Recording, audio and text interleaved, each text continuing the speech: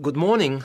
Good morning. How can I help you? I understand that the school organizes trips to different... Yes, we run 5 every month.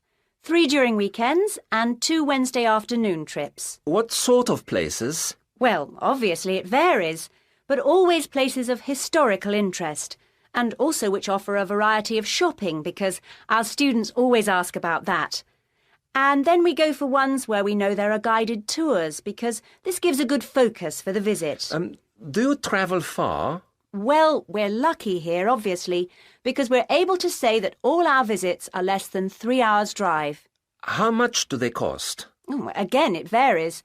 Between £5 and £15 a head, depending on distance. Uh-huh. Oh, and we do offer to arrange special trips if, there are more than 12 people. Oh, right. I'll keep that in mind. And what are the times normally? We try to keep it pretty fixed so that students get to know the pattern. We leave at 8:30 a.m. and return at 6 p.m. We figure it's best to keep the day fairly short. Oh, yes. And how do we reserve a place? You sign your name on the notice board. Do you know where it is? Uh-huh. I saw it this morning. And we do ask that you sign up 3 days in advance, so we know we've got enough people interested to run it, and we can cancel if necessary, with full refund, of course. That's fine, thanks. Before you hear the rest of the conversation, you have some time to look at questions 5 to 10.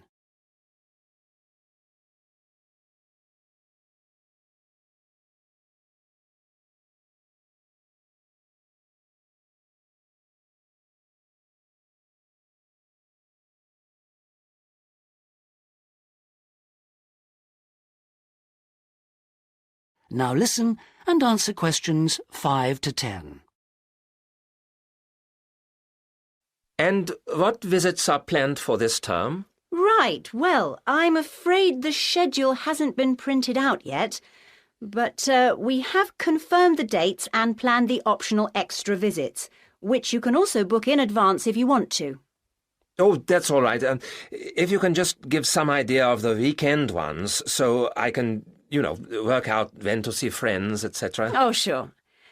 Well, the first one is St Ives. That's on the 13th of February, and we'll have only 16 places available, because we're going by minibus. And that's a day in town with the optional extra of visiting the Hepworth Museum. All right, yeah, that sounds good. Then there's a London trip on the 16th of February, and we'll be taking a medium-sized coach, so there'll be 45 places on that. And let's see, the optional extra is the Tower of London. Oh, I've already been there. After that, there's Bristol on the 3rd of March. Where? Bristol. Bristol. Okay. That's in a different minibus with 18 places available. Oh, and the optional extra is a visit to the SS Great Britain. Okay. We're going to Salisbury on the 18th of March, and that's always a popular one because the optional extra is Stonehenge. So we're taking the large coach with 50 seats. Oh, good. And then the last one is to Bath on the 23rd of March. Oh, yes. Is Bath the Roman city? Yes, that's right. And that's in the 16-seater minibus. And where's the optional visit? It's to the American Museum. Well worth a visit. Okay, well, that's great. Thanks for all that. My pleasure. Oh, by the way, if you want more information about any of the trips, have a look in the student newspaper. Okay. Or have a word with my assistant. Her name is Jane Yentob. That's Yentob. Right, I've got that. Thank you very much for all your help. You're very welcome. I hope you enjoy the trips. Section 2. You'll hear a tour guide giving a talk about a museum centre called Riverside Industrial Village. First, you have some time to look at questions 11 to 13.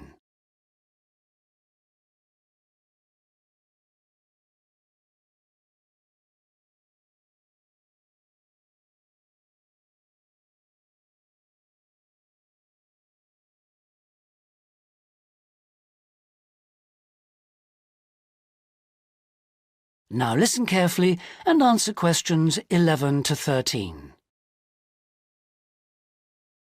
Good afternoon, everybody, and welcome to Riverside Industrial Village. To start your visit, I'm just going to give you a brief account of the history of the museum before letting you roam about on your own. I won't keep you long, OK? Now, from where we're standing, you've got a good view of the river over there. And it was because of this fast-flowing water that this site was a natural place for manufacturing works. The water and the availability of raw materials in the area like minerals and iron ore, and also the abundance of local fuels like coal and firewood, all made this site suitable for industry from a very early time. Water was the main source of power for the early industries, and some of the water wheels were first established in the 12th century, would you believe? At that time, local craftsmen first built an iron forge just behind the village here on the bend in the river. By the 17th and 18th centuries, the region's rivers supported more than 160 water mills, and many of these continued to operate well into the 19th century. But then the steam engine was invented, and then the railways came, and the centres of industry were able to move away from the rivers and the countryside and into the towns. So industrial villages like this one became very rare. So, that's the history for you. If you'd like any more information, you can ask me some questions, or you can read further in our excellent guidebook. Before you hear the rest of the talk, you have some time to look at questions 14 to 20.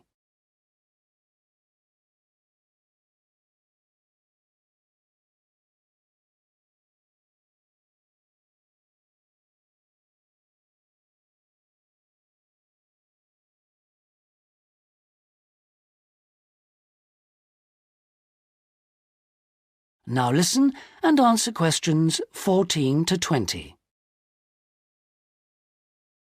Now, I'm going to give you a plan of the site, and I'd just like to point out where everything is, and then you can take a look at everything for yourself. I've already pointed out the river, which is on the left, and of course, running along the bottom is Woodside Road. Got it? OK. Now, we're standing at the entrance. See it at the bottom? And immediately to our right is the ticket office. You won't need that, because you've got your group booking, but just past it are the toilets. Always good to know where they are. In front of us is the car park, as you can see, and to the left, by the entry gate, is the gift shop. That's where you can get copies of the guide, like this one here. Now, beyond the car park, all the buildings are arranged in a half circle with a yard in the middle. The big stone building at the top is the main workshop. That's where the furnace is, and where all the metal was smelted and the tools were cast, as you'll be able to see. Now, in the top right-hand corner, that building with bigger windows is the showroom, where samples of all the tools that were made through the ages are on display. In the top left corner is the grinding shop, where the tools were sharpened and finished.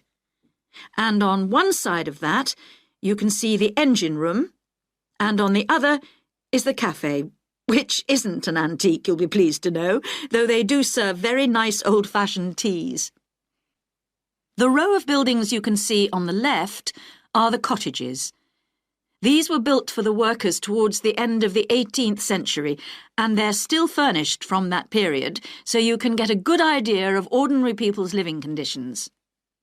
Across the yard from them, you can see the stables, where the horses were kept for transporting the products. And the separate building in front of them is the works office, and that still has some of the old accounts on display. Right. If anyone wants a guided tour, then I'm starting at the engine room. If you'd like to come along this way, please, ladies and gentlemen. That is the end of section 2. You now have half a minute to check your answers.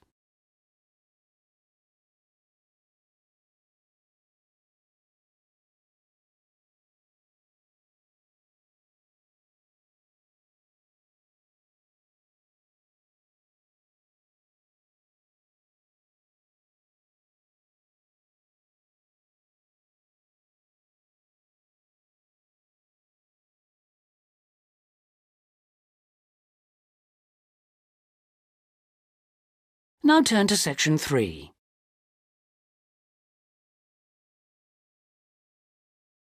Section 3. You'll hear Melanie, a student, talking to one of her lecturers about her studies. First, you have some time to look at questions 21 to 27.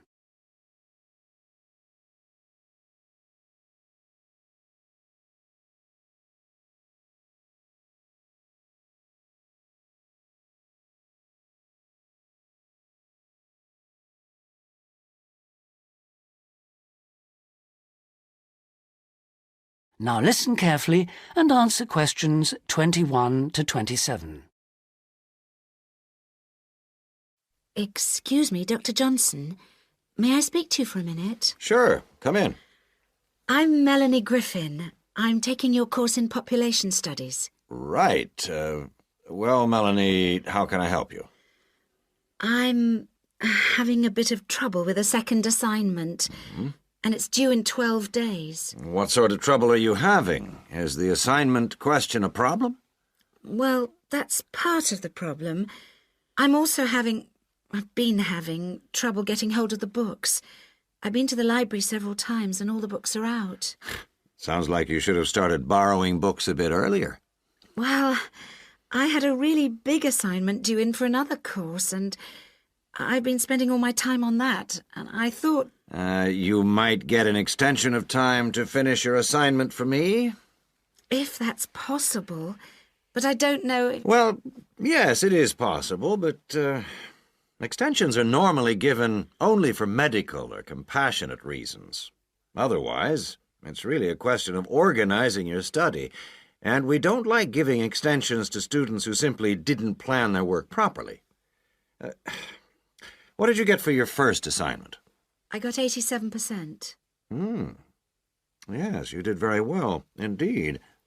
So, obviously, you can produce good work. I don't think I'll need too much extra time, as long as I can get hold of some of the important references. Well, since you did so well in your first assignment, I'm prepared to give you an extra 2 weeks for this one. So that'll mean you'll need to submit it about a month from now. Oh, thank you. Now, what about the reading materials? Have you checked out the journal articles in the list? No, not yet. There were about 20 of them, and I wasn't sure which ones would be most useful or important. Well, they're all useful, but I don't expect anyone to read them all because a number of them deal with the same issues. Let me give you some suggestions. The article by Anderson and Hawker is really worth reading. Right, I'll read that one. You should also read the article by Jackson, but just look at the part on the research methodology, how they did it. OK, Jackson. Got that. And if you have time, the one by Roberts says very relevant things, although it's not essential. So, OK, if it's useful, I'll try and read that one. Now, the one by Morris, I wouldn't bother with that at this stage if I were you. OK, I won't bother with Morris. Oh, now, someone told me the article by Cooper is important. Well, yes, in a way. But just look at the last part, where he discusses the research results. And lastly, there's Forster. I can't think why I included that one. It's not bad, and could be of some help, but not that much. Before you hear the rest of the conversation, you have some time to look at questions 28 to 30.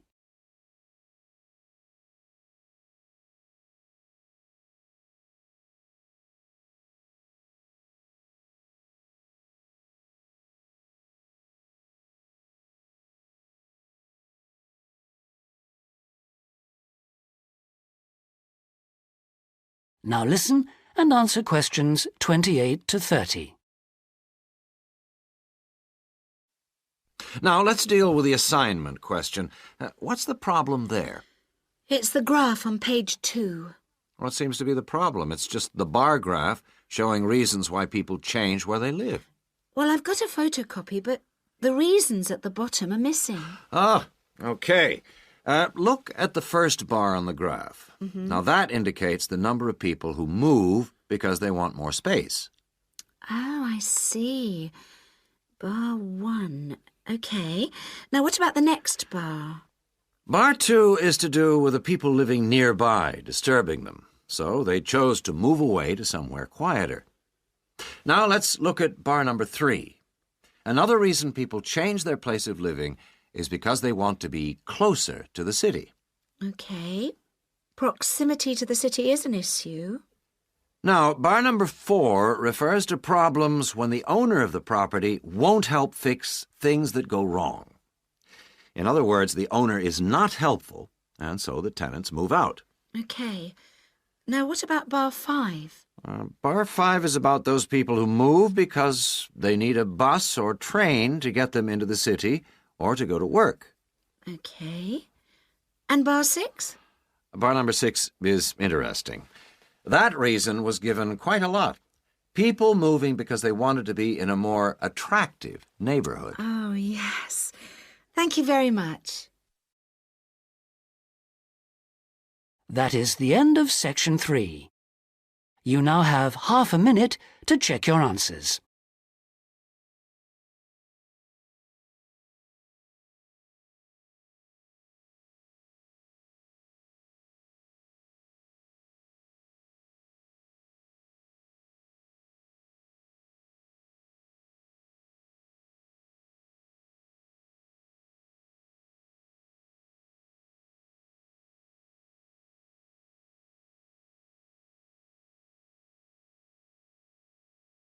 Now turn to section 4.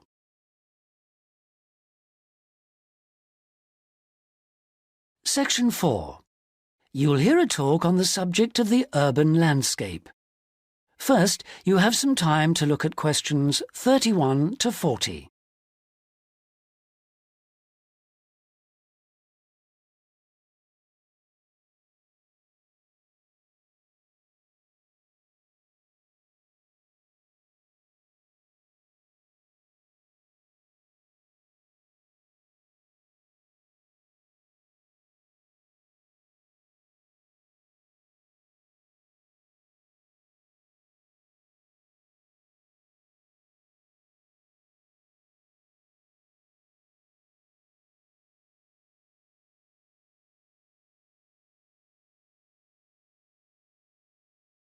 Now listen carefully and answer questions 31 to 40.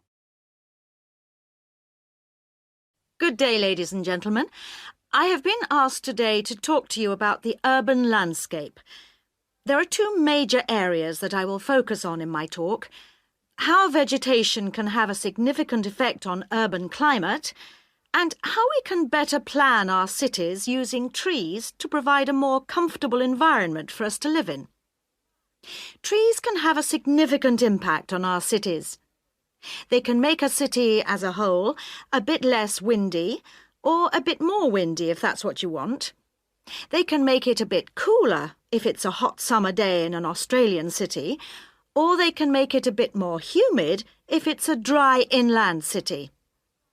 On the local scale, that is in particular areas within the city, trees can make the local area more shady, cooler, more humid and much less windy.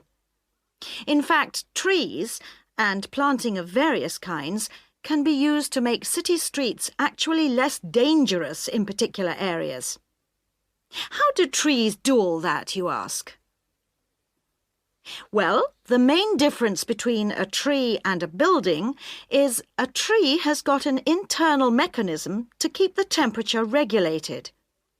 It evaporates water through its leaves, and that means that the temperature of the leaves is never very far from our own body temperature. The temperature of a building surface on a hot sunny day can easily be 20 degrees more than our temperature. Trees, on the other hand, remain cooler than buildings because they sweat. This means that they can humidify the air and cool it, a property which can be exploited to improve the local climate.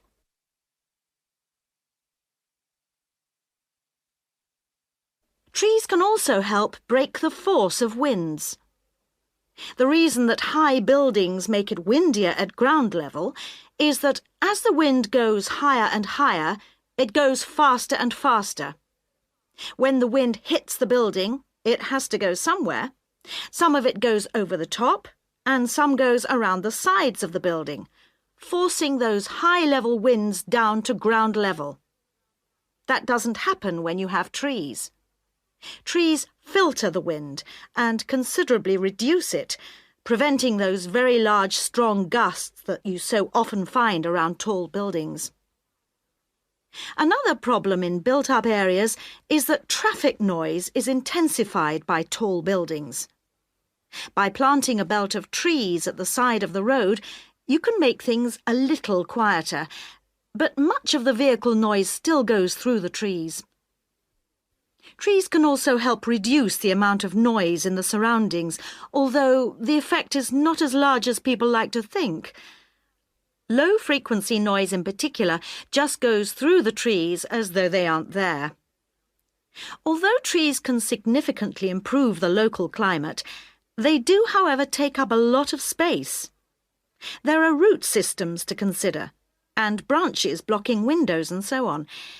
It may therefore be difficult to fit trees into the local landscape. There is not a great deal you can do if you have what we call a street canyon, a whole set of high-rises enclosed in a narrow street. Trees need water to grow. They also need some sunlight to grow, and you need room to put them. If you have the chance of knocking buildings down and replacing them, then suddenly you can start looking at different ways to design the streets and to introduce tree planting. That is the end of section 4. You now have half a minute to check your answers.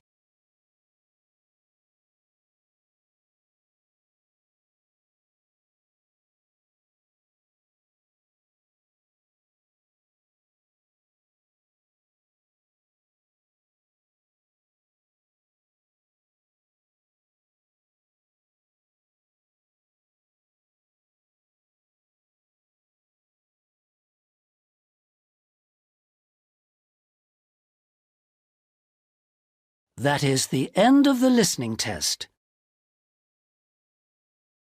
In the IELTS test, you would now have 10 minutes to transfer your answers to the listening answer sheet.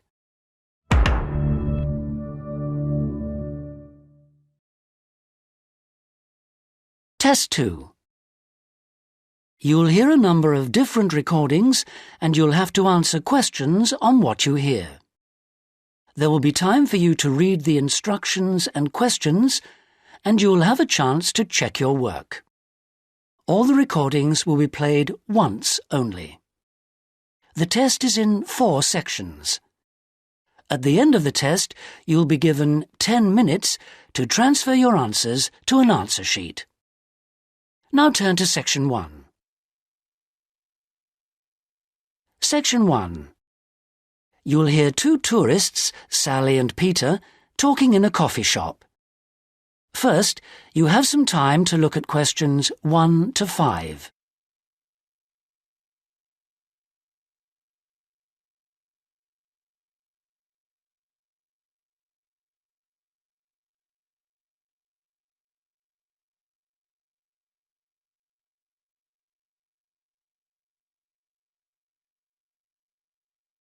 You'll see that there is an example that has been done for you. On this occasion only, the conversation relating to this will be played first. Oh, Peter, there you are.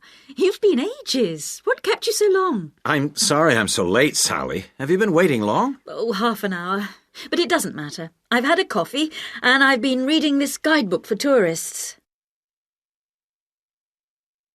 Sally has been waiting half an hour for Peter, so C has been circled. Now we shall begin. You should answer the questions as you listen, because you will not hear the recording a second time. Listen carefully and answer questions 1 to 5. Oh, Peter, there you are. You've been ages. What kept you so long? I'm sorry I'm so late, Sally. Have you been waiting long? Oh, half an hour. But it doesn't matter. I've had a coffee, and I've been reading this guidebook for tourists. Sit down. You look very hot and tired. What would you like to drink? I'd love a really chilled mineral water or something. Will you have another coffee? Yes, I will. The waitress will be back in a moment. Why were you so late? Did something happen? Yes. You know, I went to the bank to cash some traveller's checks. Well, the exchange rate was looking healthy, but when I went to the teller, they told me the computer system was temporarily down, so they couldn't do any transactions. They said the problem would be fixed in a few minutes, so I waited. And then I started talking to another guy in the bank, and I forgot the time. Really?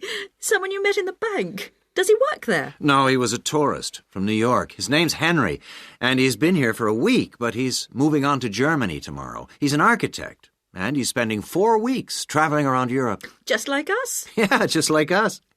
He told me the names of some places where we should eat. Great food and not too expensive, he said. Oh, and he also gave me this map of the bus system. He said he didn't need it anymore. Oh, that's useful. Pity he's moving on tomorrow. Here's the waitress. Let's order.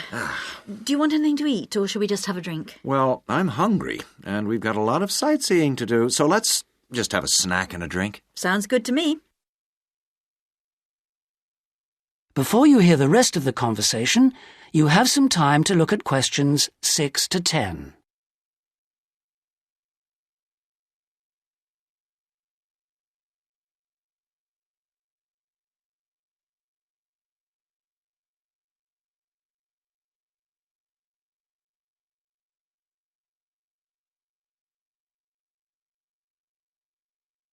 Now listen and answer questions 6 to 10.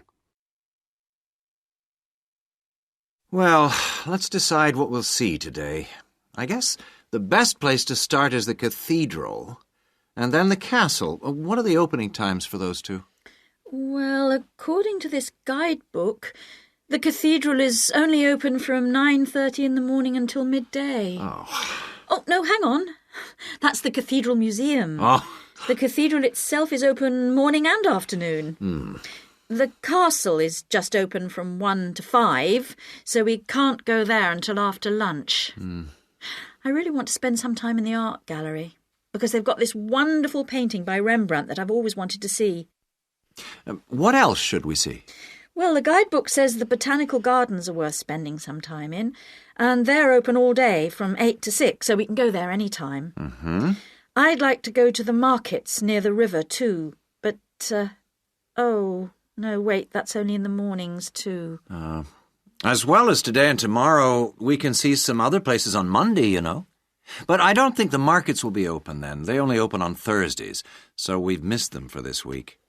Maybe we should go to the cathedral today because it's Sunday tomorrow, and even though it's open every day, it might be more difficult to get in tomorrow because of the church services. That's true. But the art gallery isn't open on Sundays at all, so we'll have to go there today. The castle's open every day except Mondays, so we're okay there. And the gardens, of course, only close at night. Are all these places free, or do we have to pay to go in? What does the guidebook say?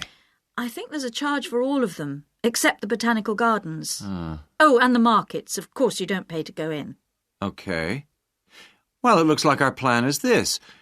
We'll go to see the painting you like first, the Rembrandt, then have lunch and go on to the castle after that, and then the cathedral. Okay. It says here that the roof of the cathedral is really beautiful. Is that right? What I really want to do at the cathedral is climb the tower. The view is supposed to be spectacular. OK, well, that'll be more than enough for today. Then tomorrow, let's go to the botanical gardens and have a picnic. I want to sit by the river and watch the swans. This city's famous for them. That is the end of section 1. You now have half a minute to check your answers.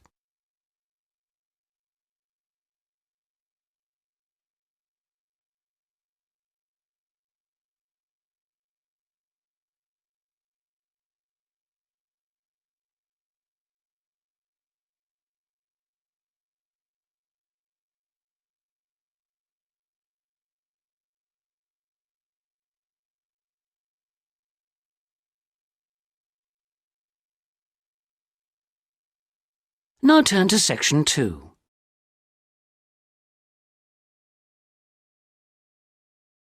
Section 2.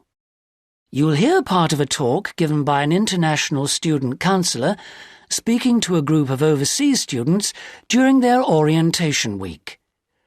First, you have some time to look at questions 11 to 14.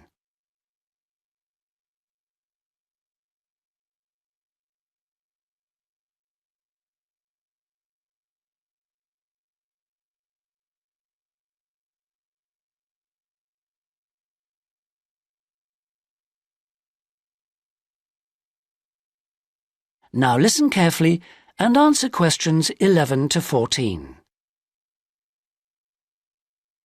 So the counseling services we offer deal with any problems arising from your studies or in your life outside the university. Let's take academic counseling. If you're confused about subjects or how to combine them in your degree, then we can advise you and discuss the career you are aiming for so that you can see it all in context. We can also chase up your tutor if you're not getting proper feedback on how you are getting on in your subject. Besides help with academic problems, you may also need personal counseling. If you think you're already under stress, well, just wait till classes begin next week. You'll have to start adjusting to teaching and learning methods that may be unfamiliar to you, as well as the mounting pressure as the deadline for that first assignment creeps up on you. And, of course, you have to cope with all this without your usual social network. You know, the social contacts, family and friends you could normally rely on for help. All of this causes anxiety. Studying overseas can trigger a personal crisis. You may have left a lot of what you might call unfinished business back in your own country. Or you may have interrupted personal relationships or even sometimes have broken them off to come overseas. And so the student often feels lonely, unhappy, unmotivated, and unable to concentrate on studying. Or there may be other things bothering you. Our resident chaplain can offer you spiritual guidance if that's what you want, or we can put you in touch with community groups that can provide you with social contacts and friendship. Before you hear the rest of the talk, you have some time to look at questions 15 to 20.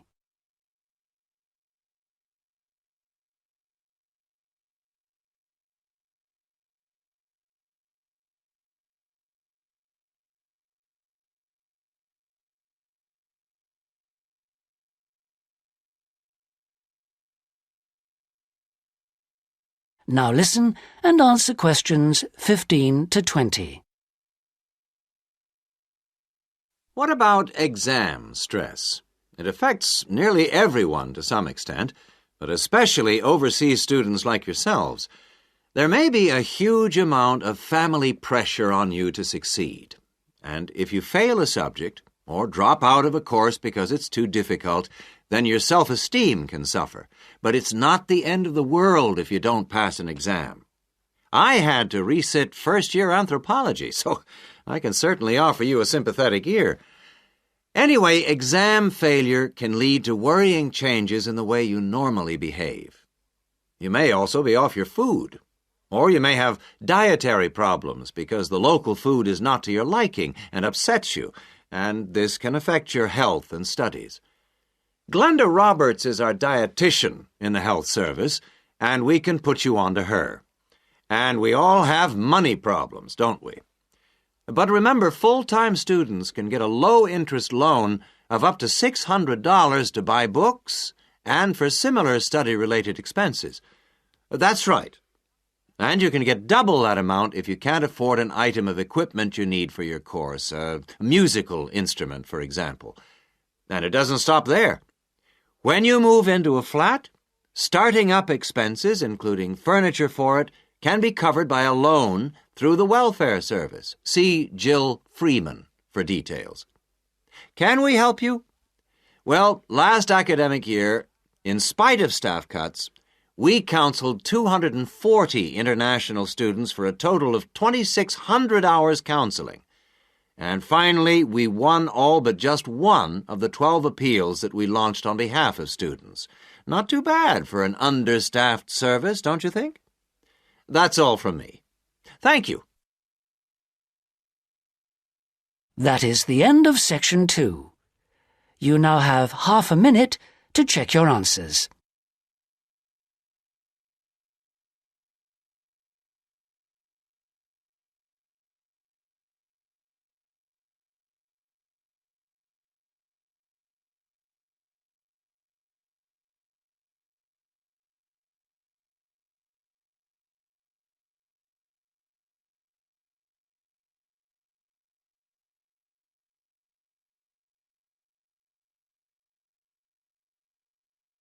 Now turn to Section 3.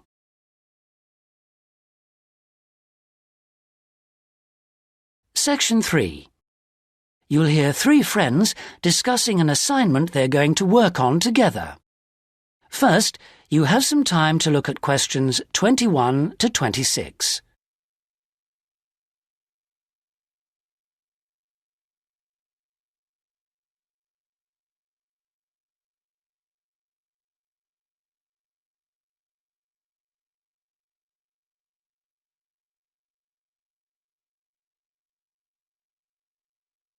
Now listen carefully and answer questions 21 to 26. Oh, there you are, good.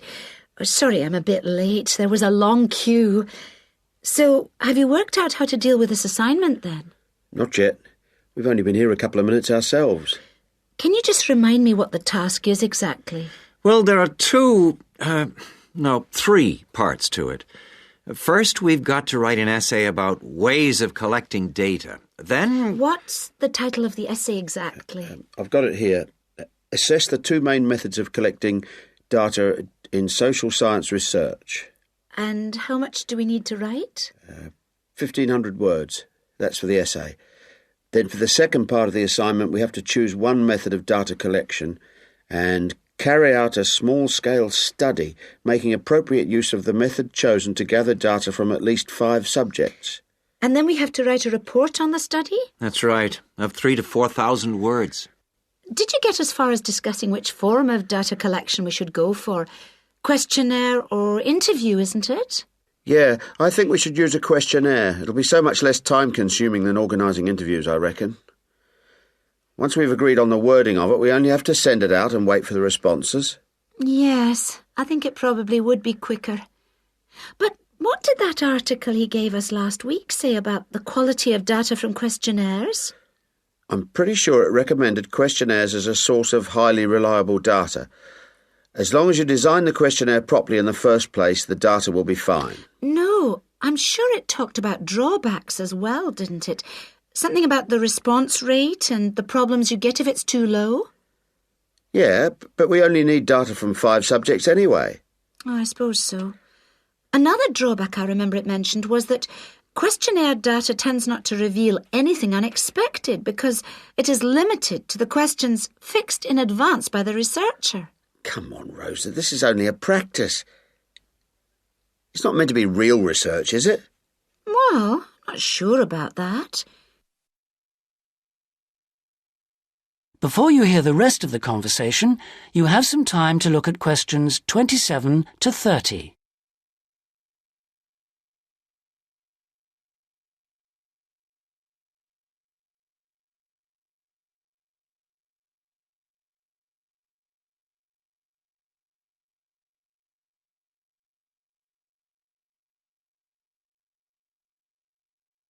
Now listen and answer questions 27 to 30. Maybe I'd better go through the article again, just to be sure. Can you remember what it was called? Sample Surveys in Social Science Research, I think. By Mehta. M-E-H-T-A? Yeah. And he also recommended a more recent book called Survey Research by Bell, I think. It's in that series published by London University. And if we try to use interviews instead, I saw a book in the departmental library that'll be helpful. It's called Interviews That Work by Wilson, published in Oxford in 1988. Right. Oh, I've got a tutorial now. Can we meet up again later this week? What about Friday morning? Suits me. 11 o'clock? Fine. Before Friday, I think we should all look through the reading list. That is the end of section 3. You now have half a minute to check your answers.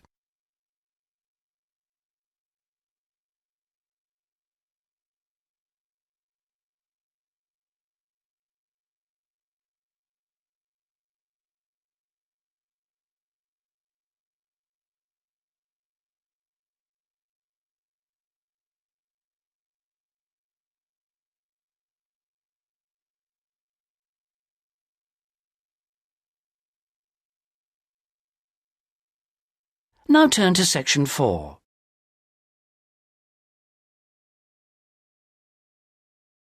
Section 4. You'll hear the beginning of one lecture in a series of lectures about crime. First, you have some time to look at questions 31 to 40.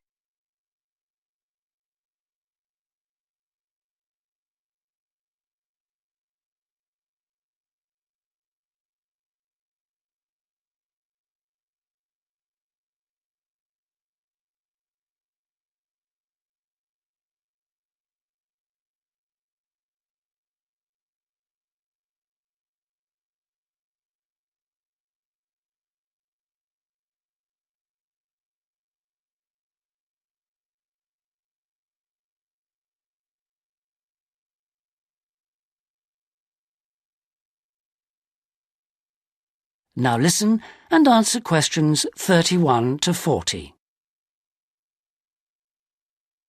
So far in these lectures, we've been looking at crimes like robbery and murder, both from a historical viewpoint and also in contemporary society. And we've seen that the preoccupation in Western society with crime and with lawlessness is part of a long and continuous tradition, rather than something which is new and unique to modern society. But over the past 70 years or so, there has been a massive increase in one type of crime, which is what's known as corporate crime. Corporate crime is crime which, as the name suggests, is connected with companies, with business organizations. It includes illegal acts of either individuals or a group within the company. But what is important is that these acts are normally in accordance with the goals of the company. They're for the good of the company rather than the individual. It's been defined as, quote, crime which is committed for the corporate organization, the company, not against it, unquote. So crimes like theft by employees, things like embezzlement or fraud against one's actual employer are excluded according to this definition. The employees may be involved, but they're acting in the first place for the company. They may not even realize they're committing a crime. Or they may realize, but they feel it's excusable because it's policy. Or because otherwise they may lose their jobs. So here really we're talking about the links between power and crime. Now this is one area that much less is generally known about than conventional or traditional crime. It has been relatively ignored by the mass media. For example, it tends to be underreported in comparison with conventional crime in news broadcasts, and in crime serials and films and so on. They very rarely deal with corporate crime. And it also tends to be ignored in academic circles. There's been far more research on conventional crime, and far more data is available. There are several reasons for this lack of interest in corporate crime compared with other types of crime. It's often very complex, whereas with conventional crime, it's usually possible to follow what's going on without specialist knowledge. As well as this, whereas conventional crime usually has a lot of human interest, corporate crime often has much less. The third reason, and possibly the most significant one, is that very often the victims are unaware. They think their misfortune is an accident, or that it's the fault of no one in particular. They're unaware that they've been victims of a crime. So when we look at the effects of corporate crime, we may find it's very difficult to assess the costs, but these costs can be very considerable in both their economic and social aspects.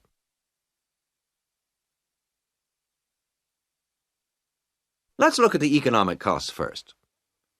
For example, if a company is producing fruit juice, and it dilutes its product so that it's just a little below the concentration it should be, many millions of people may be paying a small amount extra for their carton of orange juice. Now, small amounts like this may seem insignificant for individual customers, too small to worry about. But for the company, this deception might result in massive illegal profit. However, all studies of corporate crime agree that the individuals are in fact deprived of far more money by such crime than they are by conventional crime like robbery and theft. In addition to this, we have to consider the social costs of corporate crime, and these are again very difficult to assess, but they are considerable. They're important because they can undermine the faith of the public in the business world, and also, more importantly, because the main group of people they affect are in fact not the richer sections of society, but the poorer. So here companies are robbing the poor to benefit the rich. There are two more points to do with corporate crime that I'd like to illustrate with reference to a specific event which occurred several years ago. This was an explosion of a large oil tanker, which caused the loss of more than 50 lives of the crew. It was an explosion which never should have happened, and a subsequent inquiry laid the blame not on anyone who had actually been on the tanker at the time, but on the owners of the tanker. They had deliberately decided not to carry out necessary repair work on the tanker as it was due to be sold, and it was this lack of repair work which was directly responsible for the explosion. Now, this illustrates 2 points to do with corporate crime. First of all, that it does not have to be intentional. The owners of the tanker certainly did not intend it to explode, but very serious consequences can result from people or organizations not considering the possible results of their actions seriously enough. The main crime here was indifference to the human results, rather than actual intention to harm anyone, but that didn't make the results any less tragic. And this leads me to my second point, that corporate crime can have very severe consequences. It's not just a matter of companies making bigger profits than they should do, but of events which may affect the lives of innocent people. And yet very often, companies, because they say they didn't intend to harm anyone, can avoid taking responsibility for the results of their actions, and that has been a very dangerous loophole in the law. Now, a further example of corporate crime was that That is the end of section 4. You now have half a minute to check your answers.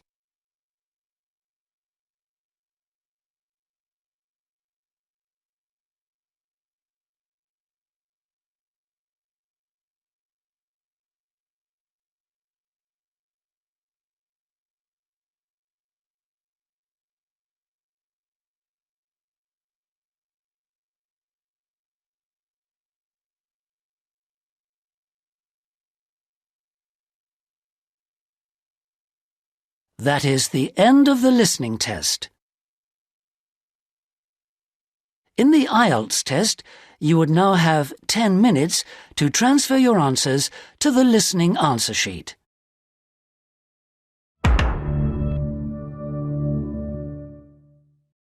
Cambridge IELTS 4 by University of Cambridge ESOL Examinations. Published by Cambridge University Press. This recording is copyright. CD 2. Test 3. You'll hear a number of different recordings and you'll have to answer questions on what you hear. There will be time for you to read the instructions and questions, and you'll have a chance to check your work. All the recordings will be played once only. The test is in 4 sections. At the end of the test, you'll be given 10 minutes to transfer your answers to an answer sheet. Now turn to Section 1. Section 1. You'll hear a student talking to the accommodation coordinator at her school. First, you have some time to look at questions 1 to 4.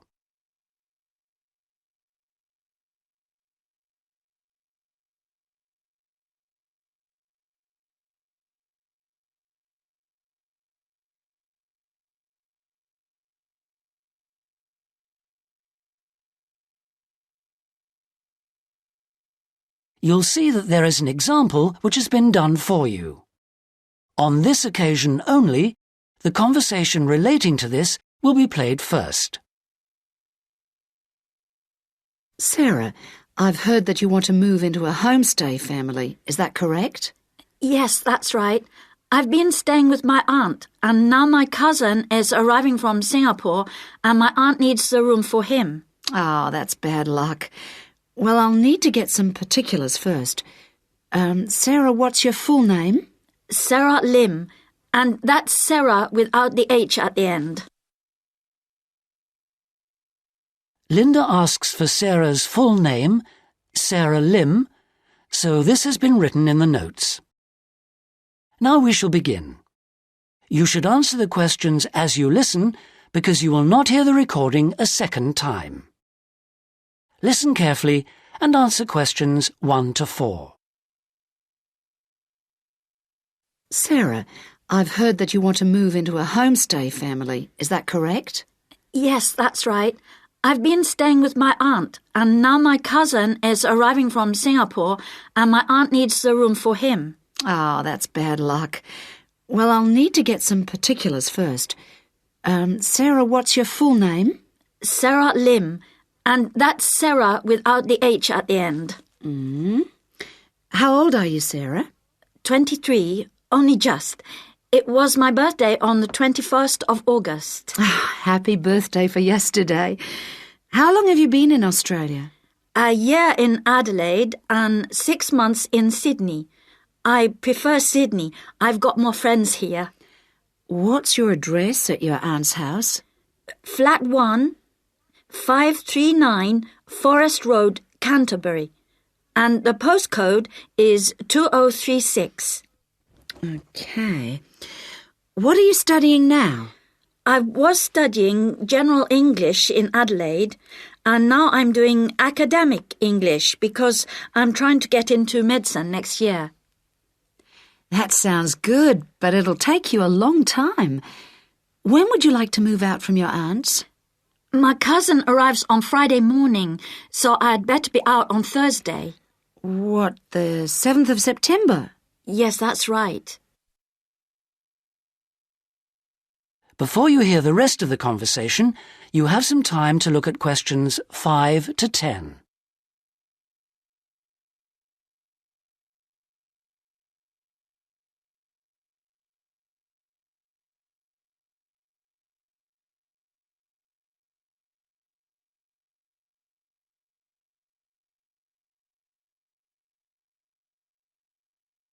Now listen and answer questions 5 to 10.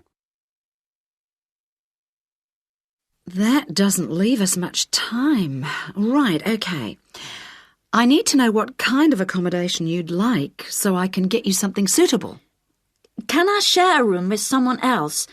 I've been alone in my room at my aunt's, and I've always shared with my sister, and I like that. Yes, fine. That'll save you money too. Would you like to live with a family, or do you think that a single person would be better for you? I have lots of very nice single people on my books. Do you have any women living alone, retired women? Yes, I have quite a few whose children have grown up and left home. In fact, I have some really lovely retired ladies living by themselves who just love the company of students. Most of them live in flats, but that's not a problem for you, is it? Not at all. I'm used to that. My aunt lives in a flat too, remember? I'm not used to a big house with a garden, swimming pool, pets and all that. Okay, fine. I know quite a bit about what you want now. I should let you know that your rent will be $160 per week. You'll have to pay me $320 as a deposit before you move in. The deposit is as insurance in case you break something. You'll need to pay monthly to me by cash or cheque, I don't mind. You don't need to pay for gas, electricity or water, but you will need to pay your proportion of the phone bill. Most families do that on an honour system, but you'll have to wait and see. Have you got any more questions for me? When will you know where I can go? I'll work on it now. So come and see me tomorrow, and I should have some news for you then. Thanks a lot. Goodbye. See you tomorrow. After lunch will be better for me. OK. See you then. Bye. That is the end of section 1. You now have half a minute to check your answers.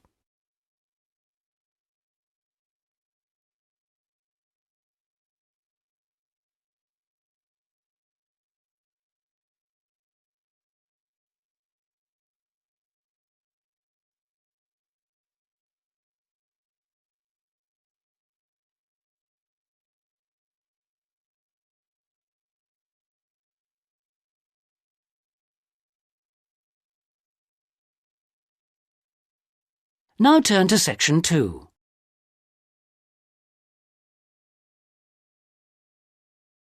Section 2. You'll hear Jane Hemington talking about this year's summer festival. First, you have some time to look at questions 11 to 14.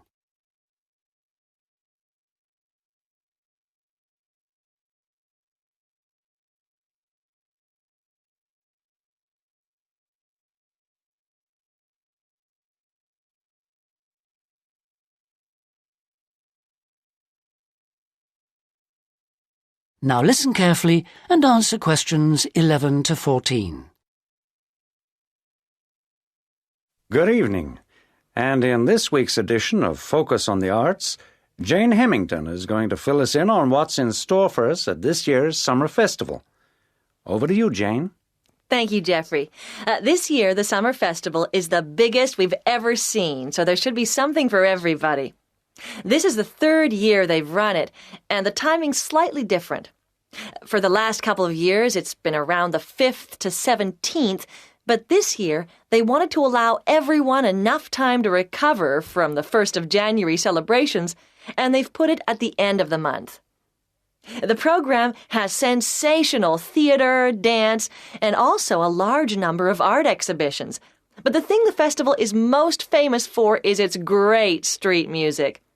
For today's report, though, Jeffrey, I'm looking at some of the theatrical events that you might like to see.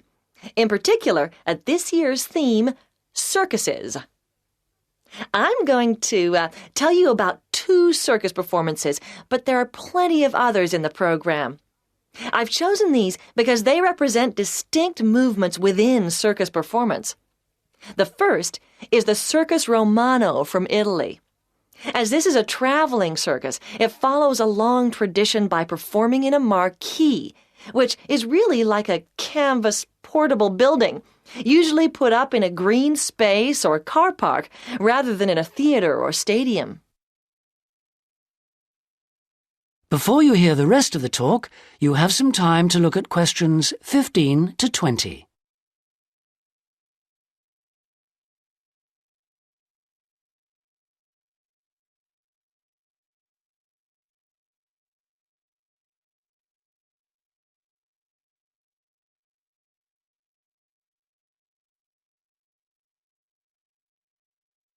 Now listen and answer questions 15 to 20.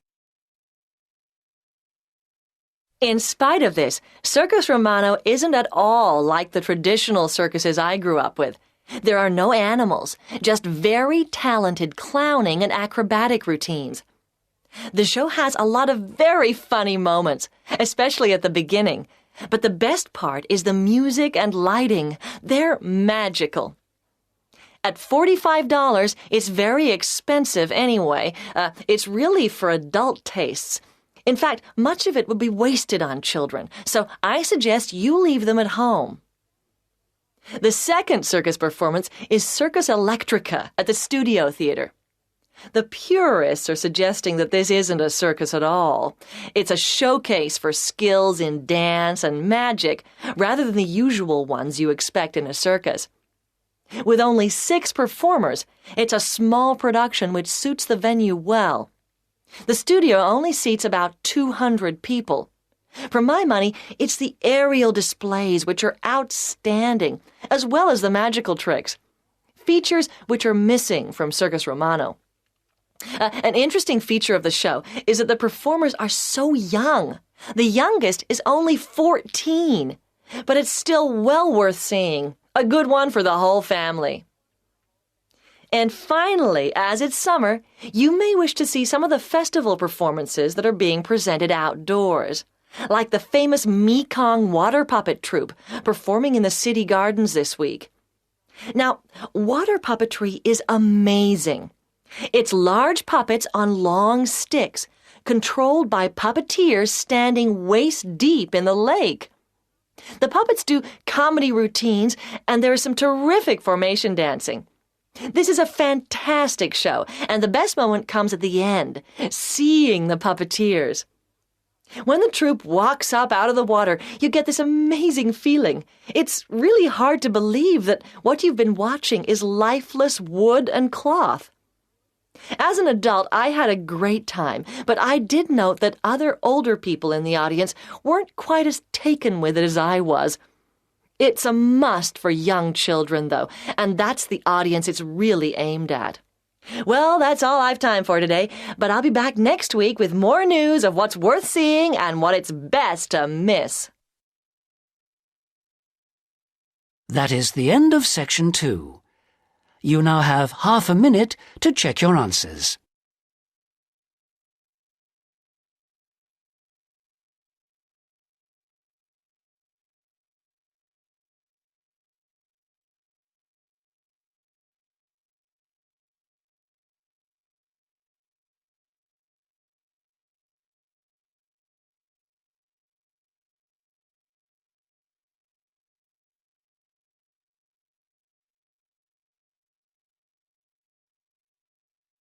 Now turn to Section 3.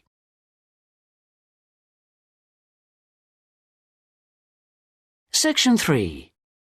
You'll hear a conversation in a university student services office. First, you have some time to look at questions 21 to 25.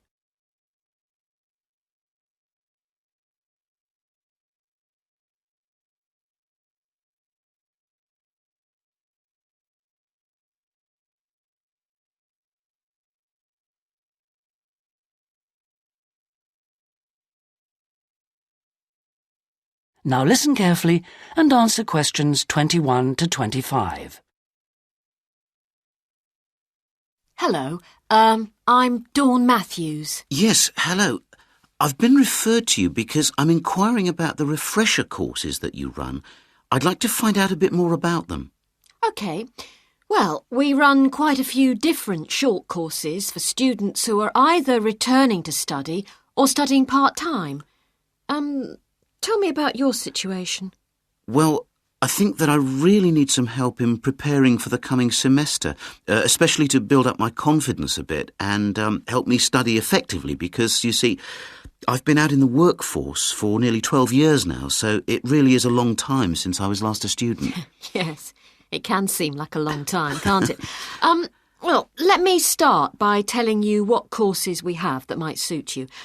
Are you an undergraduate or a postgraduate, arts or sciences? Undergraduate, and I'm in the business faculty. Right then. Well, first of all, there's our intensive Study for Success seminar on the 1st and 2nd of February. Mm-hmm. It's aimed at students like you who are uncertain about what to expect at college and looks at a fairly wide range of approaches to university learning to motivate you to begin your study and build on your own learning strategies. That sounds good. What are some of the strategies that are presented? Well, we try to cover all aspects of study.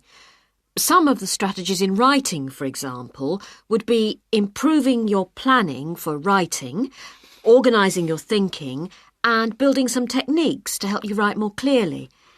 With reading, there'll be sessions aimed at getting into the habit of analysing material as you read it, and tips to help you record and remember what you've read. It really is very important to begin reading confidently right from the beginning. There's also advice on how to get the most from your lectures and practice in giving confident presentations, as well as how to prepare for exams. What about the motivational side of things? Well, there's a range of motivational exercises that we do to help the students feel positive and enthusiastic about their study. The process of learning and exploring a subject can lead to a whole new way of looking at the world, and the study skills and techniques that you build up can be applied in all sorts of different ways. Before you hear the rest of the conversation, you have some time to look at questions 26 to 30.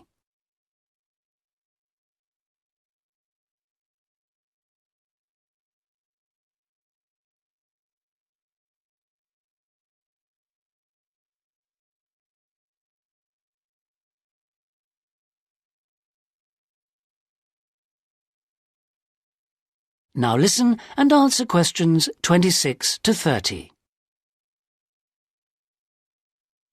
Actually, I'm very excited about the whole thing of taking up studying again, but, I'm a little nervous about whether I'll manage to get everything done. I suppose it's the same for all mature students. Of course it is. Two of the key components of the course are time management and overcoming procrastination. People discover that once they learn to plan their days, all the work can be accomplished and there'll still be time for leisure. Is there an enrolment fee? Well, just a minute, let's see. The cost is £30, which includes all course materials and morning tea. You have to arrange your own lunch. Well, that wouldn't be a problem. I already make sandwiches for my 3 kids and my wife and myself every day. I won't have to change my routine. No. Now, I need to tell you that this is a very popular course and it's essential that you book well ahead of time. In fact, the course convener tells me that there are only 5 places left. What other course might be good for me? There is one other that you could benefit from. It's simply called Learning Skills for University Study and is on 3 consecutive mornings, starting on a Monday from 9 to 12, and costs £25. This is aimed at upgrading the study skills most school leavers have and help them cope with the increased demands of university study. It focuses mainly on making students more responsible for their own success. What sort of things are covered in this course? Well, basically, it's more advanced thinking, note-taking, reading and writing strategies, but also some input about stress management. I think I'd be better off starting from the basics and looking at all the strategies, don't you? Yes, from what you've told me, I think that's more in line with your situation. All right then. Can I book a place on the Study for Success seminar course now? Yes. Let me just get out a registration form and take down your details. That is the end of section 3. You now have half a minute to check your answers.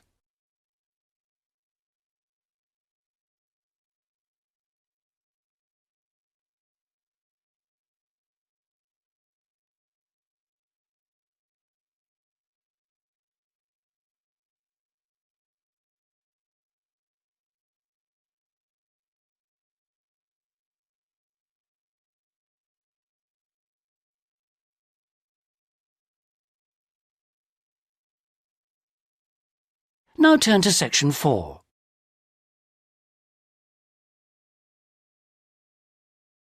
Section 4.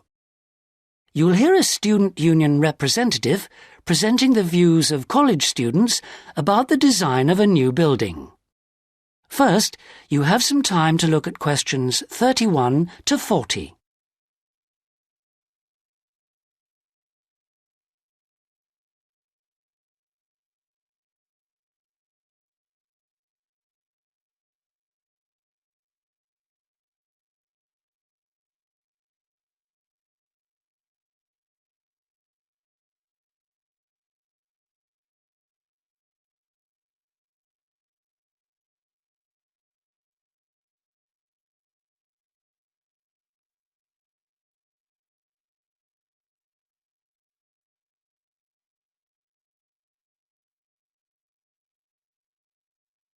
Now listen carefully and answer questions 31 to 40.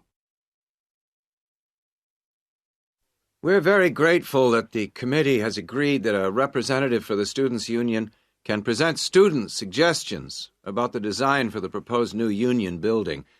We appreciate that some of our ideas may not be feasible in the circumstances, but we do feel that it is important that the ultimate beneficiaries of the facilities should have some say in its design. If I could start by briefly explaining what steps were taken to find out student opinion and how we have arrived at conclusions. Firstly, a meeting was held in the current union for our SU committee to explain the options. Then we invited all students to submit written suggestions for the design, placing cards in a suggestion box. These suggestions then provided the basis for the design of a questionnaire which was completed by approximately 2,000 of the college students over a period of 3 weeks. Finally, the SU committee collated the results and drew up a report. If I can just hand around a copy of that report. This presentation is essentially a summary and discussion of the key points of this report. So, in broad terms, the consensus was as follows. Firstly, regarding the crucial matter of the site, we presented the 3 options that you have proposed. 1, in the city centre near the Faculty of Education. 2, on the outskirts of the city near the park.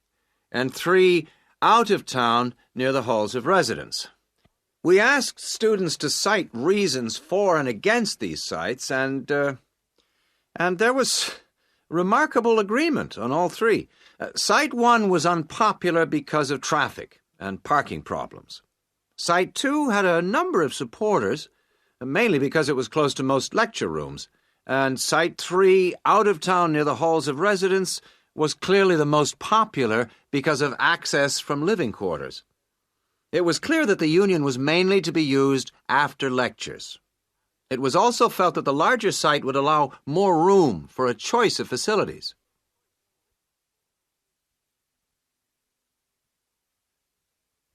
Our second area of interest was obviously the facilities. There was minimal interest in having a library on the premises, but one option seemed to be a reading room instead, more useful. We would like the current table games room to be replaced with a small gym, and if possible, a small swimming pool. Not, of course, Olympic-sized. There was a large number of respondents in favor of a travel agents and insurance center. We also request that there be the offices of the Student Counseling Center, moving this from the refectory. There was, however, much disagreement about whether to build a drama theater. Just over 40% of the respondents were in favor, but a largish minority were strongly against it, claiming that it is elitist and a waste of funds. Essentially, the jury is out on that. Finally, given the number of unfortunate incidents in the current union over the past few months, a strong point was repeatedly made about security. The recommendations would be at least video surveillance and security personnel who would check student union cards on request. We doubt if it would be feasible to have a check at reception of all people coming in. Well, this is the summary of the views of the student population. As I say, fuller details are given in our report, but I'm happy to take any questions if you have them.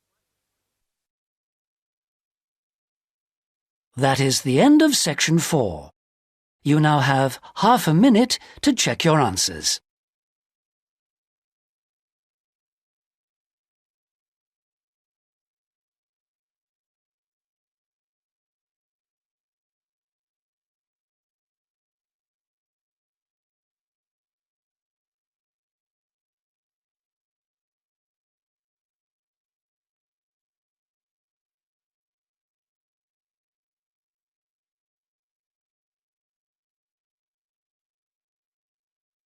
That is the end of the listening test. In the IELTS test, you would now have 10 minutes to transfer your answers to the listening answer sheet. Test 4. You'll hear a number of different recordings and you'll have to answer questions on what you hear. There will be time for you to read the instructions and questions, and you'll have a chance to check your work. All the recordings will be played once only. The test is in 4 sections. At the end of the test, you'll be given 10 minutes to transfer your answers to an answer sheet. Now turn to Section 1. Section 1. You'll hear 2 teachers discussing arrangements for a goodbye party for a colleague. First, you have some time to look at questions 1 to 4.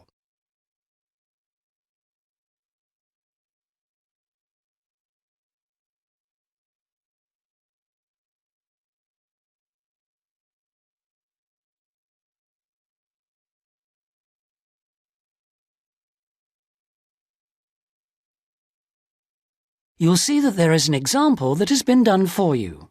On this occasion only, the conversation relating to this will be played first. Hi, Tony. Thanks ever so much for coming. You know we've been asked to organise something for John's farewell. Yeah, sure. It's about time we started working out details. Exactly. We don't want to leave it so late that it's double the work. Right. Do you want me to take notes? Oh, that'd be great, thanks. Right.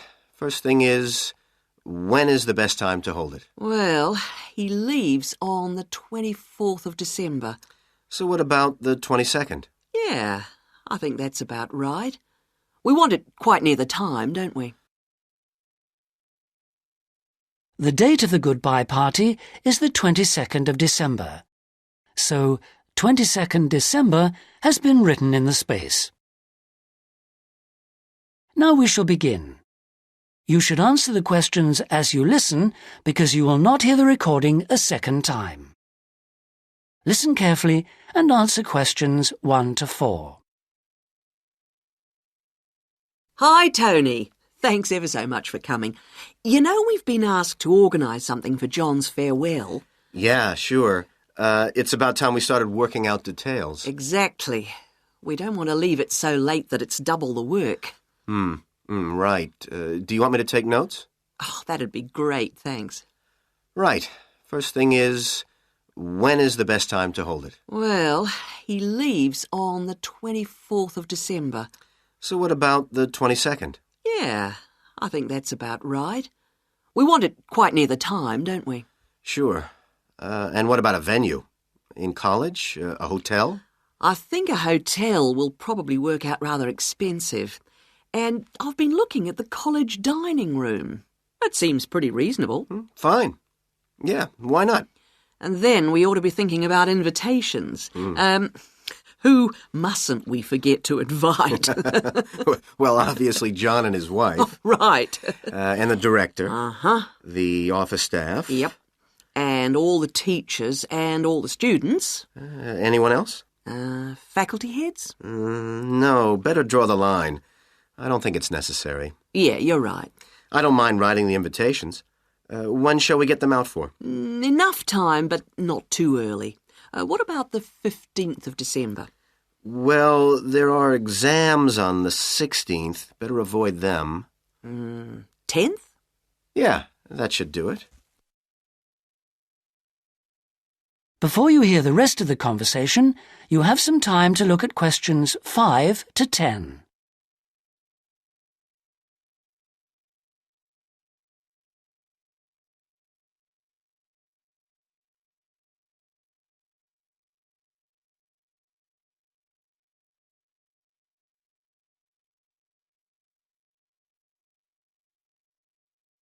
Now listen and answer questions 5 to 10.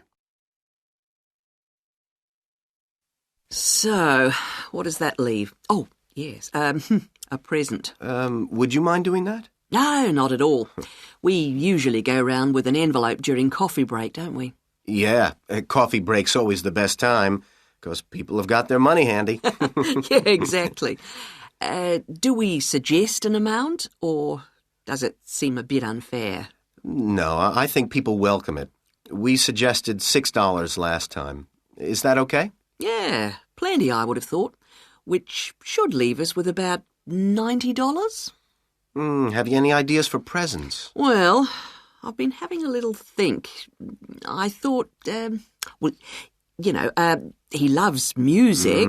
Yeah, and books. So I thought I'd check on prices for, perhaps CD players? Yeah, that's a good idea. And also I thought maybe, a set of dictionaries. I heard him say he needed a good one. The other thing he was saying last week was that his computer printer had broken. No. I'd be really frightened about getting the wrong type. Okay, yeah. The other thing is something for the home. Jill suggested a coffee maker. Oh, yeah. I'll certainly find out what they cost. Okay. Have you got all that down? Yes. Now, we need to think a little more about the money. I know we've got a set amount from the social fund. Right. What does that cover? It's meant to cover the cost of the room. Yeah. And a certain amount for food. And also drinks? Oh, yeah, certainly. But will it be enough? What we've done in the past is to ask guests to bring some snacks. Right. We don't ask them to bring more drinks because we figure that should come from the social fund. Okay. Anything else for the guests to bring? Well, some music, because there'll be a tape deck there in the room, and we can have some dancing later on. Anything else? Well, it's just a thought, but a couple of years ago we had a really good party where we set up, some simple games. Yeah, great. Wasn't it based on photos from the students and teachers? That's right. So we should ask the guests to bring photos. Okay, I'll put it on the invitations. Now, the last thing is, who shall we ask to do the speech? Don't you think it might be nice to have one of the students? Well, then the student leader? Yeah, much better than the director giving speeches again. Okay, then I'll ask her. Lovely. So, is that all? It looks like it. Great. Thanks ever so much. That is the end of section 1. You now have half a minute to check your answers.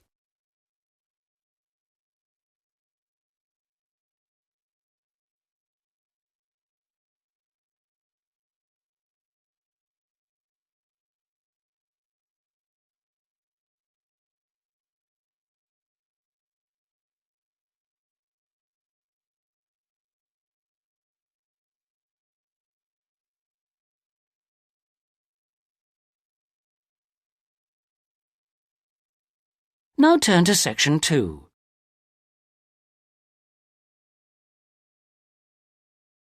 Section 2. You'll hear a pre-recorded message on the Travelite Travel Agency information line. First, you have some time to look at questions 11 to 15.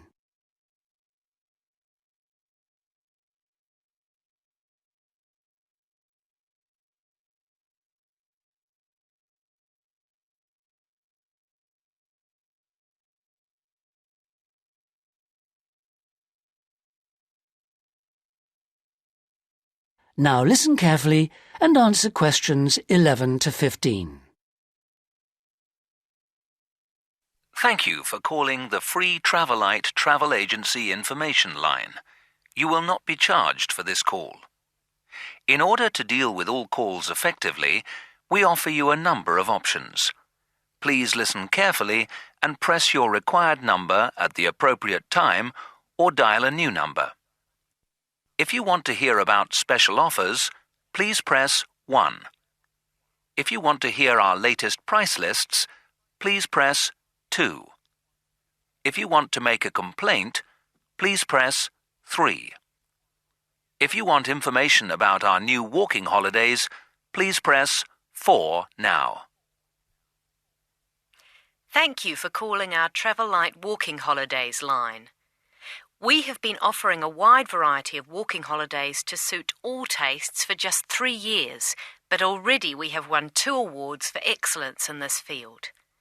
We offer guided walking tours to suit the discerning traveller in 12 different centres throughout the whole of Western Europe. We are planning to open our first centre outside this area in the coming year, so watch out for developments. But the pride of Travel Light is the level of guidance and support we offer on our walks. All are planned in detail by our highly trained guides who all work in a variety of different Travel Light locations, so we can guarantee standards. Each day we offer 3 separate walks catering for all skills and fitness levels. We also pride ourselves on our friendly service, particularly important for the increasing numbers of people who choose to holiday alone. Unlike almost all travel operators who happily charge large supplements for single rooms, we guarantee that no single client will pay more, even when only double rooms are available for them. And the day doesn't end with the return to base. After our dinner at communal tables designed to make all our guests feel part of a family atmosphere, entertainment is laid on nearly every night with tour leaders on hand to organise lectures, games, quizzes, and respond to any special request from guests. Before you hear the rest of the message, you have some time to look at questions 16 to 20.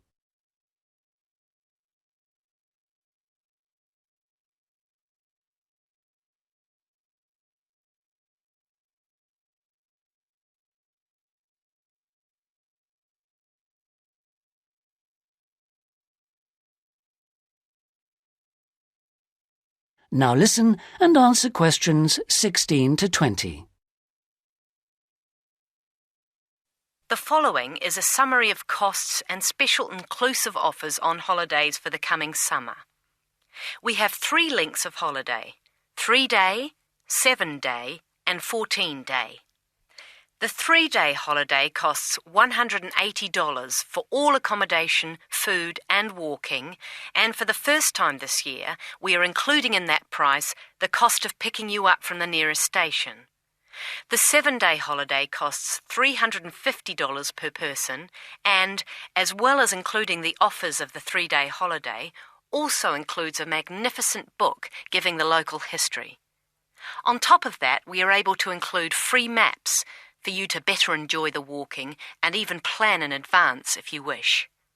For the 14-day holiday, our special price is $690 per person, and that includes all the offers for the 3- and 7-day holidays, plus membership of a local walking club, so you can better enjoy the full flavour of the local life. For further information, please contact your local travel agent. Thank you for calling the Travel Light Travel Agency Information Line. That is the end of section 2. You now have half a minute to check your answers.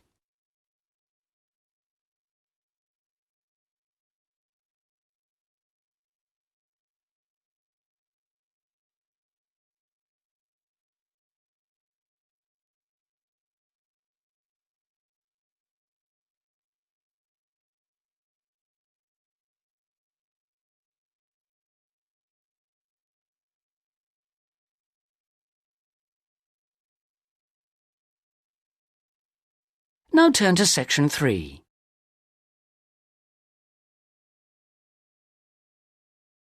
Section 3. You will hear a conversation between 2 students who are studying to be teachers, talking about science experiments. First, you have some time to look at questions 21 to 26.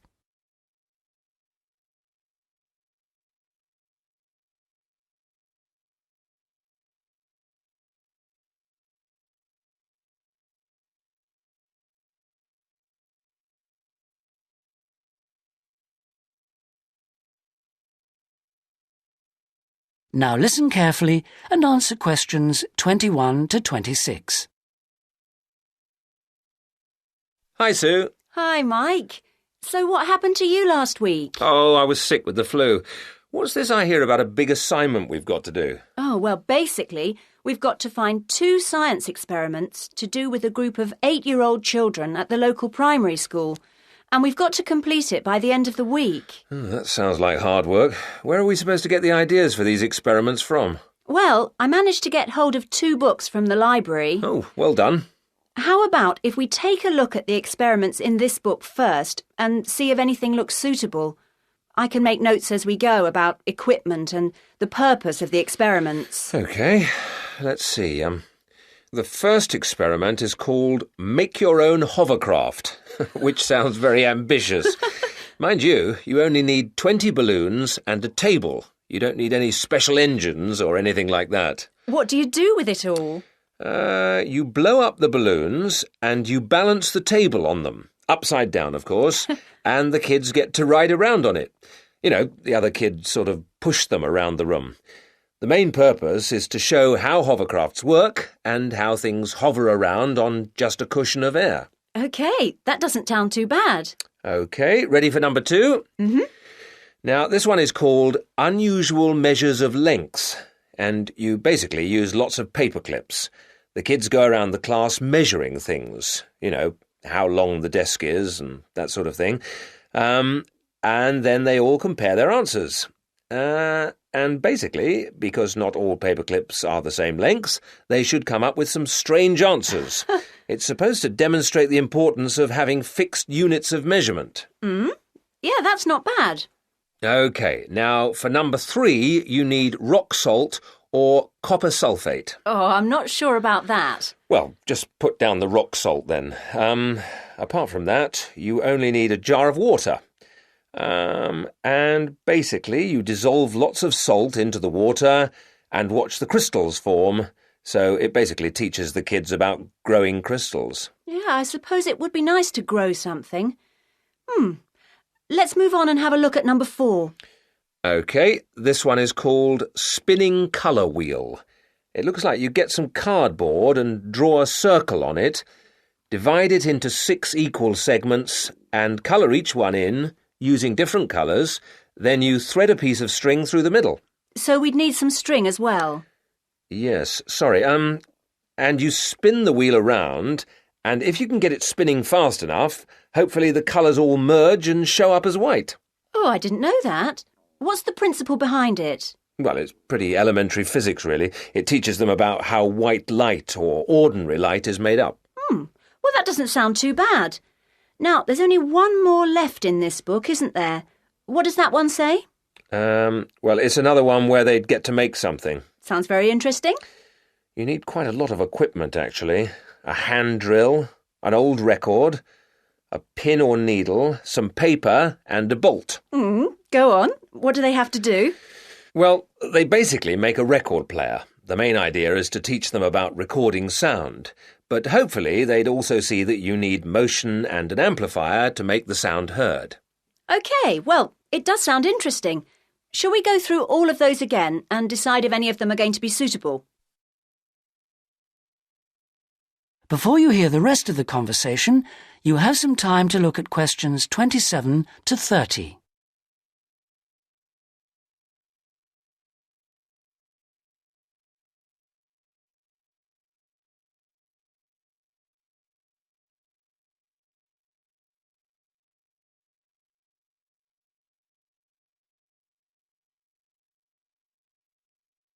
Now listen and answer questions 27 to 30.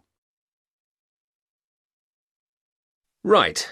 Number 1. I thought this one sounded nice. There'd be lots of activity, and it doesn't need too much in the way of equipment. Yes, that's true, but don't you think it's a bit risky to get a group of 8-year-olds pushing each other around a classroom like that? Well, someone could get hurt. No, I don't like the sound of that one at all. Maybe you're right. What about number 2, with the paper clips? It sounds tame enough. Yes, a bit too tame, if you ask me. I think it needs to be something a bit more active and interesting than that, don't you? Yes, I suppose you're right. We won't get a very good mark if the children don't actually enjoy the experiments. And I suppose we could turn them off science for good. Well, what about the next one, number 3? Now, I quite like the idea of this one. Yes, so do I. But I seem to remember when we did it at high school, we had to wait up to a fortnight before we saw any halfway decent results. Oh, yes. Well, that won't be any good then. We'll only see the kids for 1 or 2 hours at the most. Yes, and we have to do the experiments and write up our results within a week. So that one won't do at all. OK. Well, what did you think of number 4? I like the idea of it, but do you think it will be a bit elementary for them? Well, they are only 8, you know. I know, but you know what I mean. Don't you think the activity itself is a bit babyish? Maybe you're right. They might have fun, but I mean, cutting out a circle and colouring it in. OK. Well, what about number 5? I thought this one sounded a bit too good to be true. Great equipment. Yeah. But don't you think it's a bit ambitious for this age group? I mean, I don't want to start off something and then have to abandon it if they just can't cope with it. I could see us ending up doing just about all of the work for them. I guess you're right. Oh, well, maybe we could store that idea away for later. Yep. Let's hope this second book has something better.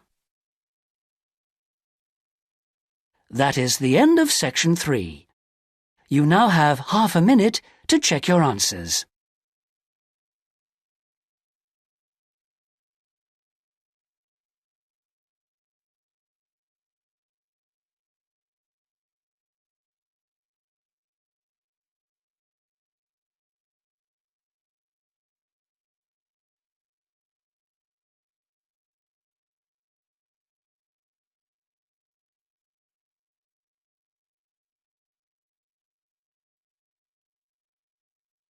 Now turn to section 4.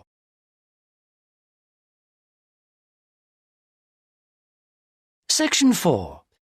You'll hear a lecturer talking about the meshing of sharks in Australia. First, you have some time to look at questions 31 to 40.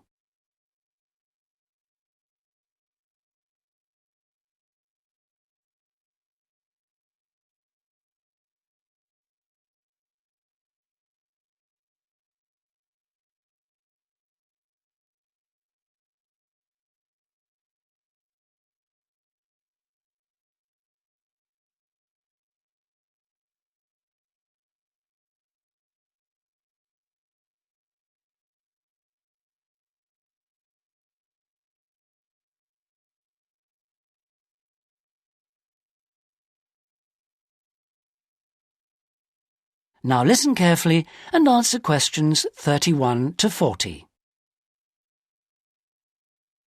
Today we're going to look at one of my favourite fish, the shark.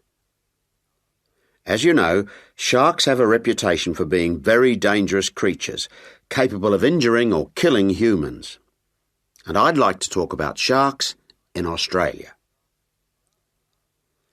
Sharks are rather large fish, often growing to over 10 metres, and the longest sharks caught in Australia have reached 16 metres.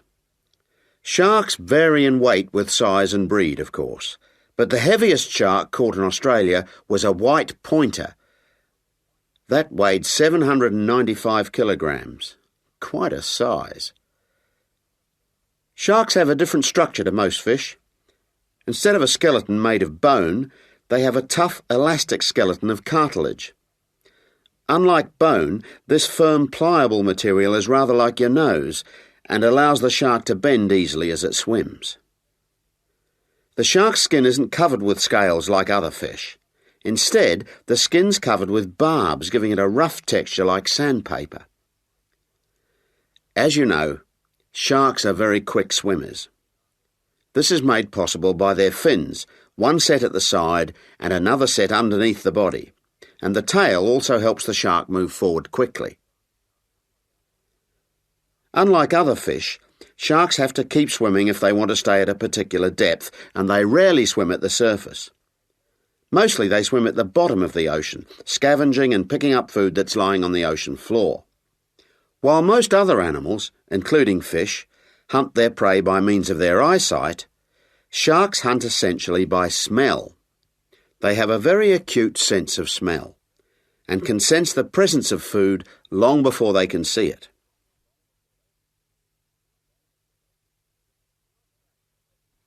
In Australia, where people spend a lot of time at the beach, the government has realised that it must prevent sharks from swimming near its beaches.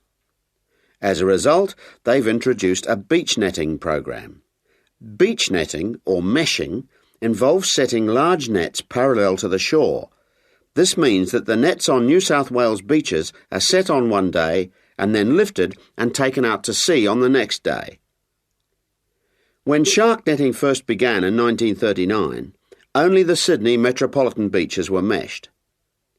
These beaches were chosen because beaches near the city are usually the most crowded with swimmers. 10 years later, in 1949, systematic meshing was extended to include the beaches to the south of Sydney. As a result of the general success of the program in Sydney, shark meshing was introduced to the state of Queensland around 1970. The New Zealand authorities also looked at it, but considered meshing uneconomical, as did Tahiti in the Pacific. At around the same time, South Africa introduced meshing to some of its most popular swimming beaches.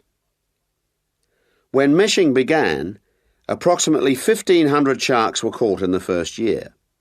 However, this declined in the years that followed, and since that time the average annual catch has been only about 150 a year.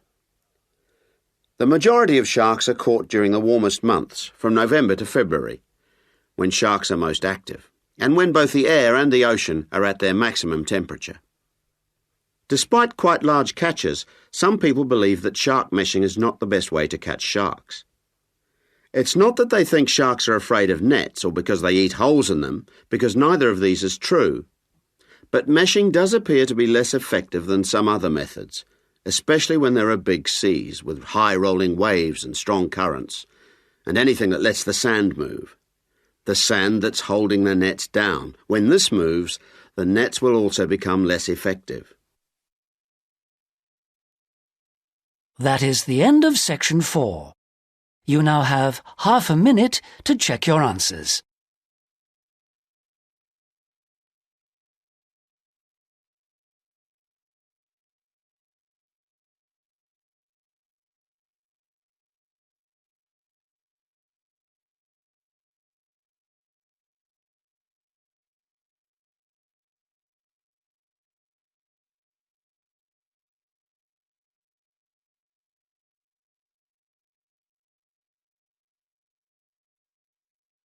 That is the end of the listening test.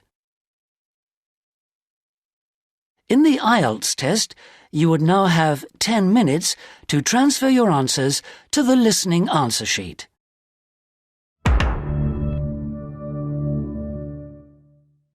Cambridge IELTS 5 by University of Cambridge ESOL Examinations. Published by Cambridge University Press. This recording is copyright. CD 1. Test 1. You will hear a number of different recordings and you'll have to answer questions on what you hear. There will be time for you to read the instructions and questions and you'll have a chance to check your work. All the recordings will be played once only. The test is in 4 sections. At the end of the test, you will be given 10 minutes to transfer your answers to an answer sheet. Now turn to Section 1. Section 1. You will hear a telephone conversation between a travel consultant and a customer. First, you have some time to look at questions 1 to 4.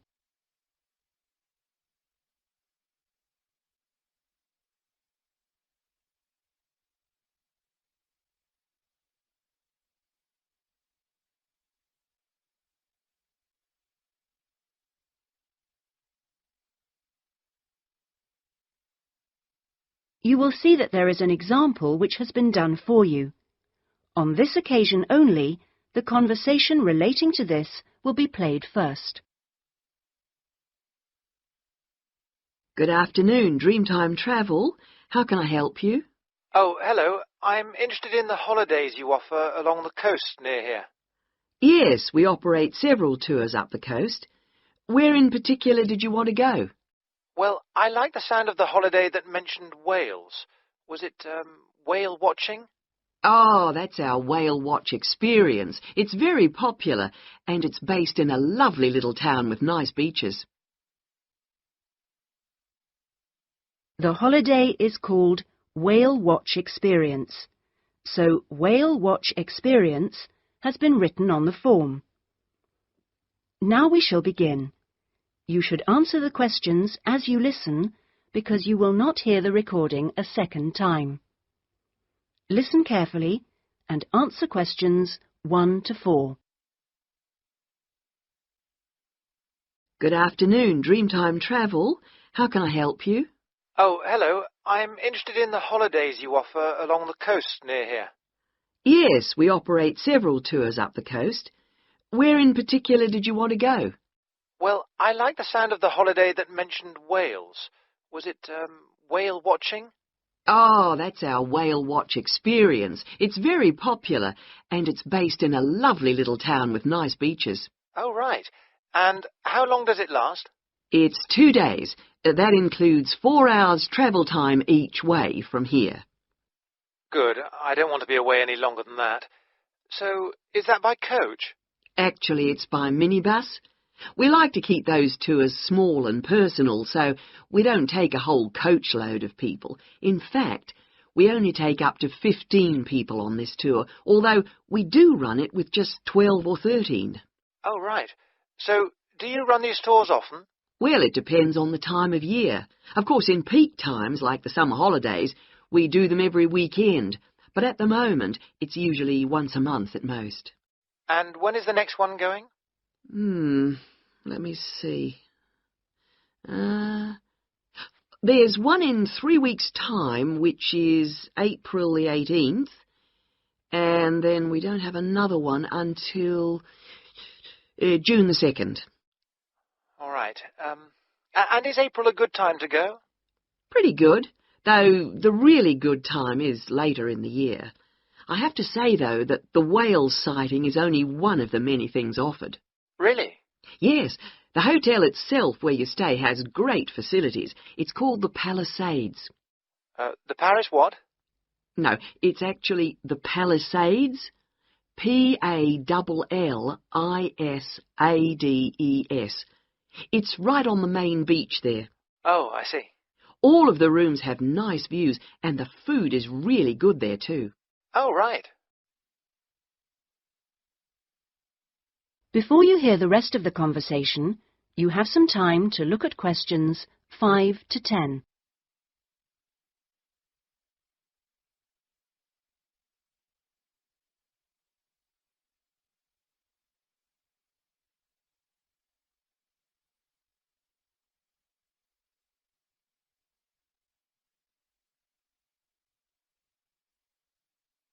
Now listen and answer questions 5 to 10. And what about the other things, that are included in the price? Oh, there are lots of things. If you don't want to do the Whale Watch cruise, your guide will take anyone who is interested either on a bushwalk through the national park near the hotel, and there's no extra charge for that, or on a fishing trip. That's an extra $12, I think. And there's also a reptile park in town. That costs more or less the same. No, I think I'd prefer whales to snakes. Yeah.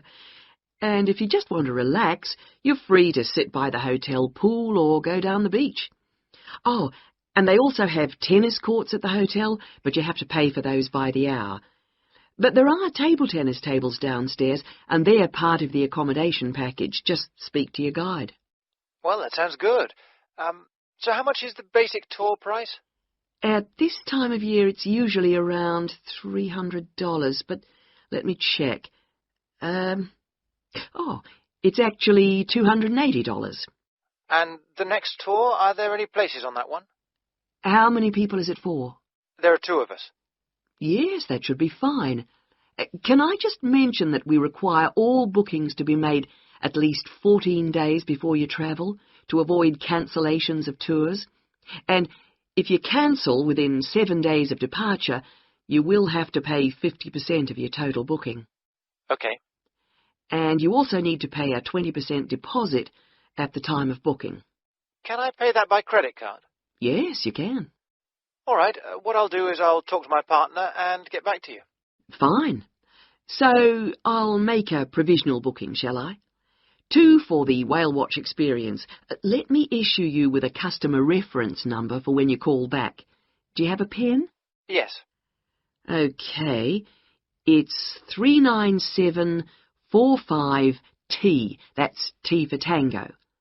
When you call back, ask to speak to the tour manager. That's me, Tracy. Fine, I will. That is the end of section 1. You now have half a minute to check your answers.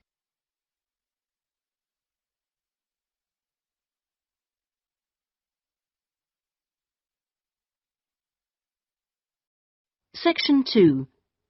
You will hear a radio programme giving parents advice about buying cots for their babies to sleep in. First, you have some time to look at questions 11 to 17.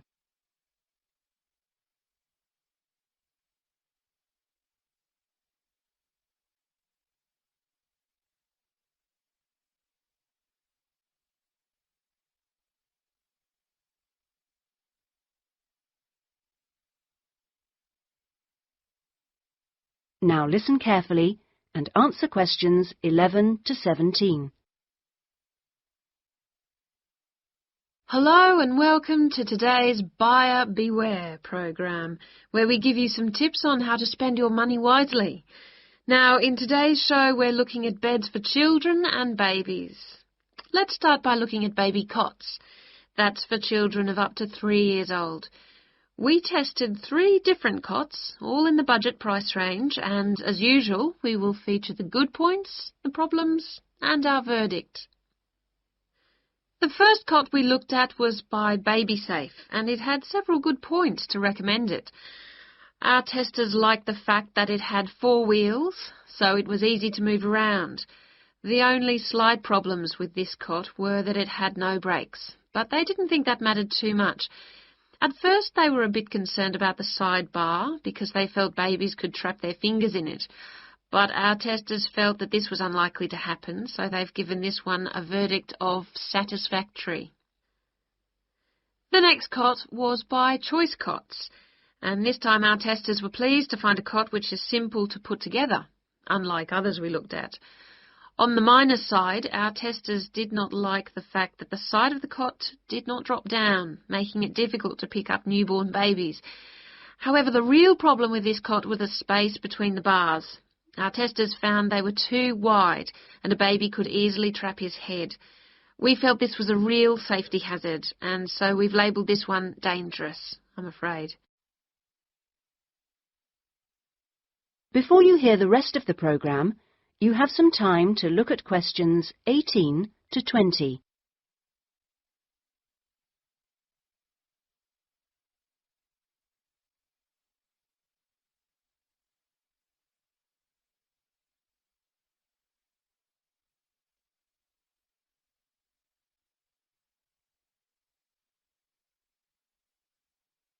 Now listen and answer questions 18 to 20. And finally, better news for the Mother's Choice cot. This cot was slightly different in that although the sidebar did not drop down, the base could be raised or lowered into 2 different positions, making it safe as well as convenient.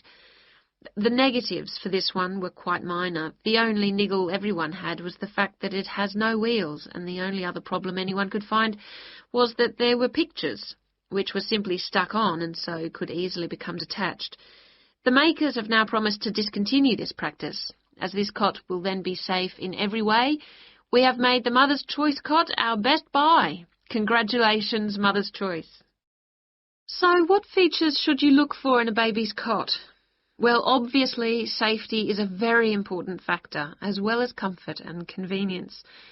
We recommend that if you are buying a cot, do make sure that any metal present is not rusted or bent in any way. You should ensure your cot has only rounded or smooth edging without any sharp edges. This is especially important for wooden cots. And now, on to beds for toddlers. That is the end of section 2. You now have half a minute to check your answers.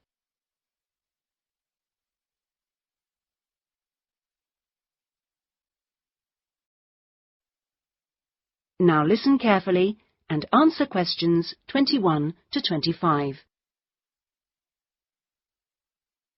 Excuse me, I was told to come here for advice about management diploma courses. You've certainly come to the right place. Hi, my name is Monica. Nice to meet you. My name is Andrew Harris. So, Andrew, have you seen our diploma course prospectus yet? Yes, I've already looked at it. In fact, I thought the information on course content was really useful. But I'm afraid I'm a bit confused by all the different ways you can do the course. Full-time intensive, part-time, and so on. Mm-hmm. Well, let's see if I can help. I think each course type has its advantages and disadvantages, so it really depends on you, your own study habits, and your financial circumstances, of course. Are you working at the moment? Yes, I've been working in the administration section of the local hospital for the last 3 years. Mm-hmm. And before that, I worked in the office of a computer engineering company for 2 years. So I've got about 5 years of relevant work experience. Mm-hmm. And what I'm hoping to focus on is personnel management. I see. And are you planning to leave your current job to study, or are you thinking about just taking a year off? I want to know what my options are, really. I don't want to quit my job or anything, and my employers are keen for me to get some more qualifications, but obviously it would be better if I could do a course without taking too much time away from work. Right. So you don't really want to do the full-time course, then? No, not really.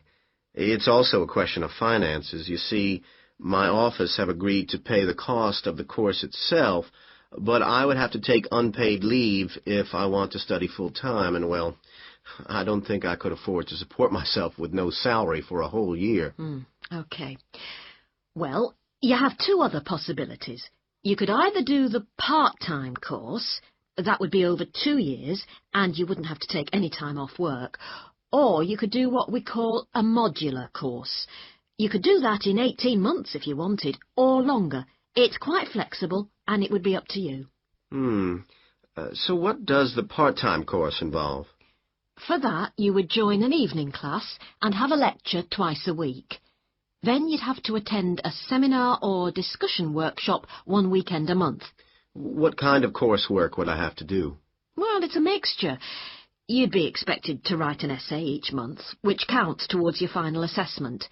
You have a case study to do by the end of the course, which might involve doing a survey or something like that.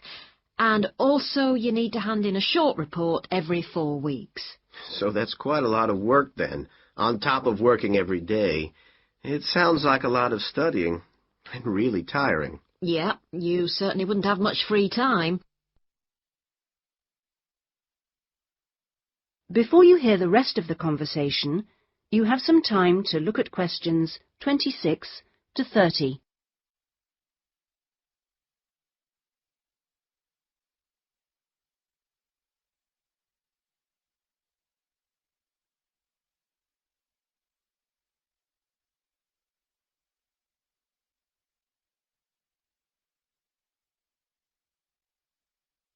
Now listen and answer questions 26 to 30. What about the modular course? What would I have to do for that? Well, that's where you get the opportunity to study full-time for short periods. That way you can cover a lot of coursework and attend lectures and seminars during the day. And each module lasts for 1 term, say about 12 weeks at a time. There are obvious advantages in this. The main one being that you can study in a much more intensive way, which suits some people much better. And how many of these modules would I have to do to get the diploma? The current programme is 2 modules, and then you have to choose a topic to work in more depth.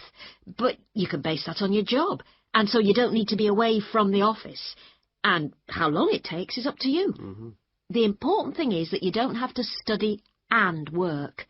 You can focus on one thing at a time. Yes, I can see that. It certainly sounds attractive. It would be more expensive, though. I mean, I'd have to support myself without pay for each module. That's true, so that might be a problem for you. Look, why don't you talk this over with your employers and then That is the end of section 3. You now have half a minute to check your answers. Section 4. You will hear part of a lecture given by an economist about North American women's attitude to money and saving. First, you have some time to look at questions 31 to 40.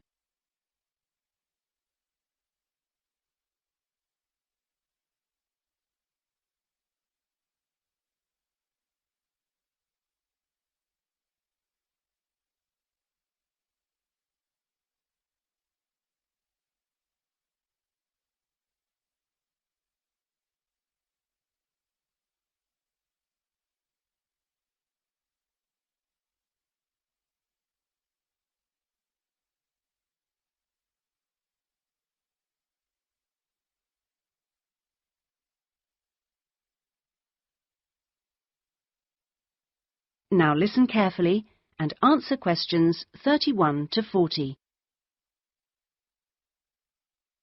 Okay, so we've been looking at the attitudes of various social and cultural groups towards the management of their personal finances, how important they feel it is to save money, and what they save their money for. One aspect that we haven't yet considered is gender. So if we consider gender issues, we're basically asking whether men and women have different attitudes towards saving money, and whether they save money for different things. Back in 1928, the British writer George Bernard Shaw wrote in his Intelligent Women's Guide to Socialism and Capitalism that a man is supposed to understand politics, economics, and finance, and is therefore unwilling to accept essential instruction. He also said, a woman, having fewer pretensions, is far more willing to learn. Now, though these days people might question a lot of the assumptions contained in those statements, recent research does suggest that there are some quite fundamental differences between men and women in their attitudes to economic matters. Let's look at what men and women actually save for. Research studies of women in North America have found that women are far more likely to save for their children's education, and they are also more likely to save up in order to buy a house one day. The same studies have found that men, on the other hand, tend to save for a car, which, by the way, takes a surprisingly large amount of the household budget in North America. But the other main priority for men when saving money is their retirement. When they're earning, they're far more likely to put money aside for their old age than women are. Now, this is rather disturbing, because, in fact, the need for women to save for their old age is far greater than for men. Let's consider this for a moment. To start with, it is a fact that throughout the world, women are likely to live many years longer than men, so they need money to support them during this time. Since women are likely to be the ones left without a partner in old age, they may therefore have to pay for nursing care, because they don't have a spouse to look after them. Furthermore, the high divorce rates in North America are creating a poverty cycle for women. It is the divorced women who will most often have to look after the children, and thus they need more money to look after not just themselves, but others.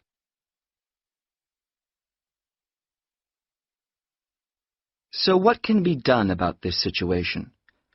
The population in North America is likely to contain an increasing number of elderly women. The research indicates that at present, for women, it takes a crisis to make them think about their future financial situation. But of course, this is the very worst time for anyone to make important decisions. Women today need to look ahead, think ahead, not wait until they're under pressure. Even women in their early 20s need to think about pensions, for example, and with increasing numbers of women in professional positions, there are signs that this is beginning to happen. Then research also suggests that women avoid dealing effectively with their economic situation because of a lack of confidence. The best way for them to overcome this is by getting themselves properly informed so they are less dependent on other people's advice. A number of initiatives have been set up to help them do this. This college, for example, is one of the educational institutions which offers night classes in money management, and increasing numbers of women are enrolling on such courses. Here, they can be given advice on different ways of saving. Many women are unwilling to invest in stocks and shares, for instance, but these can be extremely profitable. It is usually advised that at least 70% of a person's savings should be in low-risk investments. But for the rest, financial advisors often advise taking some well-informed risks. Initiatives such as this can give women the economic skills and knowledge they need for a comfortable, independent retirement. The increasing proportion of elderly women in the population is likely to have other economic consequences. That is the end of section 4. You now have half a minute to check your answers.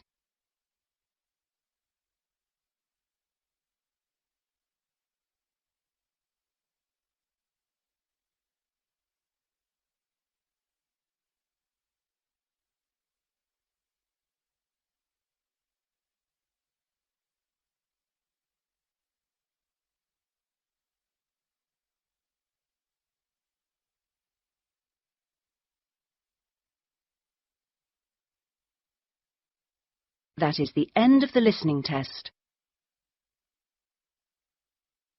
In the IELTS test, you would now have 10 minutes to transfer your answers to the listening answer sheet.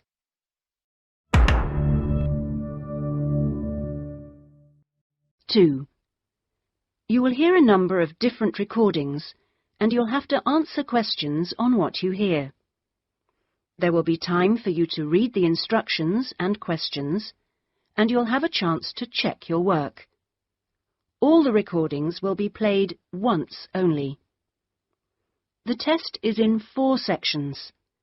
At the end of the test, you will be given 10 minutes to transfer your answers to an answer sheet. Now turn to Section 1. Section 1. You will hear a man telephoning a library to find out about joining. First, you have some time to look at questions 1 to 5.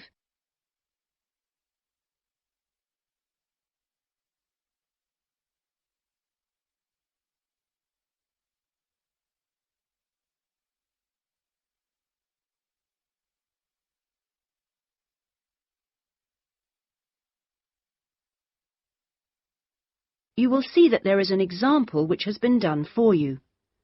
On this occasion only, the conversation relating to this will be played first. Good morning, North College Library. How can I help you? I was wondering if it was possible to join the library. Are you a student at North College? No, I'm not, but someone told me it was possible to join even if I wasn't. That's right, it is. Are you over 18? That's our minimum joining age. Yes, I am. The minimum joining age is 18, so 18 years has been written in the space. Now we shall begin. You should answer the questions as you listen, because you will not hear the recording a second time. Listen carefully and answer questions 1 to 5. Good morning, North College Library. How can I help you? I was wondering if it was possible to join the library.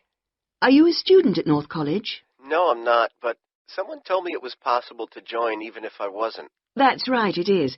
Are you over 18? That's our minimum joining age. Yes, I am. That's no problem then. Could you tell me what I have to do to join?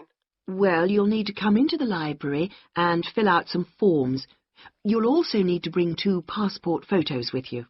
We also need 2 documents for ID, so a driving license would be fine. I've got that. And what else? A credit card? No, it needs to have your address on it. Shall I bring a bank statement? Would that do? That'll be fine. Good. Does it cost anything to join? Well, it's free for students here, but otherwise it's £125 per year, or £25 if you've got a current student card from another college. I was at Westerly College until last year, but Now I've got a job at Jefferson Steel Factory. It's more expensive than I thought. My local library is free. But you'll find they don't have the range of reference books or facilities which we buy for our students. That's why you have to pay to be an external member. I see. How many books can I borrow? We allow 12 items borrowed at any one time if you're a student, and that includes CDs, DVDs and videos. However, it's only 8 items for members of the public. Fine. And how long can I have them for? Well, you can have both fiction and reference books for 4 weeks, which isn't bad, really. And what happens if I return them late? Like all libraries, there's a fine system in place. The minimum fine is £1.50, but it can be much higher for some items, up to £5 per week. We'll give you a booklet with all the details when you join. You can always renew items, if they're not required by anyone else, by telephoning or logging onto our website. Before you hear the rest of the telephone call, you have some time to look at questions 6 to 10.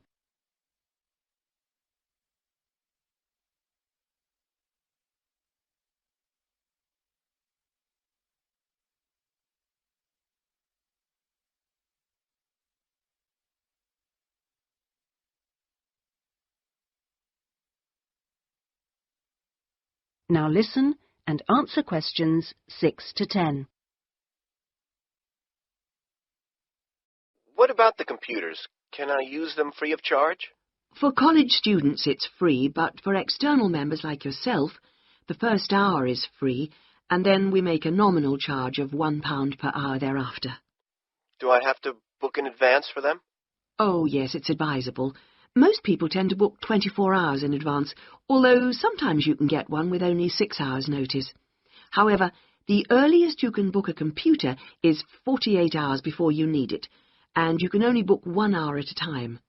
If no one else has booked the computer out, then you may be able to have another hour if you want. We have a wide range of databases, so the computers are in great demand. I'm thinking of doing some writing, and I might need to access national newspapers. Do you have them on these databases? We do indeed. We've got all the big nationals, The Guardian and The Observer, The Independent, and The Times and Sunday Times. We've also got all the local papers and a wide selection of magazines. Excellent. I assume you have photocopying facilities? Of course. 5p a sheet for both A4 and A3 black and white copies, and 40p a sheet for colour. You can get a card from the counter here. It doesn't take coins. Okay. Oh, by the way, another thing I was wondering about was if you ran any writing classes through the library. We do, but you'll have to speak to John Grantingham about that. He's our resident author. He runs the creative writing classes. John Grant... could you spell that for me, please? Certainly. Grantingham.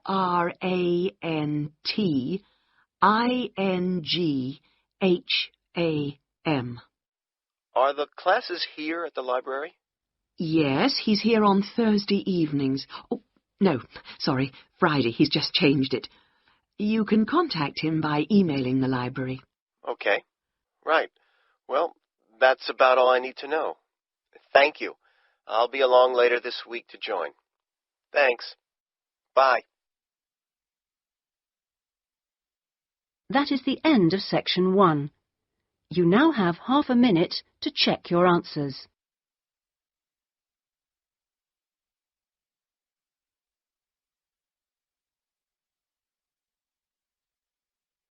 Section 2.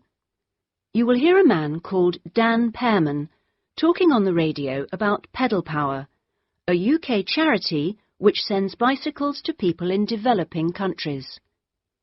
First, you have some time to look at questions 11 to 15.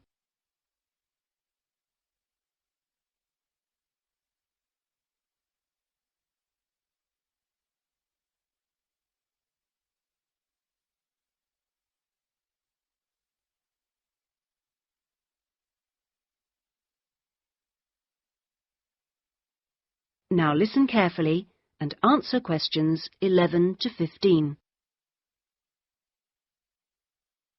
My name's Dan Pearman, and I'd like to talk about the work of Pedal Power, a small charity based mainly in the UK.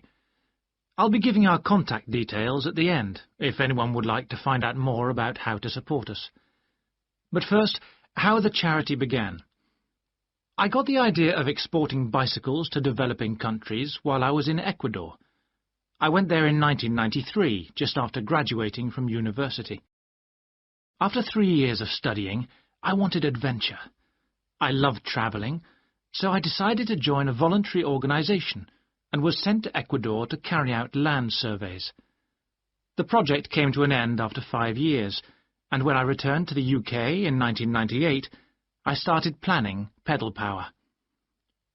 Where I lived in Ecuador was a very rural area. My neighbour had the only bicycle in the village, whereas everyone else walked everywhere. My neighbour's business was unusually successful, and for years I couldn't understand why. Then I realised having a bike meant he could get where he wanted to go without much trouble. Other local carpenters could only accept jobs in a 3-kilometre radius, so no matter how skilled they were, they could never do as many jobs as my neighbour. At Pedal Power, we collect second-hand bikes in the UK and send them to some of the poorest regions in the world. When we distribute bikes overseas, we don't give them away for free. We'd like to, but long-term that doesn't really help the local economy.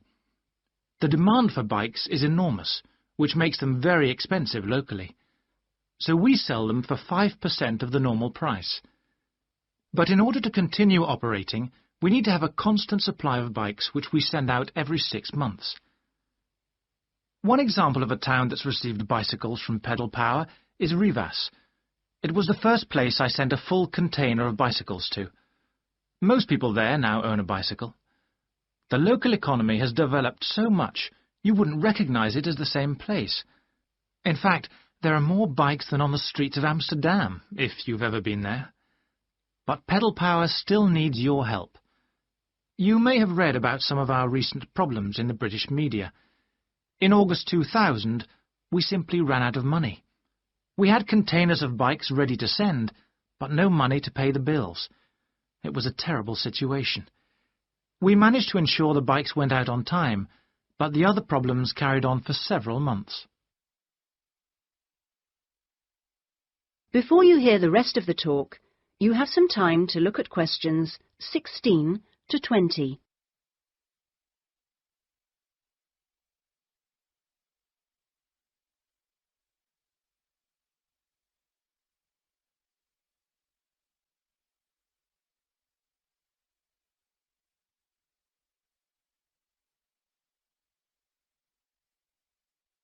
Now listen and answer questions 16 to 20. Fortunately, in October 2001, we won an Enterprise Award, which helped us enormously. We invested 15 of the £75,000 prize money to help secure our future. Winning the award helped raise our profile, and the money enabled us to pay all our shipping costs, which represent our greatest expense. Pedal Power changes lives. When someone gets a bicycle from us, they see a 14% increase in their income. We're currently looking to invest in computers so that our office staff can do an even better job. Because of our work, people in a number of countries now have a better standard of living. So far, we've provided 46,000 people with bikes. But we'd like to send more, at least 50,000 by the end of the year. Now, there are many ways in which you can support the work of Pedal Power, not just by taking a bike to a collection in your area. I should also like to say, if you do have a bike to donate, it doesn't matter what condition it's in. If we can't repair it, we'll strip it down for spare parts. Of course, to do that we always need tools, which are expensive to buy, so we welcome any that you can give. Also, you could help by contacting the voluntary staff at our offices. They'll be able to suggest activities you could organise to bring in funds for us. People do all kinds of things, including, of course, sponsored bike rides. Also, we're always interested to hear of other places that would benefit from receiving a consignment of bikes, and welcome suggestions from people who've been to developing regions on their travels. We hope that by talking on radio programmes like this, we will be able to raise public awareness, which will lead to government organisations also giving us regular financial support, something that we really need. If you'd like some more information about where to donate an old bicycle or offer help in other ways, please contact us on 019. That is the end of section 2. You now have half a minute to check your answers.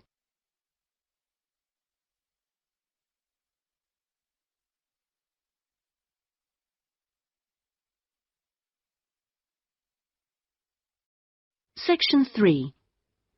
You will hear a discussion between a college tutor and two students, Christina and Ibrahim. First, you have some time to look at questions 21 to 26.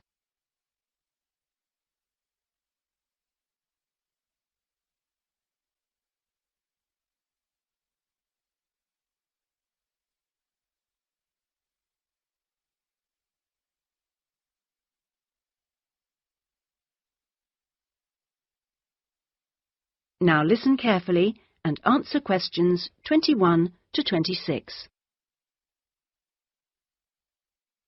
First of all, I'd just like to say, Christina and Ibrahim, that I really enjoyed watching your video about student life last week. And I could see that the rest of the group did too.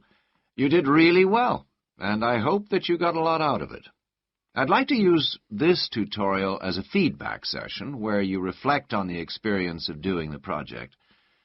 So, Christina, I was wondering, what did you enjoy most about making the video? I liked using the camera. Is it the first time you've operated one like that? Yes, it is. Well, the results were very good. Anything else? I also enjoyed visiting one of the British students we filmed. I'd never been inside a British home before. Okay, Christina, thanks. What about you, Ibrahim? What did you enjoy? Well, for me, it was a very good chance to get to know students who are on other courses, because everyone in our group is studying English, and we don't usually have much to do with the rest of the college. Yes, good. Do you think you'll maintain the contact now? Well, I hope so. I've invited 3 of them to have dinner with me next week. Great. If you haven't decided what to make yet, I can tell you they'll love trying Arab dishes.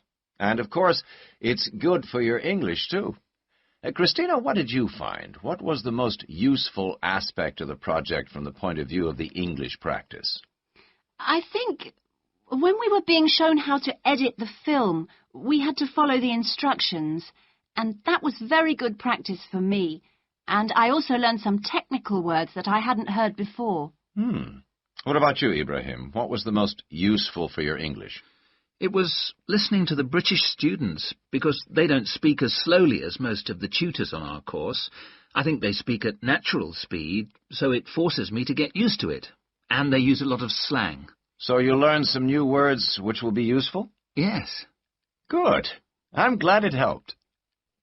Well, we've talked a little bit about enjoyment and about language practice. Were there any other benefits? What else did you feel you'd learned from the project? Was it useful in other ways? Yes, well, firstly, I learned how to use a video camera, and also I think I really learned a lot about working together with other people. I've never done anything with a group before, and we had to find ways of cooperating, and compromising, and sometimes persuading people when they don't agree with you. Yes, that is a very useful experience, I know. Before you hear the rest of the discussion, you have some time to look at questions 27 to 30.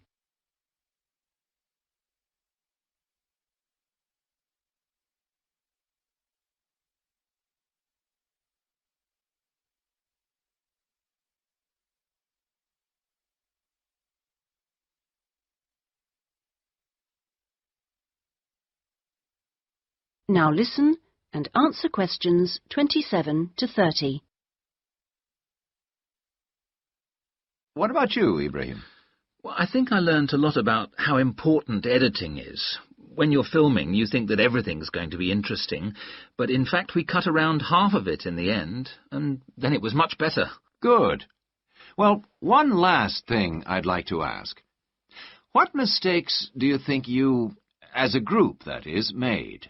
I mean, to put it another way, if you had to do it all over again, is there anything you'd do differently? We didn't plan very well. For example, we didn't decide on dates when we'd complete each separate step of the project, and we should have agreed about that in the beginning, because we were always late with everything. Right. Anything else? I think we should have tried to experiment more with the camera. I mean, with angles and the focus and that kind of thing. So you should have been more ambitious. Do you agree, Ibrahim? Not really. In fact, I think we were too ambitious. We were inexperienced, and we didn't have a lot of time, and we tried to do too much, to make a long film. Next time I would make a shorter one and try to get the quality better. Well, that's very interesting. Next semester, we will be doing another video project, with a different content, of course, but you'll have an opportunity to put into practice what you've learned this time. Do you have any ideas about a different... That is the end of section 3. You now have half a minute to check your answers.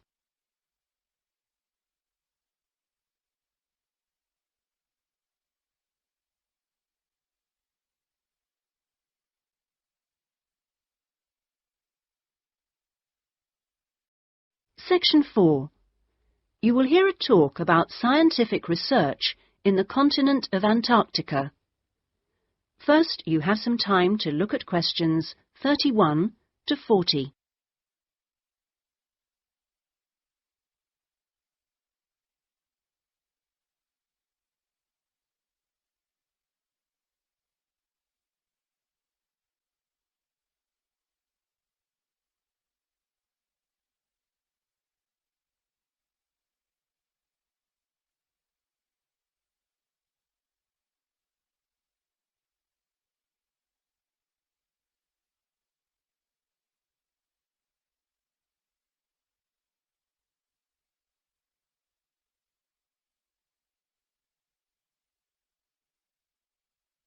Now listen carefully and answer questions 31 to 40. Tonight I'm going to talk to you about that remarkable continent, Antarctica. Remote, hostile, and at present uninhabited on a permanent basis. For early explorers, it was the ultimate survival contest. For researchers like me, it remains a place of great intellectual challenge, while for the modern tourist, it's simply a wilderness of great beauty. First, some facts and figures. Antarctica is a place of extremes, the highest, coldest, and windiest continent, and over 58 times the size of the UK. The ice cap contains almost 70% of the world's fresh water and 90% of its ice. But with very low snowfall, most of the continent technically falls unbelievably into the category of desert. Huge icebergs break off the continent each year, while in winter, half the surrounding ocean freezes over, which means its size almost doubles. Research and exploration has been going on in Antarctica for more than 200 years, and has involved scientists from many different countries who work together on research stations. Here, science and technical support have been integrated in a very cost-effective way. Our Antarctic research program has several summers-only stations and 2 all-year-round ones. I was based on one of the all-year-round ones. The research stations are really self-contained communities of about 20 people. There's living and working space, a kitchen with a huge food store, a small hospital, and a well-equipped gym to ensure everyone keeps fit in their spare time. The station generates its own electricity and communicates with the outside world using a satellite link. Our station, 01, had some special features. It wasn't built on land, but on an ice shelf, hundreds of meters thick. Supplies were brought to us on large sledges from a ship 15 kilometers away at the ice edge.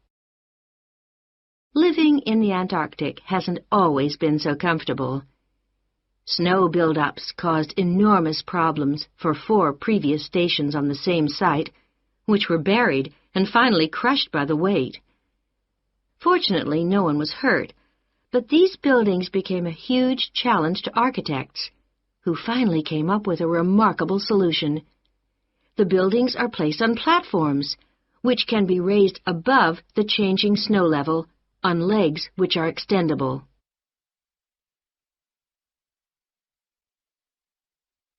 Food is one of the most important aspects of survival in a polar climate. People living there need to obtain a lot more energy from their food, both to keep warm and to undertake heavy physical work. Maybe you know that an adult in the UK will probably need about 1,700 kilocalories a day on average.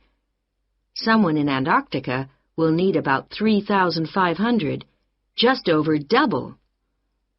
This energy is provided by foods which are high in carbohydrate and fat. Rations for fieldwork present an additional problem. They need to provide maximum energy, but they must also be compact and light for easy transport.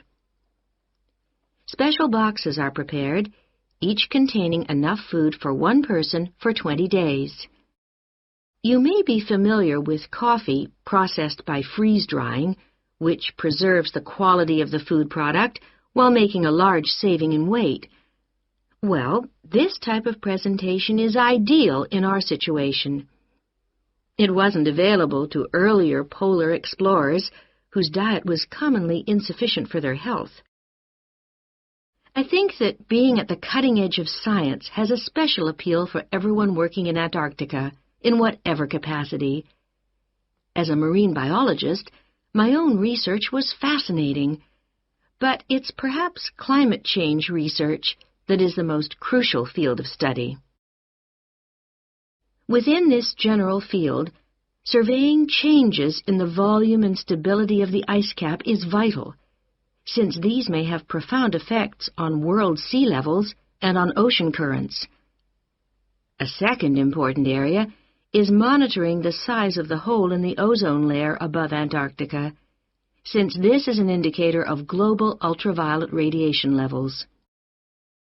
Thirdly, bubbles in the ice sheet itself provide an index of pollution, because frozen inside them are samples of previous atmospheres over the past 500,000 years, and these provide us with evidence for the effects of such human activities as agriculture and industry.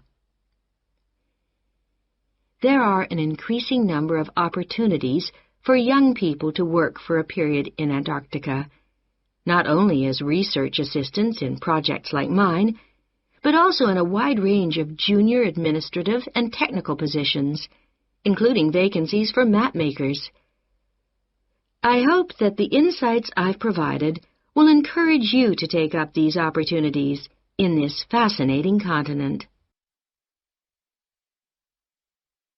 That is the end of section 4. You now have half a minute to check your answers.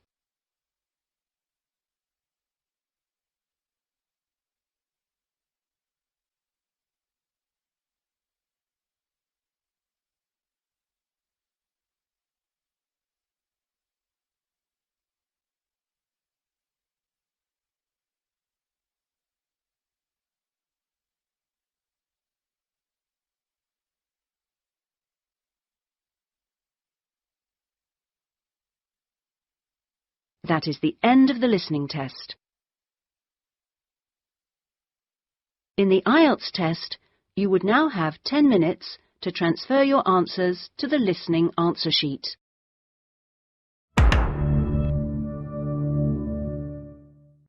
Cambridge IELTS 5 by University of Cambridge ESOL Examinations. Published by Cambridge University Press. This recording is copyright. CD 2. Test 3. You will hear a number of different recordings, and you'll have to answer questions on what you hear. There will be time for you to read the instructions and questions, and you'll have a chance to check your work. All the recordings will be played once only. The test is in 4 sections. At the end of the test, you will be given 10 minutes to transfer your answers to an answer sheet. Now turn to Section 1. Section 1. You will hear a conversation between a customer and a salesman at a car showroom. First, you have some time to look at questions 1 to 4.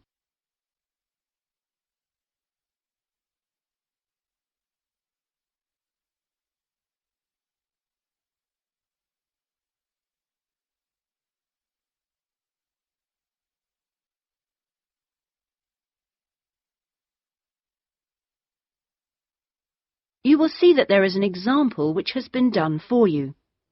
On this occasion only, the conversation relating to this will be played first. Good morning. Please take a seat. How can I help you? Well, I'm thinking of buying a new car and I'd like some advice. Sure, yes. Had you got any particular make in mind? I'm interested in a leader. I've had one before and liked it, but I haven't really made up my mind. The customer states that she is interested in a leader, so leader has been written in the space. Now we shall begin. You should answer the questions as you listen, because you will not hear the recording a second time. Listen carefully and answer questions 1 to 4. Good morning. Please take a seat. How can I help you? Well, I'm thinking of buying a new car and I'd like some advice. Sure, yes. Had you got any particular make in mind? I'm interested in a leader. I've had one before and liked it, but I haven't really made up my mind. Sure. We've got various models. Right. What about the engine size? Any ideas? The one I've got at the moment's a 1.2-litre engine, but I find it a bit slow on long journeys. I'd like a bit more power this time. A 1.4 should do. I don't think I need a 1.6 or anything. Right. Well, I think the model you're looking at is the Max. Here's a picture. Oh, yes. Have you got one in? Yes, I'll take you to have a look at it in a minute. I'll just get a few more details. Is there anything else to do with the engine? What kind of gear change do you want? I presume you want a manual. I'd want automatic. I've never driven a car with manual gears. Right. Well now, here's the colour chart for the Max. Have you given that any thought? This blue's very popular at the moment. Yes, it is nice. I like blue. What's it called? Royal? Yes. But actually, I think I prefer this lighter shade here. Sky. Yes, that's popular too. I think I'll go for that. You might have to wait a week or so for that colour, but I assume that'll be okay. Oh, yes, fine. Well, we can go outside and you can have a good look at one, and perhaps take it out. But first, can I just ask you about finance? The cash price is going to be somewhere in the region of 7,500. How would you like to pay? Are you in a position to pay cash, or would you need credit? I'd like credit, provided the terms are reasonable. Well, you can discuss that with my colleague in a moment. We have various arrangements. Would you be interested in us taking your present car as part exchange? Yes. OK, fine. So I'll just need some details from you, and then we can do a valuation. Is that OK? Fine, yes. Before you hear the rest of the conversation, you have some time to look at questions 5 to 10.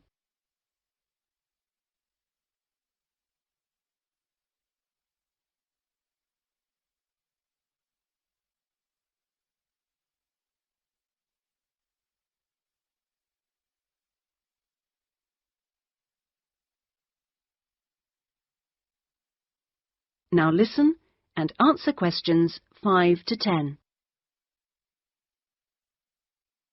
Could I have your full name? Wendy Harries. That's Harries. M-I-E-S. And is that Mrs., Miss, Ms? It's Doctor, actually. Oh, right. And your address? 20 Green Banks. Is that green spelled as in the colour? Yes, that's right. OK. Alton. Is that O-L-T-O-N? Not quite. It begins with an A, not an O. Oh, yes, that's in Hampshire, isn't it? That's right. And do you know your postcode? Yes, it's GU8-9EW. Do you have a daytime phone number? Well, I work at the hospital, but it's a bit difficult to get hold of me. I can give you a number just for messages, and then I'll get back to you when I can. Is that okay? That's fine. It's 0798 257 643. Fine. And about the car you have now, what make is it? It's a Conti. Do you know the year or the model name? I think it's 1996, and it's called a Lion, like the animal. Then it must be 1994, because they brought out the Fox after that. Oh, right, yes. Mileage, roughly? I'm not sure. I know it's less than 70,000. OK. What colour is it? It's grey, metallic grey. Right. And one last thing. What sort of condition would you say it's in? I'd probably describe it as reasonable. Do you need to see it? It's parked outside. Not at the moment, no. Perhaps you could call in one day next week. That is the end of section 1. You now have half a minute to check your answers.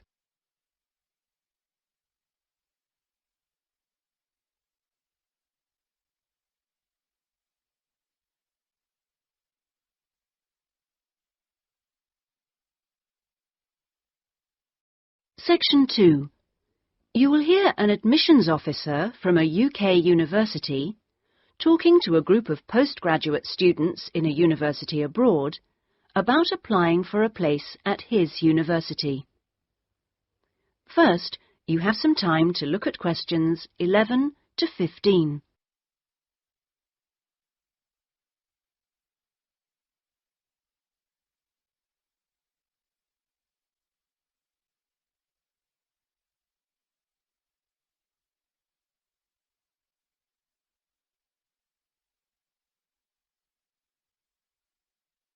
Now listen carefully and answer questions 11 to 15. As I said earlier, there is, I think, at Rexford an excellent combination of physical and geographical advantages, as well as having a rural setting and still being close to central London. Something that will certainly be of interest to you is that Rexford is just 35 minutes from London Airport. At Rexford, we have a strong research capability. We came 7th out of 101 universities in last year's research assessment, carried out by a government body, and did particularly well in your particular subjects, engineering and science. Actually, we got a top research grade of 5 for engineering, geography and computer sciences. One further point, and I know from talking to you individually that a number of you may be looking for some experience in industry after the course, is that all our science and engineering research departments have unusually close relationships with industry in the area. Anyway, that's enough sales talk from me. I'll just take a sip of this coffee that's just arrived, thank you, and then I'll say something about what actually happens when you apply. Right. Now, if you do decide to make an application, what you do is send it directly to me in my department. I will then immediately send confirmation and the application process begins. And I'd like to say at this point that you shouldn't worry if this process doesn't work all that quickly. I mean, occasionally there are postal problems, but most often the hold-up is caused by references. The people you give as referees, shall we say, take their time to reply. Anyway, it's absolutely normal for this process to take 3 to 4 months. What I do in this period is keep in touch with you and reassure you that things are moving along. One of the ways we've devised to help you decide about applying, as well as later when you've been accepted, hopefully, is to put you in contact with, if possible, a student from your own country who is at present studying with us. What you can do is phone them up, we will of course liaise between you, and discuss your concerns with them. That way you can get an objective opinion of what you can expect if you come to live and study at Rexford. Not only the academic atmosphere, but important details like what the leisure facilities are like, and whether the English weather and food are really as awful as everybody says. No. If you decide you can face it, the contact can also help you just before you leave with tips on what to pack and that sort of thing. At the moment, I think we've got 2 second-year students and 1 postgraduate from this country. Before you hear the rest of the talk, you have some time to look at questions 16 to 20.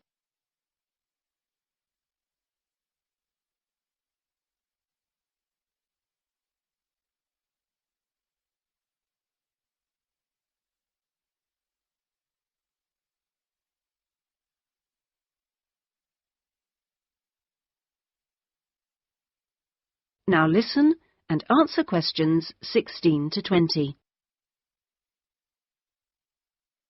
Now, to move on to the other concerns you expressed earlier. At a UK university, as I'm sure you know, you will be in an environment where independent learning is the norm, which takes most students a while to adjust to, and at a time when you will be separated from your normal surroundings, and in most cases, your family. This can be a difficult time. But remember that something like 25% of our student body are international students like yourselves, and that there are several organisations in the university and city whose main purpose is to offer help and ensure that your time with us is enjoyable and useful. 1 or 2 of you touched on the subject of accommodation earlier, so I'll just add a few points. It is the university's policy to give priority in the allocation of residence places to 3 categories, and those are visiting students, exchange students, and new postgraduate students. However, demand exceeds supply, so there is still a need to put your name down early for campus accommodation, particularly if your family is accompanying you. This means that the earlier you decide whether you want to study with us, and so get the procedure moving, the better it will be for everybody. Yes? What if you would prefer to live outside the university? If you're planning to live off campus, you've got to sort things out even earlier. As with everything in short supply, the good accommodation gets snapped up months before the beginning of term. In other words, if you're starting in October, you need to be thinking about it in June, or at the very latest July. So you do need to think very carefully about what you need, how much you can afford to pay well in advance. What you can't do is leave it until a few days before the start of term. The agencies in town are pretty good. It's just a matter of contacting them in good time. Of course, we have a full-time accommodation officer available to help all students. She'll get in touch with you when you're accepted. She's got plenty of contacts in the town and will deal with the agencies on your behalf. 1 or 2 of you asked me earlier about your level of spoken English. Obviously, most of you have already achieved a lot. I wish I could speak your language half as well. Having said that, though, I'm afraid the lecturers will make little or no allowance for the presence of non-native speakers in the audience. So anything you can do to improve your spoken English, even beyond the pretty high levels most of you have already reached, will help make your stay with us that bit more fun for you. Some extra practice before you arrive is worth more than, for example, private lessons afterwards when you won't really have time. Oh, and one last thing before I invite further questions. It's very important that you always... That is the end of section 2. You now have half a minute to check your answers.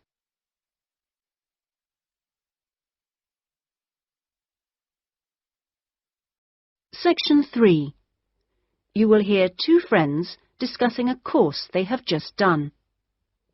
First, you have some time to look at questions 21 to 27.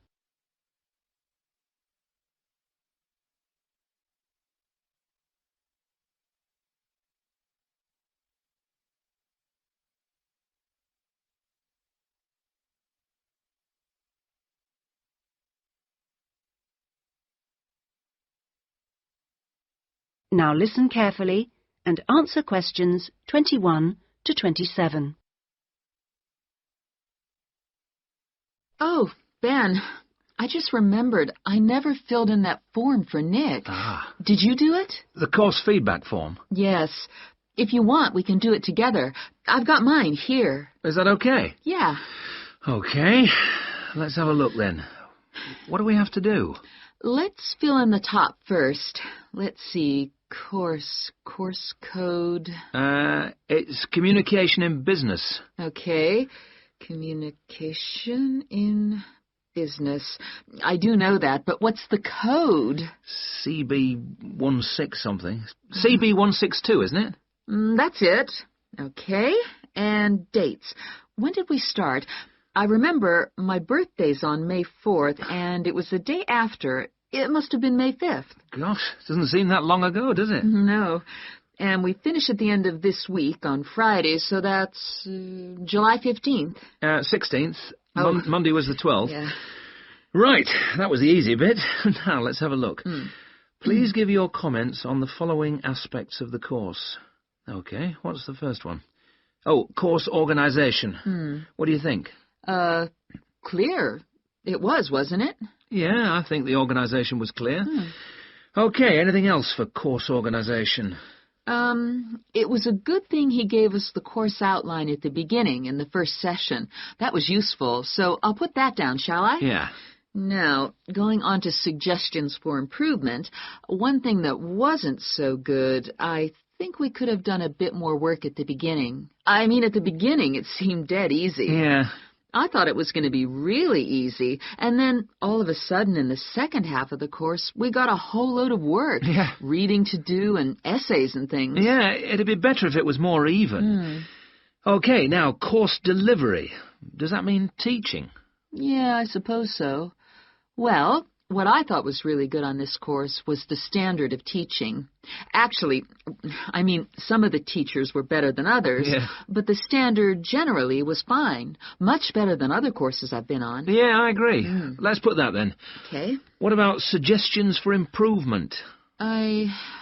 I didn't think it was all that wonderful when we had great, long group discussion sessions that went on for hours and hours. Right. I don't mean we shouldn't have group discussions, just that they shouldn't go on too long. Before you hear the rest of the discussion, you have some time to look at questions 28 to 30.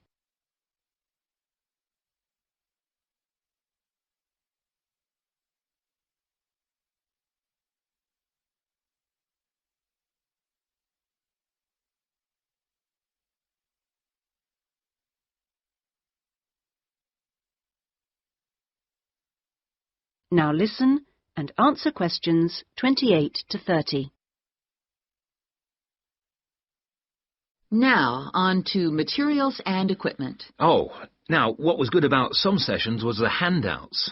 Yes, I thought all the handouts were good, actually, and some were great, with website addresses and everything. One problem, though, with materials was the key texts. Yes, there just weren't enough copies on reserve in the library. And if you can't get the key texts before the session, how are you supposed to do the reading? Yeah. And not enough computers. You have to wait ages to get one. Okay, testing and evaluation. Well, I don't know. It's hard to say until we've got our written assignments back. Oh, don't talk about it. I only got mine in yesterday. It was a real struggle. Oh, I hate to think what mark I'll get. Yeah, but at least we've done the oral presentation. I thought that was good, the way I got my feedback really quickly. Yes, it was.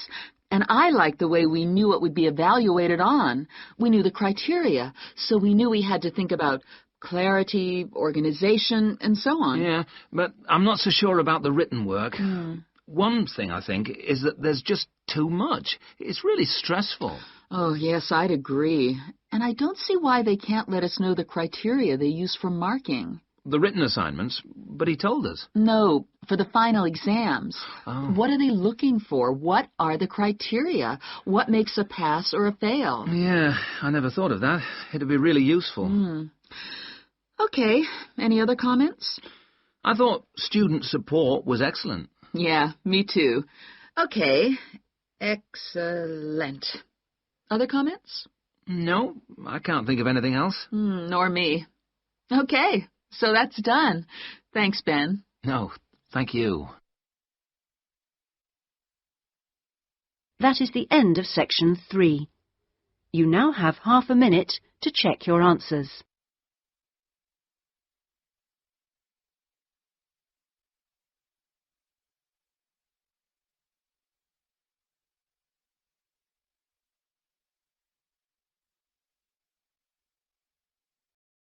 Section 4. You will hear a student giving a presentation about a project on household waste recycling. First, you have some time to look at questions 31 to 40.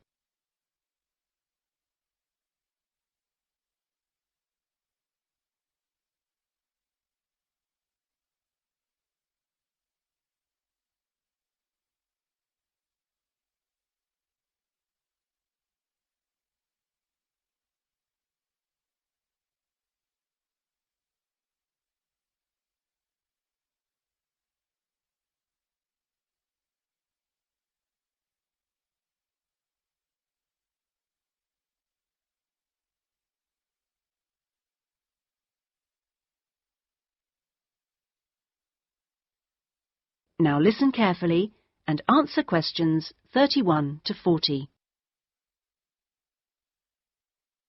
Well, my group has been doing a project on how household waste is recycled in Britain. We were quite shocked to discover that only 9% of people here in the UK make an effort to recycle their household waste. This is a lower figure than in most other European countries, and needs to increase dramatically in the next few years if the government is going to meet its recycling targets. The agreed targets for the UK mean that by 2008 we must reduce our carbon dioxide emissions by 12.5% compared with 1990. And recycling can help to achieve that goal in two main ways. The production of recycled glass and paper uses much less energy than producing them from virgin materials, and also recycling reduces greenhouse gas emissions from landfill sites and incineration plants. As part of our project, we carried out a survey of people in the street, and the thing that came up over and over again is that people don't think it's easy enough to recycle their waste. One problem is that there aren't enough drop-off sites. That is, the places where the public are supposed to take their waste. We also discovered that waste that's collected from householders is taken to places called bring banks for sorting and baling into loads.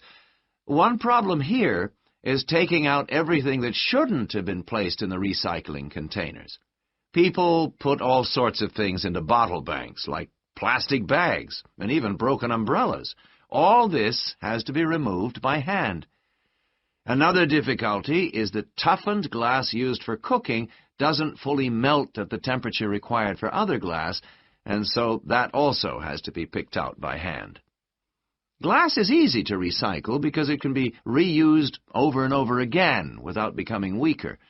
2 million tons of glass is thrown away each year. That is 7 billion bottles and jars. But only 500,000 tons of that is collected and recycled.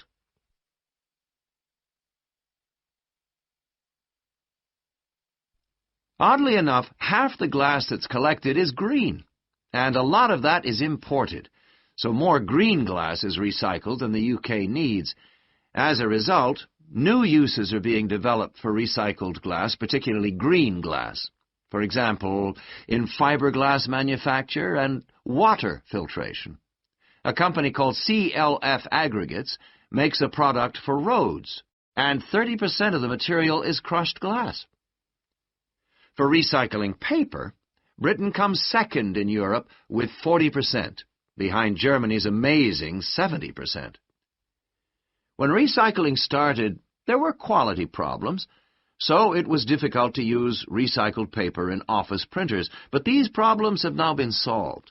And Martin's, based in South London, produces a range of office stationery which is 100% recycled, costs the same as normal paper, and is of equally high quality. But this high quality comes at a cost in terms of the waste produced during the process. Over a third of the waste paper that comes in can't be used in the recycled paper, leaving the question of what to do with it. One firm, PaperSave, currently sells this to farmers as a soil conditioner, though this practice will soon be banned because of transport costs and the smell, and the company is looking into the possibility of alternative uses. Plastic causes problems because there are so many different types of plastic in use today, and each one has to be dealt with differently. Packrite recycles all sorts of things, from bottles to car bumpers, and one of its most successful activities is recycling plastic bottles to make containers which are used all over the country to collect waste. The Save a Cup scheme was set up by the vending and plastics industries to recycle as many as possible of the 3.5 billion polystyrene cups used each year. At the moment, 500 million polycups are collected, processed, and sold on to other businesses such as Waterford, which turns the cups into pencils, and Johnson & Jones, a Welsh-based firm, which has developed a wide variety of items, including business cards. Well, to sum up, there seems to be plenty of research going on into how to reuse materials. But the biggest problem is getting people to think about recycling instead of throwing things away. At least doing the research made us much more careful. That is the end of section 4. You now have half a minute to check your answers.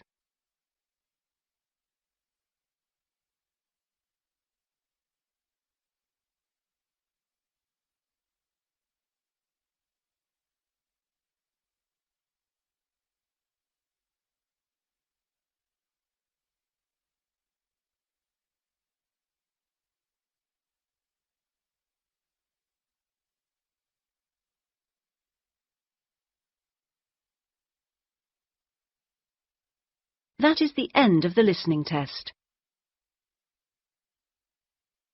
In the IELTS test, you would now have 10 minutes to transfer your answers to the listening answer sheet.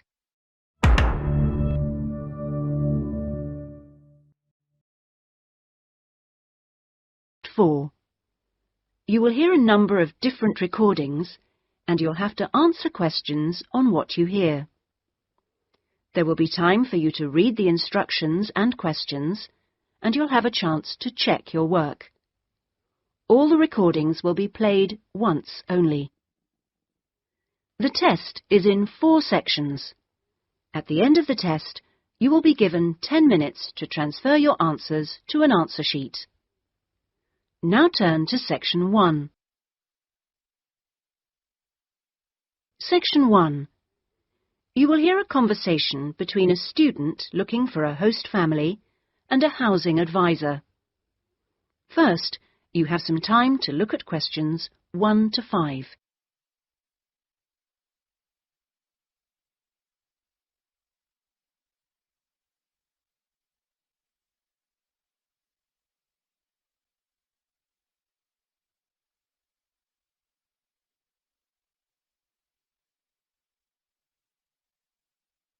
You will see that there is an example which has been done for you. On this occasion only, the conversation relating to this will be played first. Good morning. How can I help you? Good morning. I understand you help fix up students with host families. That's right. Are you interested in... Yes. Well, please sit down and I'll just take a few details. Thank you. Right. Now, What name is it? Jenny Chan. Can you spell that, please? Yes. Jenny-Chan.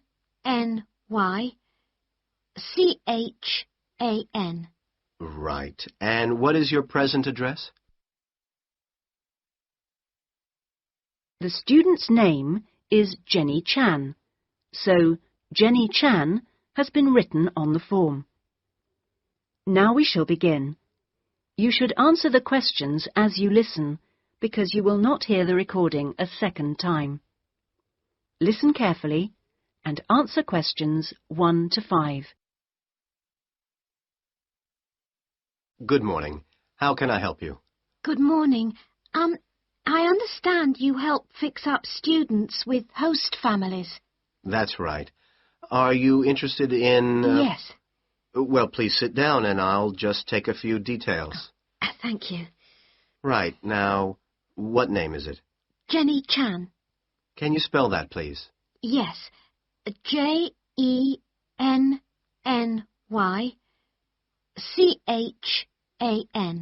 Right. And what is your present address? Seaview Guest House, 14 Hill Road. Okay. And do you know the phone number there?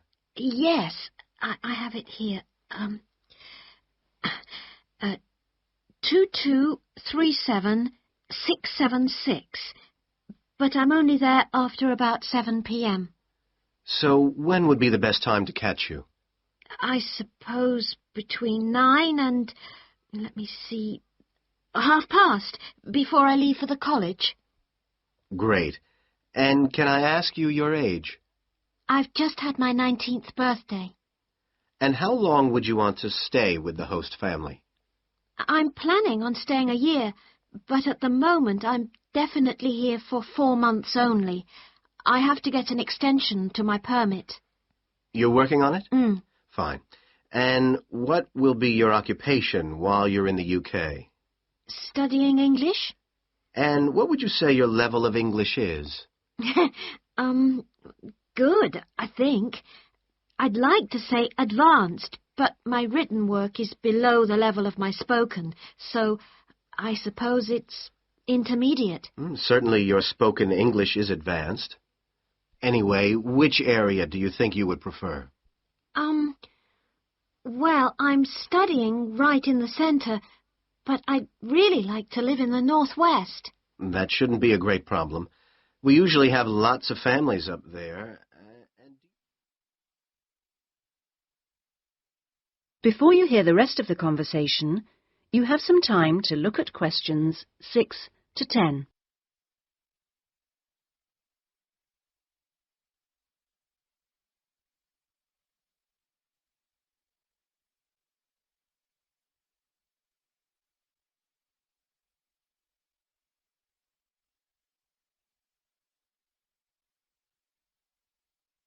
Now listen and answer questions 6 to 10.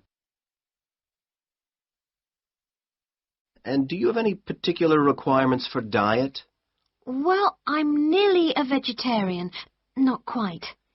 Shall I say you are? It's probably easier that way. That would be best. Anything about your actual room?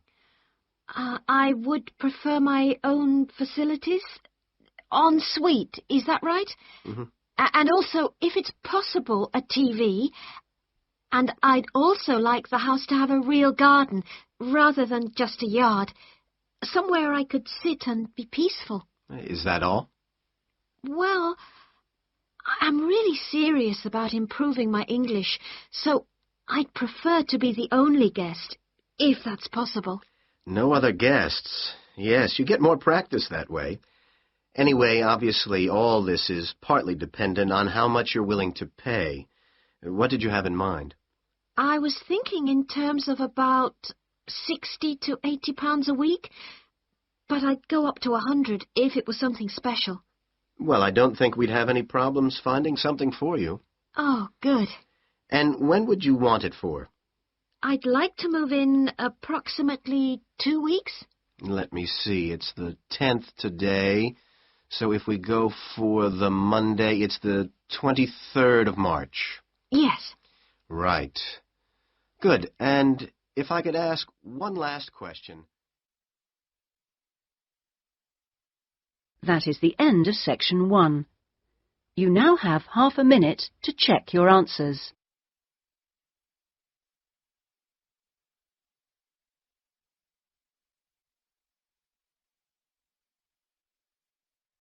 Section 2. You will hear a speech by an official at a meeting of a local football club at the start of a new football season. First, you have some time to look at questions 11 to 17.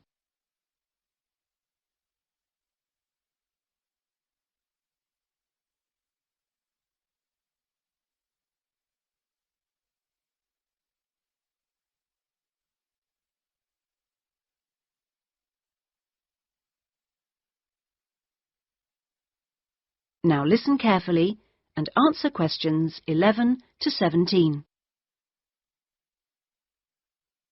Good evening, everyone, and thank you for coming to the soccer club meeting. It's good to see so many parents and children here tonight, and I know you're looking forward to a great football season.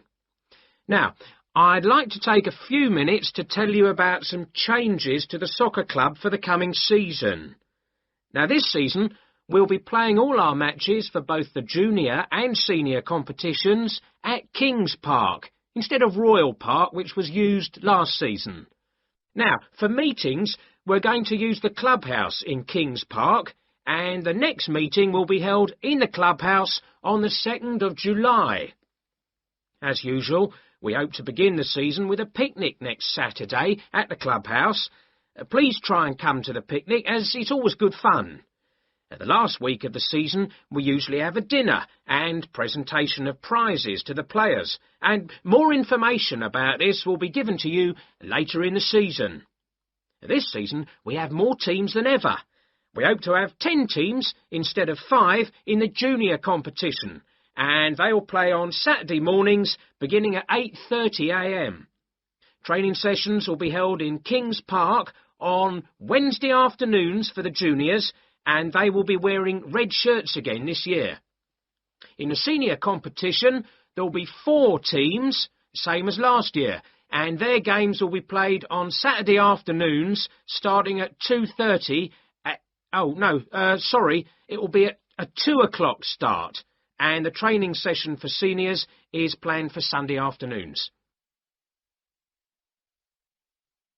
Before you hear the rest of the speech, you have some time to look at questions 18 to 20.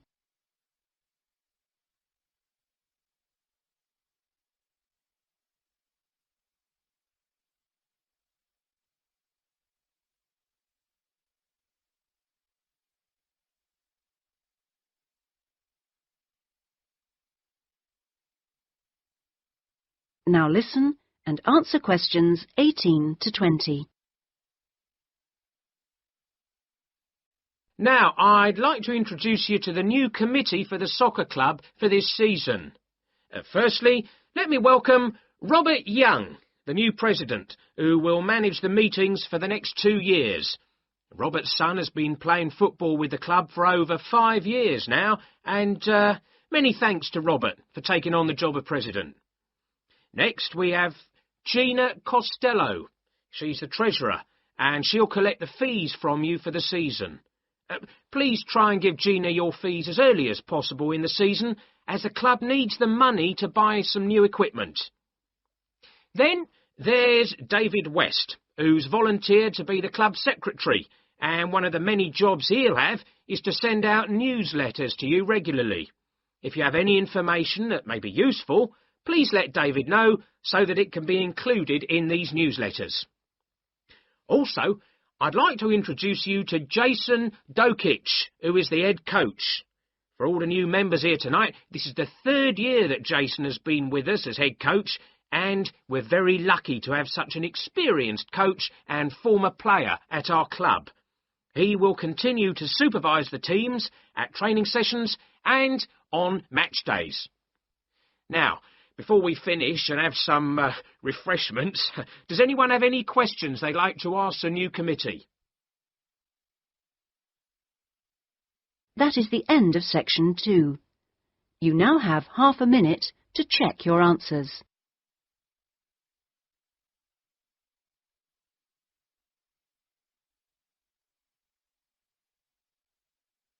Section 3. You will hear a tutor and 2 students discussing a business case study. First, you have some time to look at questions 21 to 24.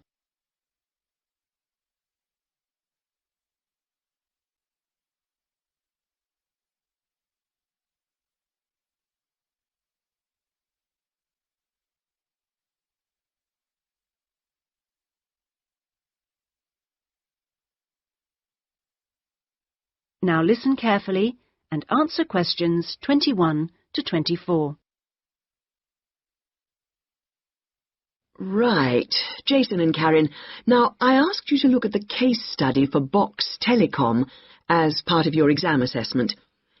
It's interesting because they're in the middle of problems at the moment, and I want you to track how they deal with them. Let's start with you, Karen. Having read through the case study, can you just summarise what the problems were that Box Telecom had to take on board? Well, of course, what first came to their attention was that despite a new advertising campaign, they were suffering from falling sales, and this is something that had many causes. On top of that immediate problem, what had also happened over the last 2 years was that although they had invested in an expansion plan, they had to face up to increased competition. And before they had a chance to get to grips with the effects of that, they were stalled by a strike, and it was just when they were thinking about making a colossal investment in new machinery for their plants. So they were really in trouble. Yes, I think that's fair. And, Jason, now you contacted the company, didn't you? What did the company define as the reasons for these problems? Well, I think they've hit on the right things. It would be easy to say they had invested too heavily or at the wrong time, but in fact the signs were good, and what they were set back by was high interest rates. At the same time, their longer-term problems, which were affecting their market share, were eventually credited to poor training, and having looked at the details in their last report, I think that's right. Before you hear the rest of the discussion, you have some time to look at questions 25 to 30.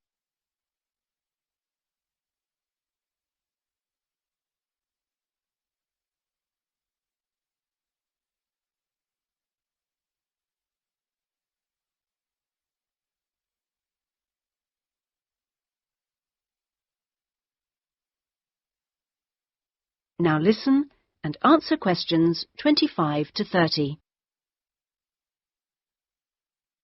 So, on to the larger issues then. Karen, what do you think the company will do? Well, obviously they have the choice of accepting the very favourable terms that another company, KMG plc, have given them to buy them out. That would mean creating a new company with a new image. Or they could decide on a bolder move and offer some new shares if they wanted. But I think they're much more cautious than that and expect they will start trying to find individuals who'd be prepared to back them with some of the capital they need. Well, you mustn't always assume that dramatic problems require dramatic solutions. Sometimes there's a simple fix, such as changing the guy at the top. If they truly are cautious, then I suspect they will seek to shut down some of their shops. But a more ambitious approach, and one which I think would have more chance of success, would be to alter how they're running things, the management layers and the processes. So, in your analysis, try to think of all the options. Jason? Yes, it's interesting because I found it a really useful company to study.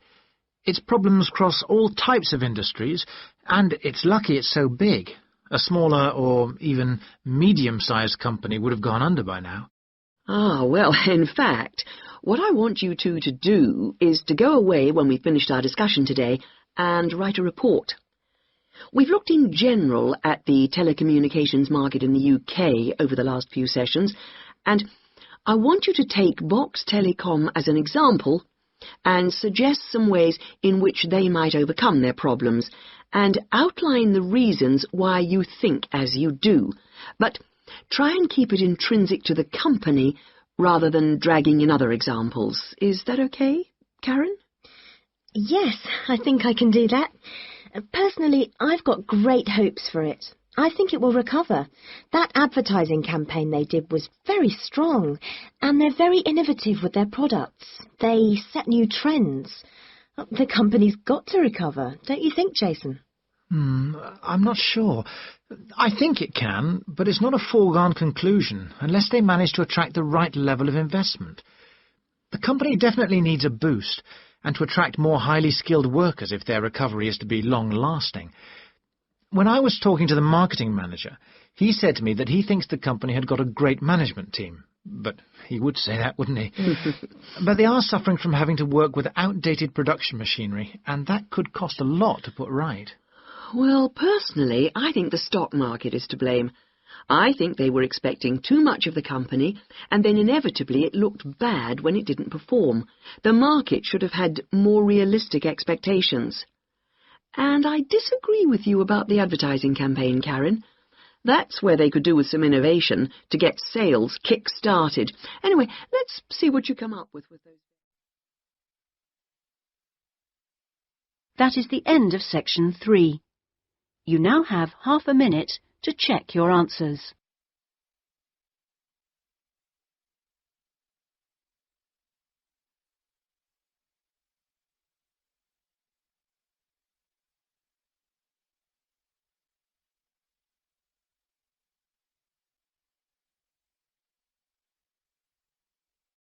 Section 4. You will hear a university librarian giving a talk to new students. First, you have some time to look at questions 31 to 40.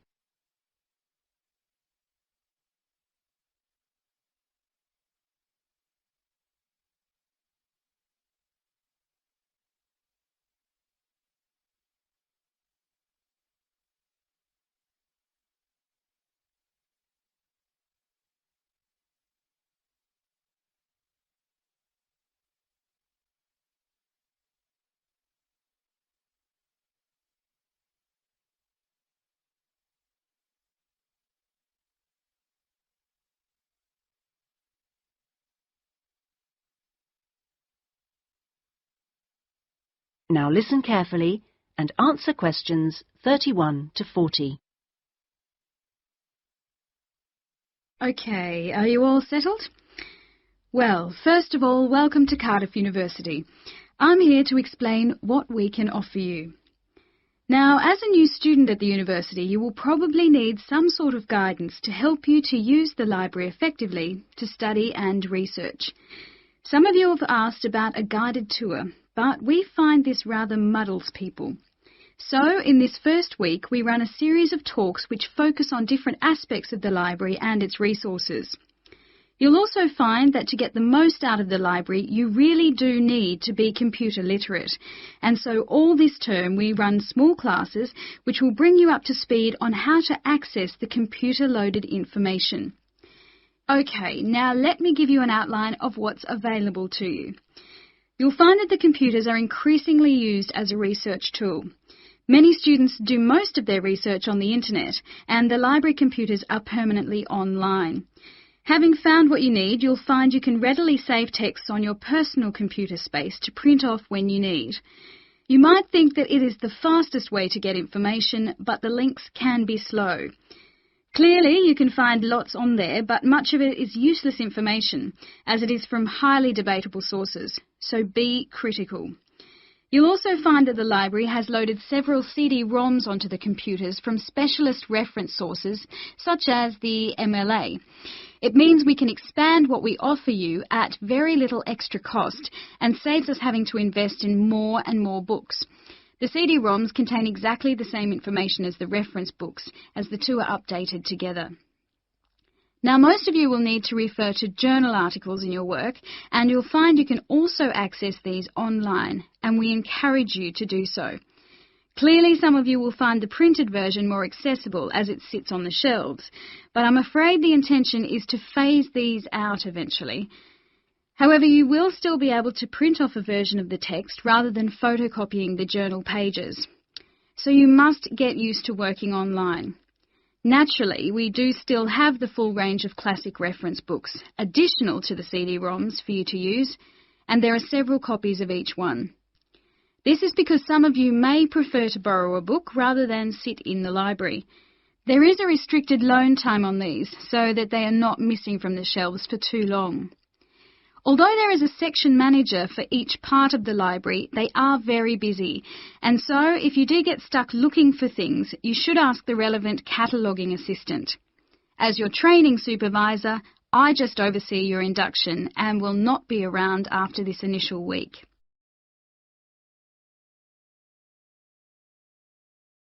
Some of you may be interested to know that the library is offering specialised training sessions on writing a dissertation. Obviously, this is not relevant to those of you who are undergraduates. It is just for postgraduates. Your department will discuss the planning stage of the dissertation, i.e. what you're going to do with you, and we will focus on the structure of it. However, the training will also include some time on the computers.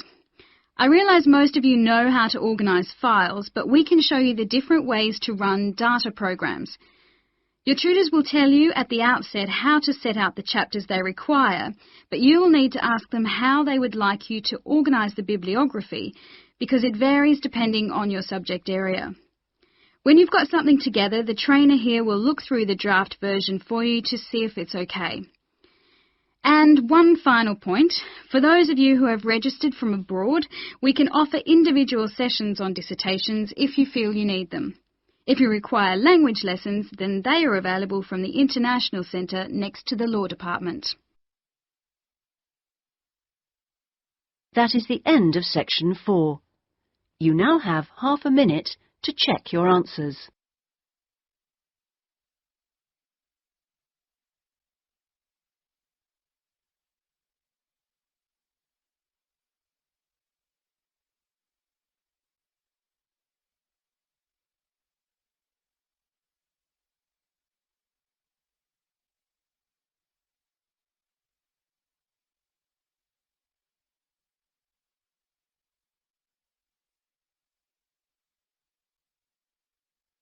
That is the end of the listening test. In the IELTS test, you would now have 10 minutes to transfer your answers to the listening answer sheet.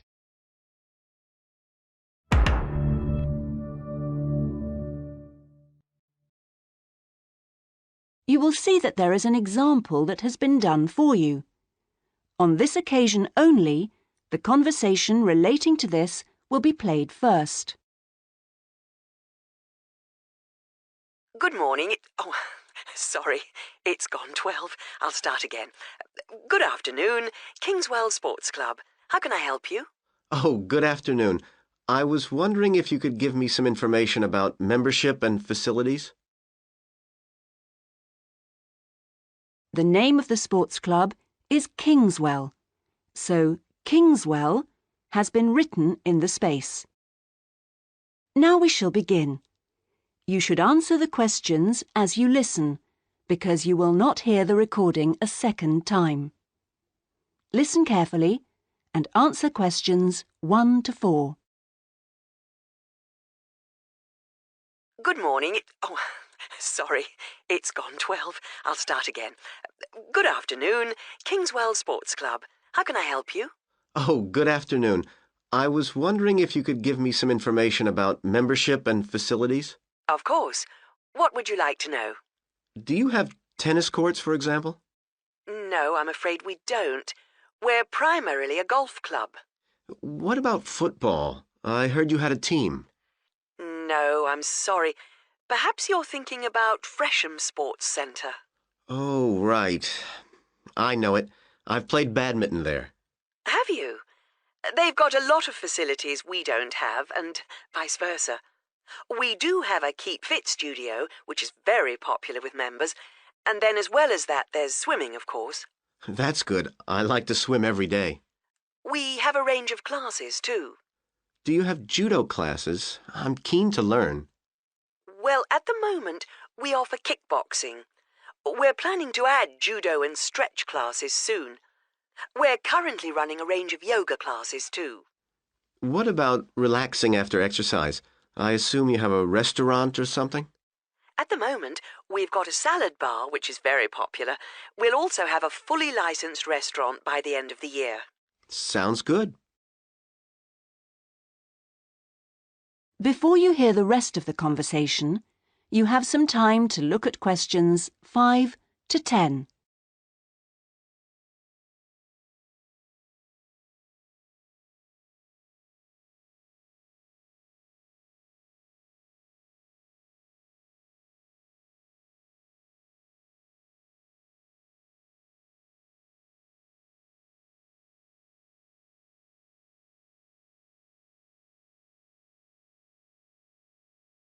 Now listen and answer questions 5 to 10.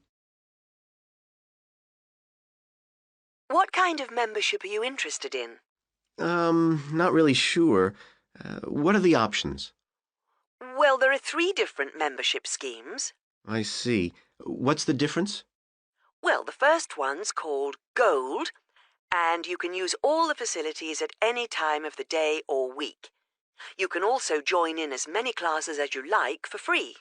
That sounds good. Is it very expensive? Well, you pay a £250 joining fee, and then it's £450. Oh, no, I'm sorry. It's just gone up by £50. Sorry about that. It's now £500 for the annual subscription fee. Right, got that. And what's the next type? Well, that's silver. It's the same as gold, except you have to pay a small fee of £1 per lesson for any you do, and you can only use the centre at certain times. I see. So when exactly? You can only use the facilities between 10 a.m. and 4:30 p.m. So I couldn't use the pool at 8 in the morning or evening then? That's right. Okay, and the price for that? Is the joining fee the same as for gold? Actually, it's slightly less than the £250. It's £225. But the annual fee is only £300. Does that sound more like what you want? Well, it's still rather more expensive than I thought. I'm a student here in England, and I'm only here for 6 months. Ah, then the bronze scheme would probably suit you best. How is that different? Well, some of the facilities have restricted use. And do I have to pay for classes? Yes, it's £3 for each class you join. I see. And what are the hours then? Between 10:30 and 3:30 weekdays only, and you pay a £50 joining fee. The annual fee is £180. It works out at £15 a month, so that would be quite a lot cheaper. Oh, that should be all right. I could come in my free periods. What do I have to do if I want to join? Well, we book you in for an assessment with an instructor who will show you how to use all the equipment. If you want to organise a trial session and look around the centre, you'll need to speak to David Kinchley. Could you spell that, please? Yes, David, K-Y-N-C-H-L-E-Y.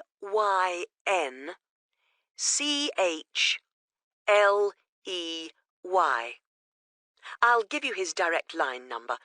It's 0458 95311. Thanks. Thank you for calling Kingswell Sports Club. That is the end of section 1. You now have half a minute to check your answers.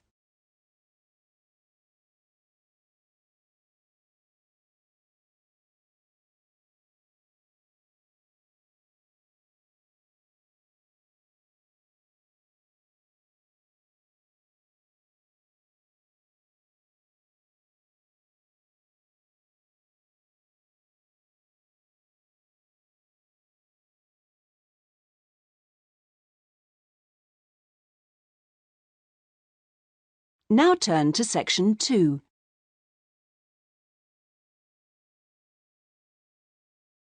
Section 2. You will hear a local radio broadcast about the Rivendell City Theatre. First, you have some time to look at questions 11 to 16.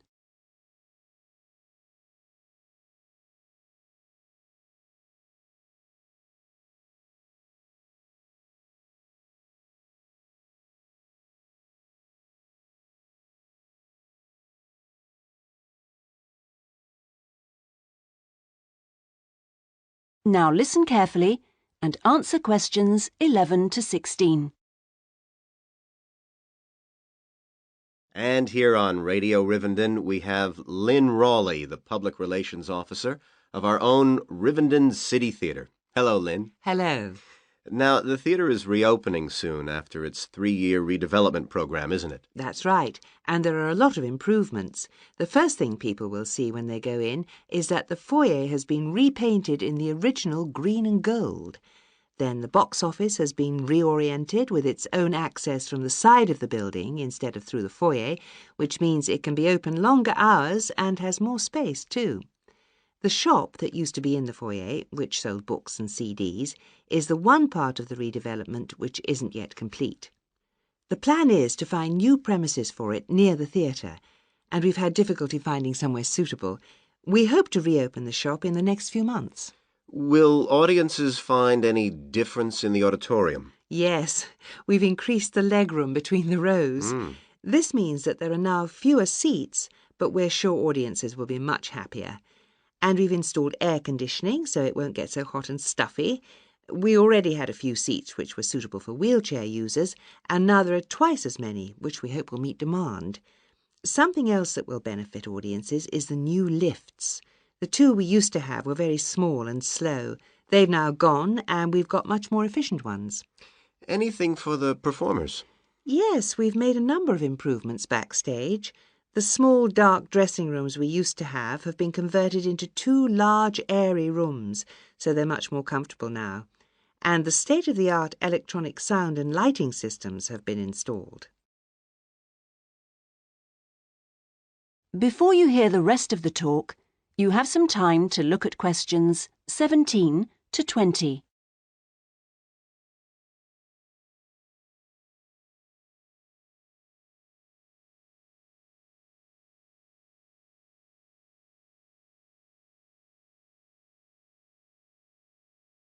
Now listen and answer questions 17 to 20.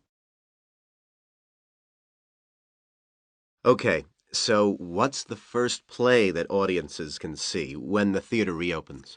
We've got a very exciting production of Peter Shaffer's Royal Hunt of the Sun, which is currently touring the country. That starts on October the 13th and runs till the 19th. We're experimenting a bit with the time the curtain goes up. We used to start all our performances at 7:30, but that made it difficult for people to go home by public transport. So instead, we're beginning at 7, because at 9:45, when it finishes, there are still buses running. Tickets are already selling fast. The Friday and Saturday performances sold out almost immediately, and in fact now there are only tickets for Monday and Thursday. How much are they? We've introduced a simpler price structure. Ticket prices used to range from £6 to £30, but now they're all £18. They're available from the box office, in person, by phone, fax or post, or online. Okay, Lynn. Now, if you'd like to give the contact details for the theatre so that our listeners can... That is the end of section 2. You now have half a minute to check your answers.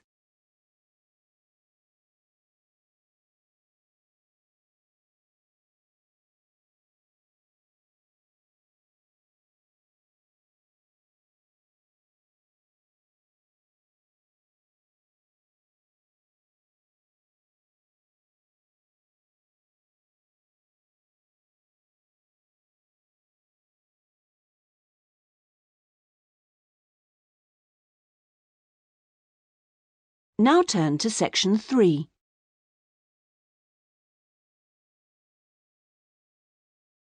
Section 3. You will hear a man inquiring about college courses. First, you have some time to look at questions 21 to 25.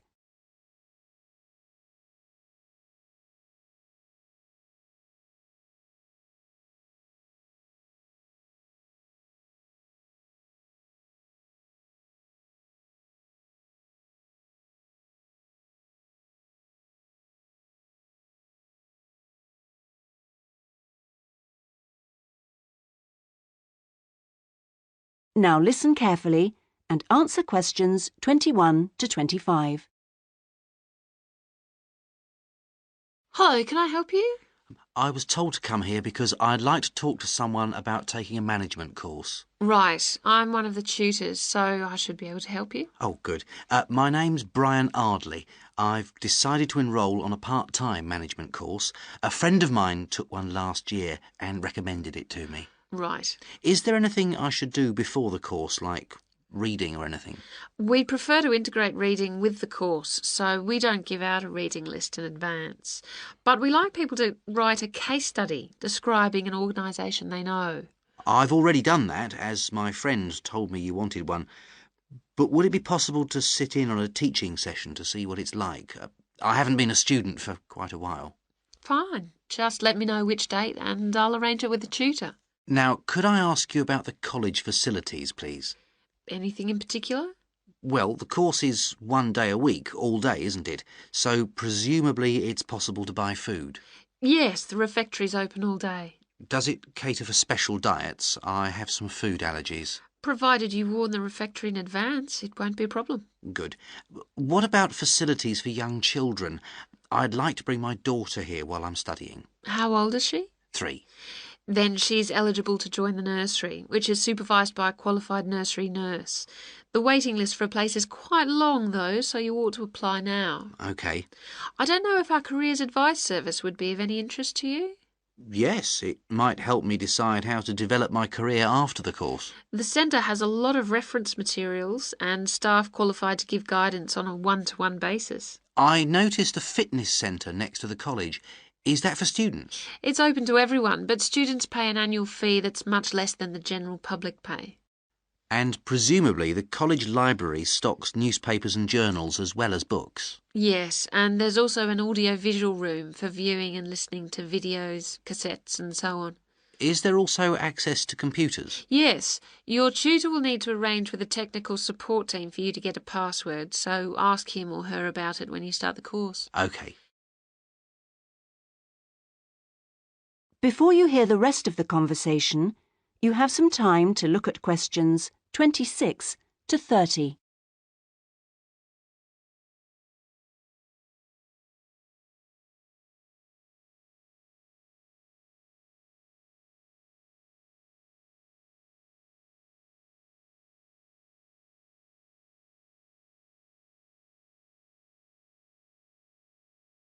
Now listen and answer questions 26 to 30. By the way, do you know about our business centre? No. What's that? It's a training resource, a collection of materials for people to study on their own or use in their own organisations. Uh-huh. You mean books and videos? Yes, and manuals for self-study, plus a lot of computer-based materials so people can work through them at their own speed and repeat anything they aren't sure about.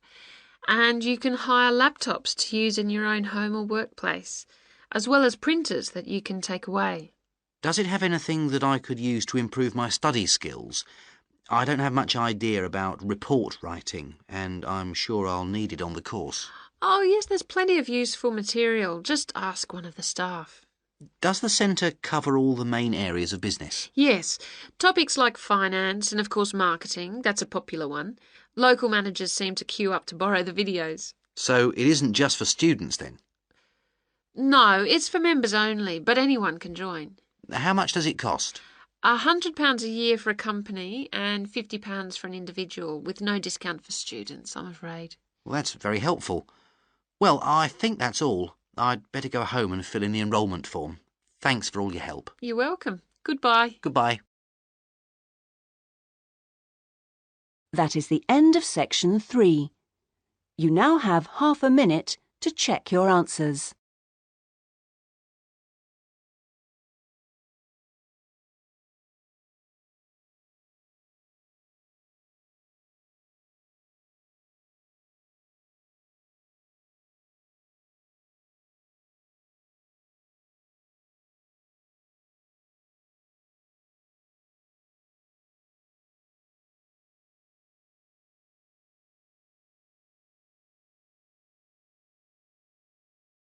Now turn to section 4.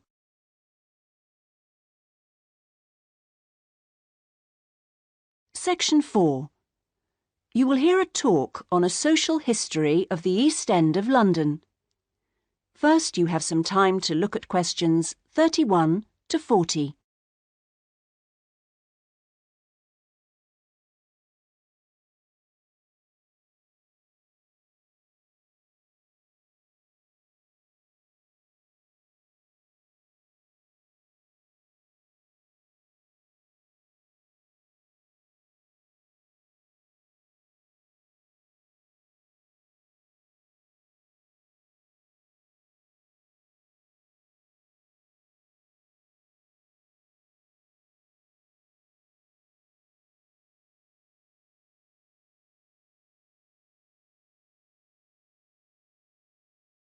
Now listen carefully and answer questions 31 to 40.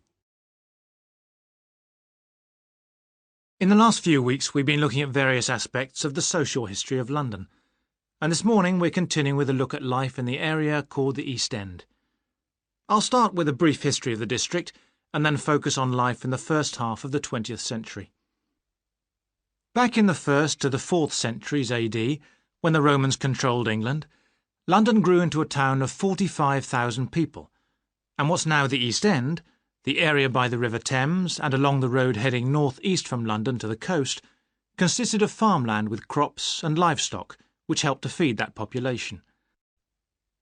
The Romans left in 410, at the beginning of the 5th century, and from then onwards, the country suffered a series of invasions by tribes from present-day Germany and Denmark, the Angles, Saxons and Jutes, many of whom settled in the East End. The technology they introduced meant that metal and leather goods were produced there for the first time, and as the East End was by the river, ships could transport goods between there and foreign markets. In the 11th century, in 1066 to be precise, the Normans conquered England, and during the next few centuries London became one of the most powerful and prosperous cities in Europe. The East End benefited from this, and because there were fewer restrictions there than in the city itself, plenty of newcomers settled there from abroad, bringing their skills as workers, merchants or moneylenders during the next few hundred years. In the 16th century, the first dock was dug, where ships were constructed, eventually making the East End the focus of massive international trade. And in the late 16th century, when much of the rest of England was suffering economically, a lot of agricultural workers came to the East End to look for alternative work. In the 17th century, the East End was still a series of separate, semi-rural settlements. There was a shortage of accommodation, so marshland was drained and built on to house the large numbers of people now living there. By the 19th century, London was the busiest port in the world, and this became the main source of employment in the East End. Those who could afford to live in more pleasant surroundings moved out, and the area became one where the vast majority of people lived in extreme poverty and suffered from appalling sanitary conditions.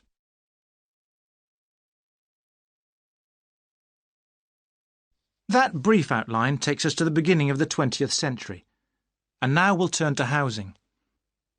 At the beginning of the century, living conditions for the majority of working people in East London were very basic indeed.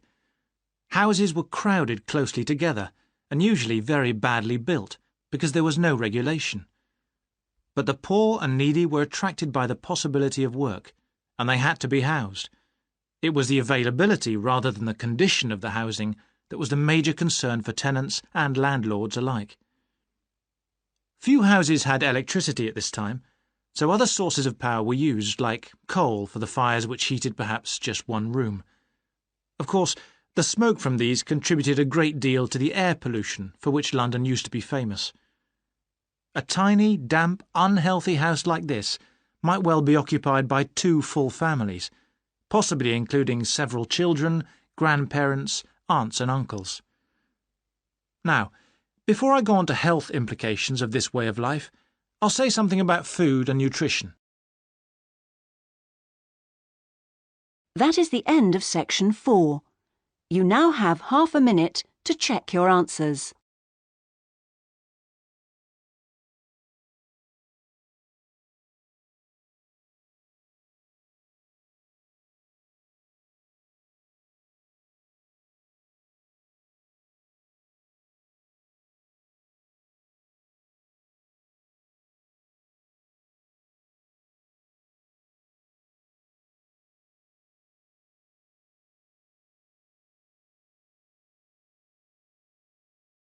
That is the end of the listening test.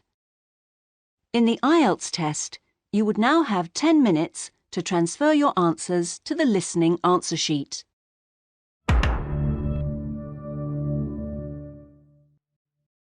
You will see that there is an example that has been done for you. On this occasion only, the conversation relating to this will be played first. Good morning, Sidmouth Museum. Can I help you? Oh, yes. Good morning. I'm interested in the children's workshops, and I'd like a little more information, please. Do you mean the art and craft workshops? Yes, a friend of a friend mentioned them. The children do painting and make models and so forth. Yes, of course. Where to begin? First of all, as you probably know, they run every Saturday. The workshops are organised every Saturday, so Saturday has been written in the space. Now we shall begin. You should answer the questions as you listen, because you will not hear the recording a second time. Listen carefully and answer questions 1 to 5. Good morning, Sidmouth Museum. Can I help you? Oh, yes. Good morning. I'm interested in the children's workshops, and I'd like a little more information, please. Do you mean the art and craft workshops? Yes, a friend of a friend mentioned them. The children do painting and make models and so forth. Yes, of course. Where to begin? First of all, as you probably know, they run every Saturday. Fine. And what about ages? Well, all ages from 5 upwards are welcome, though we do ask that children below 8 years of age are accompanied by an adult. Fine. That wouldn't be a problem. What about cost? Well, I think you'll find them very reasonable. It's £2.50 a child, with 80 pence off for 2 or more children from the same family. Oh, yes. Very reasonable. And are they held in the main museum? Not exactly. They're nearby. Could you give me the full address? I don't know the area very well. Yes. It's Winter House. Right. And that's in Tamer Street. Could you spell that, please? Yes. Tamer Street. Lovely. And I do need to tell you that there's a security entrance, so you need to press the green button for someone to let you in. Don't press the red button, please. But don't worry, it's all clearly labelled. Okay. And one more question. Is parking available nearby? We're driving in from out of town. Your best bet is to leave your car at the back of the library. On a Saturday morning, there are plenty of spaces there. It's right next door to the museum. And can I ask about booking places? Yes, and I must tell you, you really should book by calling the education department here. Oh, I'm sorry. Should I have rung them instead of the main museum number? No, that's fine this time. Please don't worry. But for future reference, I'll give you the direct number. It's 200-765. Great. I've got that. Before you hear the rest of the conversation, you have some time to look at questions 6 to 10.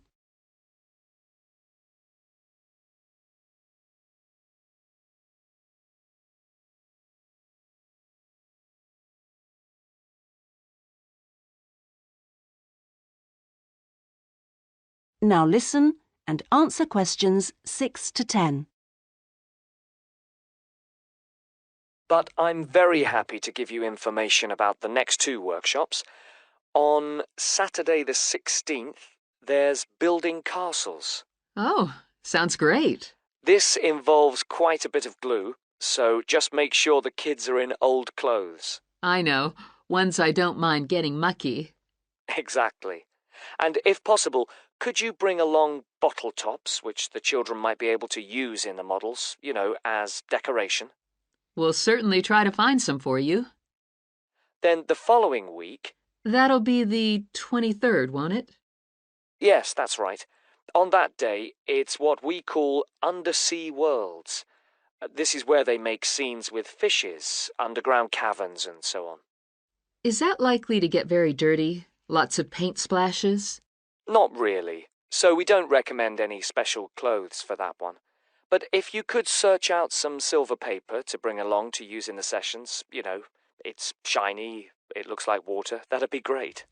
Yes, of course. We'll see what we can come up with. Well, thank you ever so much for all your help. The sessions sound really good, and I'll certainly book up for the next 2. Lovely. Thanks very much for ringing. Bye. Bye-bye. That is the end of section 1. You now have half a minute to check your answers.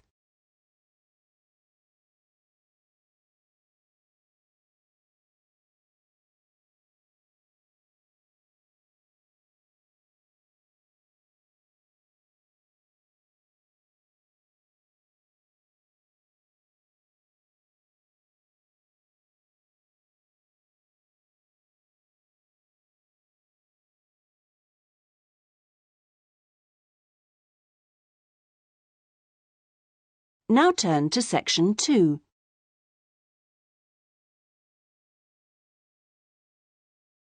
Section 2. You will hear a customer services official giving information to a passenger at a railway station in a town called Trebirch.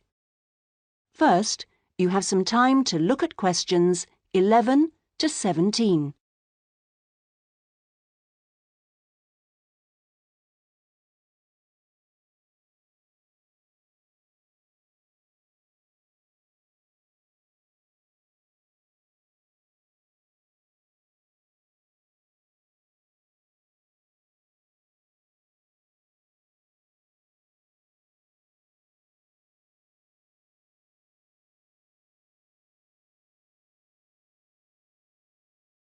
Now listen carefully and answer questions 11 to 17. Hello. My family and I are staying here in Trebirch for a week or 2, and we wanted to know about the train services. We're hoping to do a few local trips. OK. Well, I can give you lots of details about all the trains going from Trebirch in the southwest. This leaflet will be very helpful, but I can tell you some of the main things. We've got 2 main train stations in the town. King Street is for local commuter lines and regional services. What about trains to London? I'll need to go there on business for one day. Then you need to go to Central Station. That's for all the national services. There are regular trains to London.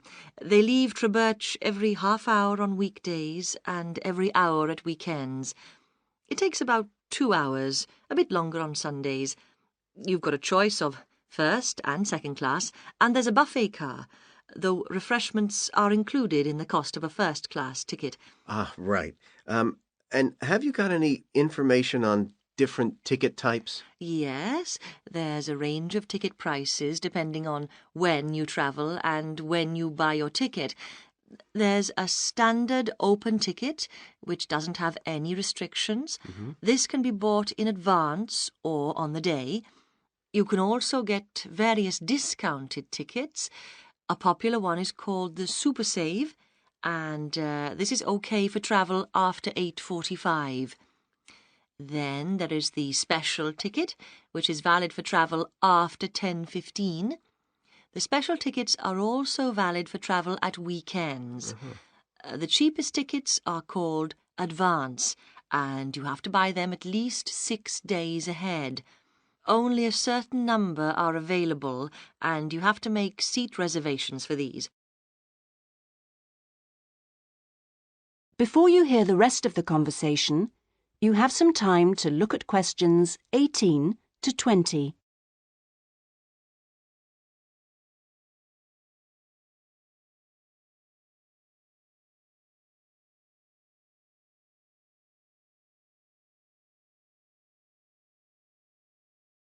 Now listen and answer questions 18 to 20.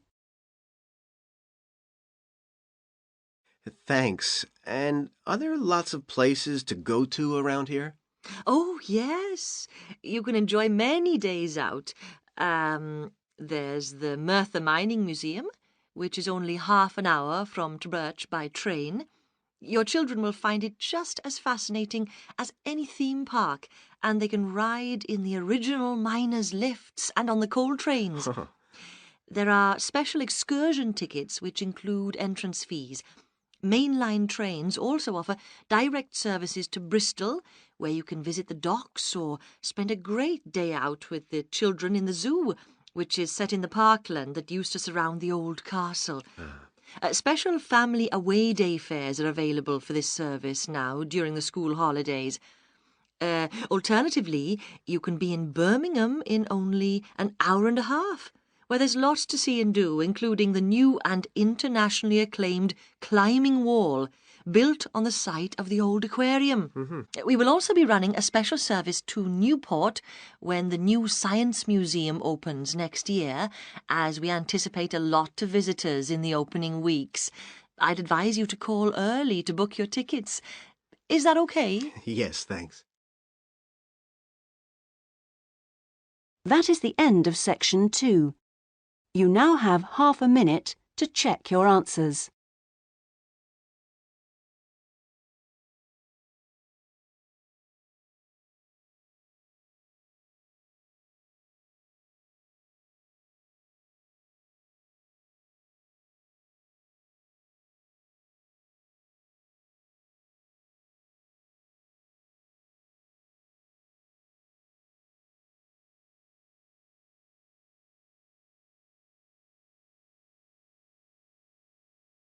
Now turn to section 3.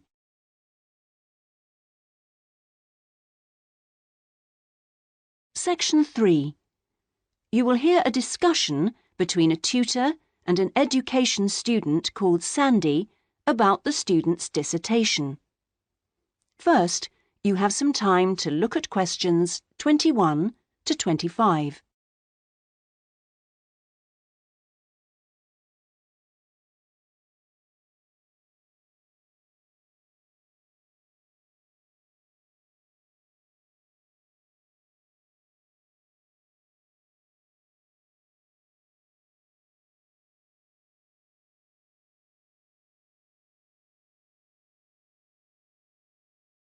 Now listen carefully and answer questions 21 to 25. Hello, Sandy. How have you been getting on with your dissertation? Fine. And I've been working hard on the various action points we agreed on our last tutorial. Do you want to talk me through what you've done? Yeah, sure. Well, we agreed on 3 main targets for me to aim for. The first one was to find out about suitable data analysis software. Yes. And what I decided to do was to look through catalogues specialising in IT. That's a good idea. What did you come up with? I found the names of 2 promising ones. Right. But I also thought it'd be worthwhile talking to a lecturer. Oh, right. Who did you see? Jane Prince. Do you know her? She's in the computer centre? Yes, of course. She's the new head. Yes, well, she was very helpful. Oh, that's good. Did she suggest anything in particular? Yeah, she recommended software called VVAT and said I should book up for a couple of practice sessions using VVAT. Great. I'm sure you'll find them useful. And, of course, the second target was to draw up a survey checklist, which Yes, you emailed me it last week. Have you had a chance to look? Of course. I think it's good. Very much on the right lines. I'd say your first 2 sections are spot on. I wouldn't suggest that you change anything there, but in section 3 you really do need to have questions on teaching experience. Yeah, I was thinking that section looked a bit short. Right. And my third target was do further reading on discipline. Oh, yes. I mentioned a couple of writers, didn't I? Yes, well, I got hold of the Banerjee, and I thought that was excellent, but I'm afraid I didn't manage to get hold of the essays about classroom management. You know, the ones by Simon Erickson. The bookshop said it was out of print, and the library doesn't have a copy. Oh, right. And I'm afraid I've lent my copy to another student. What I suggest you do is try the library again. This time apply for it through the service called Special Loans. Have you done that before? You're entitled to 6 books a year. Yes. no problem. That's what I'll do. So, lots of useful work done. Before you hear the rest of the conversation, you have some time to look at questions 26 to 30.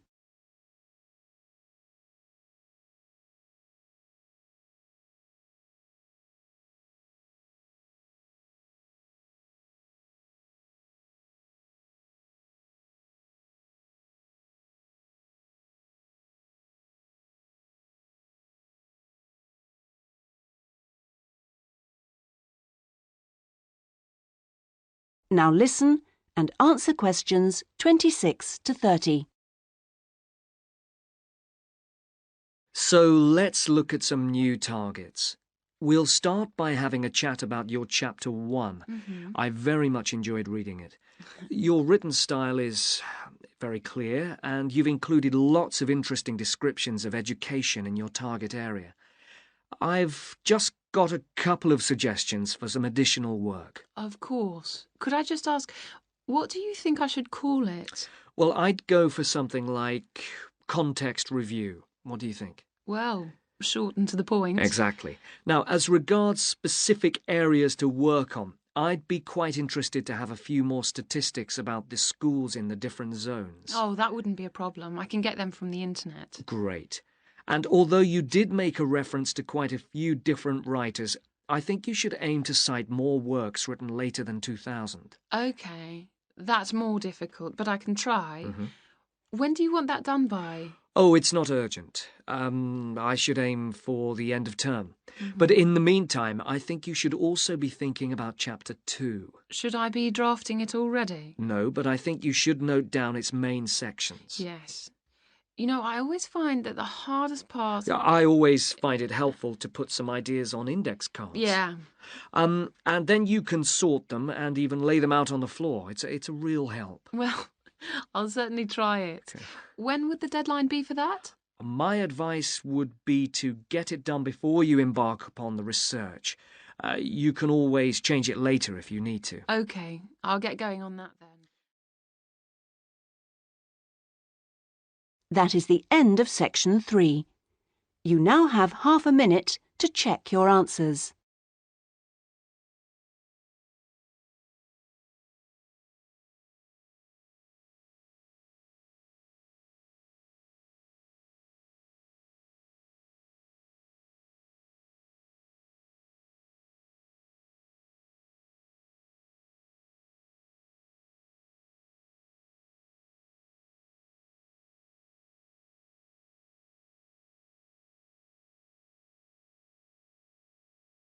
Now turn to Section 4.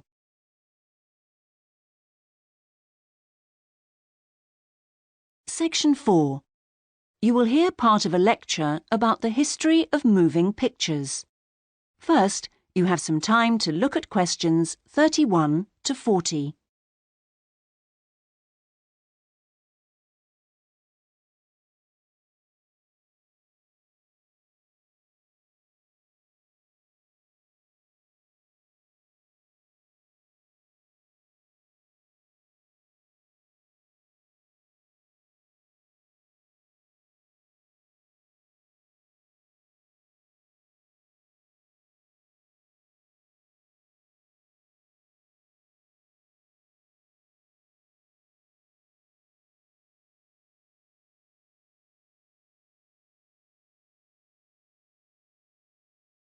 Now listen carefully and answer questions 31 to 40.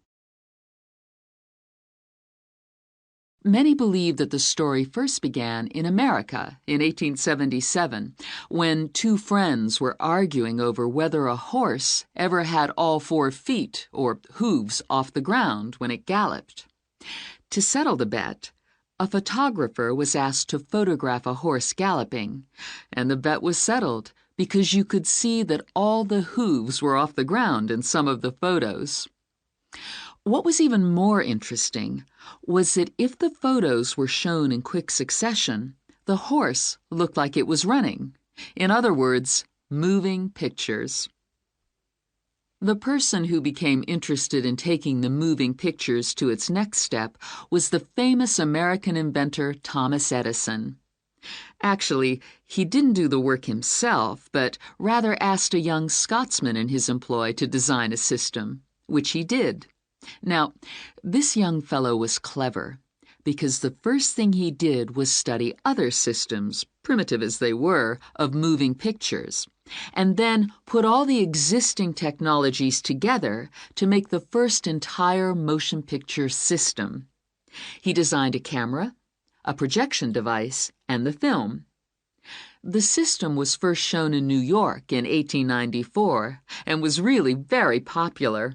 Apparently, people lined up around the block to see the wonderful new invention.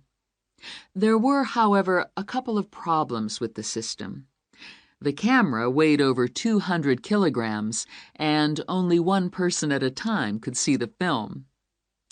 Well, now, news of the new system in America traveled fast, and a number of rival European systems started to appear once people had heard about it. The single problem with all the systems was they couldn't really project the film onto a screen, so more than one person could see it. Then, in 1895, 3 systems were all developed, more or less at the same time and independently of each other. I guess the most famous of these was by the Lumière brothers from France, and they called their system the cinematograph, which of course is where the word cinema comes from. There were also 2 brothers in Germany who developed a successful system, and they called it a bioscope. Well, now once the problem of projection had been solved, the next challenge for the inventors was to make the films longer and more interesting. A continuing problem at the time was that the films had a tendency to break when they were being played, a problem which was caused by the tension between the 2 wheels, or reels as they are called, which hold the film. Now, this problem was solved by 2 American brothers. They developed the Lantham loop, which was the simple addition of a 3rd reel between the 2 main reels, and this took all the tension away, with the result that the film stopped snapping.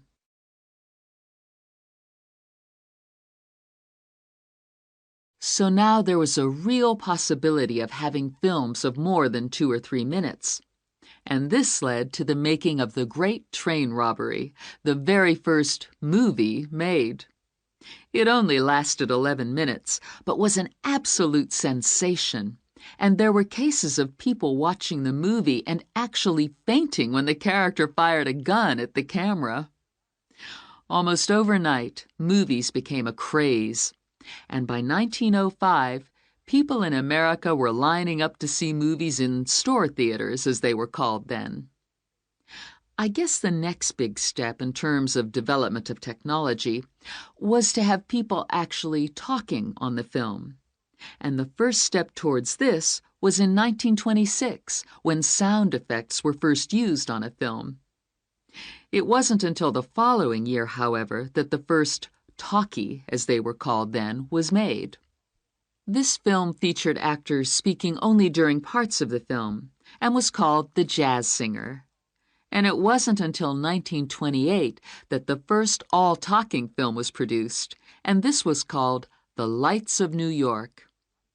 Unfortunately, the sound on this early film was not very good, and I believe they put subtitles on the film. That is, they printed the dialogue along the bottom of the film to compensate for this poor sound quality. Now, with the addition of sound, moving pictures became far more difficult to make. That is the end of section 4. You now have half a minute to check your answers.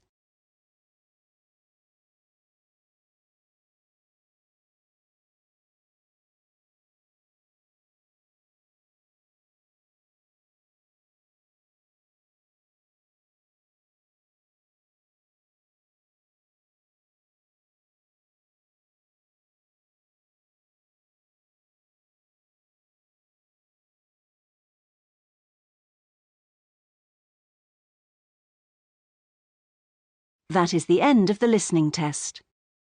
In the IELTS test, you would now have 10 minutes to transfer your answers to the listening answer sheet.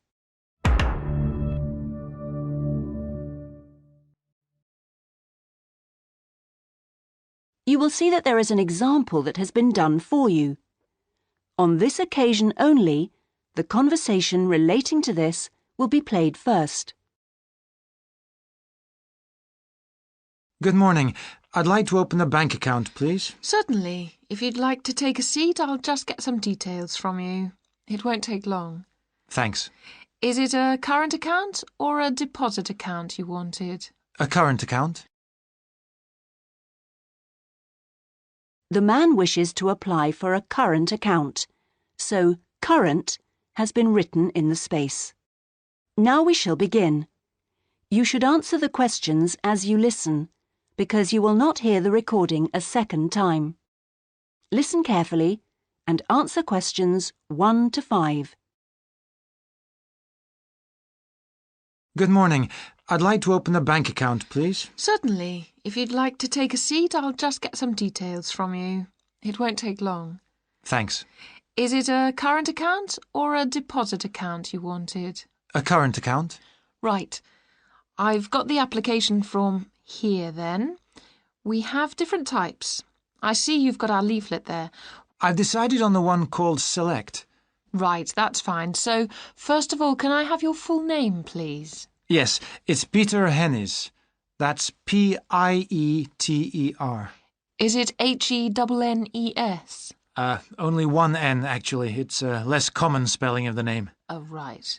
OK. And what's your date of birth, please? The 27th of the 1st, 1973. Right. And will this be a joint account? No, just myself. OK, fine. And where are you living, Mr. Hennies? 15 Riverside. Is that all one word? Yes. Exeter?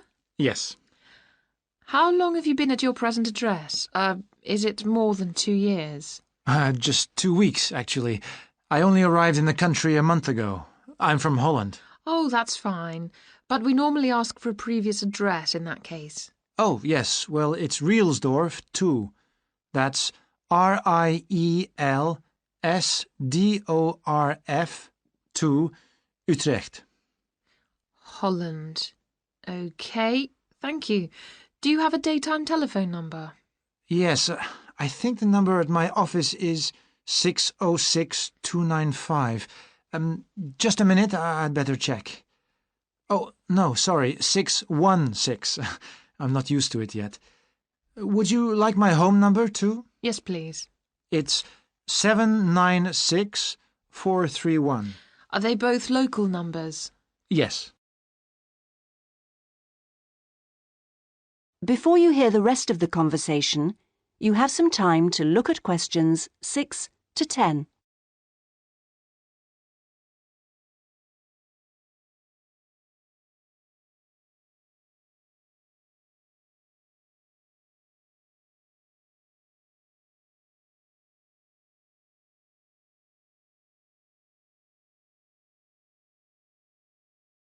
Now listen and answer questions 6 to 10. Right, and your occupation? Well, I'm in Britain as a project manager, but that's not my main job. I'm an engineer by profession. I see. I think I'll put that then. It's shorter. Now, we usually ask for a piece of information which we can use to check your identity for security reasons. You know, if you phone us. Like my wife's first name? Mother's might be better. It's less likely to be known. OK, hers is Siti. Siti? Yes, S-I-T-I. It's Indonesian. Fine. And how much would you like to open your account with? We usually ask for a minimum sum of £50. That's about €75. Well, I'm going to transfer €2,000 from my Dutch account, just till I get paid. In fact, I wanted to ask you about that. What's the best way to do it? It depends which bank you're with. It's the Fransen Bank in Utrecht. OK, fine. I'll check that in a minute. If we have links with them, we can do a direct transfer, but it's not a big problem either way. Let's see. How often would you like to receive statements? I haven't really thought. What's the usual thing? It's up to you. Some people like them weekly. Oh, no, that's too often. Can I have them sent once a month? Yes, that's fine. Is there anything else? I was thinking of registering for your internet service at some stage. Oh, yes. Would you like me to send you information about that? Please, yes. And would you like to receive information about the bank's other services? Insurance, loans, anything like that? I don't think so, thanks. That's okay then. And one last thing. If you agree... That is the end of section 1. You now have half a minute to check your answers.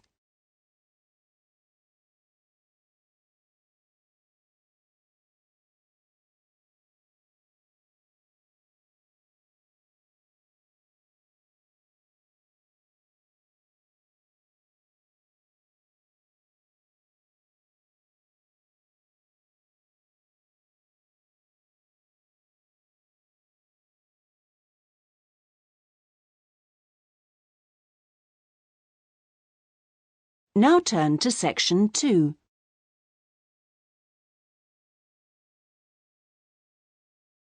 Section 2. You will hear a guide giving visitors to a country house information about the house and gardens. First, you have some time to look at questions 11 to 13.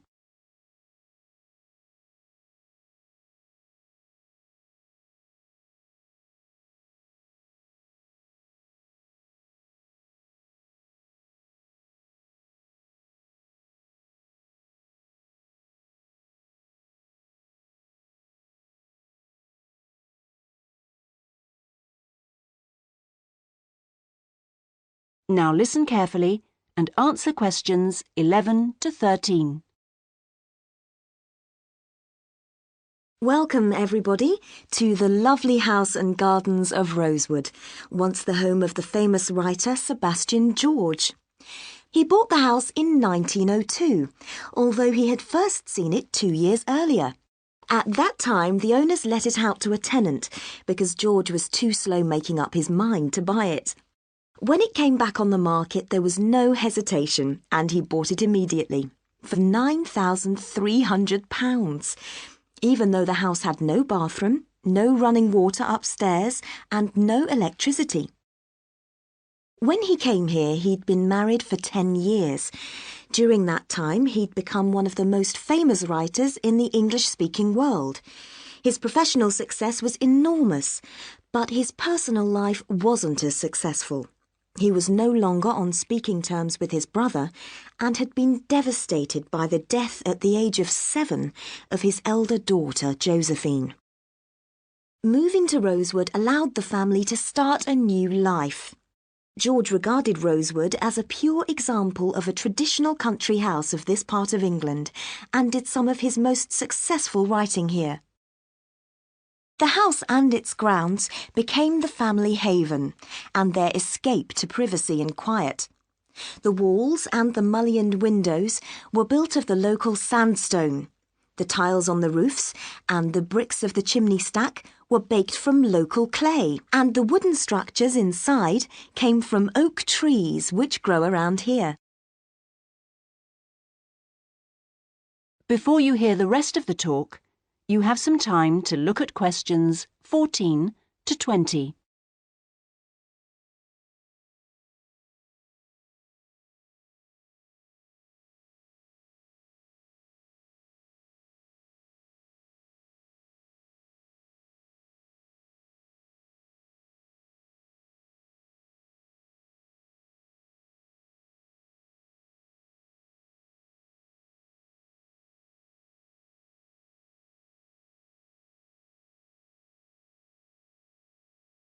Now listen and answer questions 14 to 20. Now, please look at the map I've given you of the house and gardens. We're here at the information centre.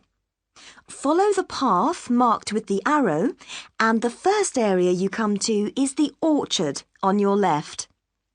As you go further down the path, there's the kitchen garden on the right. And as you go round the first sharp corner, you will find to your left an area where different types of pear tree have been planted, as well as some lovely flowers. And this is known as Pear Alley, designed by George himself. Next to this is the greenhouse, where some exotic plants and fruits are grown. Follow the path round the second corner, and on your right you will see the entrance to the mulberry garden with its 500-year-old tree. Past the mulberry garden, follow the path until you reach the front of the house. I suggest you spend a good hour wandering around this lovely building. A guide takes visitor groups round every 2 hours. If you would like to purchase any of George's books or other souvenirs, then leave the house by the side entrance, where you will find our shop, which is situated between the house and the garage, which contains the magnificent old Rolls-Royce car, which used to belong to George. I expect by this time you may also be in need of a rest and some refreshment. Most visitors are, so why don't you visit the tea room on the far side of the garage? If you have time, there is a lovely walk down towards the River Dudwell. For me, this is the best part of the estate. This isn't on the map, but it is all clearly signposted. You cross the field, which spreads along the banks of the river. In spring, this area is well worth a visit. Spend a minute or two watching the water pass by underneath as you cross the footbridge, and then continue along the river walk through the woodland. On a hot summer's day, the trees along this path provide welcome shade. Eventually, you come to the watermill, which used to provide the electricity for the house, only about 4 hours every evening in George's time. And finally, for those of you who would like to see stunning views of the surrounding countryside and who are a little bit more energetic, when you return from the mill, take the first turning on your left and climb up to the viewpoint. You won't regret it. Enjoy your visit. That is the end of section 2. You now have half a minute to check your answers.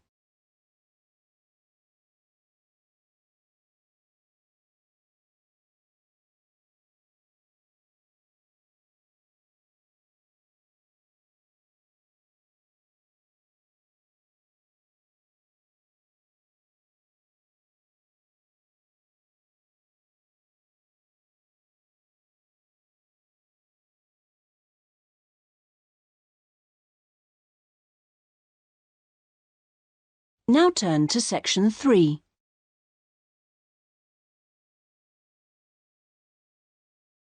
Section 3. You will hear 2 students, Jack and Lucy, discussing a marketing assignment they are working on together. First, you have some time to look at questions 21 to 24.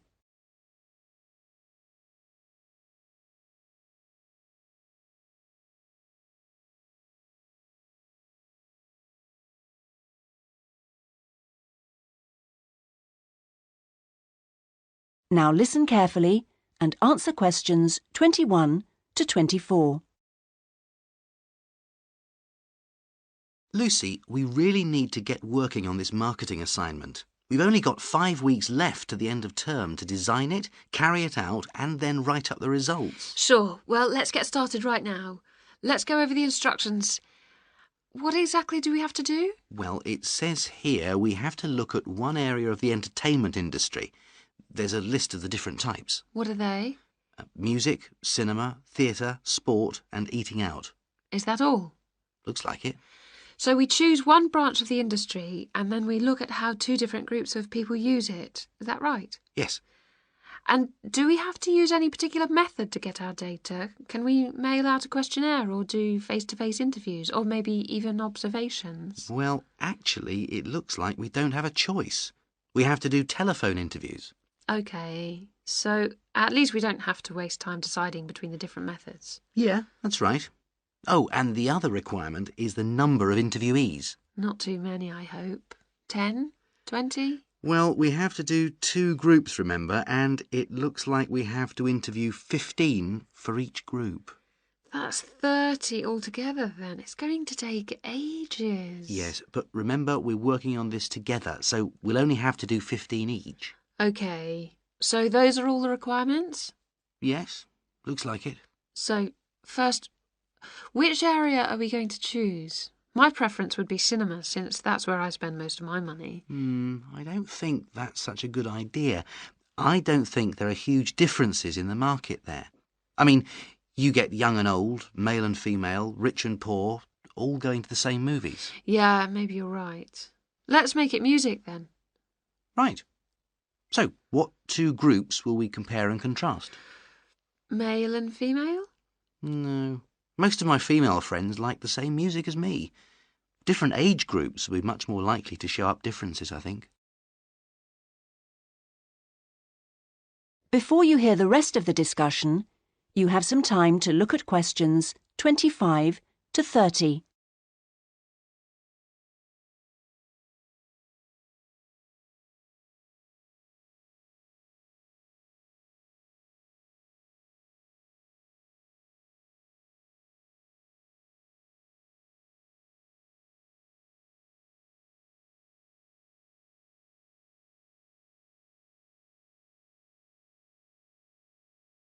Now listen and answer questions 25 to 30.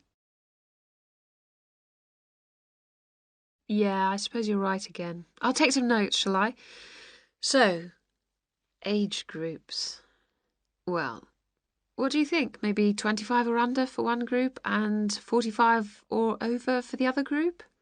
That should show up differences. Right. Okay, next. How about the kind of music they like? Let's give them some choices and then we can just tick boxes. OK, let's have pop, jazz, folk, easy listening. What else? Well, we should include classical. Some people like it, you know. OK, and then we should have how they listen to music. The medium. Right, let's include radio, CD, and then I guess there's TV. What about concerts? You know, in pubs and halls. Oh, yeah, we should include live music, of course. OK, we're on a roll now. Next point could be about where they actually get their music. You mean, like, do they buy it in music shops or department stores? Yes, or download it from the internet. Right. That could be for recorded music. Then we need another section for live music. Where do they go for that? OK, let's say disco, pub, club, concert hall. Or opera house. And I guess we should include karaoke bars. Not many of them in this city. OK, we'll leave that out then. So what's left to do? That's it. Well, now we can make a timescale for doing it. That is the end of section 3. You now have half a minute to check your answers.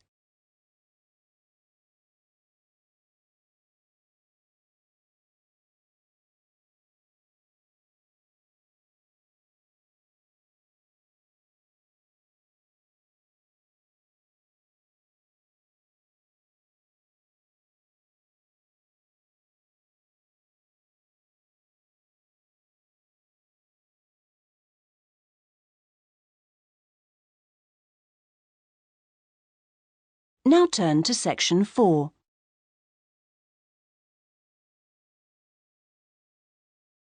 Section 4. You will hear a lecturer talking about farming in ancient Ireland. First, you have some time to look at questions 31 to 40.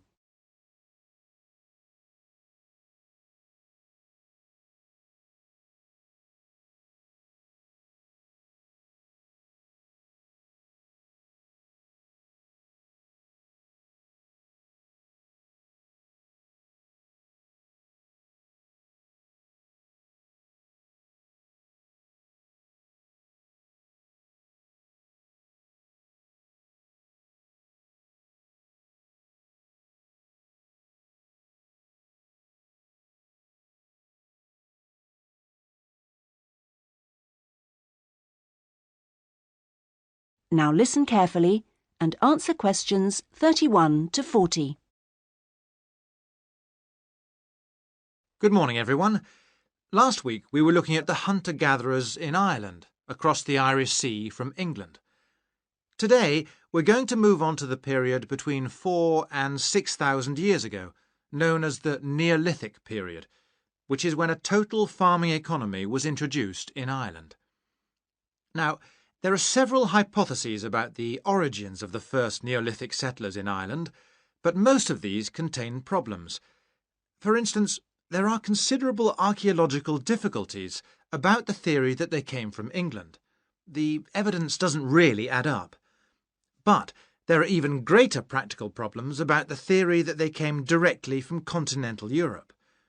For one thing, it's not clear just how sufficient numbers of men and women could have been transported to Ireland to establish a viable population. As you know, the hunter-gatherer economy which existed beforehand was based on small, scattered groups. The farming economy would almost certainly have required much larger communities to do all the work needed to plant and tend sufficient crops to sustain them through the year. The early farmers kept various animals, including cattle and sheep. There's also evidence of pigs, but it is possible that these could have been descended from the native wild species. Now, we know from modern farming that if the level of breeding stock falls below about 300 females, the future of the species locally is at risk. So we must assume that from the beginnings of Neolithic farming, the number of breeding sheep would have considerably exceeded 300, and the national cattle herd must have been of a similar size. The question is how these were brought to the area and where they came from. It's usually suggested that the Neolithic settlers used skin-covered boats to transport livestock, but this method would have severely restricted the range of the colonizing fleets. The sheer volume of animal transport necessary means it's unlikely that this livestock could have been brought from anywhere further than England. What about crops? Well, two main cereal crops were introduced to Ireland during this time, wheat and barley, both in several varieties. The main evidence for their presence consists of impressions on pottery, where a cereal grain accidentally became embedded in the surface of a pot before it was fired. The grain itself was destroyed by the firing, but it left an impression on the pot which could be studied and identified by botanists.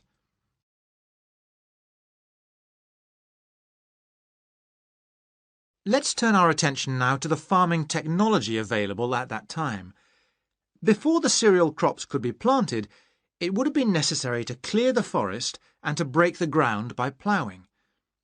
The stone blade of a plough has been discovered during excavation in County Mayo in Western Ireland.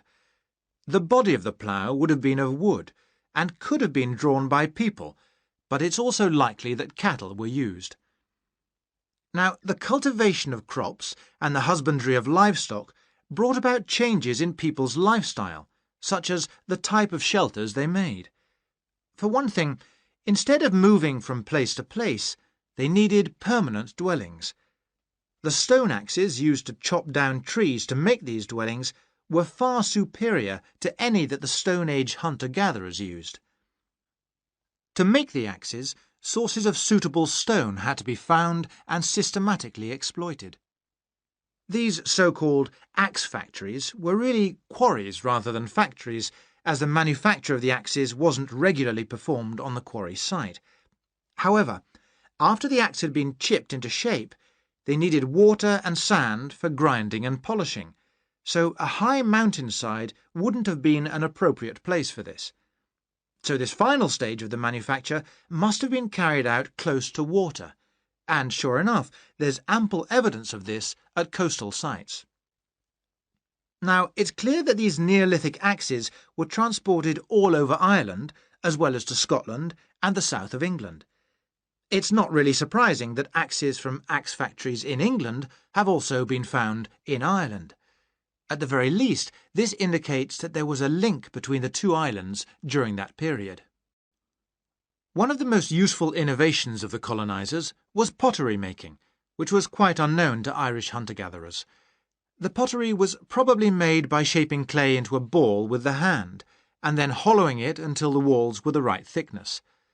After firing, the outside was often polished. This would have helped the pots to retain water, as they weren't glazed. Now, we know that the clay used usually came from local sources, which suggests that manufacture was on a fairly small scale, even though thousands of fragments are usually found at Neolithic sites. In the course of time, decoration began to appear. At first, this looked like a series of stitches and was just around the tops of the pots. This could have been an imitation of earlier vessels, which were made of leather sewn onto wood. Then, eventually, pots with decoration all over became much more... That is the end of section 4. You now have half a minute to check your answers.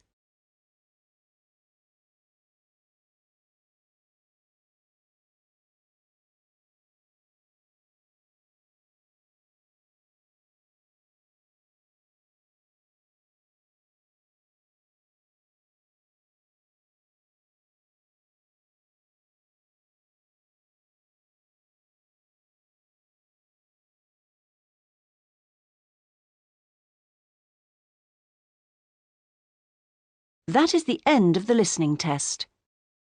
In the IELTS test, you would now have 10 minutes to transfer your answers to the listening answer sheet.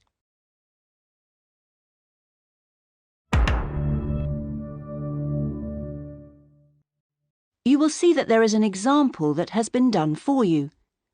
On this occasion only, the conversation relating to this will be played first. Conference centre reservations. Good morning. Hi, I'm interested in the computing conference next month. Future directions in computing? Yes, that's right. The title of the course is Future Directions in Computing, so Future Directions has been written in the space. Now we shall begin. You should answer the questions as you listen, because you will not hear the recording a second time.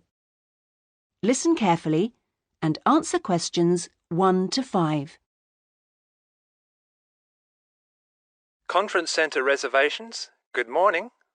Hi, I'm interested in the computing conference next month. Future directions in computing? Yes, that's right. Could I ask you a few questions about it? Of course. Okay. I know the conference is for 3 days, but actually I want to attend on the Friday and Saturday only. Will that work out to be any cheaper? Let me have a look. Well, you could register for the 2 days separately, but that wouldn't actually save you very much, as it still costs £35 for each day. In fact, if you could register for the 3 days, you also get an invitation to a free dinner on the Saturday night, so that's probably the better option. Right, I'll do that. How much will the fees be in that case? It's £75. All right. I'd like to register for the full 3 days. Now, can I pay that by credit card? I'm afraid not. You'll have to send a cheque to us. Or you can pay at the conference office. Fine. So it's probably easiest if I pay by cheque. Now then, what else do I need to arrange? Right. How about accommodation? I guess that's not included in the price. No, I'm sorry, it's not. But we do have a few rooms available for delegates at the conference centre if you'd like. Those are very cheap, but if you're interested, you'll need to book soon because there's always a heavy demand for them. They are only £15 per night, but they are very basic and you'd have to get your own breakfast because they don't provide you with that. But it's very convenient because it's in the same building as the conference rooms. Uh-huh. Or there's a very reasonable guest house which is £25 per night, and I think that includes your breakfast. Is it close to the conference centre? It would be about a 10-minute walk away from here. I see. That sounds quite reasonable. Before you hear the rest of the conversation, you have some time to look at questions 6 to 10.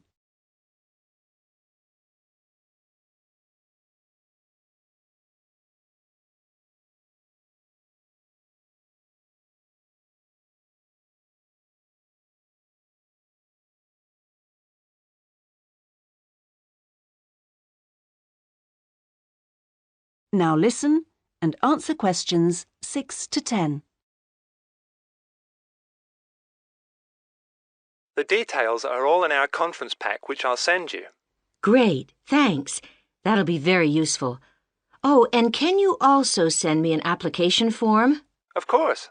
I'll get that in the post to you straight away. Is there anything else? Yes, actually. Can you tell me where exactly the conference centre is? Well, it's on South Park Road, and it's right at the end of the road next to the library. It's a 10-minute taxi ride from the station and will cost you £5. Otherwise, you can take the bus, which runs every half an hour from the station. That's the 21A, and it brings you straight to the conference centre. Right, got that. That is the end of section 1. You now have half a minute to check your answers.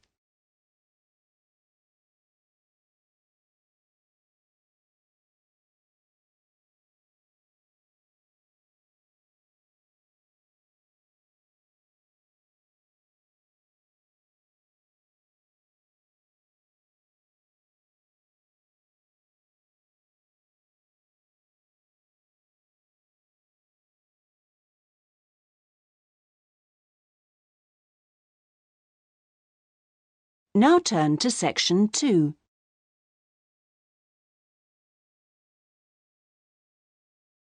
Section 2.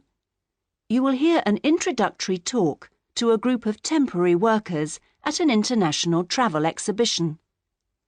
First, you have some time to look at questions 11 to 13.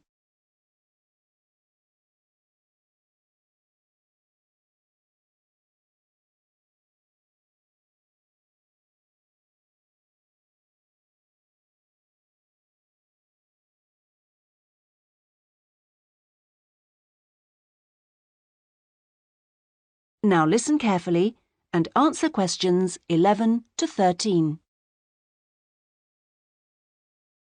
Good morning and welcome everybody. I'm Jenny Stewart and I'm the staff manager here at the Exhibition Centre. We're expecting this year's International Travel Exhibition to attract over 10,000 visitors a day, ladies and gentlemen, and you are among the 200 extra staff recruited to help look after them. Now, to help things run smoothly, we have divided you into 4 teams: the blue team, the green team, the red team and the yellow team. So first, I'll explain how the teams are divided up, and then we'll be giving you colour-coded T-shirts so we can identify you more easily. First of all, those who will be looking after the phones and handling all calls regarding the exhibition, you will be on the red team. Now, we've also put the entrance staff on the red team, and you'll be stamping the entrance tickets and giving out publicity leaflets, OK? Those of you involved in distributing entrance tickets will be on the yellow team, and we've also put those of you who'll be staffing the information booths around the conference centre on the yellow team, so you'll be getting a yellow T-shirt.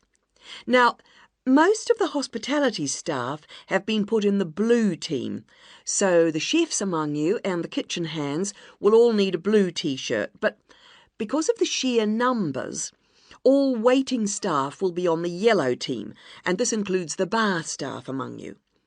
Those who will be monitoring and directing the traffic in the car parks are on the green team, so you'll need to get a green T-shirt. This year, we've also employed a considerable number of attendants to direct the human traffic around the conference centre.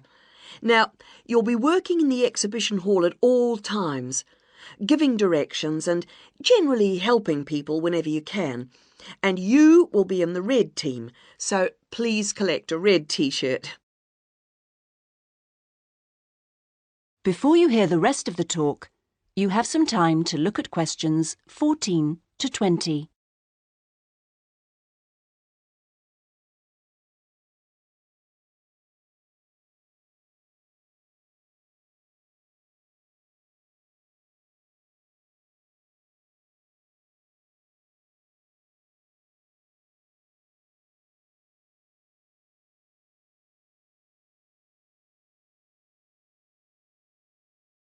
Now listen and answer questions 14 to 20.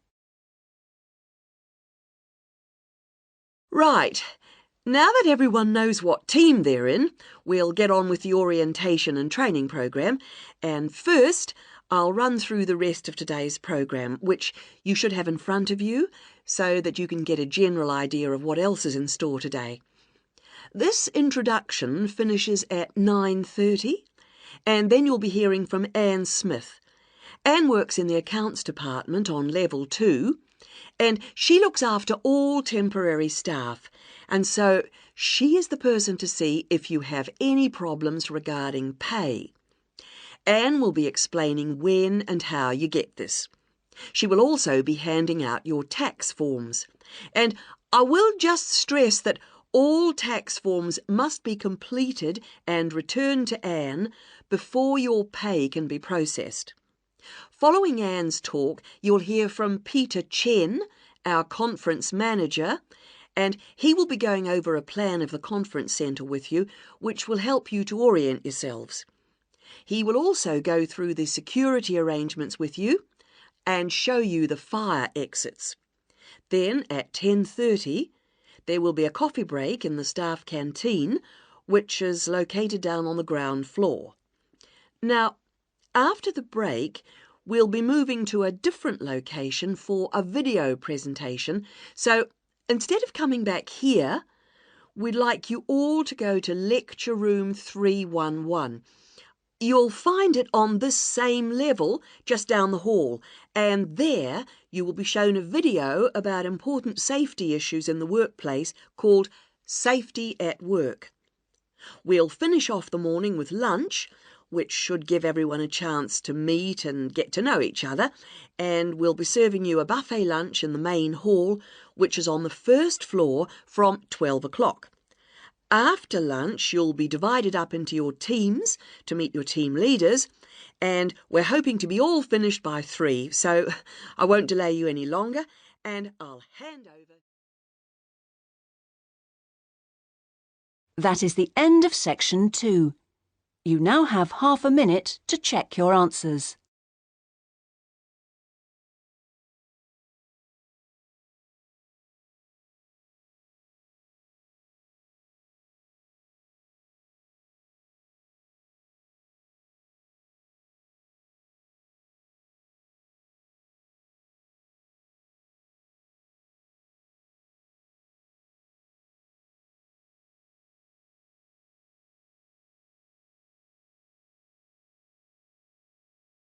Now turn to section 3.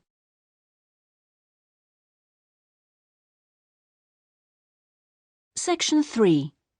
You will hear a conversation between a librarian and an education student. First, you have some time to look at questions 21 to 27.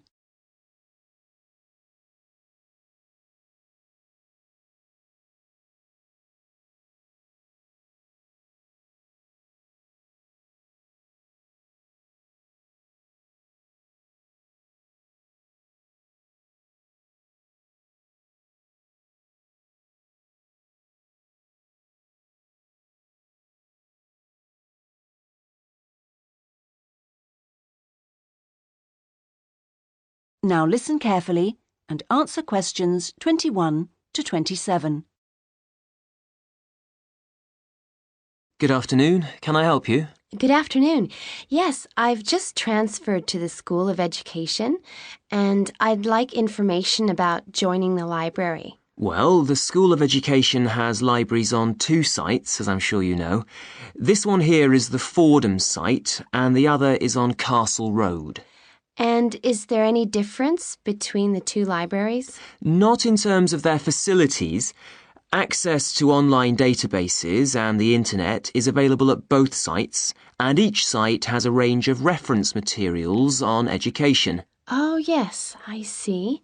But the Castle Road site has books on the sociology of education and a collection of textbooks and teaching resources covering most of the subjects taught in secondary schools. Ah, right. But I'm training to be a primary teacher, so I need to look at materials for the 5 to 11 age group. Then you've come to the right place. At Fordham, we hold material relating to primary education, as well as special needs. But, of course, you'll need to familiarise yourself with both sites to make the most of our resources. You haven't mentioned periodicals. Are they held at both sites? Current issues, yes, but if you want to look at back issues, you'll need to use the CD-ROM databases, which are held here at Fordham. I see. Now, about borrowing books, I'm living out of town, so I'm hoping I can borrow quite a few items and cut down on the number of trips I have to make. Right, well, members can borrow 2 books at a time from each site. Only 2 books? Only 2 from each site, but that's 4 altogether. Oh, I see. And how long can I hang on to them for? The borrowing period is 1 month, but of course books can be renewed. You can renew any item a maximum of 3 times. Do I have to come to the library to do that? No, you can do it by telephone or email, but you can't renew overdue books this way, only before or on the due date stamped in the book. We'll need your full name, your borrower number, and the name of the site library you borrowed the items from. So, theoretically, I can borrow books for up to 3 months. Is that what you're saying? Yes, provided they're not recalled. So, what happens then? Well, sometimes an item is requested by another borrower, in which case we'd send you a letter and you'd have to return the book within 7 working days. Don't forget we're closed on Sundays. Okay. Before you hear the rest of the conversation, you have some time to look at questions 28 to 30.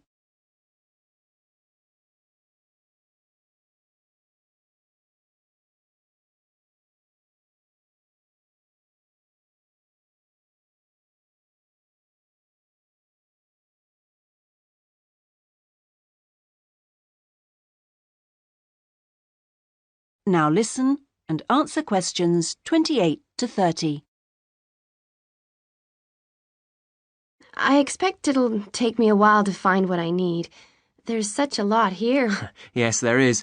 But if you need help getting started, this term we're running 3 study skills workshops. Oh? What are they on? Let me see. The first one's on resources. Yes, here it is. How to use the library's resources. That includes everything, not just the print and technical resources. That sounds useful. Is there anything on using the internet? Let's see. The one on the internet for beginners was last term. This term it's finding research materials online. That sounds interesting too. What's the last one? It's a workshop on dissertations. What do you mean? How to write one? No, it's more to do with academic writing conventions. You know, writing a bibliography and how to refer to sources in your text, that sort of thing.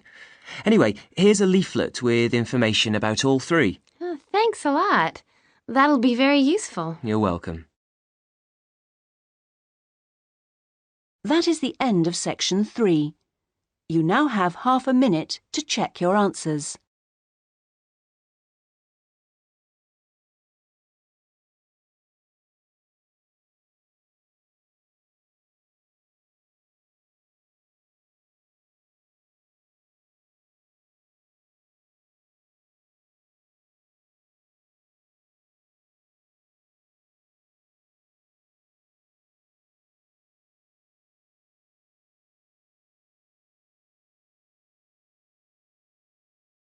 Now turn to section 4.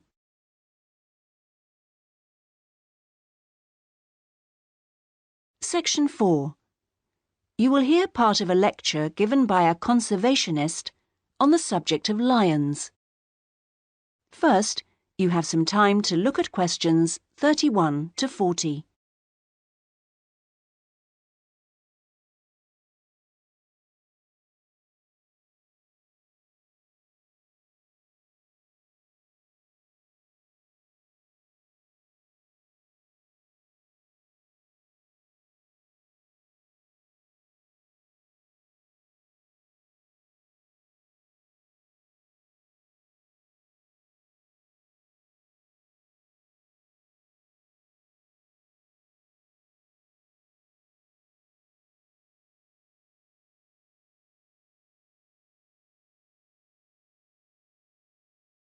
Now listen carefully and answer questions 31 to 40.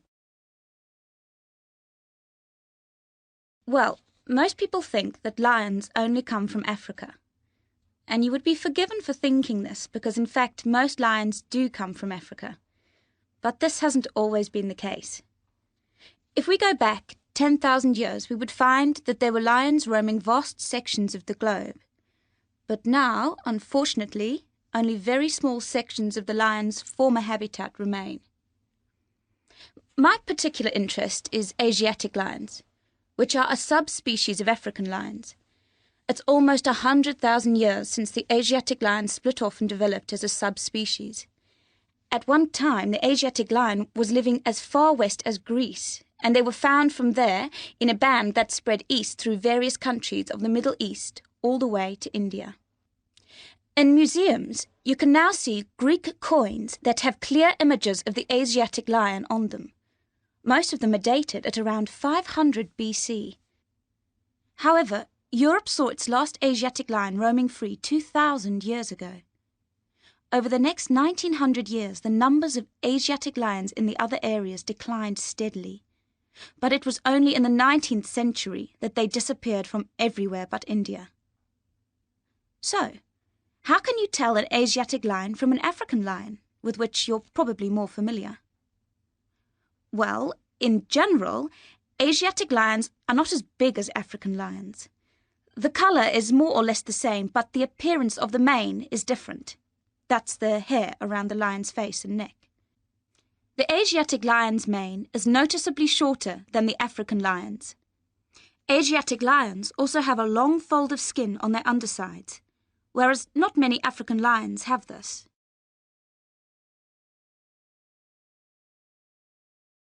Well, I'd like to talk to you now about the Gir Sanctuary in India. That's where I've just come back from. The sanctuary was established specifically to protect the Asiatic lion. It's 1,450 square kilometres in area, and most of it is forest. There are now around 300 Asiatic lions in India, and almost all of them are in this sanctuary. But despite living in a sanctuary, which makes them safe from hunters, they still face a number of problems that threaten their survival. One of these is the ever-present danger of disease. This is what killed more than a third of Africa's Serengeti lions in 1994, and people are fearful that something similar could happen in the Gir Sanctuary and kill off many of the Asiatic lions there. India's lions are particularly vulnerable because they have a limited gene pool. The reason for this is interesting.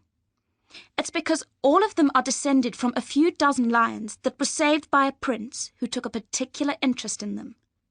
He was very wealthy, and he managed to protect them. Otherwise, they'd probably have died out completely. When you see the Asiatic lion in India, what you sense is enormous vitality. They're very impressive beasts, and you would never guess that they had this vulnerability when you look at them. The Asiatic lions don't have the Gir Sanctuary to themselves, I should add. They actually share it with about 2,000 farmers. A significant proportion of the lion's diet is made up of the livestock of these farmers, goats, chickens, and so on, as much as a third, in fact. And they've even been known to attack humans, especially in times of drought. One final piece of interesting information. In ancient India, one of the greatest tests of leadership for a man was to fight a lion. Now, it seems, in modern India, it will be a great test to see if the lion can be saved. I'm sure this is something that all of you will share concern for too. That is the end of section 4. You now have half a minute to check your answers.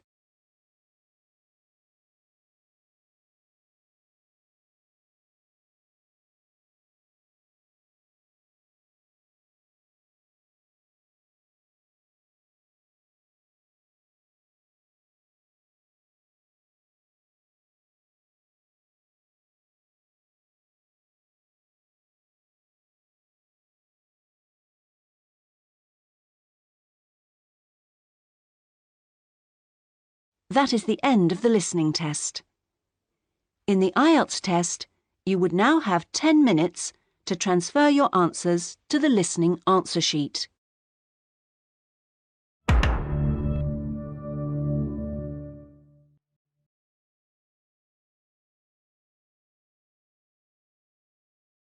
Time for you to read the instructions and questions, and you will have a chance to check your work. All the recordings will be played once only. The test is in 4 sections. At the end of the test, you will be given 10 minutes to transfer your answers to an answer sheet. Now turn to Section 1.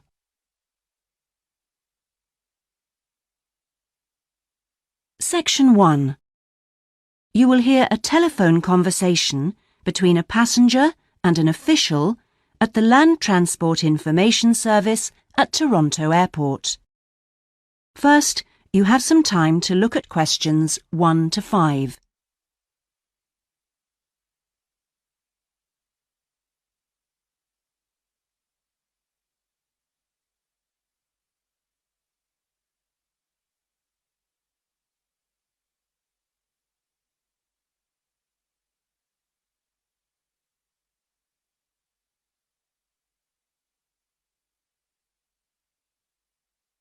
You will see that there is an example that has been done for you. On this occasion only, the conversation relating to this will be played first. Hello, this is Land Transport Information at Toronto Airport. How may I help you? Oh, good morning. I'm flying to Toronto Airport next week and I need to get to a town called, Milton. Could you tell me how I can get there? Milton, did you say? Let me see. I think that's about 150 miles southwest of here. In fact, it's 147 miles to be exact. So it'll take you at least, say, 3 to 4 hours by road. The distance from the airport to Milton is 147 miles, so 147 has been written in the space. Now we shall begin. You should answer the questions as you listen, because you will not hear the recording a second time. Listen carefully and answer questions 1 to 5. Hello, this is Land Transport Information at Toronto Airport. How may I help you? Oh, good morning. I'm flying to Toronto Airport next week and I need to get to a town called, Milton. Could you tell me how I can get there? Milton, did you say? Let me see. I think that's about 150 miles southwest of here. In fact, it's 147 miles to be exact. So it'll take you at least, say, 3 to 4 hours by road. Wow, is it as far as that? Yes, I'm afraid so. But you have a number of options to get you there, and you can always rent a car right here at the airport, of course. Right. Well, I don't really want to drive myself, so I'd like more information about public transport. Okay. In that case, the quickest and most comfortable is a cab, and of course there are always plenty available, but it'll cost you. You can also take a Greyhound bus, or there's an airport shuttle service to Milton. I think for that kind of distance a cab would be way beyond my budget. But the bus sounds okay. Can you tell me how much that would cost? Sure. Let's see, that would be $15 one way or $27.50 return. That's on the Greyhound. Ah, that's quite cheap. Great. Whereabouts does it stop in Milton? It goes directly from the airport here to the city center, and it's pretty fast. But you have to bear in mind that there is only one departure a day, so it depends what time your flight gets in. Ah, of course. Hang on. We're due to get there at 11:30 a.m. Too bad. The bus leaves at 3:45, so you would have quite a wait, more than 4 hours. Oh, I see. Well, what about the shuttle you mentioned? Okay. That's the airport shuttle that will take you from the airport right to your hotel or private address. It's a door-to-door service, and it would suit you much better because there's one every 2 hours. So how much does that cost? Let's see. Yeah, that's $35 one way, $65 return. So I guess it's a bit more expensive than the Greyhound. Oh, that doesn't sound too bad, especially if it'll take me straight to the hotel. But you do need to reserve a seat. Okay. Is it possible to make a booking right now, through you? Sure. Before you hear the rest of the conversation, you have some time to look at questions 6 to 10.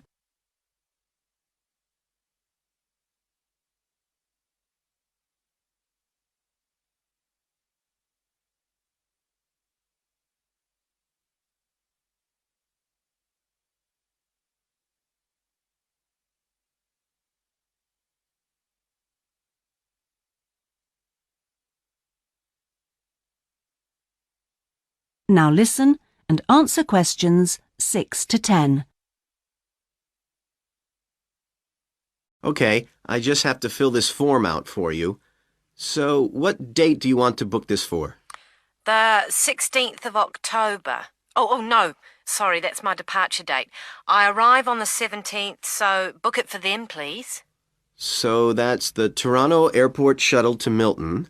And this is for just one person, or...? Yeah, just me, please. Right.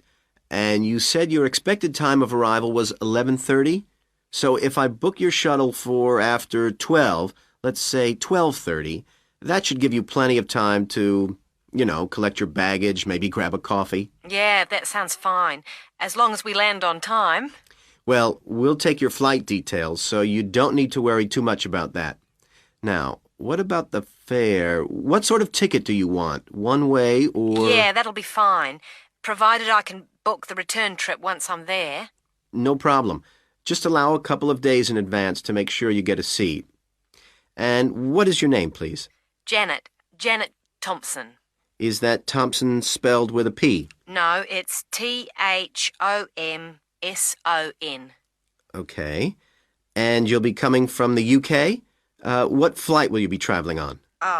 It's Air Canada flight number AC936 from London Heathrow. Right. Now, do you know where you'll be staying? We need to give the driver an address. Yes, it's called the Vacation Motel, and I think it's near the town centre. Anyway, the address is 24 Kitchener Street. That's Kitchener Street. That's fine. Right, so that's $35 to pay, please. Have you got your credit card number there? Yes, it's a Visa card, and the number is 3303 8450 2045 6837. Okay. Well, that seems to be everything. Have a good trip, and we'll see you in Toronto next week. Yes, bye. Oh, thanks for your help. That is the end of section 1. You now have half a minute to check your answers.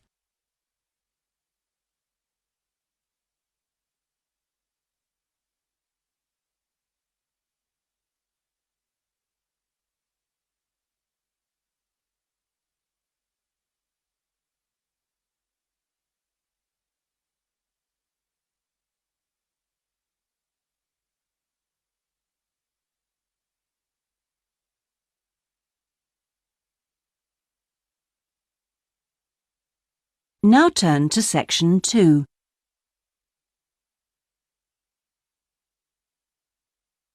Section 2. You will hear a representative from a holiday company called PS Camping giving a talk about the holidays the company organises.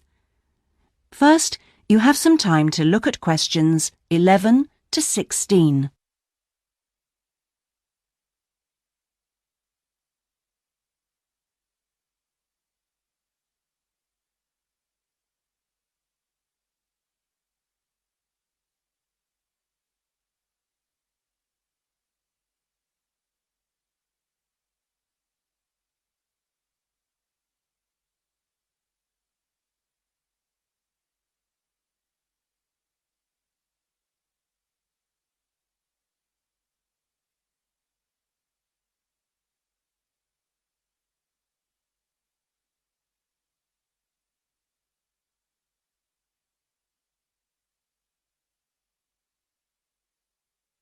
Now listen and answer questions 11 to 16.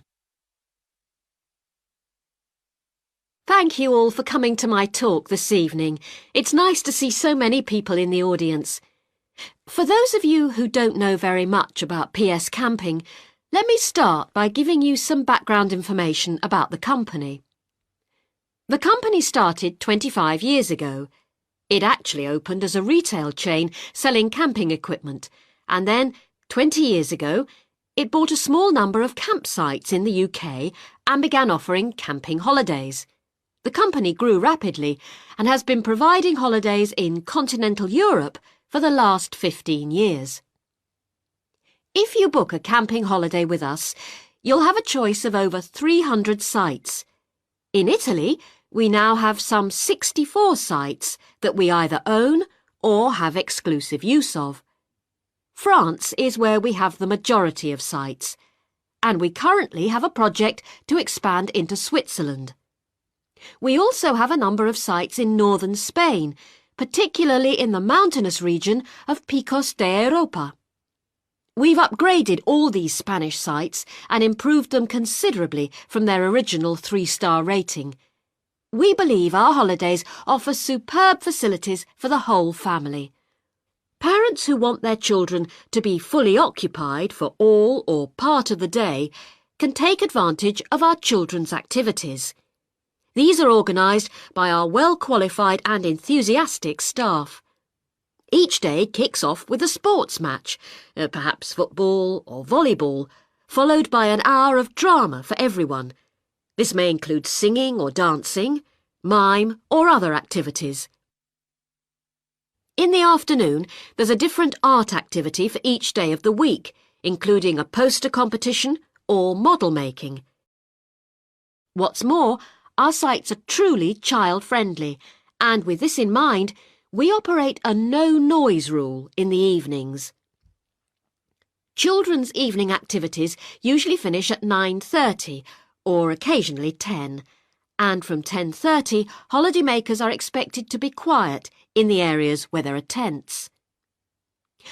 We want nothing to go wrong on a PS Camping holiday, but if it does, we also want all our customers to be insured. If you haven't organised an annual insurance policy of your own, you'll need to take out the low-cost cover we offer, and we require that you arrange this when you make your holiday reservation. There are many advantages to choosing PS Camping and to recommending it to others. As a regular customer, you'll be kept informed of special offers, and your friends can benefit from 10% off their holiday, or book a luxury tent for the price of a standard one. In return, we'll send you a thank you present, which you can choose from a list of high-quality items. Before you hear the rest of the talk, you have some time to look at questions 17 to 20.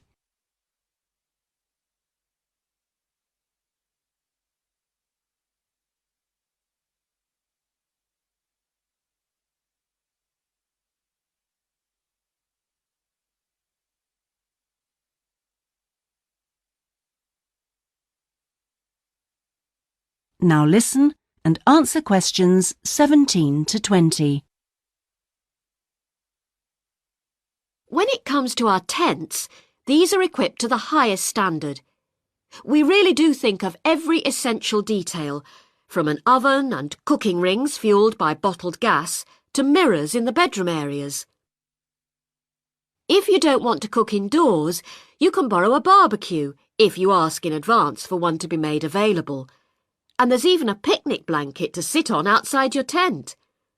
Inside, a box of games and toys can be found, and children's tents can be hired if required. All tents have a fridge, and if you want to spend the day on the beach, for example, ask for a specially designed PS Camping cool box, which will keep your food and drinks chilled. There are excellent washing facilities at all our sites, with washing machines and clothes lines in the central areas, along with mops and buckets in case your tent needs cleaning during your stay. All sites have a cafe and/or a shop for those who'd rather eat in than dine at a local restaurant.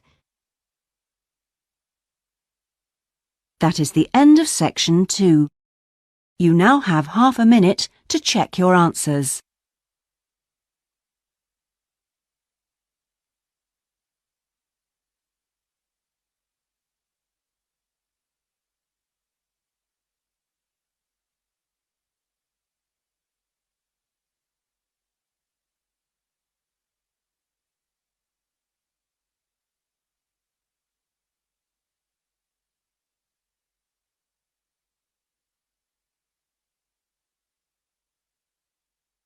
Now turn to section 3.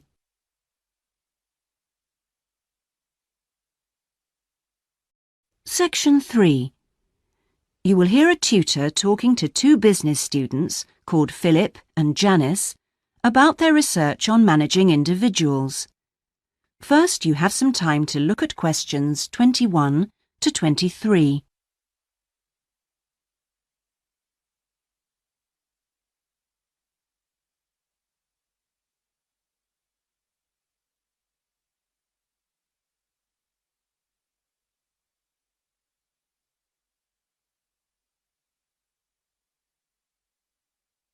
Now listen carefully and answer questions 21 to 23. Well, you've both been looking at different styles of managing individuals in companies and the workplace. How's the research going, Philip? Well, I've been looking at why individualism, individual differences, are such an important area of management studies. When you think about any organisation, be it a family business or a multinational company, they're all fundamentally a group of people working together. But it's what these individuals contribute to their places of work that makes you realise how important they are. Of course, they bring different ideas, but it's also their attitudes and their experiences of learning. Diversity is important in these areas too. So why do people behave so differently from one another at work? There are lots of reasons, but research has shown that a lot of it comes down to personality. And the other factor is gender. It's a well-known fact that men and women do lots of things in different ways, and the workplace is no different. Did you look at the effects of this variation on companies? Yes, I did. On the positive side, exposure to such diversity helps encourage creativity, which is generally an asset to a company. But unfortunately, individual differences are also the root of conflict between staff, and they can lead to difficulties for management, which can sometimes be serious. Before you hear the rest of the conversation, you have some time to look at questions 24 to 30.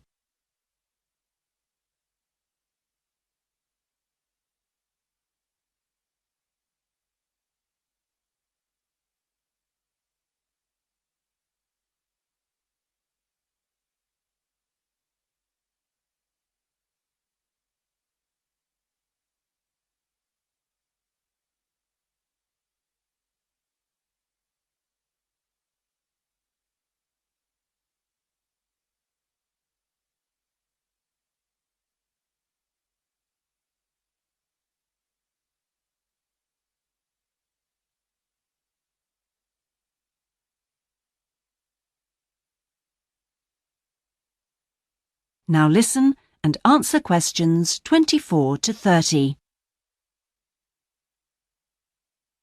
Thanks, Philip.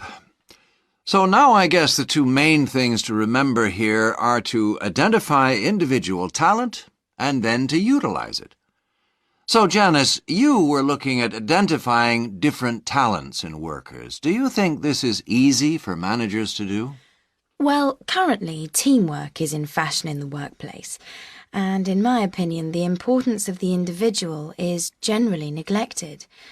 What managers should be targeting is those employees who can take the lead in a situation and are not afraid to accept the idea of responsibility. That's true, Janice, but unfortunately many managers think the entire notion of encouraging individuality amongst their staff is far too hard. Yes, that may be true, but I think one of the most important tasks of managers is to consider the needs of the individual on one hand and group cooperation and conformity on the other. It requires creative thinking on the part of management to avoid tension. So, Janice, what kind of people do you think companies should be looking for? Well, it has to start from the very beginning, when companies are looking for new employees. When the personnel department is choosing between applicants, they need to look for someone who's broken the mould and can think for themselves. Instead, people making these decisions often use a range of psychological tests to see if a person is a problem solver or will do as they're told. I'm not convinced these qualities are actually the most important. So do you think being a good team player is overrated? No, it's not overrated. You do need to learn the rules and learn them fast. No individual can get around this if you're working in an organisation. So how should managers deal with this? Rewards. When an individual demonstrates the behaviour the organisation expects, some kind of incentive can be given. What's important here is that this happens right at the beginning, so new recruits learn the rules of the system immediately. Also, the incentive should be something the individual actually wants, and this isn't always just money. To come back to you, Philip, you were saying that recognition of good performers is essential. Now, what else should managers be looking for? Well, managing people means you not only have an understanding of your employees, but you also recognise the culture of the organisation. In fact, for some organisations, creativity and individuality may be the last thing they want to see during working hours. Very true. Yes, but managing people isn't as easy as it looks. For example, change in the workplace can be quite tricky, especially if there's a need to increase profit. And at times like these, managers may have to give priority to profit rather than individual staff needs. Yes, and that creates difficult situations for people. Yes, but what's important is that managers are able to deal with quite high levels of personal stress. During times of change, they should be thinking not only about the strain on their staff, but take time out to think of themselves. Absolutely. So, what are the implications of that? That is the end of section 3. You now have half a minute to check your answers.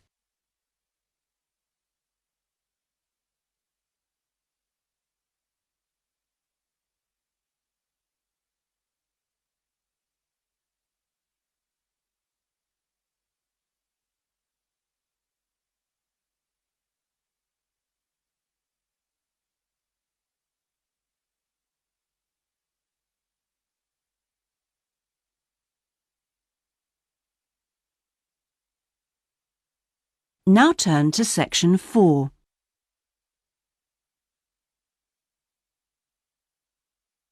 Section 4. You will hear part of a lecture about cave paintings and other types of rock art. First, you have some time to look at questions 31 to 40.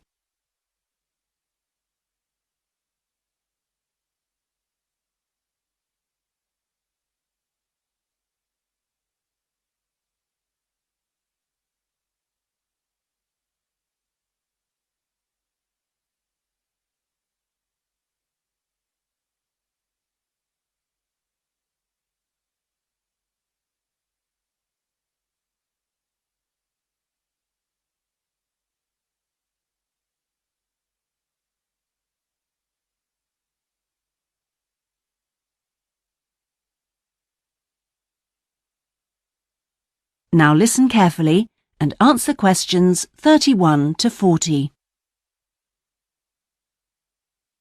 Good afternoon, everyone. This is the first seminar in preparation for our archaeological fieldwork in Namibia. We are fantastically lucky to have received partial research funding for this trip from our institute, so I shall expect 200% attention and participation from you all. First in this seminar, I'm going to give a brief introduction to contemporary research on rock art. And in the second part, I'm going to give you some do's and don'ts for our fieldwork trip in April. So please listen very carefully. I'm first going to focus on the interpretation of rock art in Namibia. We are very fortunate to be going to an area where you can find some of the most important sites in the entire world. And I hope to show you how easy it is for everyone to make mistakes in looking at cultures which are different from our own, the first and most important lesson we have to learn. In Namibia, there are both paintings and engravings. That's where the surface of the rock is cut out. Many of the engravings show footprints of animals, and most scholars used to think that the purpose of these was simple and obvious. This rock art was like a school book with pictures to teach children about tracks, which track belonged to which animal, giraffe, lion, and so on. But there were some mysteries. First, when you look at a typical Namibian painting or engraving, you see the tracks are repeated. There are dozens of tracks for the same animal. Well, you'd expect just one clear illustration if the the aim was to teach tracking. Now, there were two more problems. Why are some of the engravings of animals very accurate, as you'd expect, all clearly identifiable, and others quite unrealistic? And another mystery. Some of these unrealistic animals, that's in the engravings, seem to be half human. Some, for example, have got human faces. Many researchers now think that these were pictures the wise men engraved of themselves. They believed they could use magic to control the animals they had drawn, so the hunters could then catch them for food.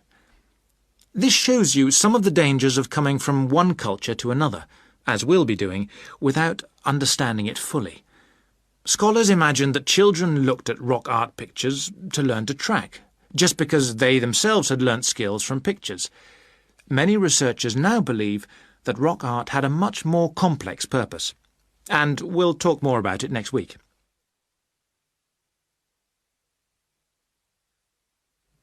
Now, before I invite you to join in a discussion in this second part of the seminar, I'd like to make some very important points about our fieldwork, and in fact any field trip to look at rock art.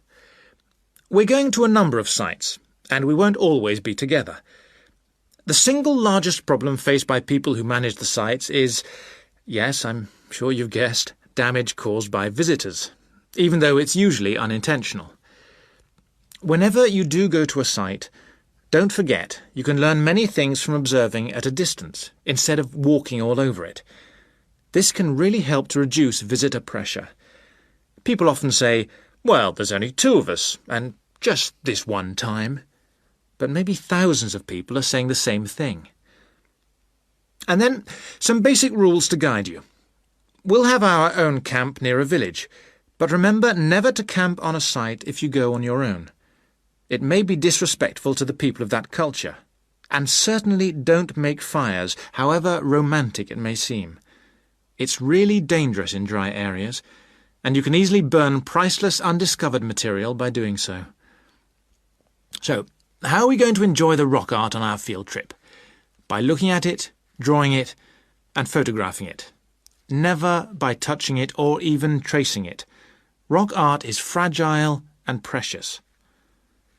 Remember that climbing on rocks and in caves can destroy in a moment what has lasted for centuries. So no heroics in Namibia, please. Try to be extra careful and help others to be too. Oh, and lastly, please don't even move rocks or branches to take photographs. You should leave the site intact. I'm sure I can rely on you to do that. Well, that's about all I want to say before today's first discussion. But if you have any questions, please ask them now. Oh, and don't forget you'll find some fascinating information about worldwide sites on the internet. Right, first question then. That is the end of section 4. You now have half a minute to check your answers.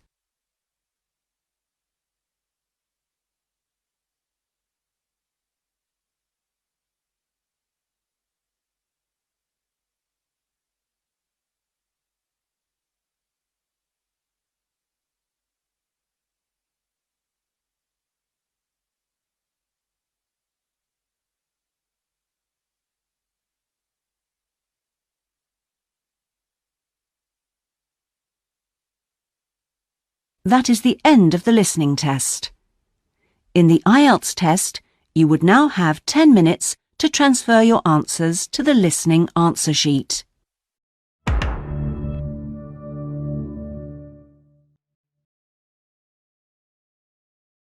Test 2.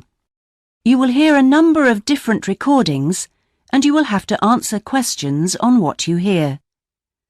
There will be time for you to read the instructions and questions, and you will have a chance to check your work. All the recordings will be played once only.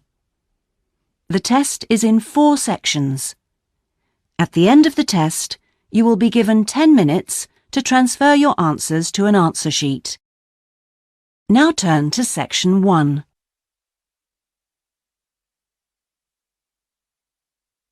Section 1. You will hear a telephone conversation between a customer and a representative of an insurance company.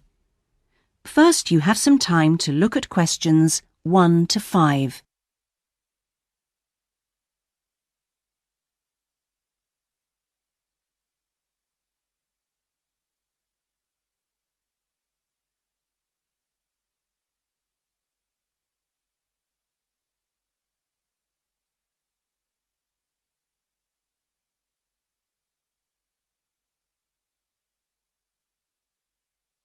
You will see that there is an example that has been done for you. On this occasion only, the conversation relating to this will be played first.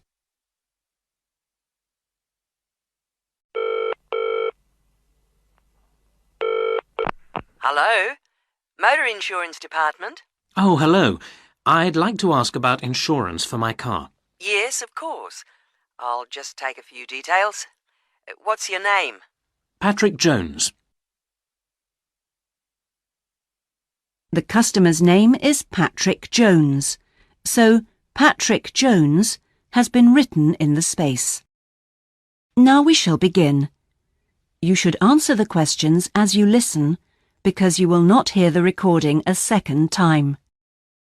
Listen carefully and answer questions 1 to 5.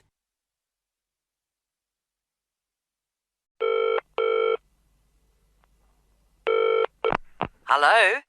Motor Insurance Department? Oh, hello. I'd like to ask about insurance for my car. Yes, of course. I'll just take a few details. What's your name? Patrick Jones. And your address? It's 27 Bank Road.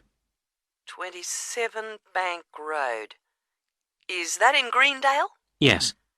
And what's your daytime phone number? My work number is 730453. And could I ask what your occupation is? Dentist. OK. Now, a few details about your car. What size is the engine? It's 1200 cc's. Thank you. And the make and model? It's a Houghton Sable. Could you spell the model name, please? Yes. S-A-B-L-E. Oh, yes. Thanks. And when was it made? 1997. Lovely. Right. I presume you've had a previous insurer? Yes. Right. We need to know the name of the company. Yes, it was Northern Star. Thank you. And have you made any insurance claims in the last 5 years? Yes, one in 1999. And what was the problem? It was stolen, but... That's fine, Mr. Jones. That's all we need to know at the moment. Before you hear the rest of the conversation, you have some time to look at questions 6 to 10.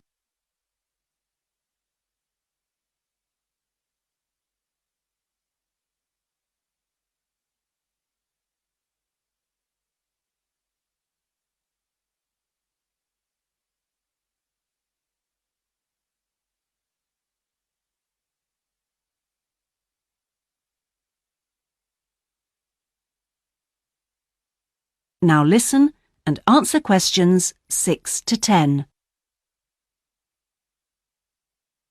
And will there be any other named drivers? Just the one. And his name? Simon Painter. Could you spell the surname, please? Payntner. OK, thank you. And what relationship is he to you? He's my brother-in-law. And what will you or Mr. Painter be using the car for? Well, mainly for social use. Social use. Will you be using it to travel to work? Yes, sometimes. Travel to work. Anything else? No, that's it.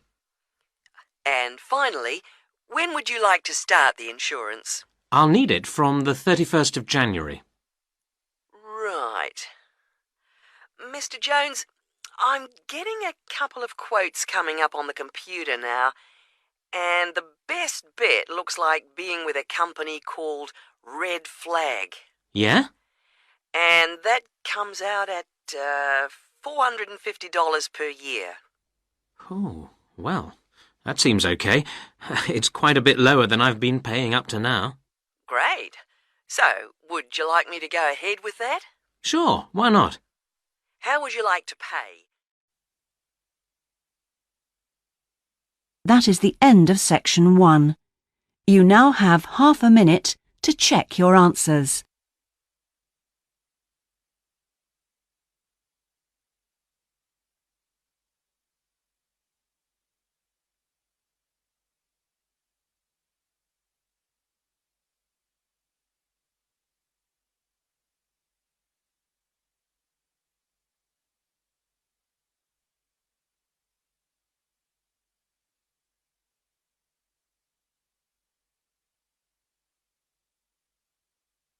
Now turn to section 2. Section 2. You will hear a recorded message giving tourists travel information in a large city. First, you have some time to look at questions 11 to 18.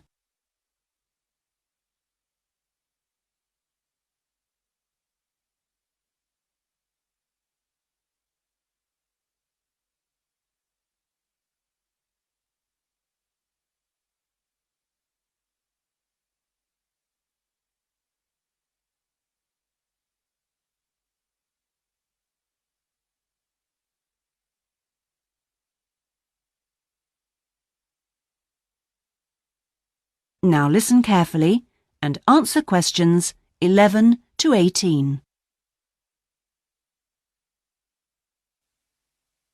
Thank you for calling the tourist line. There are many different ways of getting round the city, and we'd like to suggest some you may not have thought of. How about a city trip by boat? There are 4 main stopping points. From west to east, stop A, Greenbanks, stop B, City Bridge, stop C, Roman Landing, and stop D, Newtown. You can find the main booking office at stop A. The first boat leaves at 8 a.m. and the last one at 6:30 p.m. There are also many attractions you can visit along the river. At stop A, if you have time, you can visit the fine 16th century palace here, built for the king, with its beautiful formal gardens. It's very near the booking office. Now you can enjoy every corner of this superb residence. Stop B. Why don't you visit Tower Restaurant, with its wide range of refreshments? This is a place where you can sit and enjoy the wonderful views over the old commercial and banking centre of the city. Stop C is the area where, in the 1st century AD, invading soldiers crossed the river. This was much shallower than it is now. That's why this area is called Roman Landing. There's an interactive museum to visit here, with a large shop which has a good range of local history books. At the furthest point of the trip, stop D, the most exciting place to visit is the new entertainment complex with 7-screen cinema, bowling alley, and video games arcade. Before you hear the rest of the message, you have some time to look at questions 19 and 20.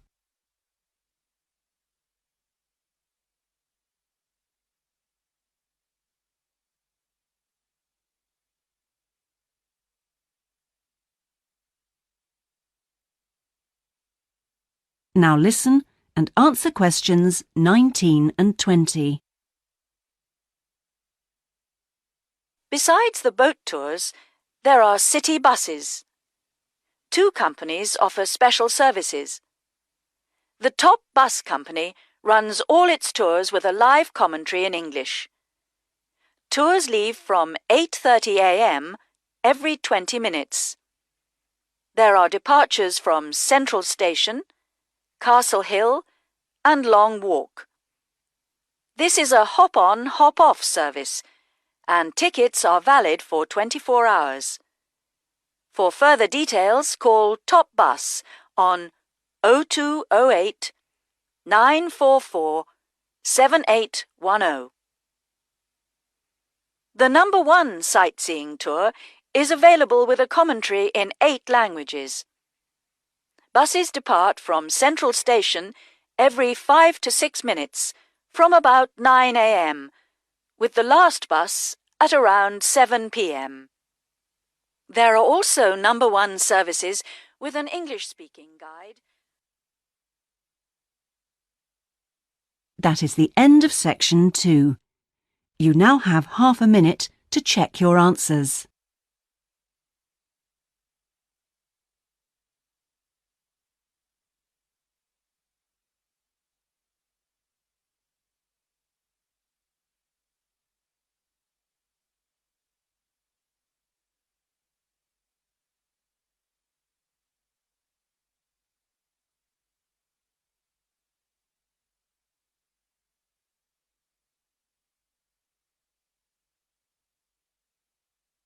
Now turn to Section 3.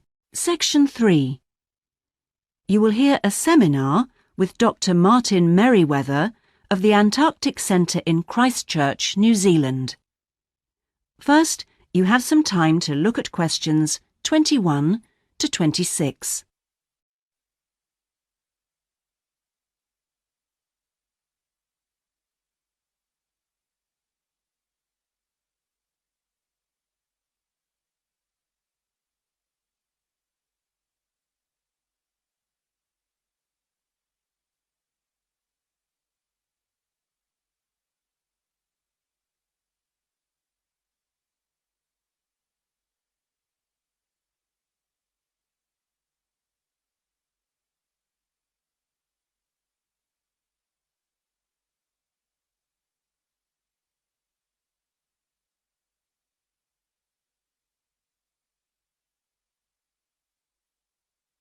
Now listen carefully and answer questions 21 to 26.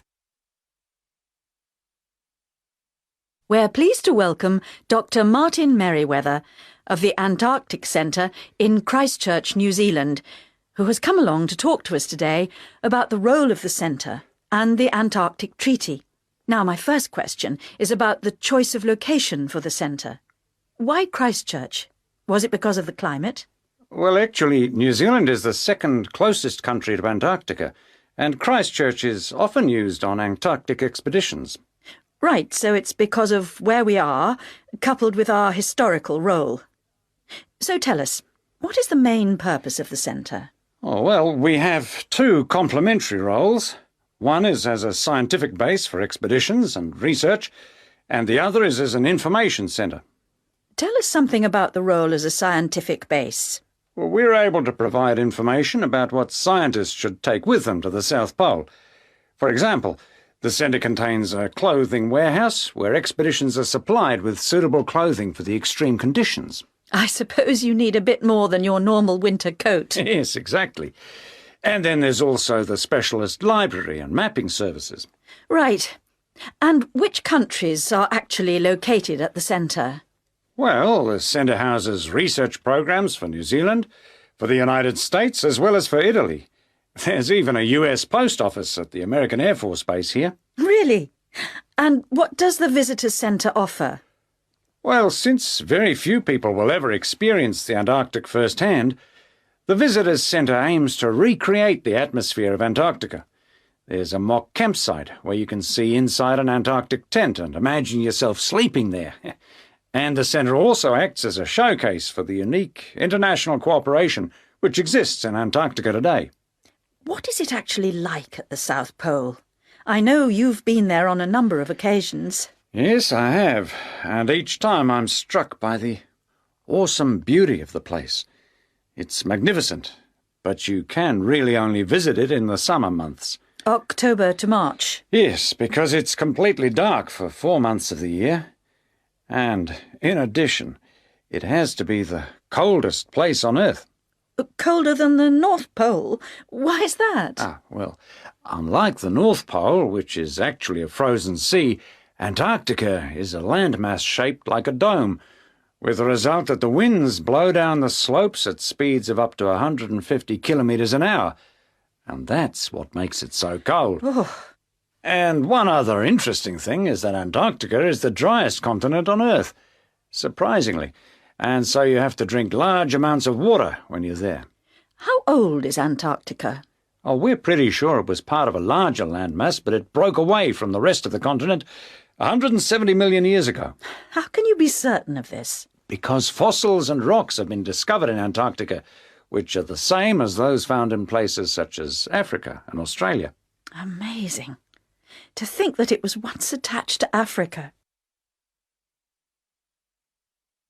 Before you hear the rest of the interview, you have some time to look at questions 27 to 30.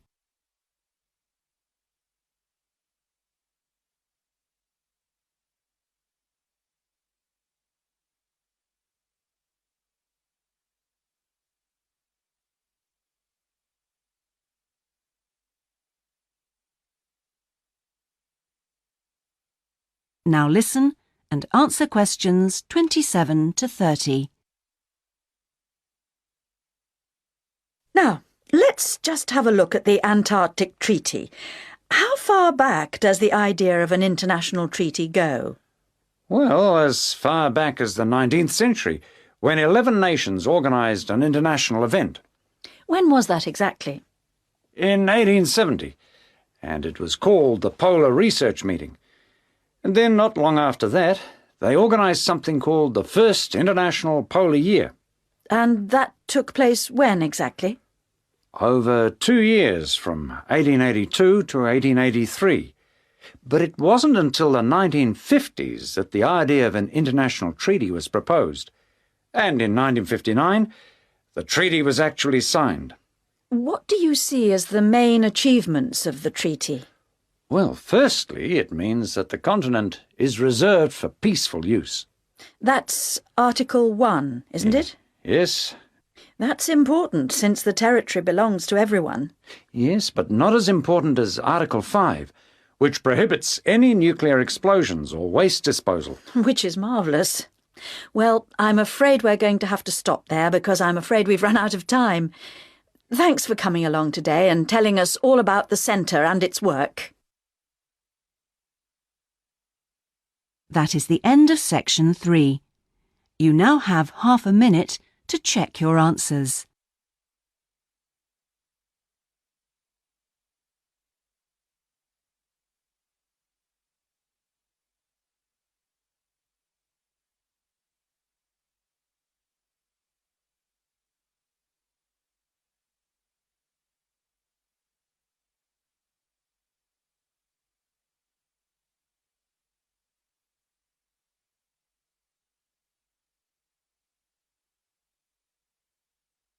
Now turn to section 4.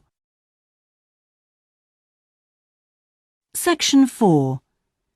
You will hear a presentation given by a sports science student on her project on left and right-handedness in sport. First, you have some time to look at questions 31 to 40.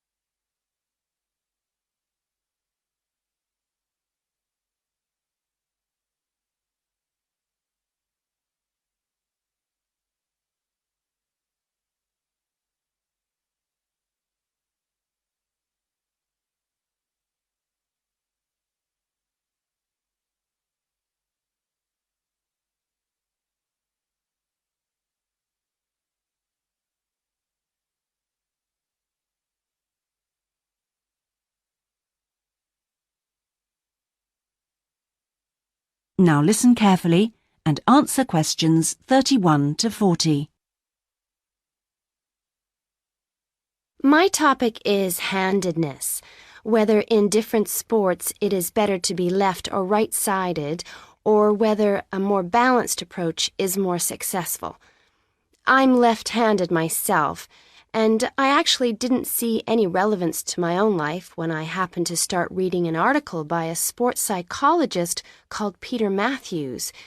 He spent the first part of the article talking about handedness in music instead of sport, which I have to say almost put me off from reading further. But what I soon became struck by was the sheer volume of both observation and investigation he had done in many different sports, and I felt persuaded that what he had to say would be of real interest.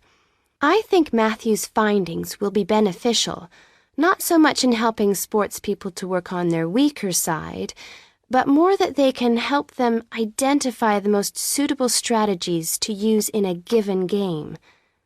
Although most trainers know how important handedness is, at present they are rather reluctant to make use of the insights scientists like Matthews can give, which I think is rather short-sighted, because focusing on individual flexibility is only part of the story.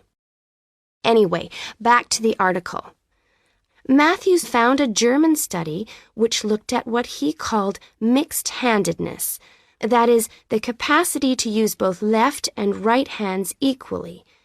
It looked at mixed-handedness in 40 musicians on a variety of instruments. Researchers examined a number of variables. For example, type of instrument played, regularity of practice undertaken, and length of time playing instrument, and found the following. Keyboard players had high levels of mixed-handedness, whereas string players like cellists and violinists strongly favored one hand. Also, those who started younger were more mixed-handed. Matthews also reports studies of handedness in apes. Apes get a large proportion of their food by fishing ants from anthills. The studies show that apes, like humans, show handedness, though for them right and left-handedness is about equal, whereas about 85% of humans are right-handed. Studies showed that apes consistently using the same hand fished out 30% more ants than those varying between the two.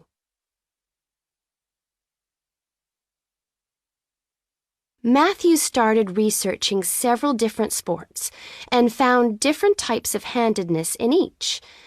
By the way, he uses handedness to refer to the dominant side for feet and eyes as well as hands. Anyway, his team measured the hand, feet, and eyes of 2,611 players and found that there were really three main types of laterality. Mixed, you work equally well on both sides, both hand and eye. Single, you tend to favor one side, but both hand and eye favor the same side. And cross-laterality, a player's hands and eyes favor only one side, but they are opposite sides. Let's start with hockey. Matthews found that it was best to be mixed-handed. This is because a hockey stick must be deployed in two directions. It would be a drawback to have hand or eye favoring one side. An interesting finding is that mixed-handed hockey players were significantly more confident than their single-handed counterparts. Things are slightly different in racket sports like tennis. Here, the important thing is to have the dominant hand and eye on the one side. This means that there is a bigger area of vision on the side where most of the action occurs. If a player is cross-lateral, the racket is invisible from the dominant eye for much of the swing. It means that they can only make corrections much later, and often the damage has been done by then. and moving to a rather different type of sport, which involves large but precise movements, gymnastics. It's been found that cross-hand-eye favoring is best. The predominant reason for this is because it aids balance, which is, of course, absolutely central to performance in this sport. That is the end of section 4. You now have half a minute to check your answers.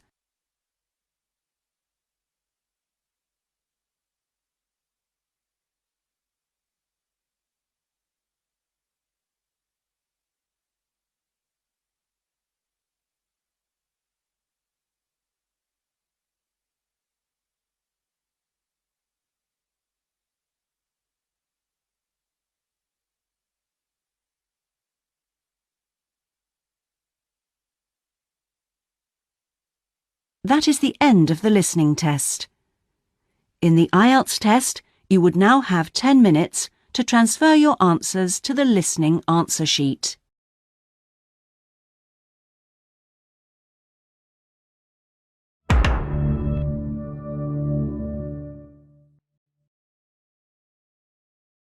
Cambridge IELTS 7 by University of Cambridge ESOL Examinations. Published by Cambridge University Press. This recording is copyright. CD 2. Test 3. You will hear a number of different recordings and you will have to answer questions on what you hear. There will be time for you to read the instructions and questions and you will have a chance to check your work. All the recordings will be played once only. The test is in 4 sections.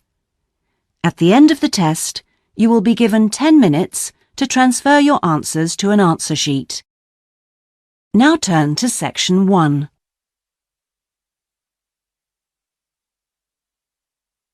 Section 1. You will hear a conversation between a student and a job advisor. First, you have some time to look at questions 1 to 5.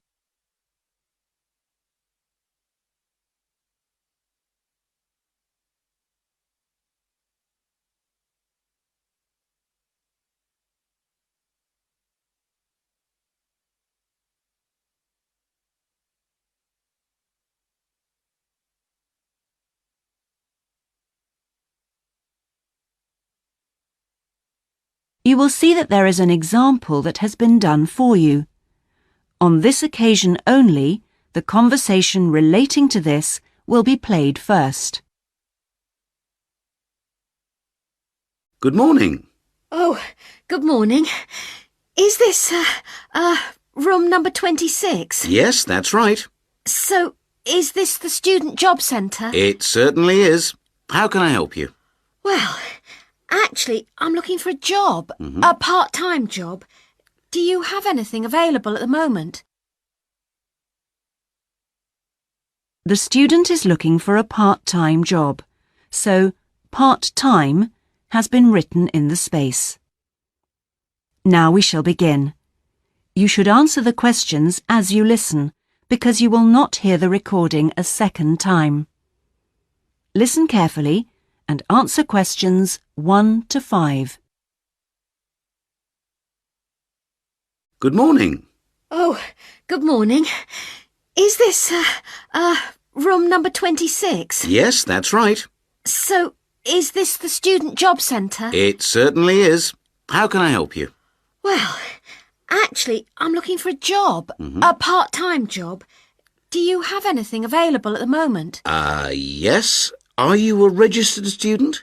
I'm afraid this service is only available to full-time students. Yes, I am. I'm doing a degree in business studies. Here's my student card.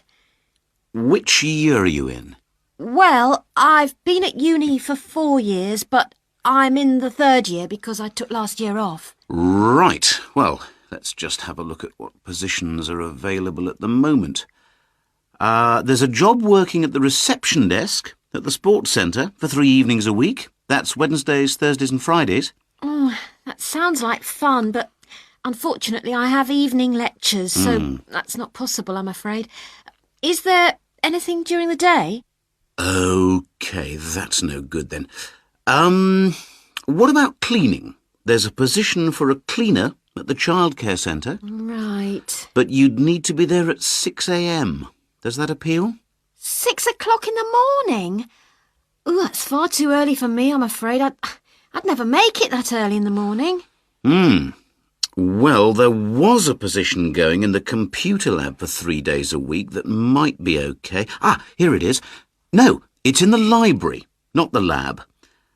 Clerical assistant required. I think it mostly involves putting the books back on the shelves. Oh, no, hang on.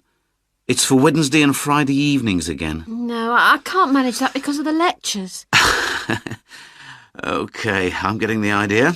Look, I'll just get a few details from you anyway, and then we can check through the list and see what comes up. Before you hear the rest of the conversation, you have some time to look at questions 6 to 10.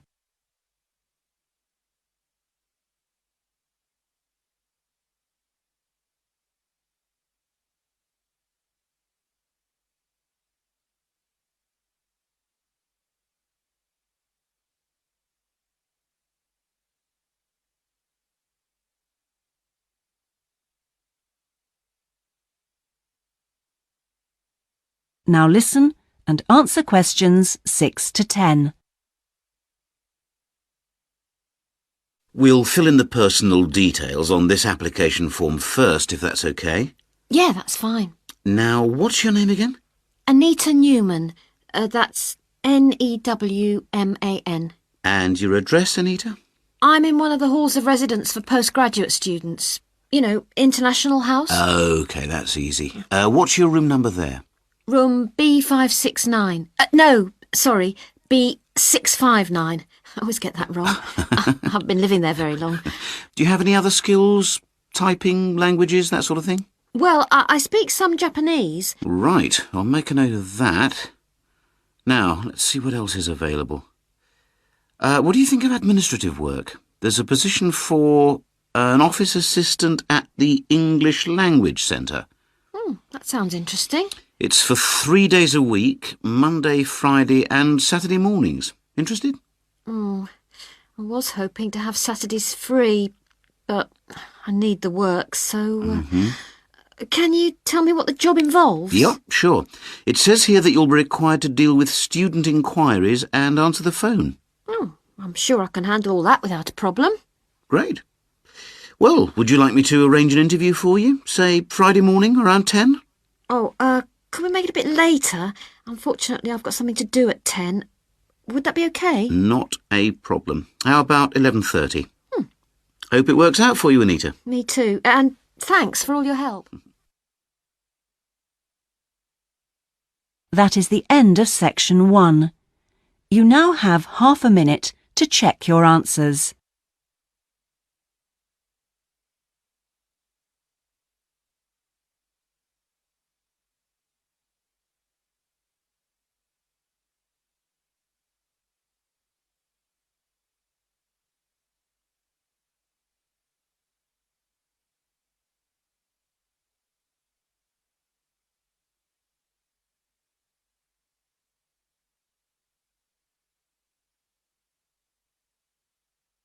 Now turn to section 2.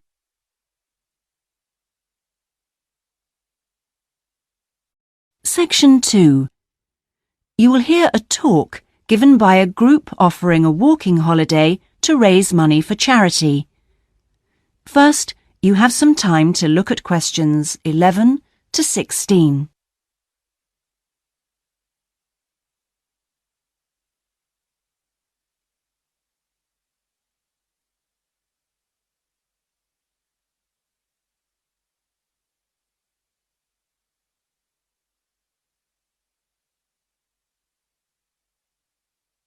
Now listen carefully and answer questions 11 to 16.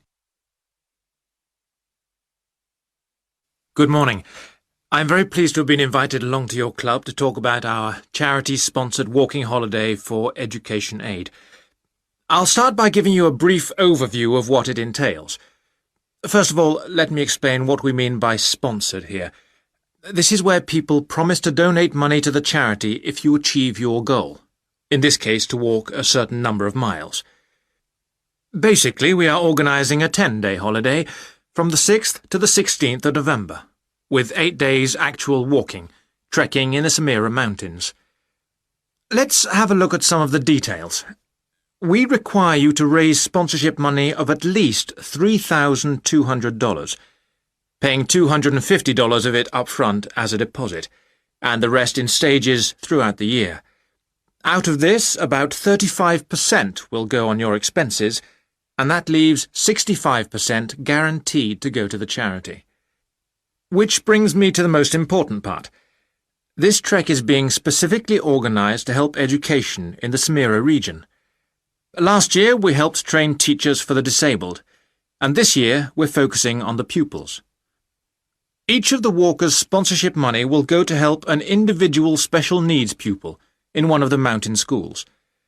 In the second part of the talk, I'll be giving you a lot more details. But back to the basic information. Age limits. This is the second time we've run this kind of holiday, and on the first we even had an 80-year-old. But we found it was wise to establish limits this time. You have to be at least 18, and the top limit is now 70, though you need to obtain a health certificate from your doctor if you are over 60 years old. Now, the Samira Mountains are among the highest in the world, but you mustn't be too daunted. We will mainly be trekking in the foothills only, although there will be spectacular views even in the foothills.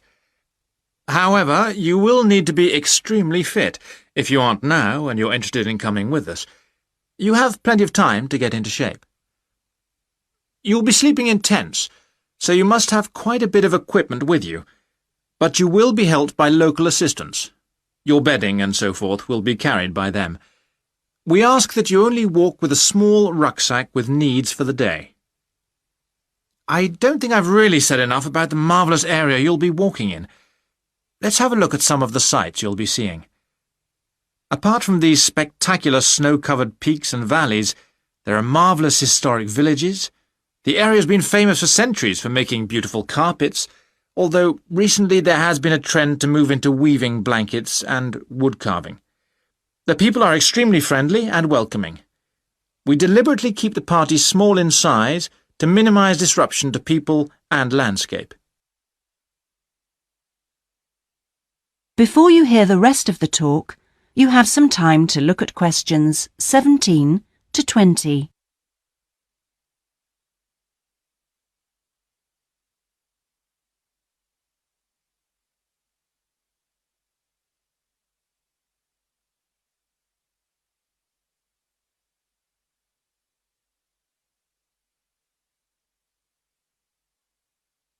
Now listen and answer questions 17 to 20. I hope that there are still some people interested. I will be distributing leaflets at the end where you can find out more information. But just for the moment, I'll outline the itinerary, the main high points of the holiday. Obviously, you'll start by flying out to Kishba, the capital city, on day 1. After a couple of days to acclimatise yourself, you'll start the trek on day 3, walking through the enormous Katiba forest, which will take the whole of the day. Day 4 takes us higher up, going through the foothills, past a number of villages, and visiting a school for the disabled in Sohan. Then you have a rest day, that's day 5, before going to the spectacular Kumi Temple, with 12th century carvings, set in a small forest by a lake, and that's day 6, the highlight for many. We stay near there for day 7, because then comes the hardest day, walking through very mountainous country, but culminating in a swim in the Pate Falls. This is the highest waterfall in the region. Day 9 is much easier, with part of the day spent in a village where they make some of the gorgeous red blankets. Then back down to Kishba and the journey home. So, you can see it's a pretty packed timetable. That is the end of section 2. You now have half a minute to check your answers.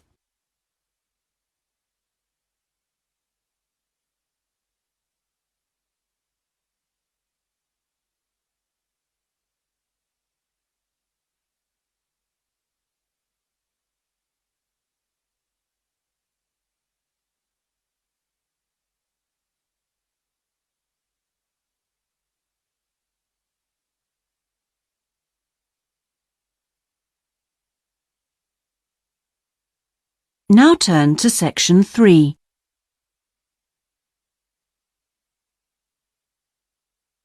Section 3. You will hear part of a seminar on ocean research given by a climate scientist. First, you have some time to look at questions 21 to 25.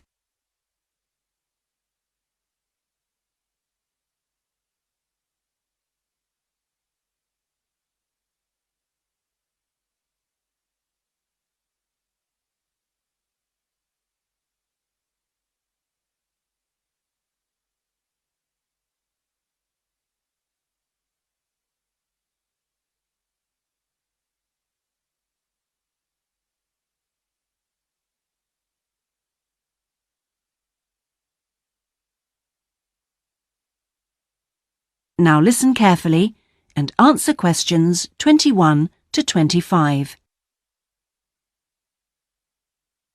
Thanks to all of you for coming along today to hear about how the robotic float project is helping with ocean research. Well, first of all, we'll look at what a robotic float does and its use. So let's start with the device itself. It looks a bit like a cigar, and it's about 1.5 meters long. More importantly, it's full of equipment that's designed to collect data. So it can help us in building up a profile of different factors which work together within the world's oceans. Sounds like a big project. Isn't it too big for one country to undertake? That's quite true, but this project is a really good example of international cooperation. Over the last 5 years, scientists from 13 countries have been taking part in the project and launching floats in their area of ocean control.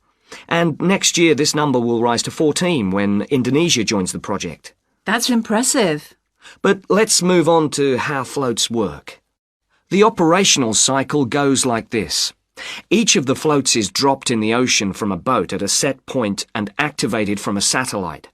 Then the float immediately sinks about 2,000 meters. That's 2 whole kilometers down in the water. It stays at this depth for about 10 days and is carried around by the currents which operate in the ocean at this level. During this time, it's possible for it to cover quite large distances, but the average is 50 kilometers. So, what is it actually recording? Well, at this stage, nothing. But as it rises to the surface, it collects all sorts of data.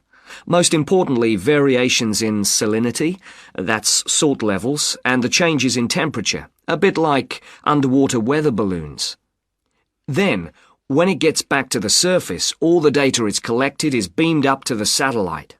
After about 5 hours on the surface, the float automatically sinks, beginning the whole process again. What happens to the data? Well, the information is transferred direct to onshore meteorological stations, like our one in Hobart, and within 4 hours the findings can be on computers, and they can be mapped and analysed. Before you hear the rest of the seminar, you have some time to look at questions 26 to 30.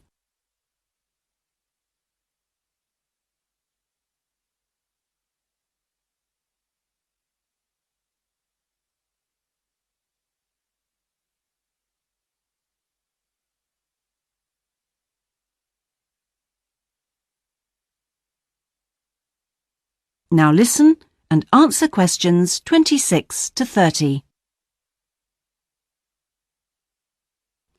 You say you're building models of the world's ocean systems, but how are they going to be used? And more importantly, when? Some of the data has already helped in completing projects. For example, our understanding of the underlying causes of El Niño events is being confirmed by float data. Another way we're using float data is to help us to understand the mechanics of climate change, like global warming and ozone depletion. That's part of an ongoing variability study, but the results are still a long way off. However, this is not the case with our ocean weather forecasting.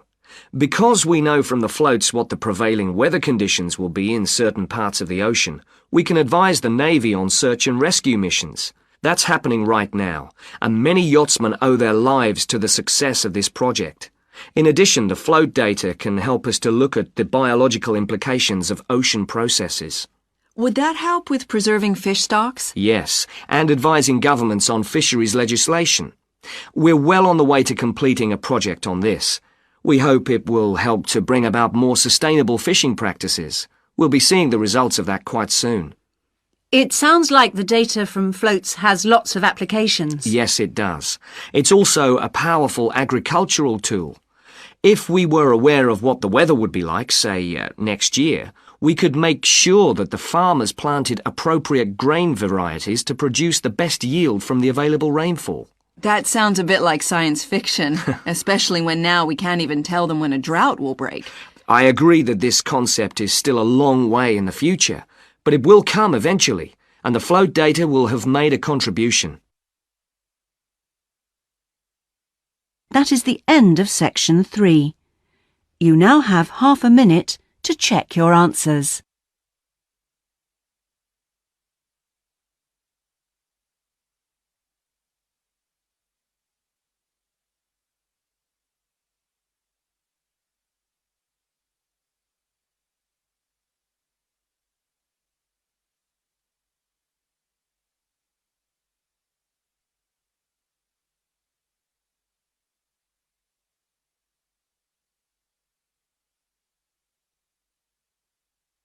Now turn to section 4.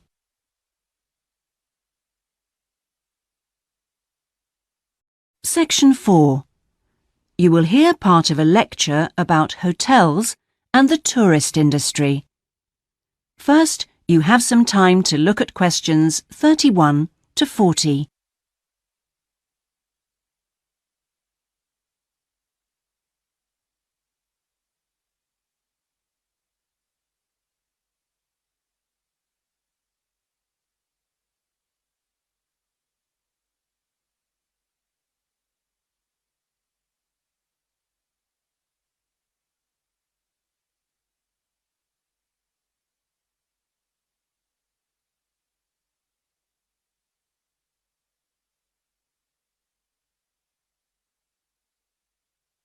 Now listen carefully and answer questions 31 to 40.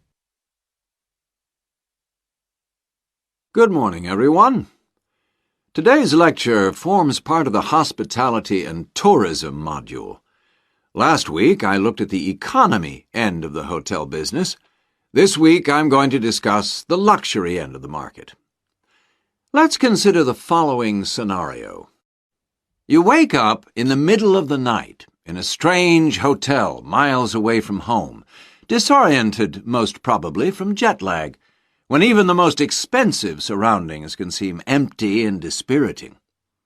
You have paid a great deal of money to stay in this first-class hotel with its contemporary technology, but according to recent research carried out by an international travel and public relations company, all is not well. The research suggests that even the most opulent, luxurious hotels seem to have underestimated the most basic needs of their customers, be they traveling for work or pleasure.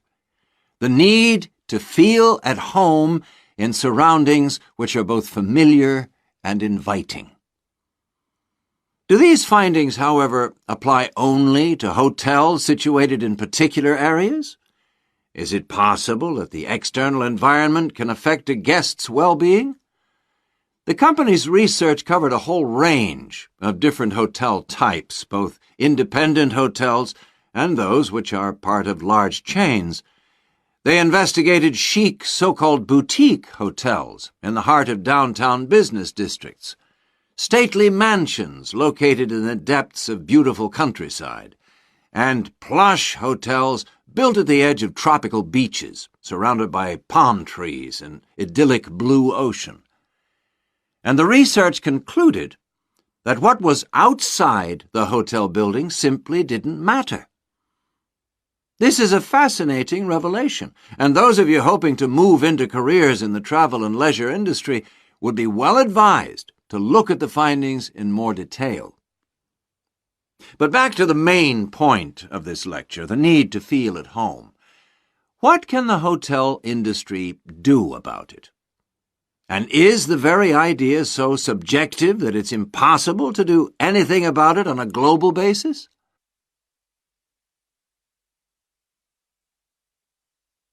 However, nothing stands still in this world. One company has come up with the slogan, "Take your home with you," and aims to provide clients with luxury serviced apartments.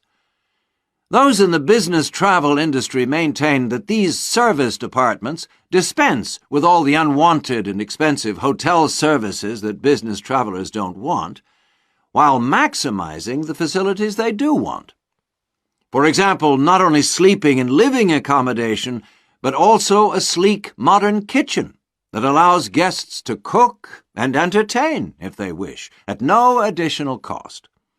The attractions of such facilities are obvious, and it'll be interesting to see whether the company manages to establish a trend all over the world and make a lasting impact on the luxury accommodation market. Now, finally, I want to consider the psychology underpinning the traditional holiday hotel industry. As a hotelier, how do you go about attracting people to give up the security of their own home and entrust themselves to staying in a completely strange place and sleeping in an unfamiliar bed? Firstly, hotels exploit people's need to escape the predictability of their everyday lives. For a few days, people can pretend they are free of responsibilities and can indulge themselves. Secondly, there is something very powerful in our need to be pampered and looked after. It's almost as if we returned to being a baby when everything was done for us and we felt safe and secure. And not far removed from this is the pleasure in being spoilt and given little treats, like the minuscule bottles of shampoo and tiny bars of soap, the chocolate on your pillow at night. And we actually forget that we are paying for it all. Next week, I'm going to look at eco-hotels, a fairly new phenomenon, but increasingly popular, particularly... That is the end of section 4. You now have half a minute to check your answers.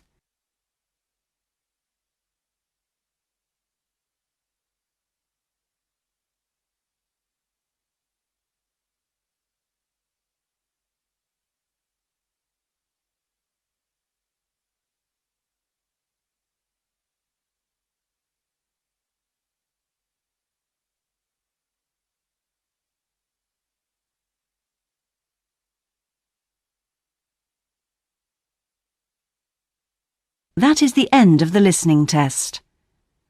In the IELTS test, you would now have 10 minutes to transfer your answers to the listening answer sheet. Test 4. You will hear a number of different recordings and you will have to answer questions on what you hear. There will be time for you to read the instructions and questions, and you will have a chance to check your work. All the recordings will be played once only. The test is in 4 sections. At the end of the test, you will be given 10 minutes to transfer your answers to an answer sheet. Now turn to section 1.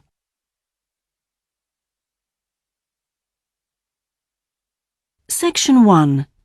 You will hear a student talking to a housing officer about living with a homestay family. First, you have some time to look at questions 1 to 6.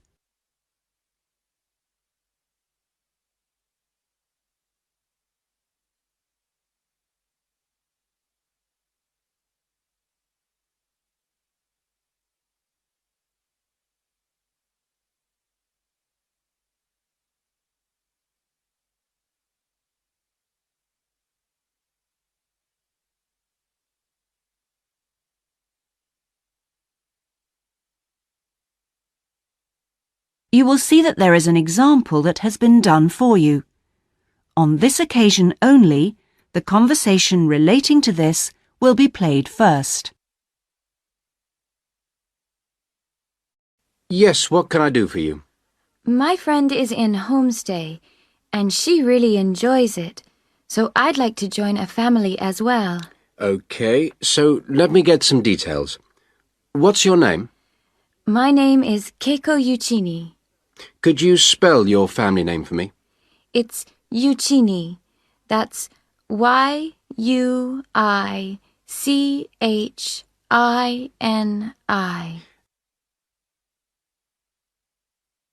The student's surname is Uicini, so Uicini has been written on the form.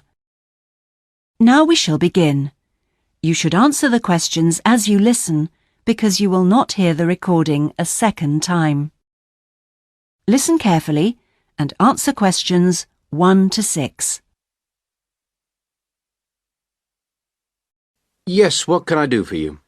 My friend is in homestay, and she really enjoys it, so I'd like to join a family as well. Okay, so let me get some details. What's your name? My name is Keiko Uccini. Could you spell your family name for me? It's Uccini. That's Yuichini.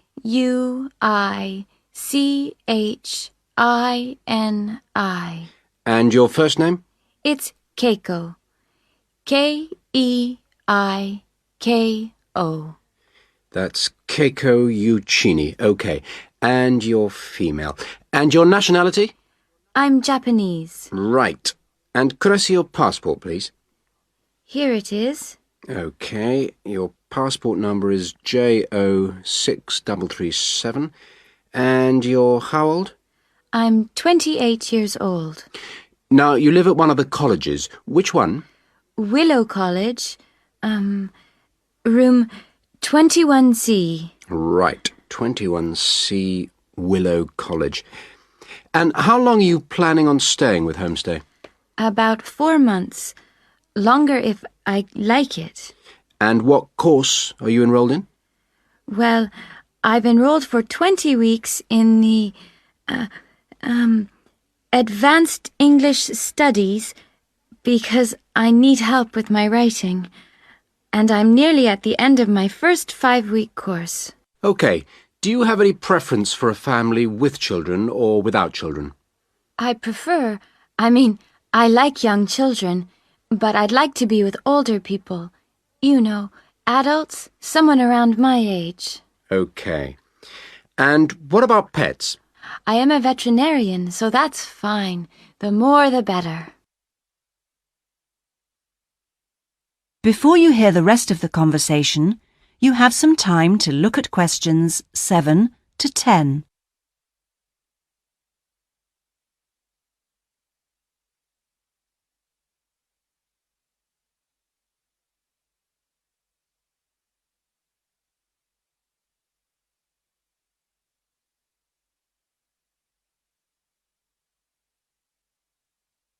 Now listen and answer questions 7 to 10. All right. Now, what about you? Are you a vegetarian or do you have any special food requirements? No, I am not a vegetarian, but I don't eat a lot of meat. I really like seafood. And what are your hobbies? I like reading and going to the movies. Do you play any sports? Yes, I joined the handball team, but I didn't like that, so I stopped playing. Now I play tennis on the weekend with my friends. All right. Let's see. Name, age, now the location. Are you familiar with the public transport system? No, I'm not really because I have been living on campus. I've been to the city a few times on the bus, but they are always late. What about the trains? I like catching the train. They are much faster. Now, let me go check on the computer and see who I've got. Listen, leave it with me. I'll check my records and I'll give you details this afternoon. Thank you for helping me. It's a pleasure. Bye. Bye. That is the end of section 1. You now have half a minute to check your answers.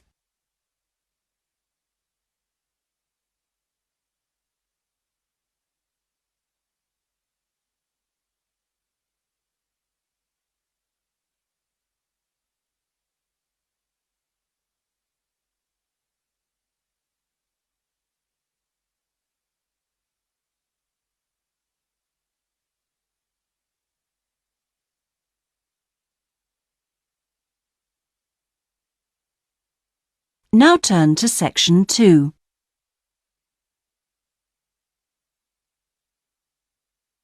Section 2. You will hear a guide giving a tour of a park. First, you have some time to look at questions 11 to 14.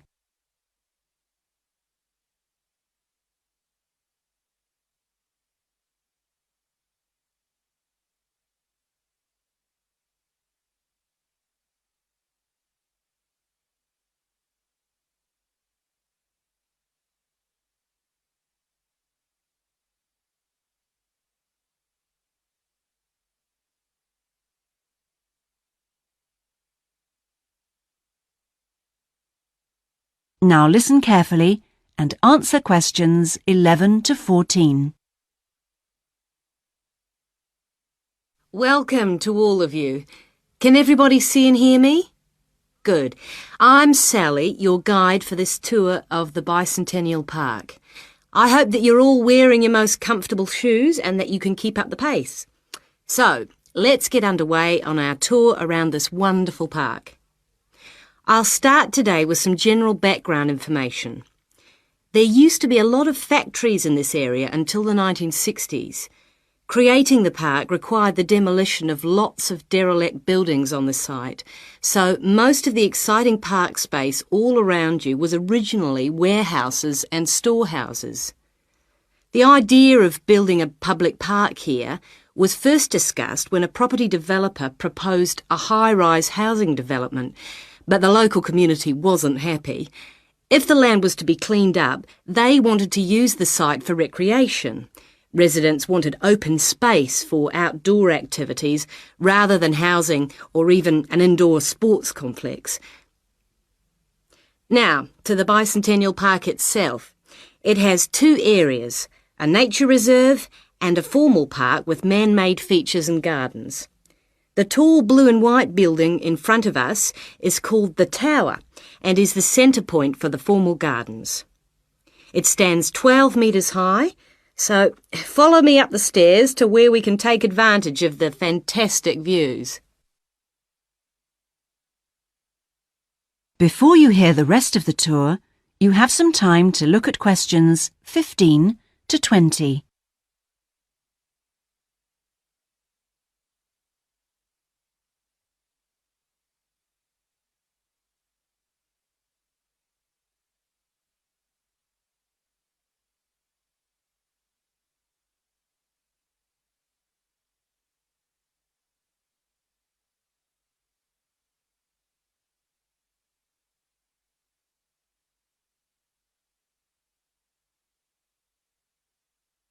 Now listen and answer questions 15 to 20.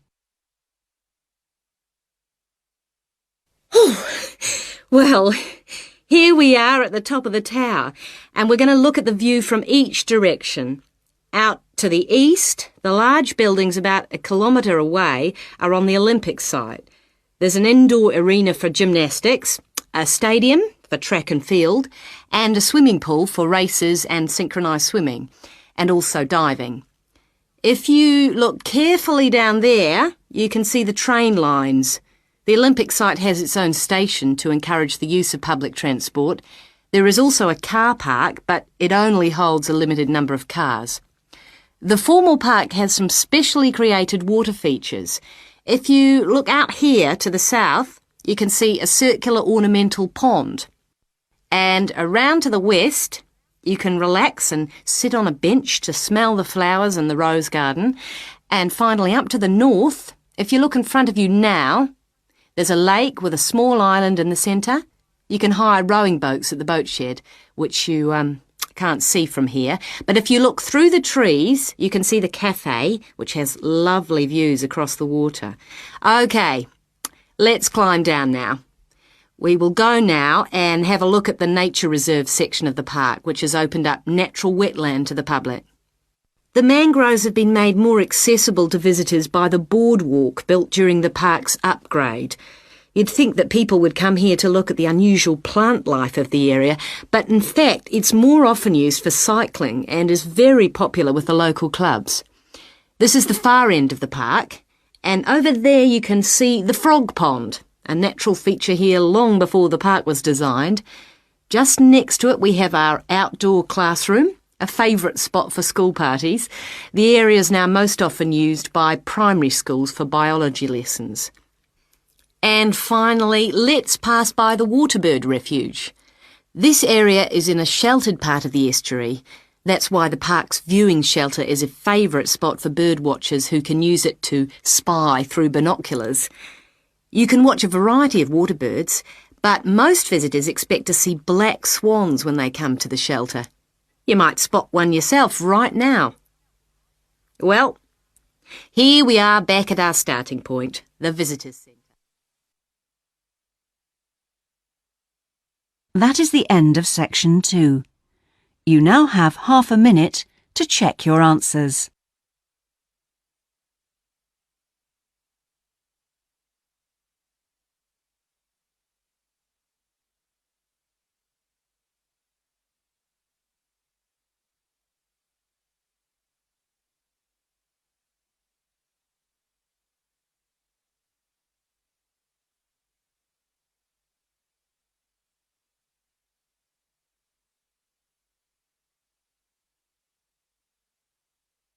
Now turn to section 3.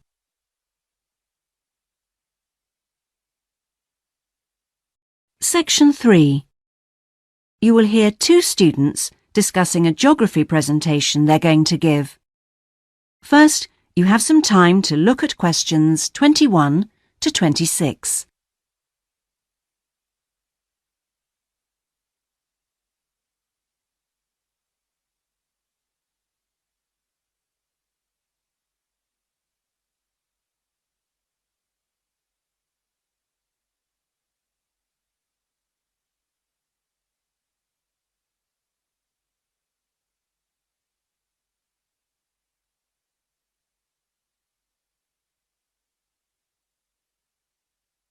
Now listen carefully and answer questions 21 to 26. Remind me, Trevor, how long is the presentation? Dr. White said 3 per hour. So about 20 minutes. Well, it'll be 15 minutes per presentation. And 5 minutes for questions? And is this one going to be assessed? No, not this time round, because it's the first one, you know. Oh, good news. Well, Trevor, what are we going to include? Well, do you think we ought to give some historical background? Oh, no, definitely not. We won't have time. OK, but I think we ought to say something about the geographical location, because not a lot of people know where the islands are. Yes, OK. I'll take notes, shall I? Yeah, that'd be a help. So, geographical location? Then we ought to give an overview of the whole education system. Shouldn't we say something about the economy? You know, agricultural produce, minerals and so forth? Well, Dr. White said we shouldn't go into that sort of detail. But it's pretty important when you think about it, you know, because it does influence the education system. Look, let's think about that one later, shall we? Let's see how we're doing for time. OK, so general overview of education. Of course. And then the role of English language. No, that goes in the language policy seminar, don't you remember? Are you sure? Positive. All right. So those are the topics we're going to be covering. Mm-hmm.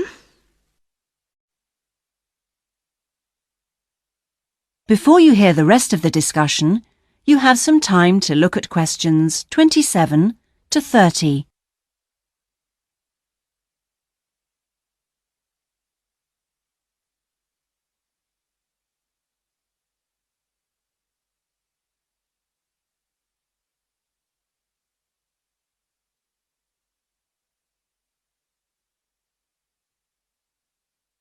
Now listen and answer questions 27 to 30. We need to think about what to prepare. Dr. White said he wanted us to use plenty of visuals and things, and we might as well try them out when we're not being assessed. Well, the most important thing is the overhead projector. No problem. We'll get that from the media room. Must remember to book it. Well, we'll need a map, of course. Probably 2. One of the islands, large scale. And one of West Africa. Well, the West African one is no problem. There's one in the resources room. Oh, yeah, of course, the resources room. The islands are going to be more of a problem. Tell you what, there's a very clear map of Santiago in that tourist brochure I showed you last week. Don't you remember it? Oh, yeah, that's right. We can just use the tourist brochure.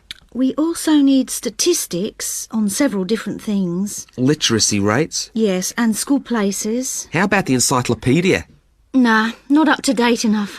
Why don't we call the embassy? Oh, someone's enthusiastic. Well, if something's worth doing... I know, it's worth doing well. OK. We can find out statistics on school places from them as well. Might as well. Look, Julie, it's almost time for our tutorials. We can meet again on Monday, but we need to prepare some stuff before then. That is the end of section 3. You now have half a minute to check your answers.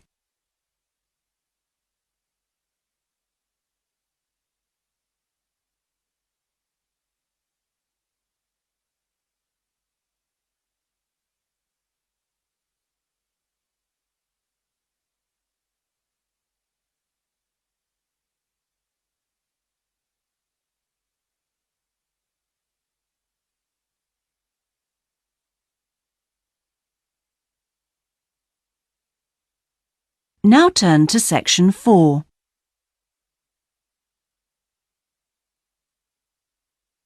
Section 4. You will hear part of a lecture about a chemical substance called monosodium glutamate. First, you have some time to look at questions 31 to 40.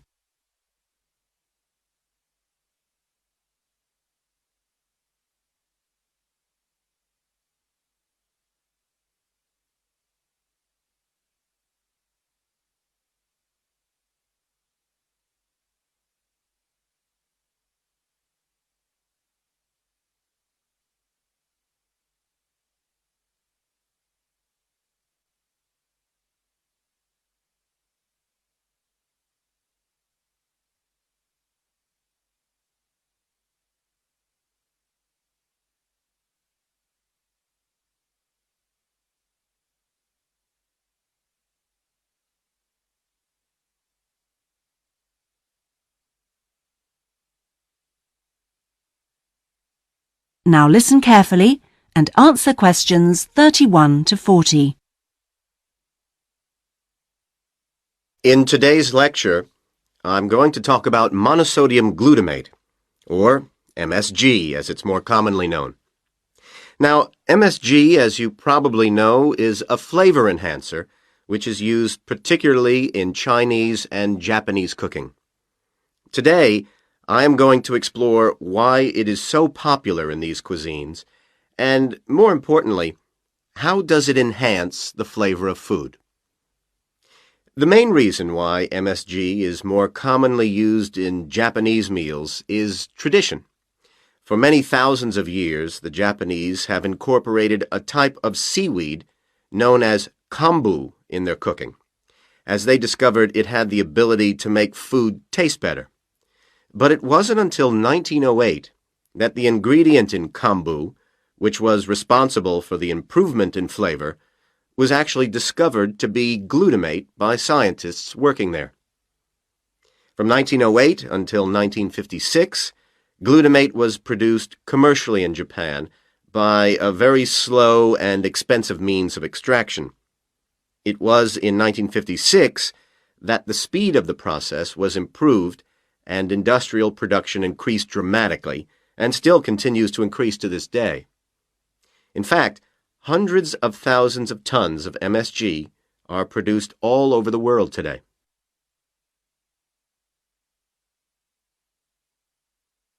So what exactly is MSG? Well, monosodium glutamate contains 78.2% glutamate, 12.2% sodium, and 9.6% water. Glutamate is an amino acid that can be found naturally in all protein-containing foods. So this includes foods such as meat, and cheese. It is widely known that Chinese and Japanese food contains MSG, but many people don't seem to be aware that it is also used in foods in other parts of the world. For example, it is found in commercially made Italian pizzas, in American fast food, and in Britain, MSG is used in things like potato crisps. So, how exactly does MSG work? Well, in the Western world, we commonly talk of 4 tastes, and I'm sure you're all familiar with the concepts of sweet, sour, bitter, and salt. Well, in 1908, Kikunae Ikeda identified a 5th taste, and it is thought that MSG intensifies this naturally occurring taste in some food. It does make perfect evolutionary sense that we should have the ability to detect or taste glutamate because it is the amino acid which is most common in natural foods. John Prescott, an associate professor at the University of Chicago, suggests that this 5th taste serves a purpose just as the other tastes do. He suggests that it signals to us the presence of protein in food, in the same way that sweetness indicates that a food contains energy-giving carbohydrates. Bitterness, he says, alerts us to toxins in the food, while sourness warns us of spoilage, and saltiness signals the presence of minerals. So, what else do we know about this 5th taste? That is the end of section 4. You now have half a minute to check your answers.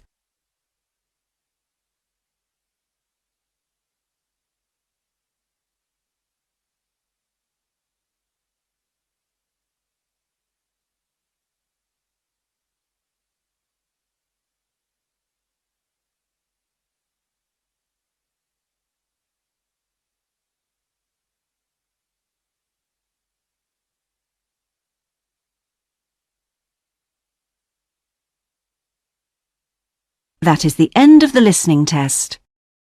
In the IELTS test, you would now have 10 minutes to transfer your answers to the listening answer sheet.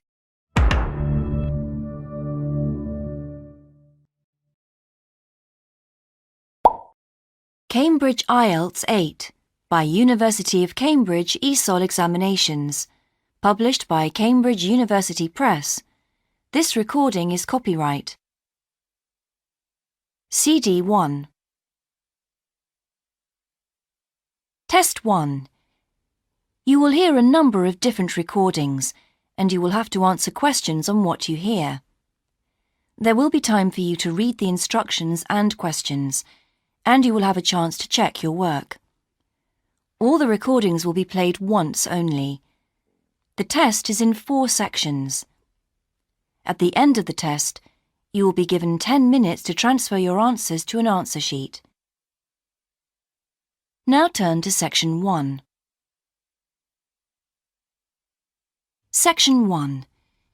You will hear a conversation between 2 friends called George and Nina about a summer music festival. First, you have some time to look at questions 1 and 2.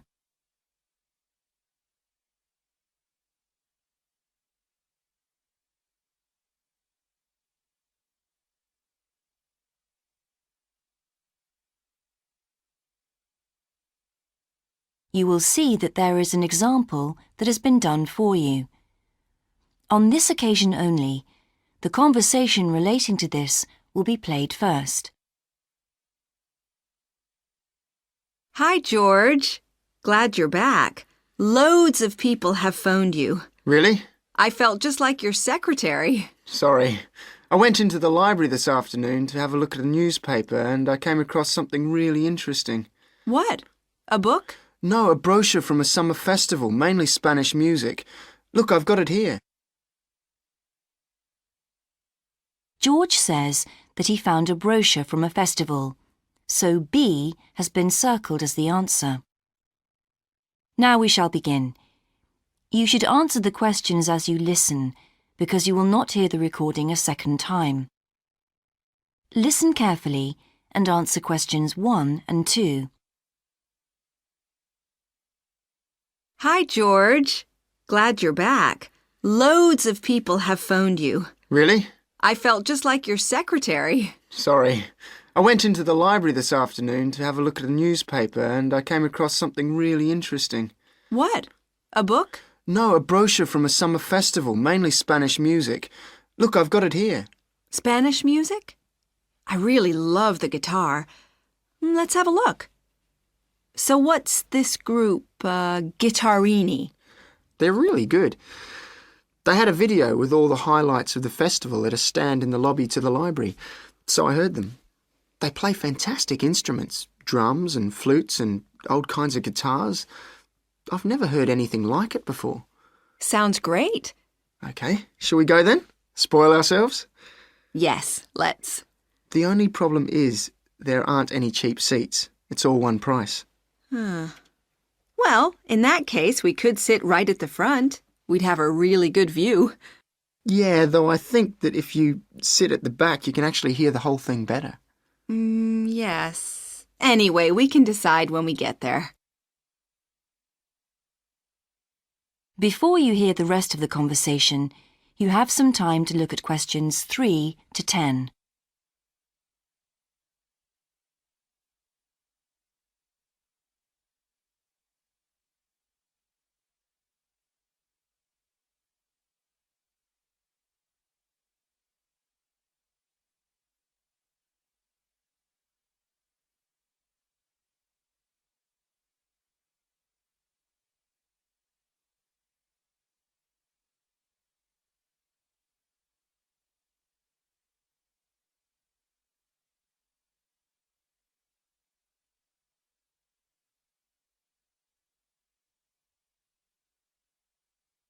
Now listen and answer questions 3 to 10.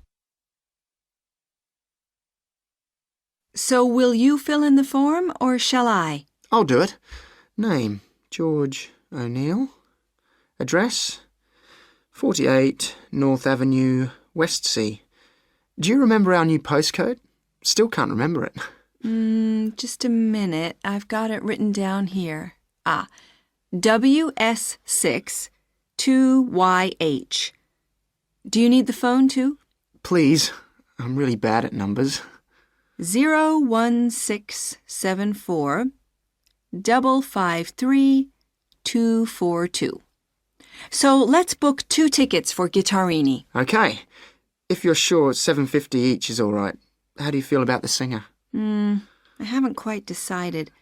But I've noticed something on the booking form that might just persuade me. What's that then? Free refreshments. Really? Yes, look here. Sunday, 17th of June. Singer. Ticket, £6, includes drinks in the garden. Sounds like a bargain to me. Yes. Let's book 2 tickets for that. So, what else? I'm feeling quite keen now. How about the pianist on the 22nd of June? Anna Ventura? I've just remembered that's my evening class night. That's okay. I'll just have to go on my own. But we can go to the Spanish dance and guitar concert together, can't we? Yes, I'm sure Tom and Kieran would enjoy that too. Good heavens, £10.50 a ticket. I can see we're going to have to go without food for the rest of the week. We'll need to book 4. Wish we were students. Look, children, students, and senior citizens get a 50% discount on everything. If only. That is the end of section 1. You now have half a minute to check your answers.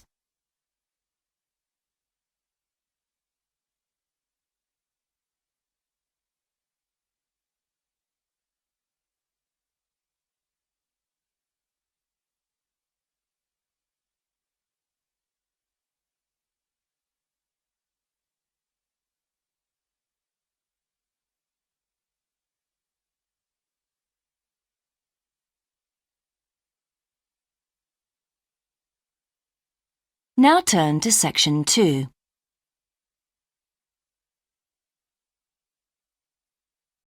Section 2. You will hear the education officer of a dinosaur museum giving information to some teachers who are planning a school visit. First, you have some time to look at questions 11 to 15.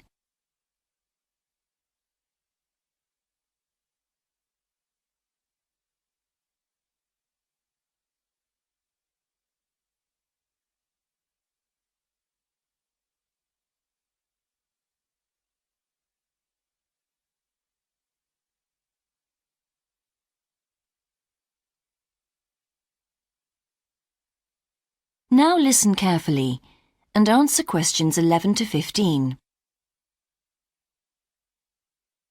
Hello, and thank you for asking me to your teachers' meeting to talk about the Dinosaur Museum and to tell you a bit about what you can do with your students there. Well, let me give you some of the basic information first. In regard to opening hours, we're open every day of the week from 9 a.m. to 8 p.m. except on Mondays, when we close at 1:30 p.m. And in fact, the only day in the year when we're closed is on the 25th of December. You can book a guided tour for your school group any time that we're open. If you bring a school group to the museum, when you arrive, we ask you to remain with your group in the car park. One or more of the tour guides will welcome you there and brief you about what the tour will be about. We do this there because our entrance is quite small and we really haven't got much room for briefing groups in the exhibition area. As far as the amount of time you'll need goes, if you bring a school group, you should plan on allowing a minimum of 90 minutes for the visit. This allows 15 minutes to get on and off the coach, 45 minutes for the guided tour, and 30 minutes for after-tour activities. If you're going to have lunch at the museum, you will of course have to allow more time. There are 2 cafes in the museum with seating for 80 people.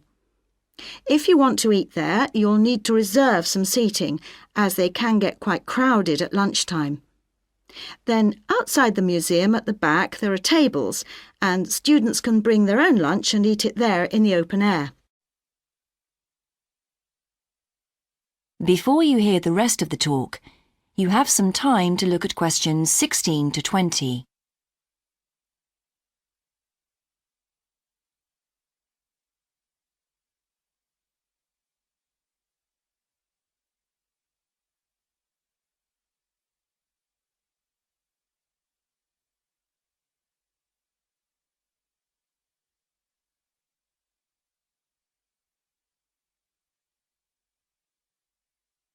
Now listen and answer questions 16 to 20. When the students come into the museum foyer, we ask them to check in their backpacks with their books, lunchboxes, etc. at the cloakroom before they enter the museum proper. I'm afraid in the past we have had a few things gone missing after school visits, so this is a strict rule. Also, some of the exhibits are fragile and we don't want them to be accidentally knocked. But we do provide school students with handouts with questions and quizzes on them. There's so much that students can learn in the museum, and it's fun for them to have something to do. Of course, they'll need to bring something to write with for these. We do allow students to take photographs. For students who are doing projects, it's useful to make some kind of visual record of what they see that they can add to their reports. And finally, they should not bring anything to eat into the museum or drinks of any kind. There are also a few things that students can do after the tour. In the theaterette on the ground floor, there are continuous screenings of short documentaries about dinosaurs which they can see at any time. We used to have an activity room with more interactive things like making models of dinosaurs and drawing and painting pictures, even hunting for dinosaur eggs. But unfortunately the room was damaged in a bad storm recently when water came in the roof, so that's closed at the moment. But we do have an IT centre where students have access to CD-ROMs with a range of dinosaur games. These games are a lot of fun, but they also teach the students about the lives of dinosaurs, how they found food, protected their habitat, survived threats, that kind of thing. And I think that's all I have to tell you. Please feel free to ask any questions if you would like to know anything else about. That is the end of section 2. You now have half a minute to check your answers.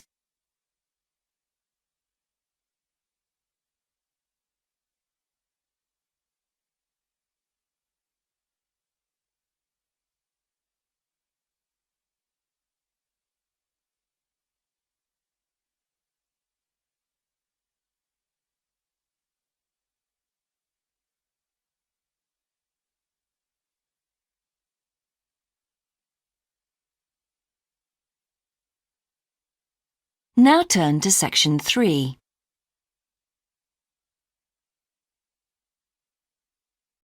Section 3. You will hear a student called Sandra talking to her tutor about a draft proposal she has written for a competition. First, you have some time to look at questions 21 to 24.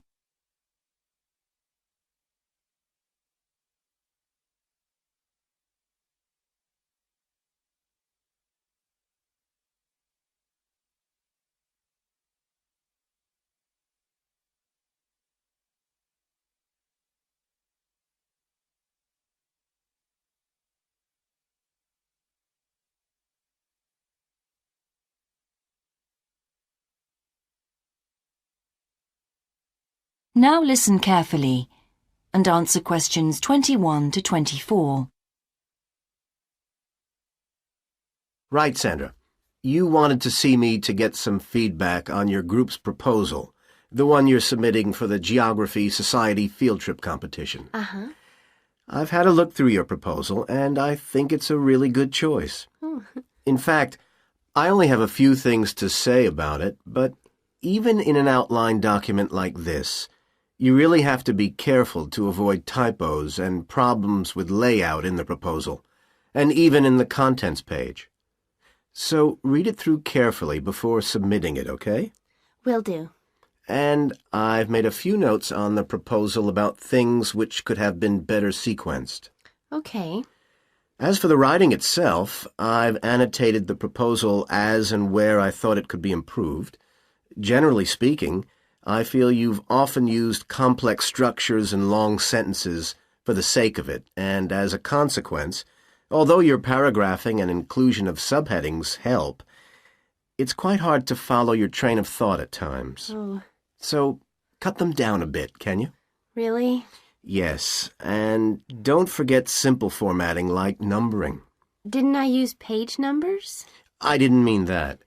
Look, you've remembered to include headers and footers, which is good, but listing ideas clearly is important. Number them or use bullet points, which is even clearer. Then you'll focus the reader on your main points. I thought your suggestion to go to the Navajo Tribal Park was a very good idea. No, I've always wanted to go there.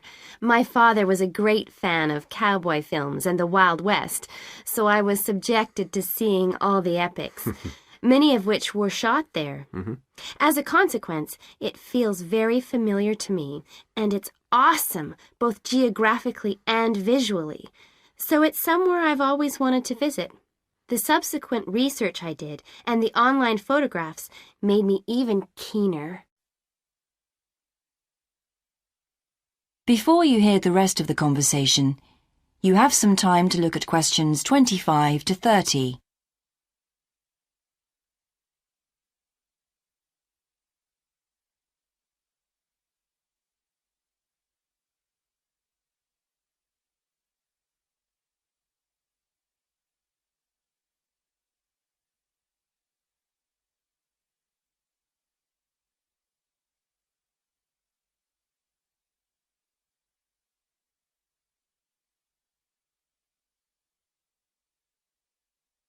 Now listen and answer questions 25 to 30. Interesting. Right, let's look at the content of your proposal now. Did you find it comprehensive enough? Well, yes and no. You've listed several different topics on your contents page, but I'm not sure they're all relevant. No? Well, I thought that from the perspective of a field trip, one thing I needed to focus on was the sandstone plateau and cliffs themselves. The way they tower up from the flat landscape is just amazing. The fact that the surrounding softer rocks were eroded by wind and rain, leaving these huge outcrops high above the plain. It's hardly surprising that tourists flock to see the area. Well, yes, I'd agree with including those points. And then the fact that it's been home to Native American Navajos and all the social history that goes with that. The hardships they endured trying to save their territory from the invading settlers. Their culture is so rich. All those wonderful stories. Well, I agree it's interesting, but it's not immediately relevant to your proposal, Sandra, so at this stage, I suggest you focus on other considerations. I think an indication of what the students on the trip could actually do when they get there should be far more central, so that certainly needs to be included and to be expanded upon. And I'd like to see something about the local wildlife and vegetation, too. Not that I imagine there's much to see. Presumably the tourist invasion hasn't helped. Okay, I'll do some work on those two areas as well. But you're right, there's not much apart from some very shallow-rooted species. Although it's cold and snowy there in the winter, the earth is baked so hard in the summer sun that rainwater can't penetrate. So it's a case of flood or drought, really. So I understand. Now, before we look at everything in more detail, I've got a few factual questions for you. It would be a good idea to include the answers in your finished proposal, because they're missing from your draft. Fine. So you mentioned the monoliths and the spires, which was good. But what area does the tribal park cover? Do you know? 12,000 hectares, and the plain is at about 5,850 meters above sea level. Larger than I expected. Okay, where's the nearest accommodation? That's a practical detail that you haven't included. Have you done any research on that? Yes.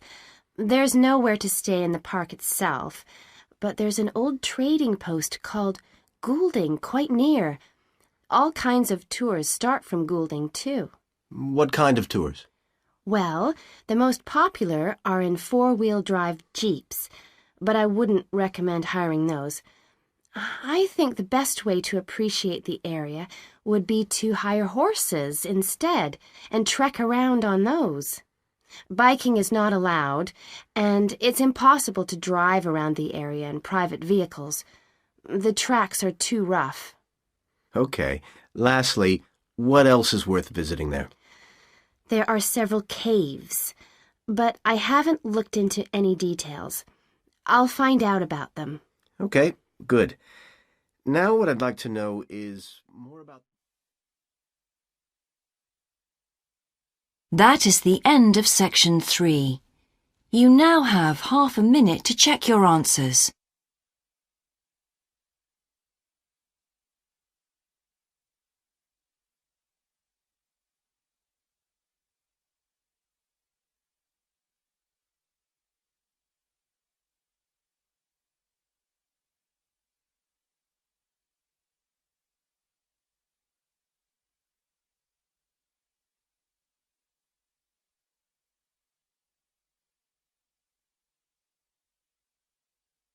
Now turn to section 4. Section 4. You will hear a lecturer's introduction to a geography module. First, you have some time to look at questions 31 to 40.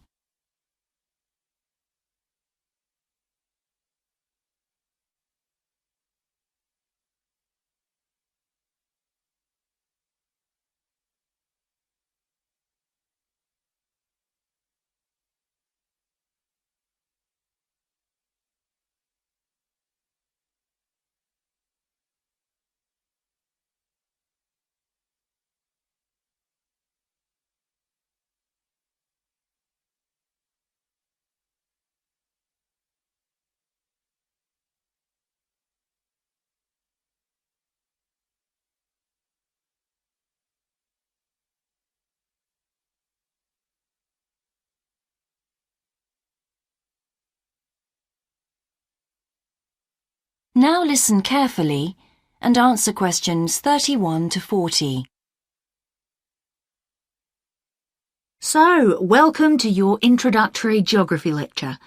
We'll begin with some basics. Firstly, what do we learn by studying geography? Well, we learn a great deal about all the processes that have affected and that continue to affect the Earth's surface. But we learn far more than that, because studying geography also informs us about the different kinds of relationships that develop between a particular environment and the people that live there. OK, we like to think of geography as having two main branches. There's the study of the nature of our planet, its physical features, what it actually looks like, and then there's the study of the ways in which we choose to live and of the impact of those on our planet. Our current use of carbon fuels is a good example of that. But there are more specific study areas to consider too, and we'll be looking at each of these in turn throughout the semester. These include biophysical geography, by which I mean the study of the natural environment and all its living things. Then there's topography. That looks at the shapes of the land and oceans. There's the study of political geography, and social geography too, of course, which is the study of communities of people. We have economic geography, in which we examine all kinds of resources and their use, agriculture, for example. Next comes historical geography, the understanding of how people and their environments and the ways they interact have changed over a period of time. And urban geography, an aspect I'm particularly interested in, which takes as its focus the location of cities, the services that those cities provide, and migration of people to and from such cities. And lastly, we have cartography. That's the art and science of map making. You'll be doing a lot of that. So, to summarise before we continue, we now have our key answer. Studying this subject is important because without geographical knowledge, we would know very little about our surroundings and we wouldn't be able to identify all the problems that relate to them. So, by definition, we wouldn't be in an informed position to work out how to solve any of them.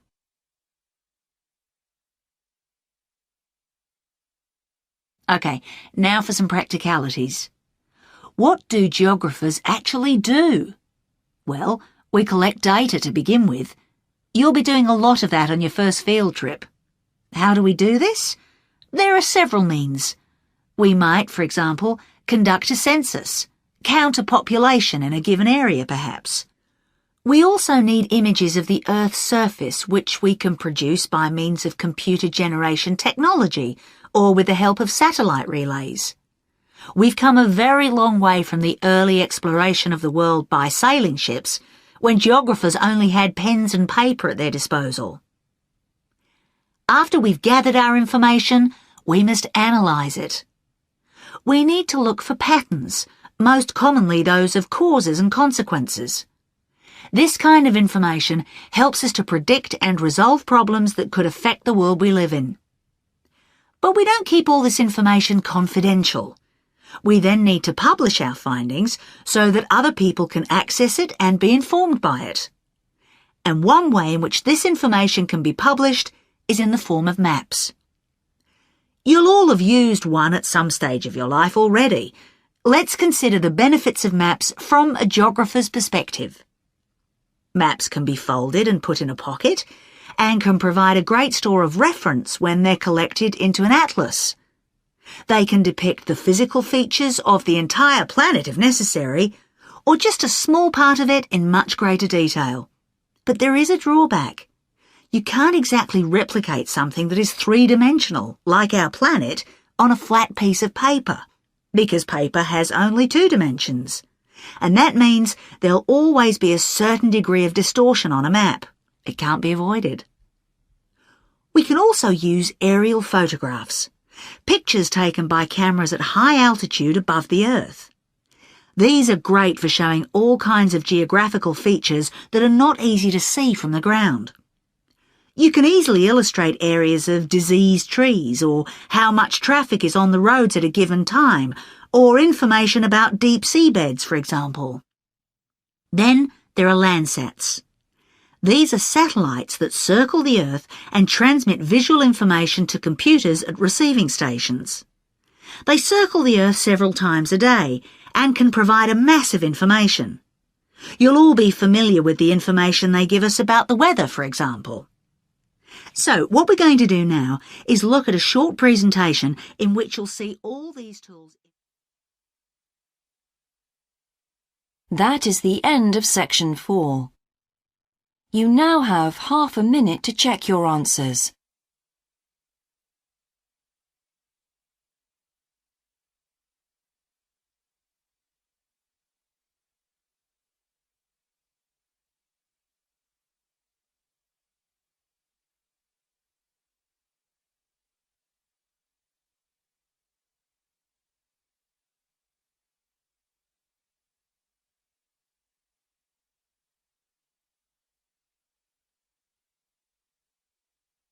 That is the end of the listening test. In the IELTS test, you would now have 10 minutes to transfer your answers to the answer sheet.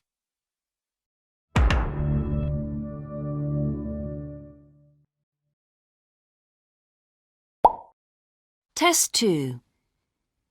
You will hear a number of different recordings, and you will have to answer questions on what you hear.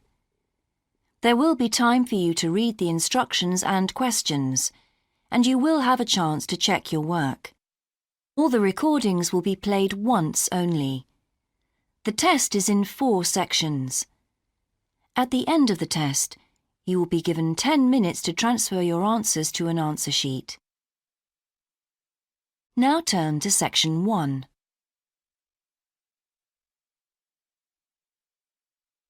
Section 1.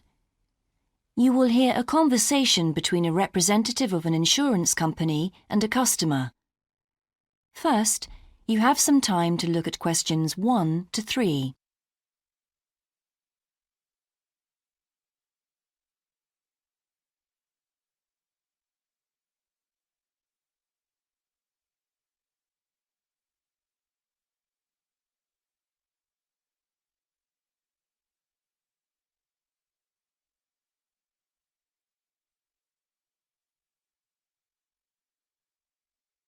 You will see that there is an example that has been done for you. On this occasion only, the conversation relating to this will be played first.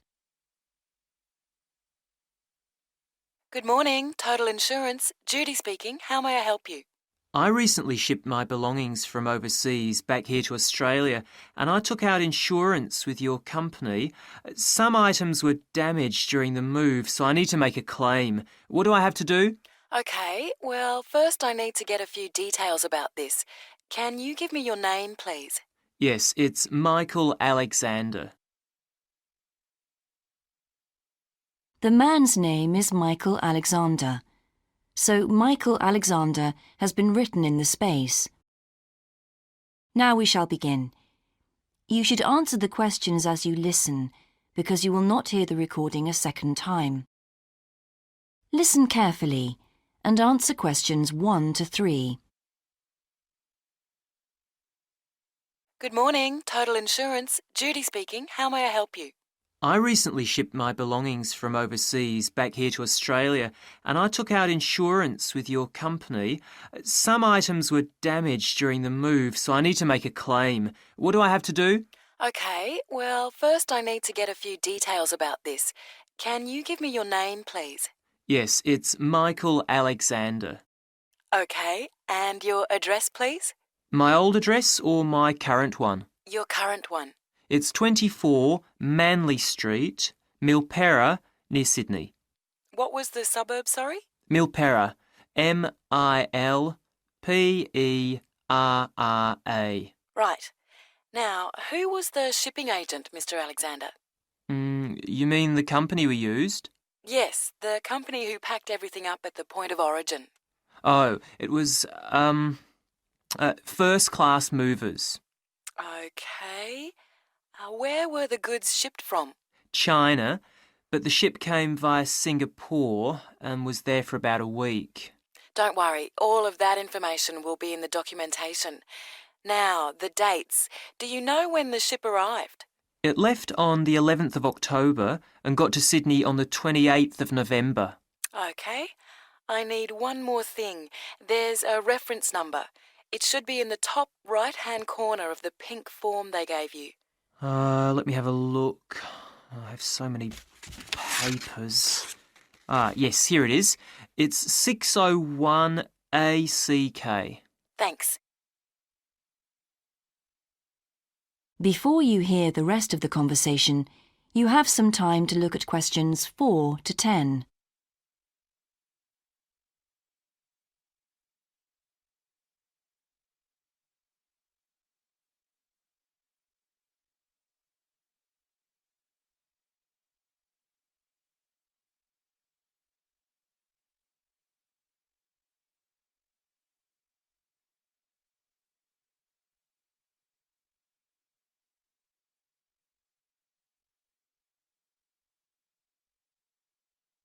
Now listen and answer questions 4 to 10. I need to take down a few details of the actual damage over the phone before you put in a full report. Can you tell me how many items were damaged and what the damage was? Yes, well, 4 things actually. I'll start with the big things. My TV, first of all. It's a large one, very expensive. Insurance doesn't cover electrical problems. It isn't an electrical problem. The screen has a huge crack in it, so it's unusable. I see. Any idea of the price to repair it? No. Well, I don't think it can be repaired. It will need a new one. OK, I'll make a note of that and we'll see what we can do. Now, what was the second item? The cabinet from the bathroom was damaged as well. It's a lovely cabinet. We use it to keep our towels in. And what is the extent of the damage? Well, the back and the sides seem OK, but the door has a huge hole in it. It can't be repaired. I'm really not very happy about it. And how much do you think it will cost to replace it? Well, when I bought it last year, I paid $125 for it. But the one I've seen here in Sydney is a bit more expensive. It's $140. Right. And what was the third item? My dining room table. It's a lovely table from Indonesia.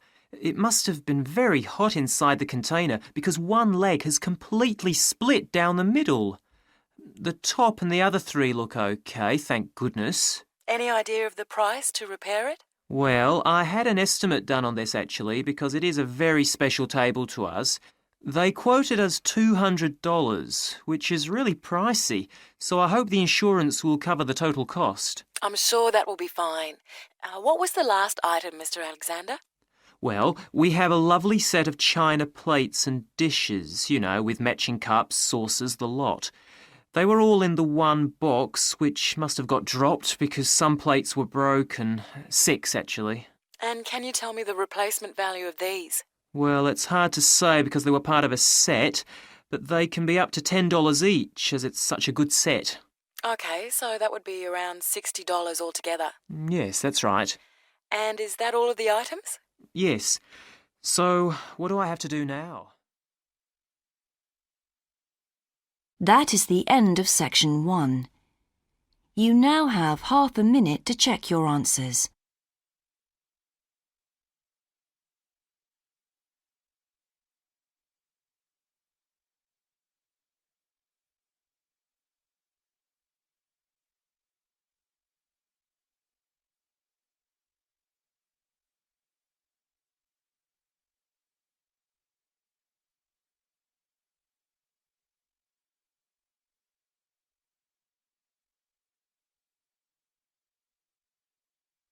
Now turn to section 2.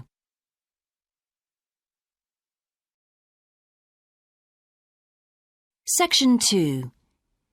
You will hear an introductory talk about a new agricultural park. First, you have some time to look at questions 11 to 14.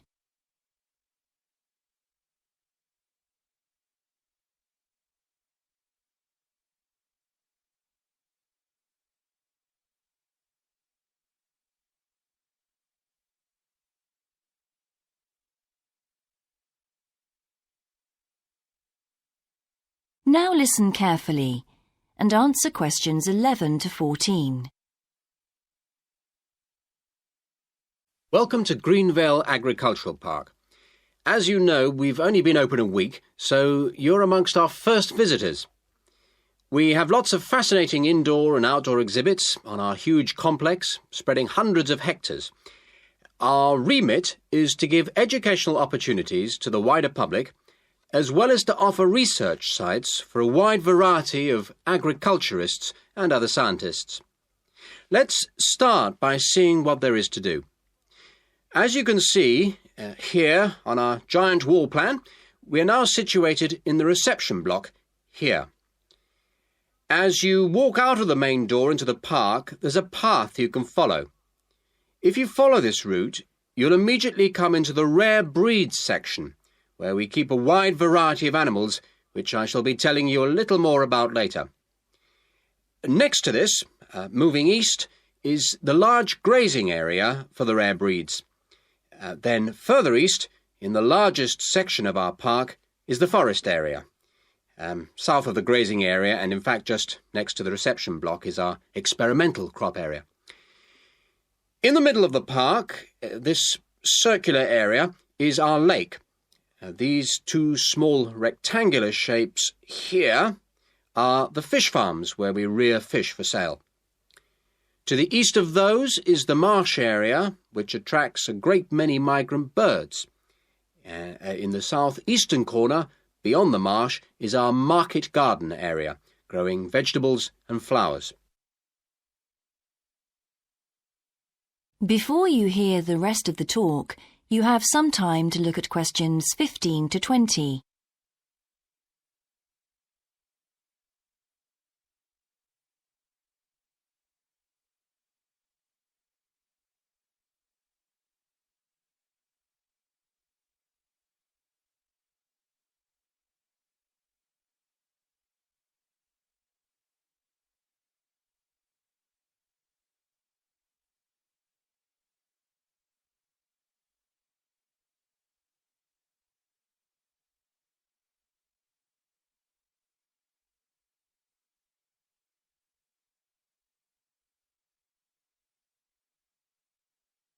Now listen and answer questions 15 to 20. All these areas can be visited by the general public for almost all the year. Although, please take note of the large signs at the entrance to each area, which tell you when certain areas are being used for particular controlled experiments and are therefore temporarily out of bounds to the public. You can see for yourself what a huge area the park covers, and a key question is always, how can we move around? Well, you have a choice of means, all environmentally friendly. Cars are banned in the park. We have bicycles, which you can hire behind the reception block here. The healthy ones of you can go on foot. And finally, there's our electric tram, powered from solar cells. You find more information about this at the front entrance. A good place to start on your tour is the rare breed section. We keep goats, sheep and hens and other kinds of poultry. We're also thinking of bringing in cows and horses, but we do not as yet have facilities for these bigger animals. The animals are fed in public twice a day and a short lecture given on their feeding habits and nutritional needs. These are very popular with the public, but of course we mustn't lose sight of the main purpose of having this section, not as such to preserve rare animals, but to maintain the diversity of breeds, to broaden the gene pool for agricultural development. Greenvale changes with the seasons, with different events happening at different times of the year. May will be perhaps our most spectacular month, with the arrival of the Canada geese, and when our fruit trees will be in full blossom. But there are interesting events on all year round. For example, John Havers, our expert fly fisherman, is currently giving displays on the lake. Each of the sections has its own seasonal calendar, and please consult the summary board at the main entrance. And the final section, as we return to the reception blocks, is the orchard. Do take time to browse round our shop. There's a wide selection of books on wildlife, some of them written by local authors, and the history of farming, including organic farming, something which the park will be diversifying into in the coming months. That is the end of section 2. You now have half a minute to check your answers.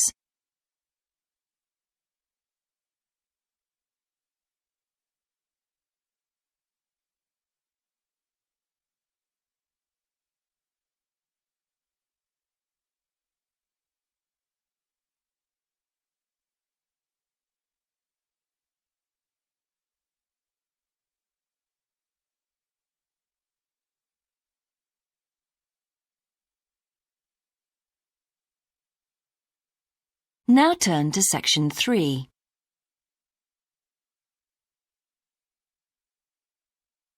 Section 3. You will hear part of a seminar in which a researcher called Grant Freeman discusses his work on Australian honeybees with a group of students. First, you have some time to look at questions 21 to 24.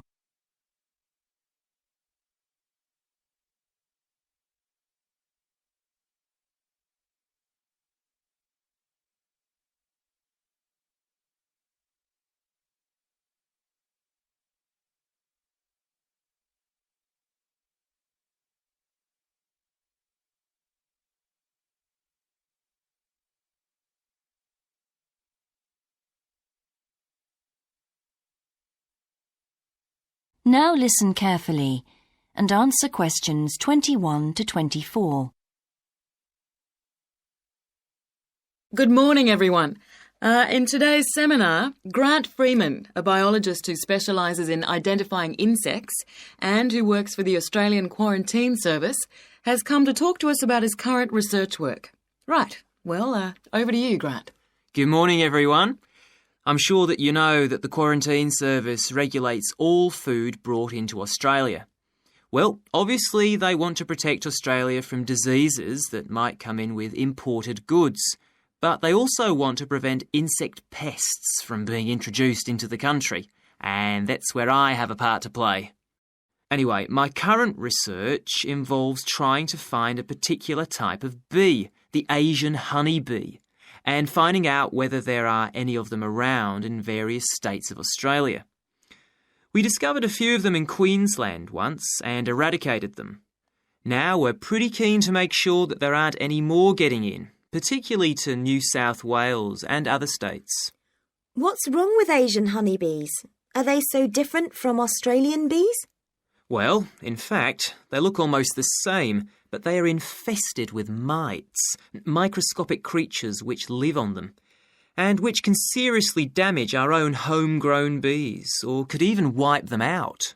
Well, what would happen if Australian bees died out? Well, the honey from Australian bees is of excellent quality, much better than the stuff the Asian bees produce. In fact, Australia exports native queen bees to a large number of countries because of this. When the European honeybee was first discovered out in the bush, we found they made really unpleasant honey, and they were also too big to pollinate many of our native flowers here in Australia. That must have had a devastating effect on the natural flora. Did you lose any species? No, we managed to get them under control before that happened. But if Asian bees got in, there could be other consequences. We could lose a lot of money because, you might not be aware, but it's estimated that native bees' pollination of flower and vegetable crops is worth $1.2 billion a year. So in a way, they're the farmer's friend. Oh, and another thing is, if you're stung by an Asian honeybee, it can produce an allergic reaction in some people, so they're much more dangerous than native bees. Before you hear the rest of the seminar, you have some time to look at questions 25 to 30.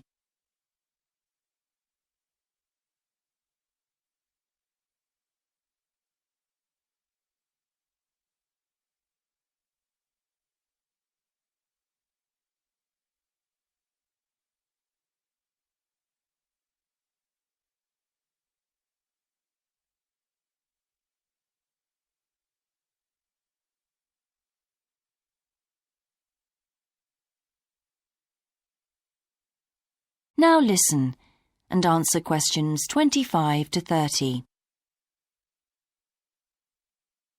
How will you know if Asian bees have entered Australia? We're looking at the diet of the bird called the rainbow bee-eater. The bee-eater doesn't care what it eats as long as they're insects. But the interesting thing about this bird is that we are able to analyse exactly what it eats, and that's really helpful if we're looking for introduced insects. How come? Because insects have their skeletons outside their bodies, so the bee-eaters digest the meat from the inside. Then they bring up all the indigestible bits of skeleton, and of course the wings, in a pellet, a small ball of waste material which they cough up. That sounds a bit unpleasant. So how do you go about it? In the field, we track down the bee-eaters and find their favourite feeding spots, the places where the birds usually feed. It's here that we can find the pellets. We collect them up and take them back to the laboratory to examine the contents. How do you do that? The pellets are really hard, especially if they've been out in the sun for a few days. So, first of all, we treat them by adding water to moisten them and make them softer. Then we pull them apart under the microscope. Everything's all scrunched up, but we're looking for wings, so we just pull them all out and straighten them. Then we identify them to see if we can find any Asian bee wings. And how many have you found? So far, our research shows that Asian bees have not entered Australia in any number. It's a good result and much more reliable than trying to find live ones as evidence of introduced insects. Well, that's fascinating. Thank you, Grant, for those insights. I hope that you might inspire some of our students here to conduct some similar experiments. That is the end of section 3. You now have half a minute to check your answers.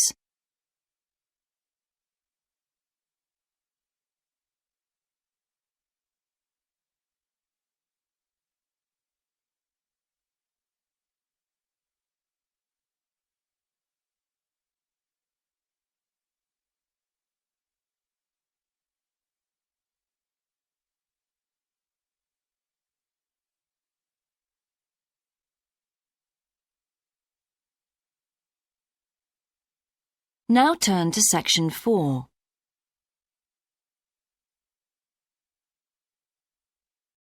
Section 4.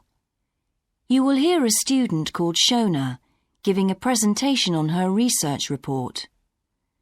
First, you have some time to look at questions 31 to 40.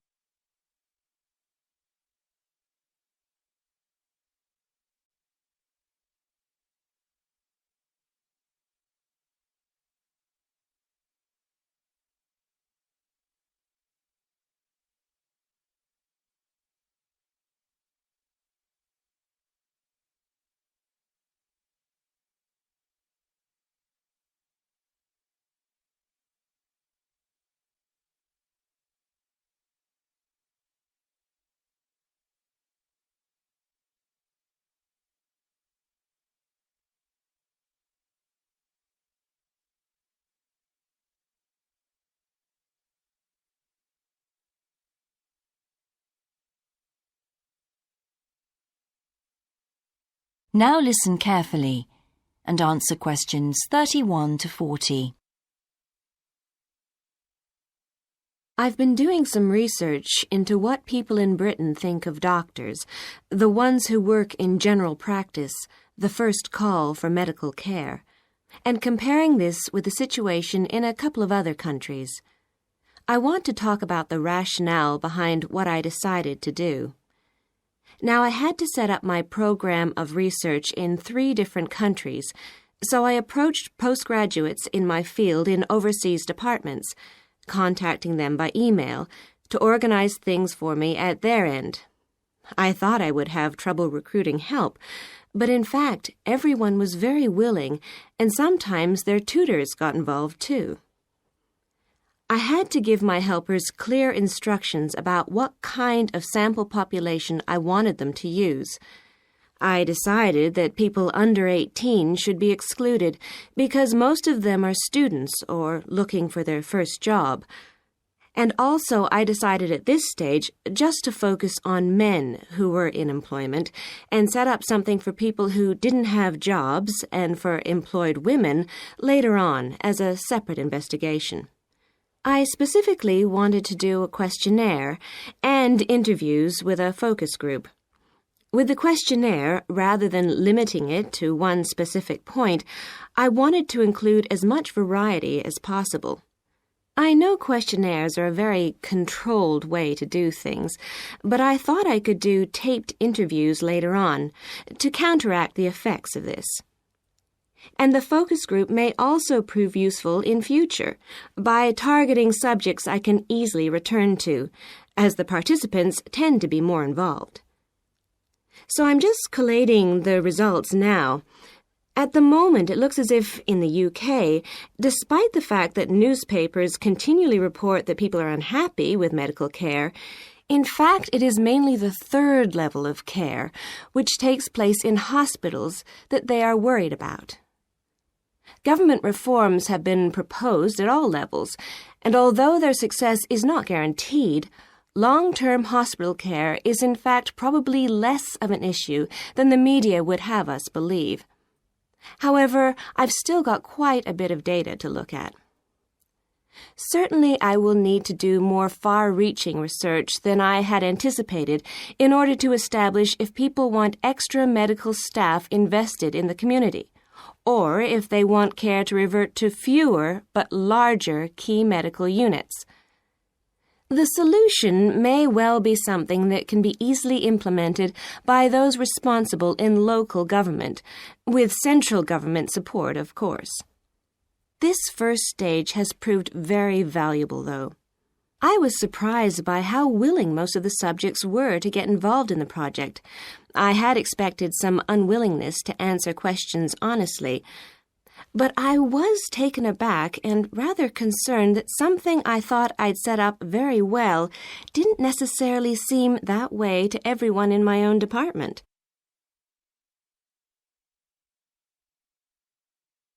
I thought you might also be interested in some of the problems I encountered in collecting my data. There were odd cases that threw me. One of the subjects who I had approached while he was out shopping in town decided to pull out when it came to the second round. It was a shame, as it was someone who I would like to have interviewed more closely. And one of the first-year students I interviewed wanted reassurance that no names would be traceable from the answers. I was so surprised, because they think nothing of telling you about themselves and their opinions in seminar groups. Then one of the people that I worked with got a bit funny. The questions were quite personal, and one minute he said he'd do it, then the next day he wouldn't. And in the end, he did do it. It's hard not to get angry in that situation, but I tried to keep focused on the overall picture in order to stay calm. The most bizarre case was a telephone interview I did with a teacher at a university in France. He answered all my questions in great detail, but then when I asked how much access he had to dangerous substances, he wouldn't tell me exactly what his work involved. It was a real eye-opener. That is the end of section 4. You now have half a minute to check your answers.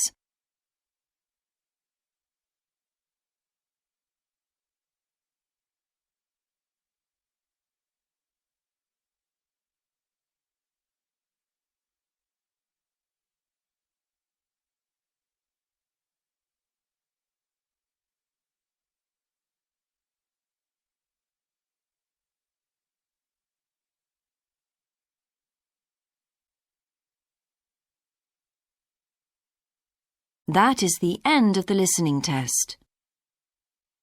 In the IELTS test, you would now have 10 minutes to transfer your answers to the answer sheet.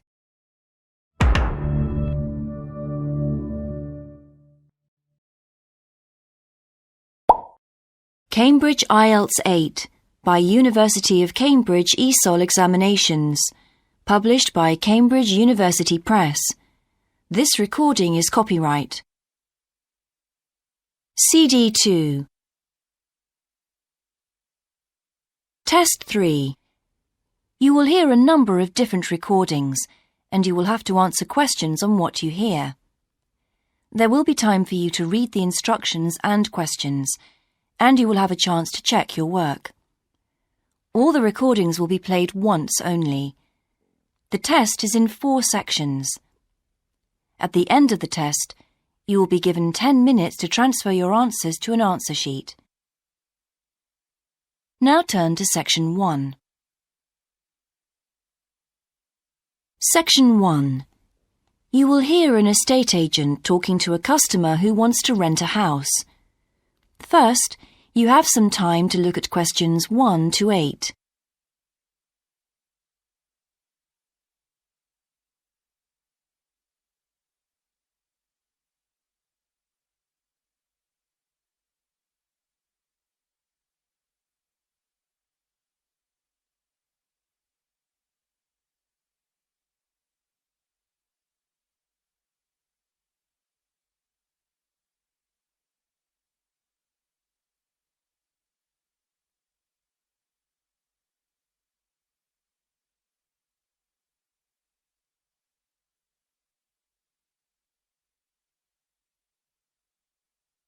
You will see that there is an example that has been done for you. On this occasion only, the conversation relating to this will be played first. Good morning. How can I help you? Hello. I'm interested in renting a house somewhere in the town. Right. Could I have your name, please? Yes, it's Stephen Godfrey. And tell me how many bedrooms you're looking for. Well, we'd need 4 because I'm going to share the house with 3 friends. The number of bedrooms needed is 4, so 4 has been written in the space. Now we shall begin. You should answer the questions as you listen, because you will not hear the recording a second time. Listen carefully and answer questions 1 to 8.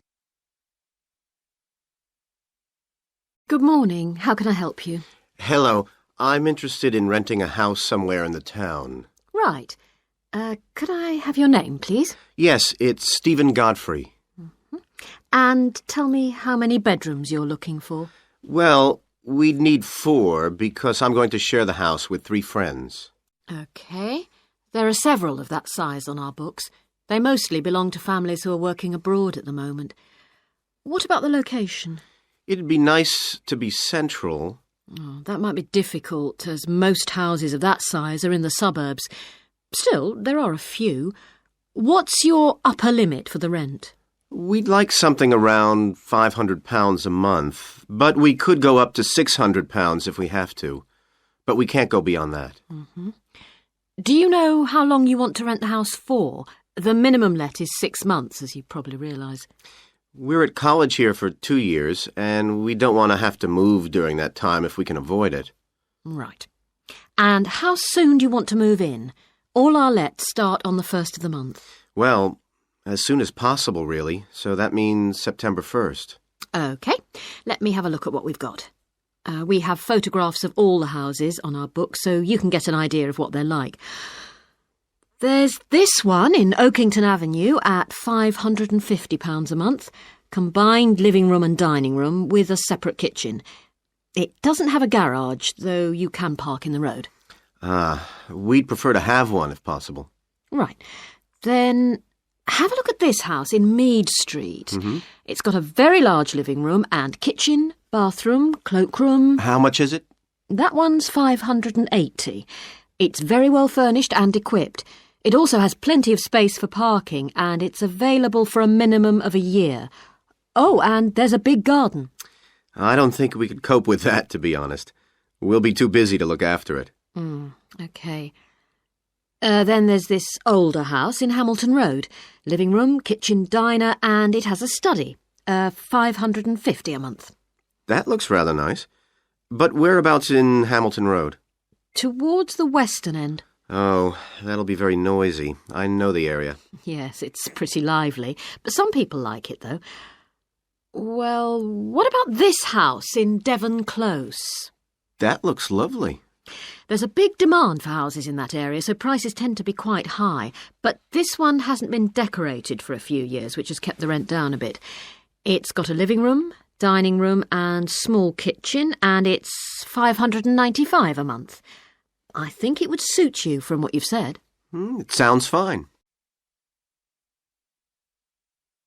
Before you hear the rest of the conversation, you have some time to look at questions 9 and 10.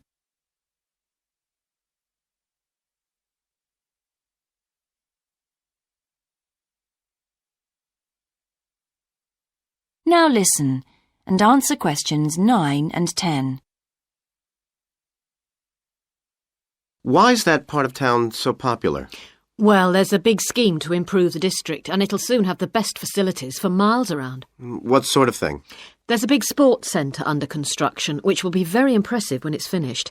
In fact, the swimming pool's already opened, ahead of schedule, and it's attracting a lot of people. What about cinemas? Are there any in the area? The only one closed down last year, and it's now in the process of being converted into a film museum. The local people are trying to get a new cinema added to the scheme. I think I heard something about a plan to replace the existing concert hall with a larger one. Ah, that's due to start next year. Well, it sounds an interesting area to live in. Could I go and see the house, please? Yes, of course. That is the end of section 1. You now have half a minute to check your answers.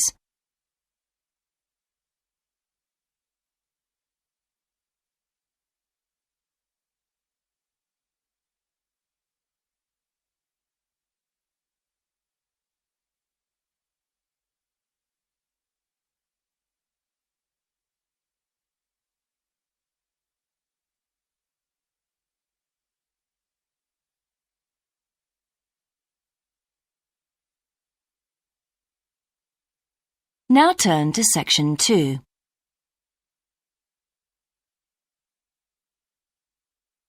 Section 2. You will hear a man talking on the radio about a national arts centre. First, you have some time to look at questions 11 to 16.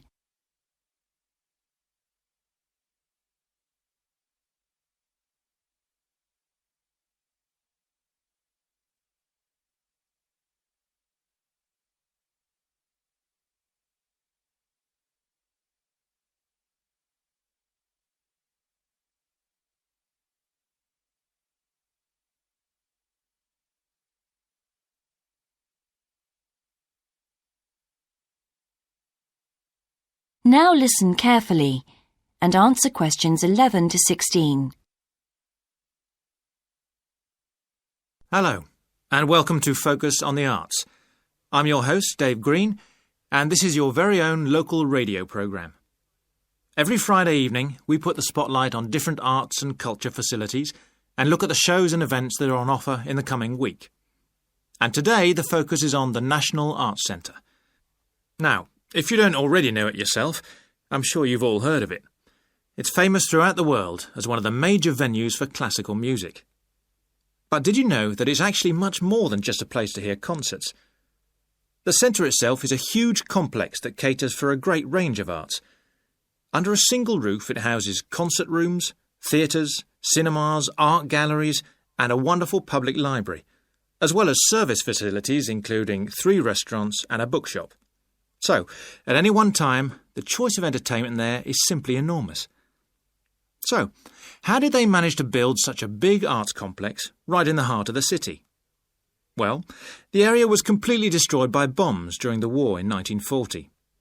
So the opportunity was taken to create a cultural centre that would be what they called the city's gift to the nation. Of course, it took a while for such a big project to get started, but it was planned in the 60s, built in the 70s, and eventually opened to the public in 1983. Ever since then, it has proved to be a great success. It's not privately owned, like many arts centres, but is still in public hands. It's run by the City Council. Both our National Symphony Orchestra and National Theatre Company were involved in the planning of the project, and they're now based there, giving regular performances every week. And as the centre is open 363 days of the year, there are plenty of performances to choose from. Before you hear the rest of the broadcast, you have some time to look at questions 17 to 20.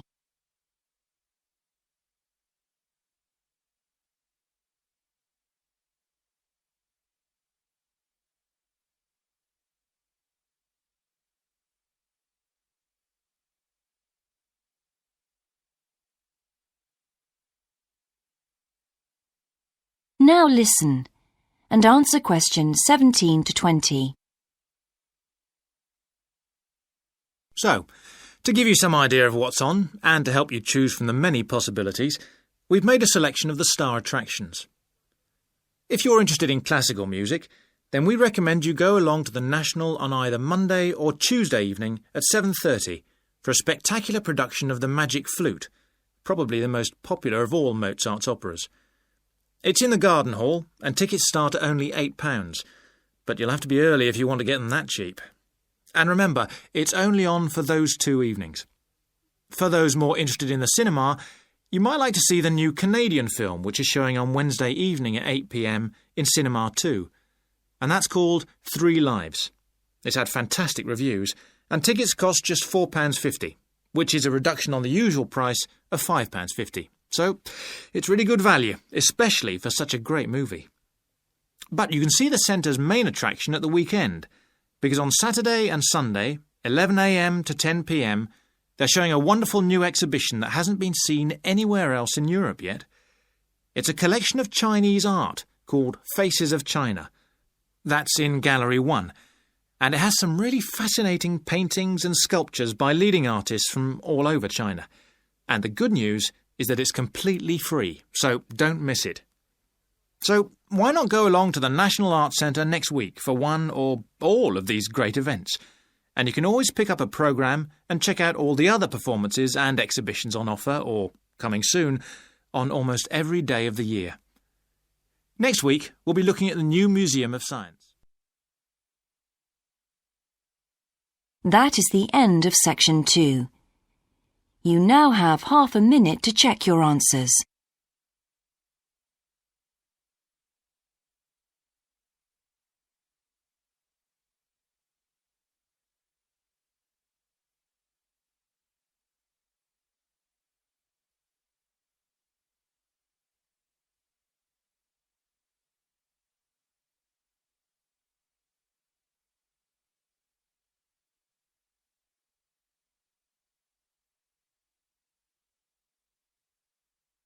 Now turn to Section 3.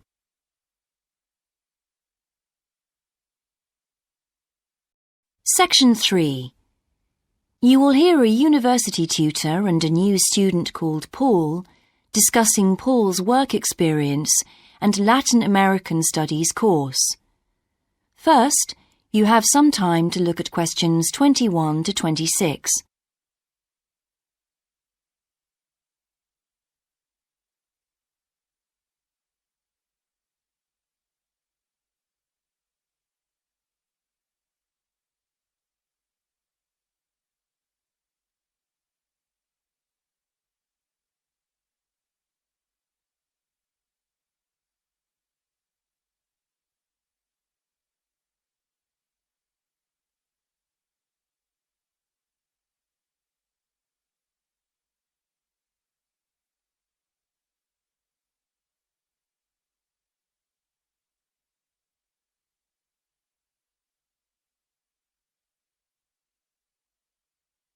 Now listen carefully and answer questions 21 to 26.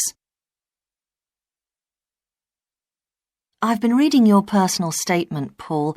First, let's talk about your work experience in South America.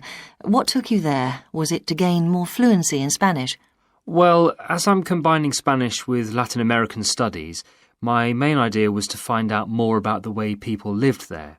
My spoken Spanish was already pretty good, in fact. So you weren't too worried about language barriers? No.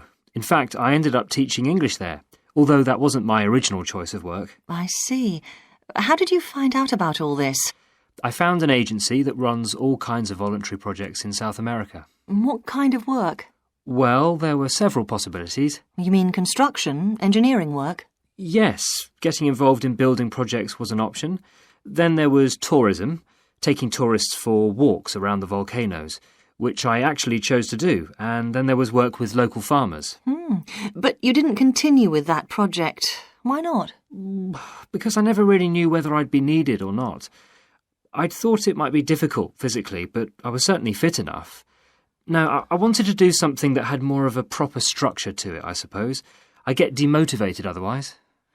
What do you think you learned from your experience? It must have been a great opportunity to examine community life. Yes, but it was difficult at first to be accepted by the locals. It was a very remote village, and some of them were reluctant to speak to me, although they were always interested in my clothes and how much I had to pay for them. Well, that's understandable. Yes, but things soon improved. What struck me was that when people became more comfortable with me and less suspicious, we really connected with each other in a meaningful way. You made good friends? Yes, with two of the families in particular. Good. What about management? Did you have a project manager? Yes, and he gave me lots of advice and guidance. And was he good at managing too? That wasn't his strong point. I think he was often more interested in the academic side of things than filing reports. He was a bit of a dreamer. And did you have a contract? I had to stay for a minimum of 3 months. My parents were surprised when I asked to stay longer, 6 months in the end. I was so happy there. And did anything on the administration side of things surprise you? What was the food and lodging like? Simple, but there was plenty to eat, and I only paid $7 a day for that, which was amazing, really. And they gave me all the equipment I needed, even a laptop. You didn't expect that then? No. Well, I'll look forward to hearing more. Before you hear the rest of the discussion, you have some time to look at questions 27 to 30.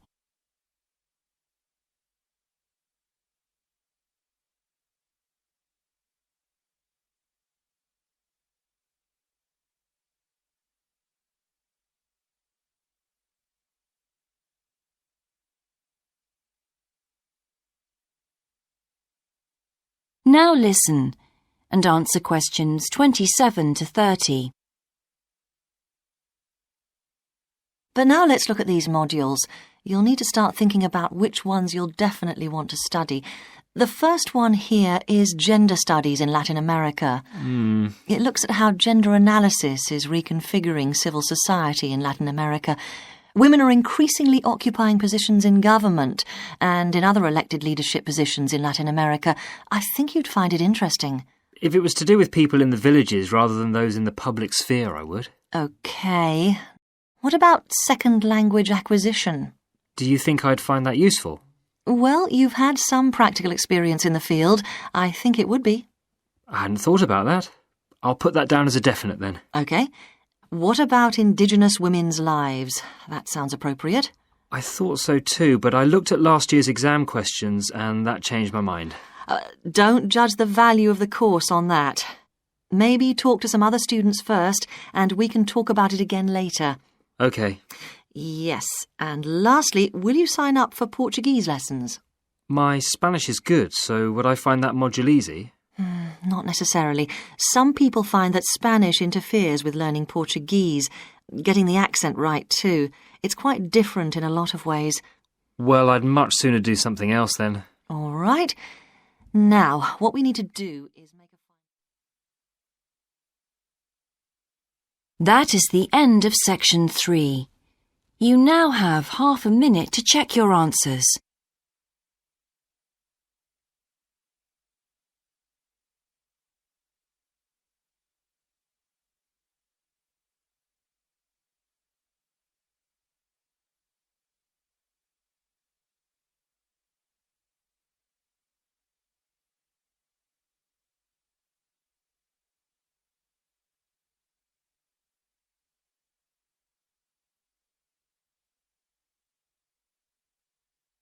Now turn to section 4.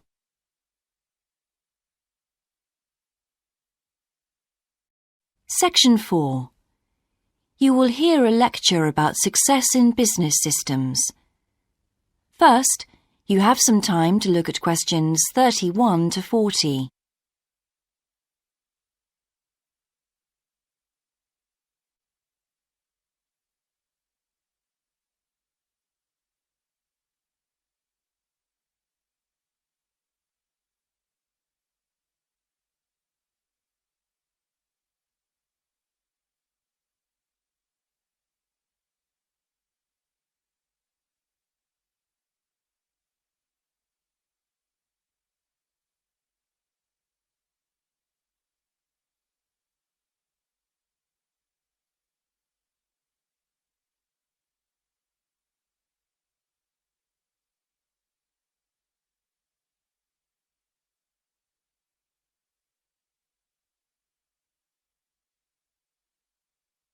Now listen carefully and answer questions 31 to 40.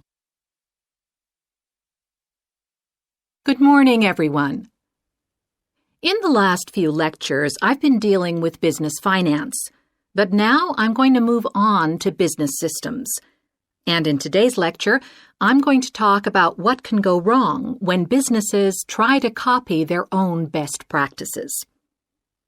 Once a business has successfully introduced a new process, managing a branch bank, say, or selling a new product, the parent organization naturally wants to repeat that success and capture it, if possible, on a bigger scale.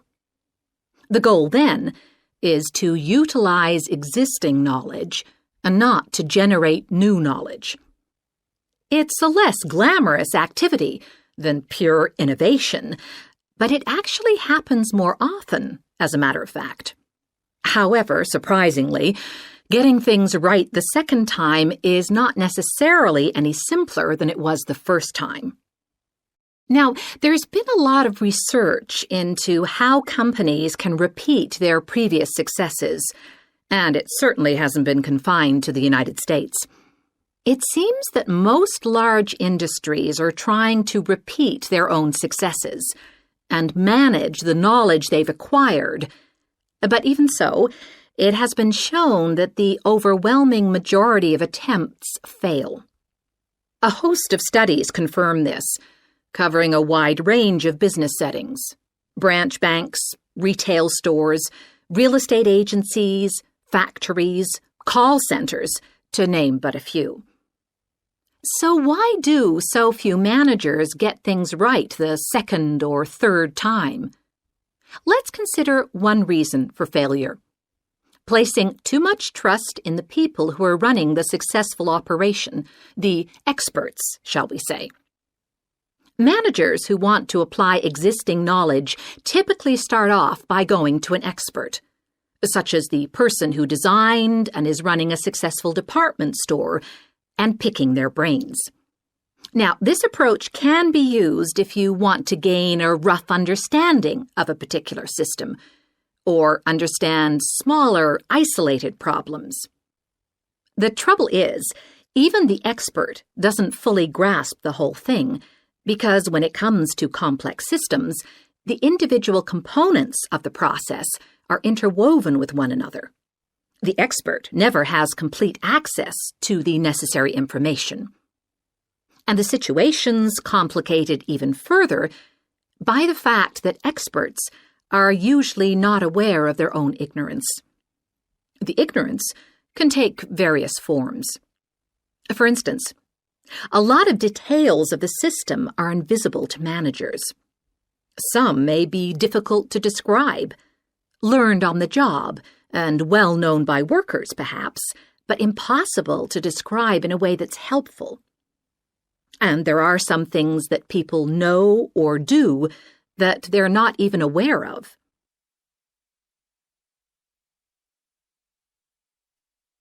Now, let's consider two types of mistake that can occur when a manager actually starts to set up a duplicate system to replicate a successful process. Firstly, perhaps he forgets that he was just trying to copy another process and starts trying to improve on it. Another mistake is trying to use the best parts of various different systems in the hope of creating the perfect combination. Unfortunately, attempts like these usually turn out to be misguided and lead to problems. Why? Well, for various reasons. Perhaps there weren't really any advantages after all, because the information wasn't accurate. Or perhaps the business settings weren't really comparable. More typically, the advantages are real enough, but there are also disadvantages that have been overlooked. For example, the modifications might compromise safety in some way. So, what's the solution? Well, I don't intend to suggest that it's easy to get things right the second time. It's not. But the underlying problem has more to do with attitudes than the actual difficulty of the task, and there are ways of getting it right. These involve adjusting attitudes, first of all. Being more realistic and cautious, really. Secondly, they involve exerting strict controls on the organizational and operational systems. And this, in turn, means copying the original as closely as possible. Not merely duplicating the physical characteristics of the factory, but also duplicating the skills that the original employees had. Reliance on a template like this offers the huge advantage of built-in consistency. That is the end of section 4. You now have half a minute to check your answers.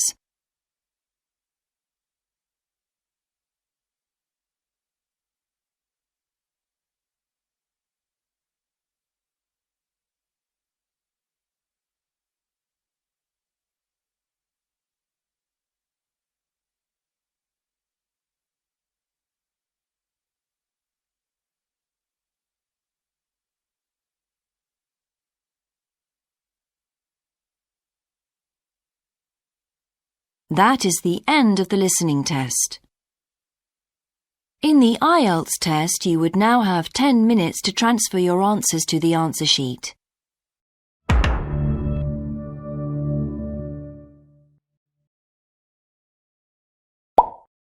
Test 4. You will hear a number of different recordings, and you will have to answer questions on what you hear. There will be time for you to read the instructions and questions, and you will have a chance to check your work. All the recordings will be played once only. The test is in 4 sections. At the end of the test, you will be given 10 minutes to transfer your answers to an answer sheet. Now turn to section 1.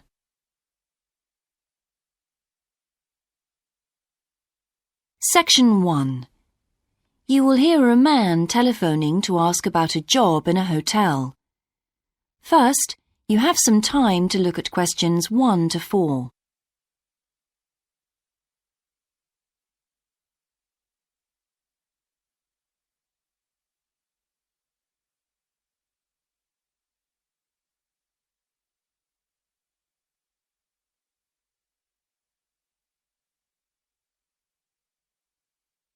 You will see that there is an example that has been done for you. On this occasion only, the conversation relating to this will be played first. Hello, West Bay Hotel. Can I help you? Oh, good morning. I'm ringing about your advertisement in the Evening Gazette. Is that the one for temporary staff? That's right. The advertisement is for temporary staff, so temporary has been written in the space. Now we shall begin. You should answer the questions as you listen, because you will not hear the recording a second time. Listen carefully and answer questions 1 to 4. Hello, West Bay Hotel. Can I help you? Oh, good morning. I'm ringing about your advertisement in the Evening Gazette. Is that the one for temporary staff? That's right. Yes, I'm afraid the person who's dealing with that isn't in today, but I can give you the main details if you like. Yes, please. Could you tell me what kind of staff you're looking for? We're looking for waiters at the moment. There was one post for a cook, but that's already been taken. Oh, right. What are the hours of work?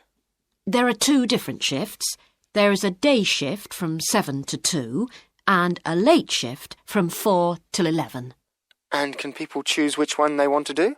Not normally, because everyone would choose the day shift, I suppose. You alternate from one week to another. OK, I'm just writing all this down. What about time off?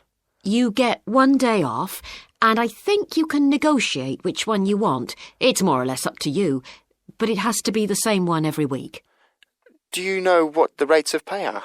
Yes, I've got them here. You get £5.50 an hour, and that includes a break. Do I have to go home to eat, or...? You don't have to. You can get a meal in the hotel if you want to, and there's no charge for it, so you might as well. Oh, good. Yes, so let's see. I get £231 a week. You'd also get tips. Our guests tend to be quite generous. Before you hear the rest of the conversation, you have some time to look at questions 5 to 10.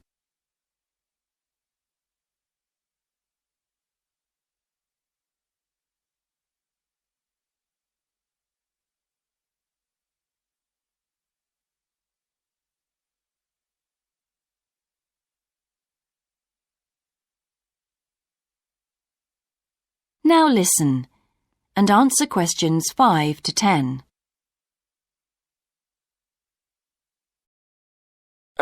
Is there a uniform? What about clothes? Yes, I forgot to mention that. You need to wear a white shirt, just a plain one, and dark trousers. You know, not green or anything like that. And we don't supply those. That's okay, I've got trousers. I just have to buy a couple of shirts. What about anything else? Do I need a waistcoat or anything? You have to wear a jacket, but the hotel lends you that. I see. One last thing. I don't know what the starting date is. Just a minute. I think it's sometime around the end of June. Yes, the 28th, in time for the summer. That's great. I'm available from the 10th. Oh, good. Well, if you can call again, you need to speak to the service manager. Her name's Jane Irwin. That's Urwin.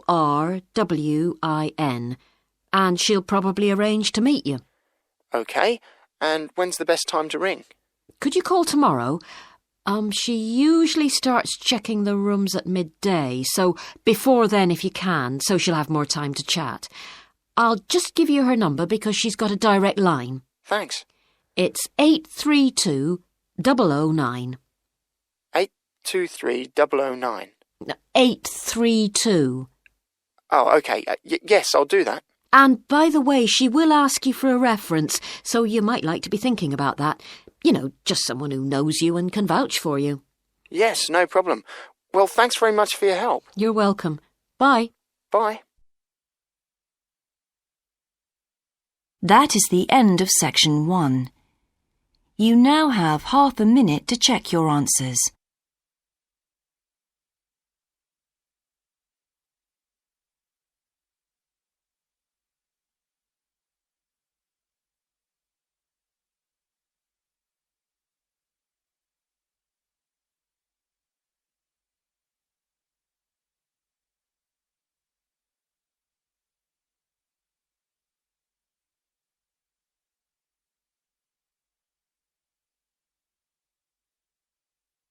Now turn to section 2.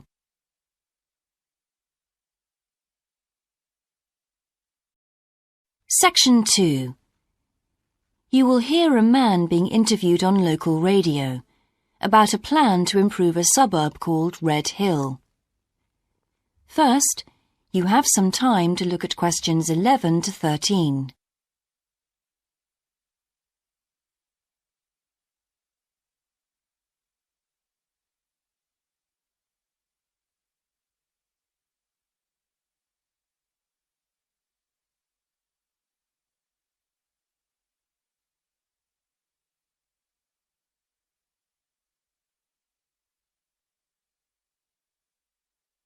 Now listen carefully and answer questions 11 to 13.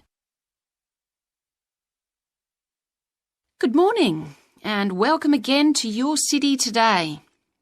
With me today is Graham Campbell, a councillor from the City Council. He'll be telling us about the plan to improve the fast-growing suburb of Red Hill. Good morning, Graham, and welcome to the show. Good morning, Carol. Now, Graham, I understand that there has been a lot of community consultation for the new plan. Yes, we've tried to address some of the concerns that local groups told us about. People we've heard from are mainly worried about traffic in the area, and in particular the increasing speed of cars near schools. They feel that it's only a matter of time before there's an accident as a lot of children walk to the school. So we're trying to do something about that. Another area of concern is the overhead power lines. These are very old, and a lot of people we spoke to asked if something could be done about them. Well, I'm happy to report that the power company have agreed to move the power lines underground at a cost of $800,000. I think that will really improve the look of the area, as well as being safer. That's good to know. But will that mean an increase in rates for the local businesses in that area? Well, the power company have agreed to bear the cost of this themselves after a lot of discussion with the council.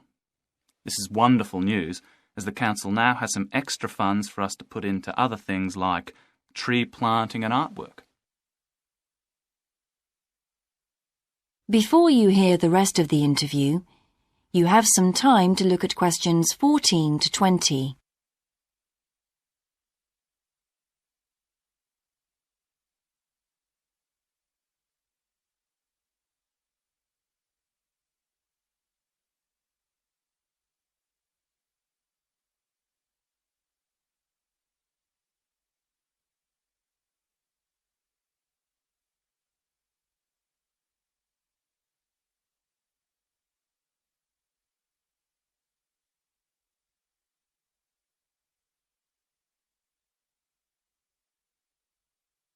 Now listen and answer questions 14 to 20. Now, we've also put together a map which we've sent out to all the residents in the area. And on the map we've marked the proposed changes. Firstly, we'll plant mature pine trees to provide shelter and shade just to the right of the supermarket in Days Road. In order to address the traffic problems, the pavements on the corner of Carberry and Thomas Street will be widened. This will help to reduce the speed of vehicles entering Thomas Street. We think it's very important to separate the local residential streets from the main road, so the roadway at the entrance to Thomas Street from Days Road will be painted red. This should mark it more clearly and act as a signal for traffic to slow down. One way of making sure that the pedestrians are safe is to increase signage at the intersections. A Keep Clear sign will be erected at the junction of Evelyn Street and Hill Street to enable traffic to exit at all times. Something we're planning to do to help control the flow of traffic in the area is to install traffic lights halfway down Hill Street where it crosses Days Road. Now, we haven't only thought about the cars and traffic, of course. There's also something for the children. We're going to get school children in the area to research a local story, the life of a local sports hero, perhaps. And an artist will incorporate that story into paintings on the wall of a building on the other side of Hill Street from the supermarket. And finally, we've agreed to build a new children's playground, which will be at the other end of Hill Street, close to the intersection with Carberry Street. Wonderful. Now, what's the next stage? Well, the final plan... That is the end of section 2. You now have half a minute to check your answers.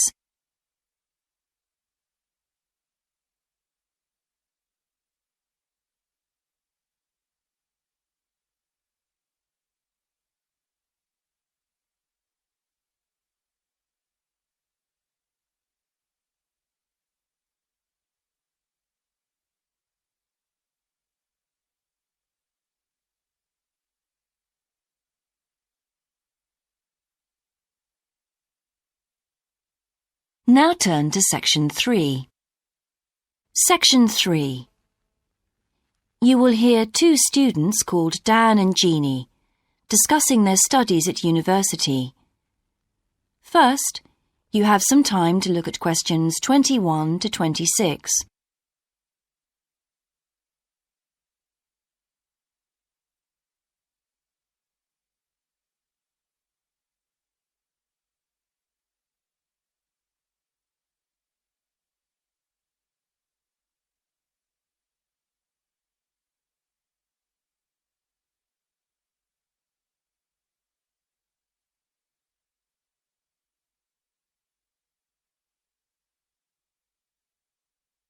Now listen carefully and answer questions 21 to 26. Hi, Jeannie. How's it going? Oh, hello, Dan. Pretty well, thanks. Have you managed to get the money for the course yet? Yes, that's all sorted out now, thanks. It took long enough, though. It was practically a year ago that I applied to my local council for a grant, and it took them 6 months to turn me down. That's really slow. And I thought I was eligible for government funding, but it seems I was mistaken. So then I asked the boss of the company I used to work for if they would sponsor me, and much to my surprise, he said they'd make a contribution. But what about college grants and scholarships? There must be some you could apply for. Yes, there are, but they're all so small that I decided to leave them until I was desperate. Uh-huh. And in fact, I didn't need to apply. My parents had been saying that as I already had a job, I ought to support myself through college. But in the end, they took pity on me, so now I've just about got enough. That's good. So now I can put a bit of effort into meeting people. Haven't had time so far. Any suggestions? What about joining some college clubs? Oh, right. You joined several, didn't you? Yes. I'm in the drama club. It's our first performance next week, so we're rehearsing frantically, and I've got behind with my work. But it's worth it. I'm hoping to be in the spring production too. I've never liked acting. Are you doing anything else? I enjoyed singing when I was at school, so I joined a group when I came to college. I don't think the conductor stretches us enough, though, so I'll give up after the next concert. And I also joined the debating society. It's fun, but with all the rehearsing I'm doing, something has to go, and I'm afraid that's the one. Do you do any sports? Yes. I'm in one of the hockey teams. I'm not very good, but I'd really miss it if I stopped. I decided to try tennis when I came to college, and I'm finding it pretty tough going. I'm simply not fit enough. Nor me. I think I'll give that a miss. I'm hoping it'll help me to build up my stamina, but it'll probably be a long haul. Good luck. Thanks. How are you finding the course? I wish we had more seminars. What? I'd have thought we had more than enough already. All those people saying clever things that I could never think of. It's quite interesting, but I wonder if I'm clever enough to be doing this course. I find it helpful to listen to the other people. I like the way we're exploring the subject and working towards getting insight into it. How do you get on with your tutor?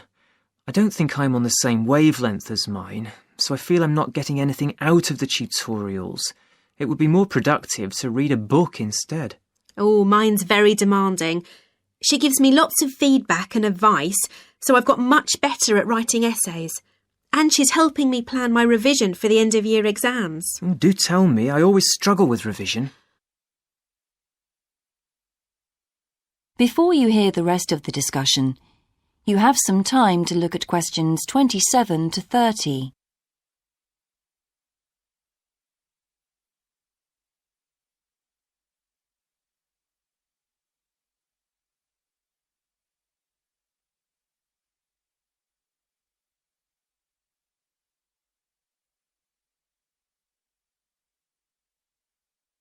Now listen and answer questions 27 to 30.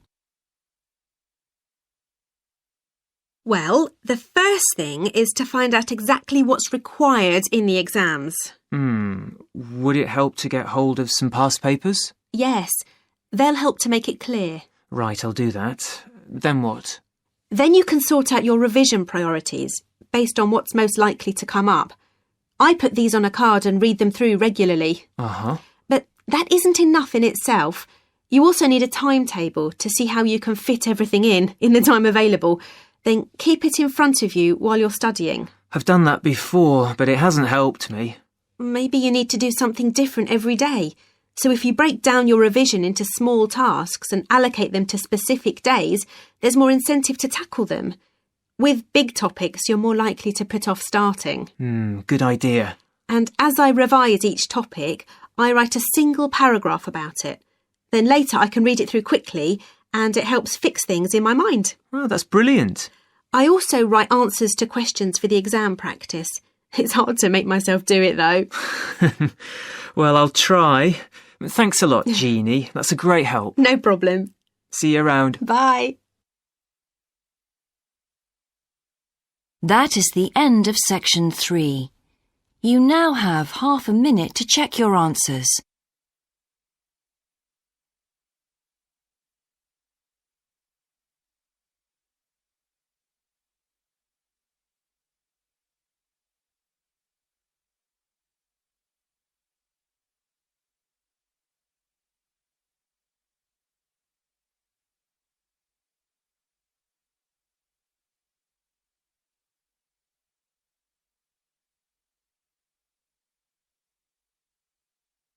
Now turn to Section 4.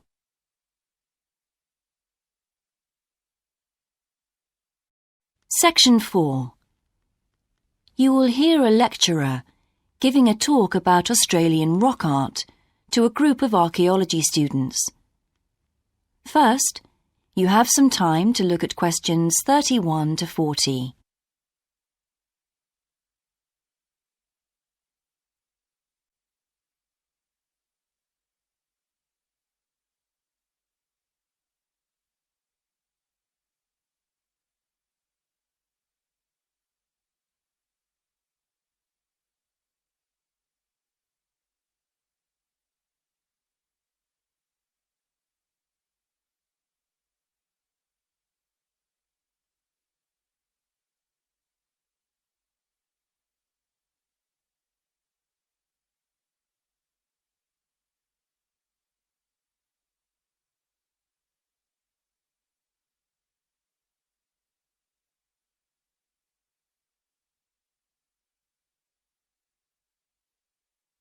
Now listen carefully and answer questions 31 to 40. Good morning, everyone. I've been invited to talk about my research project into Australian Aboriginal rock paintings. The Australian Aborigines have recorded both real and symbolic images of their time on rock walls for many thousands of years. Throughout the long history of this tradition, new images have appeared and new painting styles have developed. And these characteristics can be used to categorise the different artistic styles. Among these are what we call the dynamic, yam, and modern styles of painting. One of the most significant characteristics of the different styles is the way that humans are depicted in the paintings. The more recent paintings show people in static poses, but the first human images to dominate rock art paintings over 8,000 years ago were full of movement. These paintings showed people hunting and cooking food, and so they were given the name dynamic to reflect this energy. It's quite amazing considering they were painted in such a simple stick-like form. In the Yam period, there was a movement away from stick figures to a more naturalistic shape. However, they didn't go as far as the modern style, which is known as X-ray because it actually makes a feature of the internal skeleton as well as the organs of animals and humans. The Yam style of painting got its name from the fact that it featured much curvier figures that actually resemble the vegetable called a yam, which is similar to a sweet potato. The modern paintings are interesting because they include paintings at the time of the first contact with European settlers. Aborigines managed to convey the idea of the settlers' clothing by simply painting the Europeans without any hands, indicating the habit of standing with their hands in their pockets. Size is another characteristic. The more recent images tend to be life-size or even larger, but the dynamic figures are painted in miniature. Aboriginal rock art also records the environmental changes that occurred over thousands of years. For example, we know from the dynamic paintings that over 8,000 years ago, Aborigines would have rarely eaten fish, and sea levels were much lower at this time. In fact, fish didn't start to appear in paintings until the Yam period, along with shells and other marine images. The paintings of the Yam tradition also suggest that, during this time, the Aborigines moved away from animals as their main food source and began including vegetables in their diet, as these feature prominently. Freshwater creatures didn't appear in the paintings until the modern period from 4,000 years ago.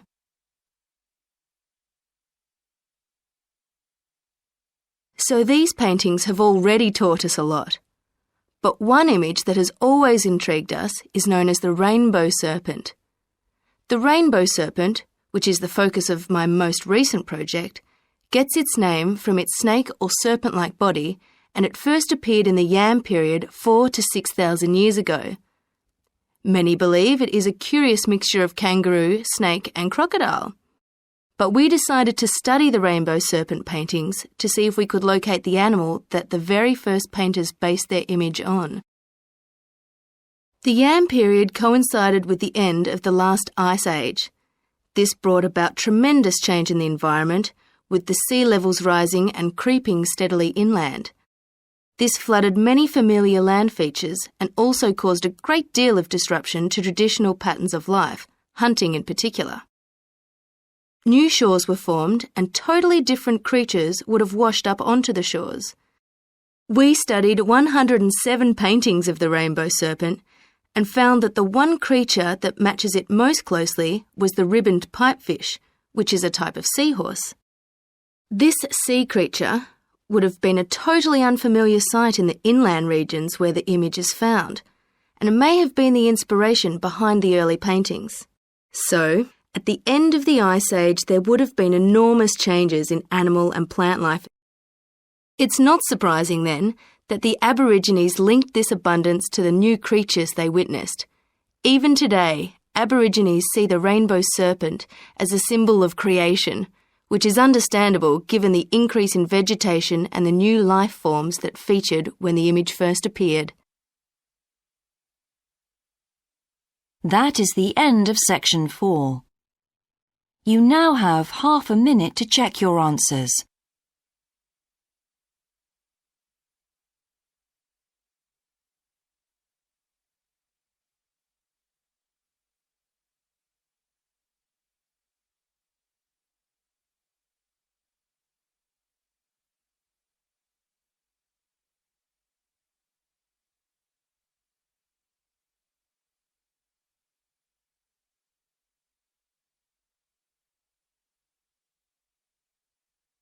That is the end of the listening test.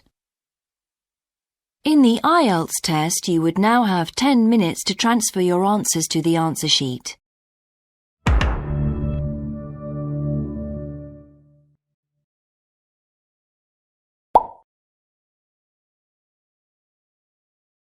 Cambridge IELTS 9 by University of Cambridge ESOL Examinations. Published by Cambridge University Press. This recording is copyright. CD 1. Test 1. You will hear a number of different recordings, and you will have to answer questions on what you hear. There will be time for you to read the instructions and questions, and you will have a chance to check your work. All the recordings will be played once only. The test is in 4 sections. At the end of the test, you will be given 10 minutes to transfer your answers to an answer sheet. Now turn to section 1. Section 1. You will hear a man phoning to inquire about a job vacancy. First, you have some time to look at questions 1 to 4.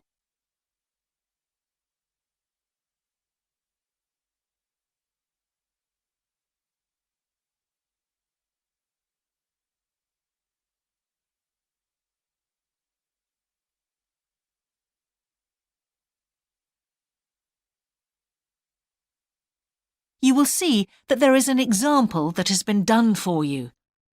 On this occasion only, the conversation relating to this will be played first.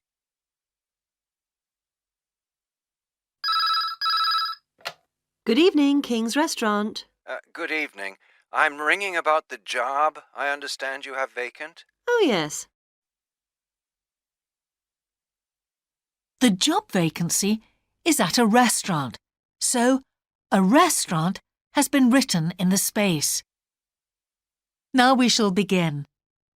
You should answer the questions as you listen, because you will not hear the recording a second time. Listen carefully and answer questions 1 to 4.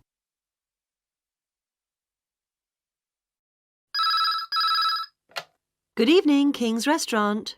Good evening. I'm ringing about the job I understand you have vacant. Oh, yes. I'd like to find out a few more details, if I may. Yes, of course. Can I take your name? It's Peter Chin. OK, Peter. Well, if you want to ask about the job, and then if we're both still interested, we could arrange for you to come for an interview. Great, thanks. I'm afraid I missed the advert for the job, but heard about it from a friend. That's no problem at all. What would you like to know? Well, what sort of work is it? Washing up? It's answering the phone. Oh, right, fine. And not waiting at table. That'd be good. And how many nights a week would it be? Well, we're really only busy at the weekend. So 2 nights? 3, actually, so it would work out at 12 hours a week. That'd be fine. It wouldn't interfere with my studies. Are you at the university? Yes, first-year physics student. Oh, right. And because I'm not an EU national, would I need a work permit? Yes, you would. Just get your tutor to sign it. That wouldn't be a problem if I were to get the job. Where exactly is the restaurant? Well, we have 2 branches. The one we're recruiting for is in Hillsdon Road. I don't know that. How do you spell it, please? It's HILLSDUNNE Road. Got that. Thanks. Is it near a bus stop? Yes, the nearest one would probably be just beside the library. Oh, yes, I know it. That'd be fine for me. And could I ask about the pay? We're offering £4.45 an hour. That's very good. My last job was £3.95 an hour. Before you hear the rest of the conversation, you have some time to look at questions 5 to 10.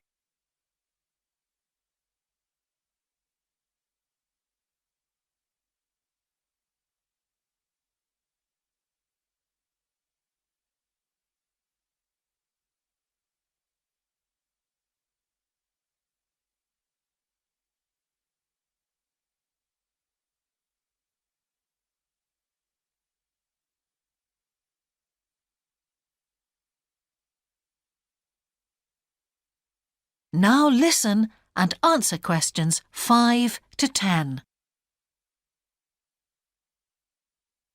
We feel it's pretty good, and we also offer some good fringe benefits. Really? Well, we give you a free dinner, so you eat well. Right. Better than hostel food. We certainly hope so. And we also offer extra pay for working on national holidays. Oh, that's a really good perk, isn't it? Yes, we think so. And then because of the difficulties of getting public transport, if you're working after 11 o'clock, we drive you home. Oh, that's good to know. Well, we'd certainly be interested in inviting you for an interview, if you're still interested. Oh, yes, certainly. Could I just also ask what qualities you're looking for? Well, for this particular job, we want a clear voice, which you obviously do have. Thanks. And you must be able to think quickly, you know. Well, I hope I... So, when could you come in for an interview? We're actually quite quiet tonight. Sorry, I couldn't come tonight. Or tomorrow, I'm afraid. Thursday's okay. That'd be 22nd of October? Fine. After 5 p.m? Yes, fine. Would 6 o'clock be okay? Perfect. And could you bring along the names of 2 referees? Yes, that's fine. No problem. Good. I look forward to seeing you. Oh, by the way, who should I ask for? Oh, yes, of course. Sorry. My name is Samira Manuja. Can you spell that, please? Manuja. Okay. I've got that. Thanks very much. Look forward to seeing you later on, then. That is the end of section 1. You now have half a minute to check your answers.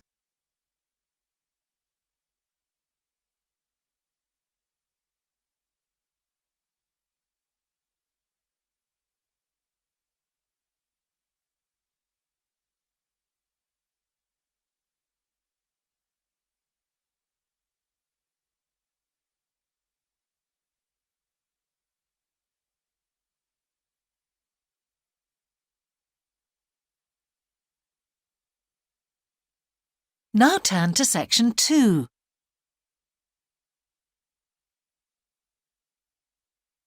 Section 2. You will hear part of a radio programme about the opening of a new local sports shop. First, you have some time to look at questions 11 to 16.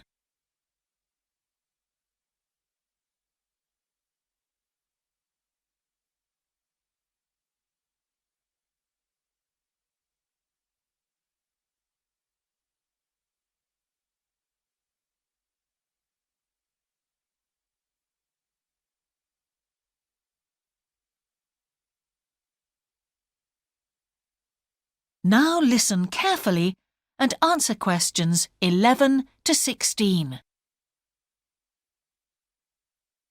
Now we go to Jane, who is going to tell us about what's happening in town this weekend. Right, thanks, Andrew. And now on to what's new. And do we really need yet another sports shop in Bradcaster? Well, most of you probably know Sports World, the branch of a Danish sports goods company that opened a few years ago. It's attracted a lot of custom, and so the company has now decided to open another branch in the area. It's going to be in the shopping centre to the west of Bradcaster, so that will be good news for all of you who found the original shop in the north of the town hard to get to. I was invited to a special preview, and I can promise you, this is the ultimate in sports retailing. The whole place has been given a new minimalist look with the company's signature colours of black and red. The first 3 floors have a huge range of sports clothing as well as equipment. And on the top floor, there's a cafe and a book and DVD section. You'll find all the well-known names, as well as some less well-known ones. If they haven't got exactly what you want in stock, they promise to get it for you in 10 days. Unlike the other store, where it can take up to 14 days. They cover all the major sports, including football, tennis and swimming. But they particularly focus on running, and they claim to have the widest range of equipment in the country.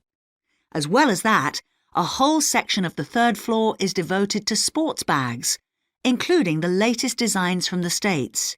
If you can't find what you want here, it doesn't exist. Before you hear the rest of the programme, you have some time to look at questions 17 to 20.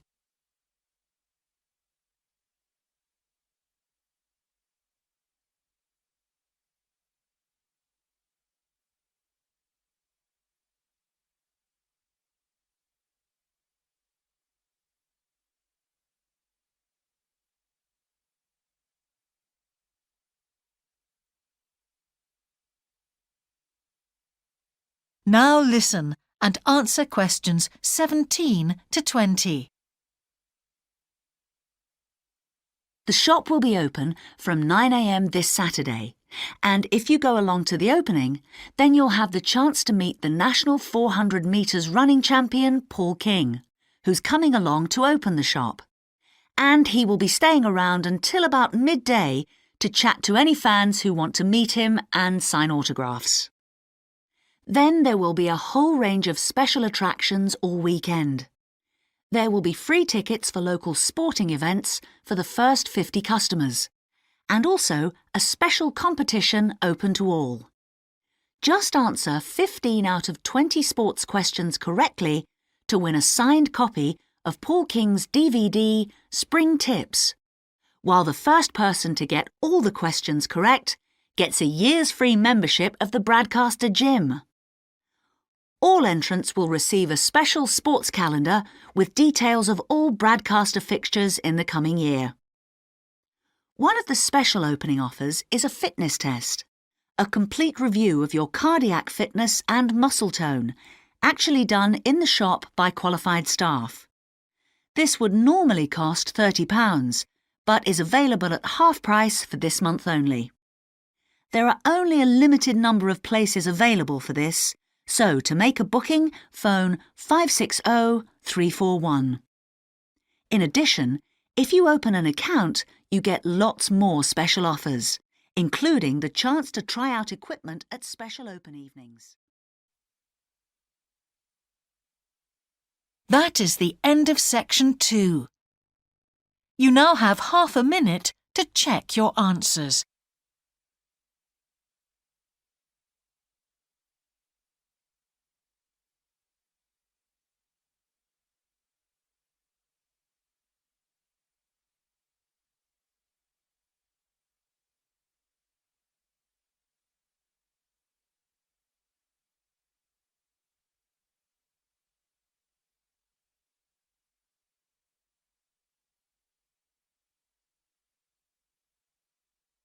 Now turn to section 3. Now listen carefully and answer questions 21 to 25. Before we start, Spiros and Hiroko, thanks for coming in today to talk about your recent study experiences, and congratulations to you both in doing so well in your first semester exams. Thank you. I'd like to discuss with you the value of the English for Academic Purposes course you did here last year before starting your university course. Spiros, if I could start with you, what parts of the program have now proved to be particularly valuable to you? I think that having to do a seminar presentation really helped me. For example, a couple of weeks ago in our marketing subject, when it was my turn to give a presentation, I felt quite confident. Of course, I was still nervous, but because I had done one before, I knew what to expect. Also, I know I was well prepared, and I had practiced my timing. In fact, I think that in relation to some of the other people in my group, I did quite a good job, because my overall style was quite professional. What about you, Hiroko? That's interesting. In my group, I was really surprised by the way the students did their presentations. They just read their notes aloud. Can you believe that? They didn't worry about their presentation style or keeping eye contact with their audience. And I remember that these things were really stressed to us in the course here. So, how did you approach your presentation, Hiroko? Well, to speak frankly, I read my notes too. At the time, it was a relief to do it this way, but actually when I had finished, I didn't feel any real sense of satisfaction. I didn't feel positive about the experience at all. That's a pity. You know, although I was pleased with my presentation, I am not so pleased with my actual performance right now in the tutorials. During the whole semester, I've not said anything in our tutorial discussions. Not a word. Really, Spiros? Why's that? Do the other students talk too much? It's partly that, but it's mostly because I have had no confidence to speak out. Their style of speaking is so different. It's not the style we were used to during the course. They use so many colloquialisms. They're not very polite, and sometimes there seems to be no order in their discussion. Also, they are very familiar with each other, so because they know each other's habits, they can let each other into the discussion. You're right, Spiros. I've experienced that too. Before you hear the rest of the conversation, you have some time to look at questions 26 to 30.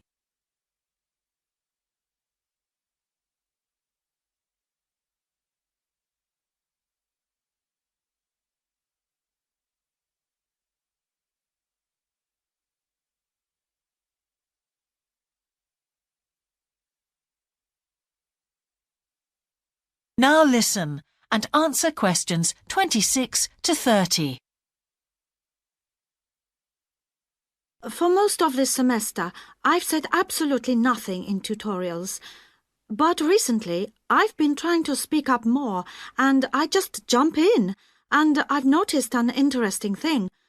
I've noticed that if they thought my point was interesting or new, then the next time they actually asked for my opinion. And then it was much easier for me to be part of the discussion. Oh, that's great, Hiroko. I hope that happens for me next semester. I'll have to work hard to find some interesting points. What helped you to find these ideas? I think that one thing that helped me with this was the reading. I've had to do so much reading this semester just to help me make sense of the lectures. At first, I couldn't understand what the lectures were talking about. So I had to turn to the books and journals. Every night I read for hours, using the lists of references that were given, and I made pages of notes. At breakfast, I read and read my notes again. This habit has helped me to follow the ideas in the lectures, and it's also given me some ideas to use in the tutorials. But I did so much reading anyway. I don't think there's any time left over for anything extra. My reading speed is still quite slow, though I'm much better at dealing with vocabulary than I used to be. What else do you think we could add to the course program to help with this reading problem? There's not really anything because it's my problem. I remember we were given long articles to read. We didn't like that, but now I realize that reading those long articles was good preparation for the things I need to read now. Also, in class, we regularly had speed reading tasks to do, and we kept a record of our reading speed, so the teachers were encouraging us to work on that. That's true, Spiros, but what we read could have been different.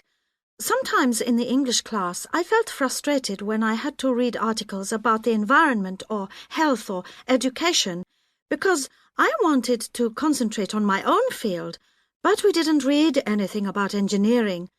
So I think I wasted some time learning vocabulary I didn't need. But surely the strategies you were taught for dealing with that vocabulary were helpful? Yes, but psychologically speaking, I would have felt much better working on reading from my own field. What do you think, Spiros? Oh, I agree. That would have helped my confidence too, and I would have been more motivated. It was good, though, that we could work on our own topics when we wrote the research assignments. Okay, let's move on to writing now. That is the end of section 3. You now have half a minute to check your answers.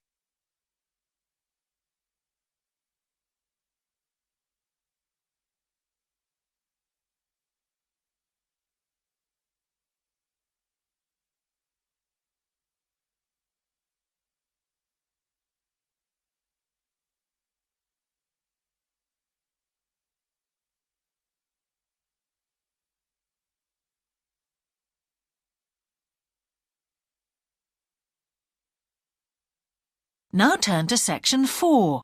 Section 4. You will hear part of a lecture about a problem related to the behaviour of certain sea creatures.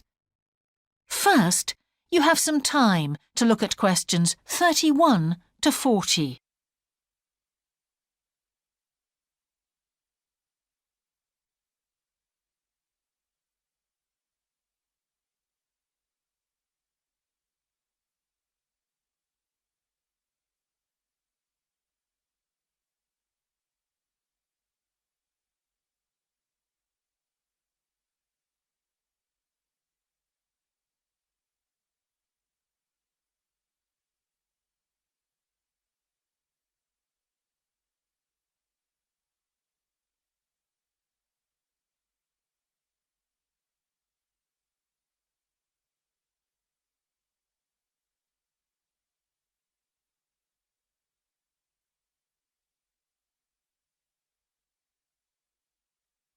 Now listen carefully and answer questions 31 to 40. Good afternoon, everyone. Well, with some of you about to go out on field work, it's timely that in this afternoon's session I'll be sharing some ideas about the reasons why groups of whales and dolphins sometimes swim ashore from the sea right onto the beach and, most often, die in what are known as mass strandings. Unfortunately, this type of event is a frequent occurrence in some of the locations that you'll be travelling to, where sometimes the tide goes out suddenly, confusing the animals. However, there are many other theories about the causes of mass strandings. The first is that the behaviour is linked to parasites. It's often found that stranded animals were infested with large numbers of parasites. For instance, a type of worm is commonly found in the ears of dead whales. Since marine animals rely heavily on their hearing to navigate, this type of infestation has the potential to be very harmful. Another theory is related to toxins or poisons. These have also been found to contribute to the death of many marine animals. Many toxins, as I'm sure you're aware, originate from plants or animals. The whale ingests these toxins in its normal feeding behaviour, but whether these poisons directly or indirectly lead to stranding and death seems to depend upon the toxin involved. In 1988, for example, 14 humpback whales examined after stranding along the beaches of Cape Cod were found to have been poisoned after eating tuna that contained saxitoxin, the same toxin that can be fatal in humans.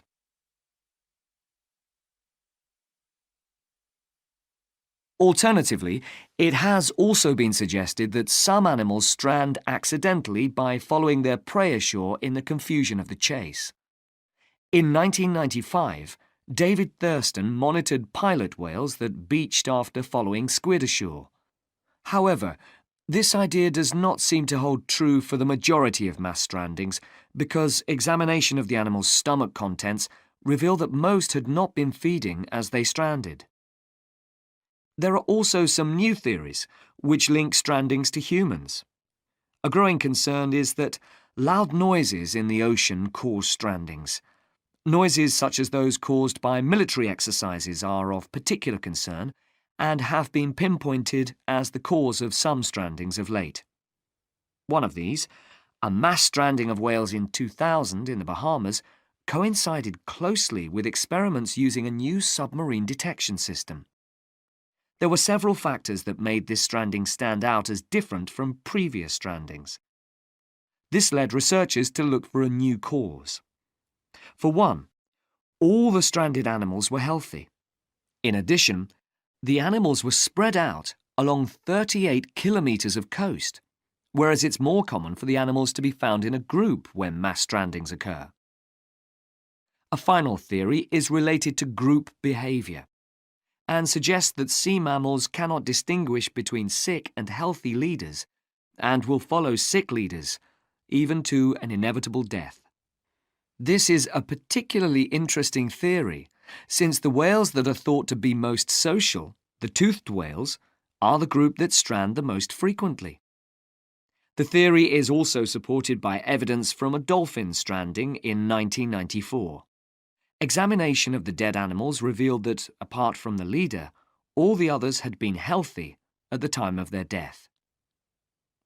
Without one consistent theory, however, it is very hard for us to do anything about this phenomenon except to assist animals where and when we can. Stranding networks have been established around the world to aid in rescuing animals and collecting samples from those that could not be helped.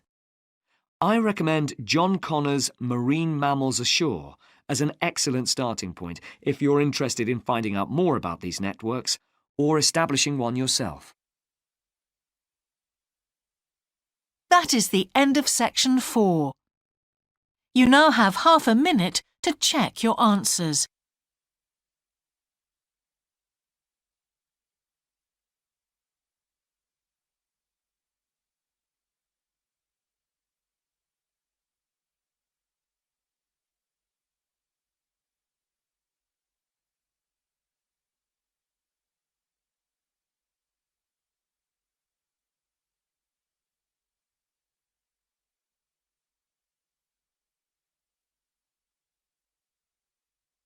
That is the end of the listening test. In the IELTS test, you would now have 10 minutes to transfer your answers to the answer sheet.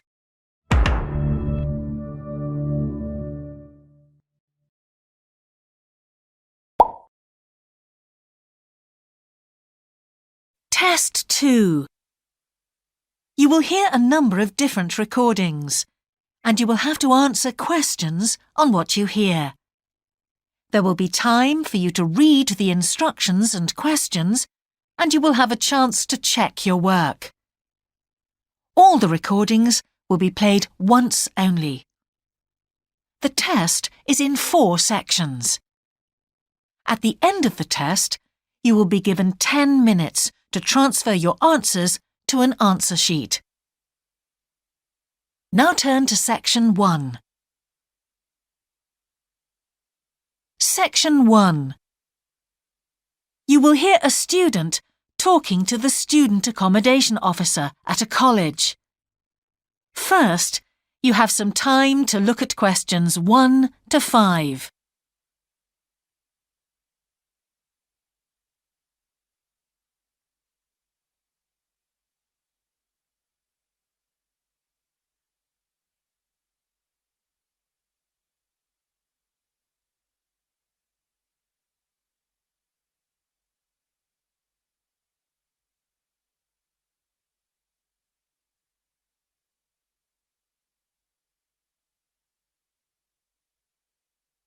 You will see that there is an example that has been done for you. On this occasion only, the conversation relating to this will be played first. Good morning. Can I help you? Yes, I've just been accepted on a course at the university and I'd like to try and arrange accommodation in a hall of residence. Yes, certainly. Please sit down. What I'll do is fill in a form with you to find out a little more about your preferences and so forth. Thank you. The student wishes to arrange accommodation in a hall of residence, so hall has been written in the space. Now we shall begin. You should answer the questions as you listen, because you will not hear the recording a second time. Listen carefully and answer questions 1 to 5. Good morning. Can I help you? Yes, I've just been accepted on a course at the university and I'd like to try and arrange accommodation in a hall of residence. Yes, certainly. Please sit down. What I'll do is fill in a form with you to find out a little more about your preferences and so forth. Thank you. So, first of all, can I take your name? It's Anu Bhatt. Could you spell your name, please? Yes. ANUBHATT. Thanks. And could I ask your date of birth? The 31st of March, 1972. Thank you. And where are you from? India. Oh, right. And what will you be studying? I'm doing a course in nursing. Right, thank you. And how long would you want to stay in hall, do you think? Well, it'll take 3 years, but I'd only like to stay in hall for 2. I'd like to think about living outside for the 3rd year. Fine. And what did you have in mind for catering? Do you want to cook for yourself or have all your meals provided? That's full board. Is there something in between? Yes, you can just have evening meal provided, which is half board. That's what I'd prefer. Yes, a lot of students opt for that. Now, with that in mind, do you have any special diet, anything we should know about? Yes, I don't take red meat. No red meat. Before you hear the rest of the conversation, you have some time to look at questions 6 to 10.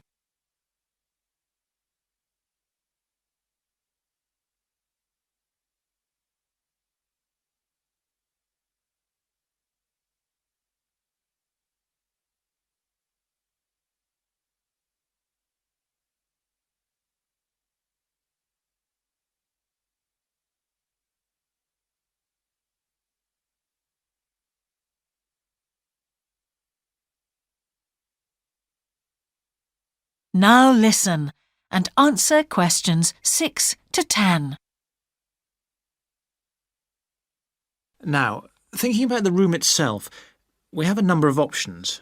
You can have a single study bedroom or you can have a shared one. These are both what we call simple rooms. The other alternative is to opt for a single bedsit, which actually has more space and better facilities. There's about £20 a week difference between them. Well, actually my grant is quite generous and I think the bedsit sounds the best option. Lovely. I'll put you down for that and we'll see what availability is like. Now, can I ask some other personal details which we like to have on record? Yes, of course. I wonder if you could let us know what your interests are. This might help us get a closer match for placing you in a particular hall. Well, I love the theatre. Right. And I enjoy sports, particularly badminton. Ah, that's worth knowing. Now, what we finish with on the form is really a list from you of what your priorities are in choosing a hall, and we'll do our best to take these into account. Well, the first thing is I'd prefer a hall where there are other mature students, if possible. Yes, we do have halls which tend to cater for slightly older students. And I'd prefer to be out of town. That's actually very good for you because we tend to have more vacancies in out-of-town halls. Lucky. Yes. Anything else? Well, I would like somewhere with a shared area, a TV room, for example, or something like that. It's a good way to socialise. It certainly is. That's it. Now, we just need a contact telephone number for you. Oh, sure, I'll just find it. It's 667549. Great. So we'll be in contact with you as soon as possible. That is the end of section 1. You now have half a minute to check your answers.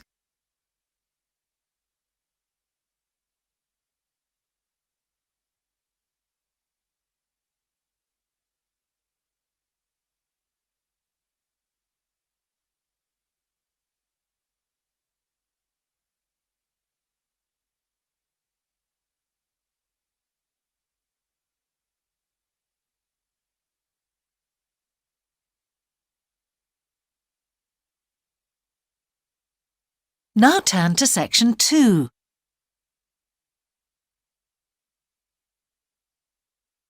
Section 2. You will hear a man giving a talk to new members of a wildlife club in the south of England. First, you have some time to look at questions 11 to 13.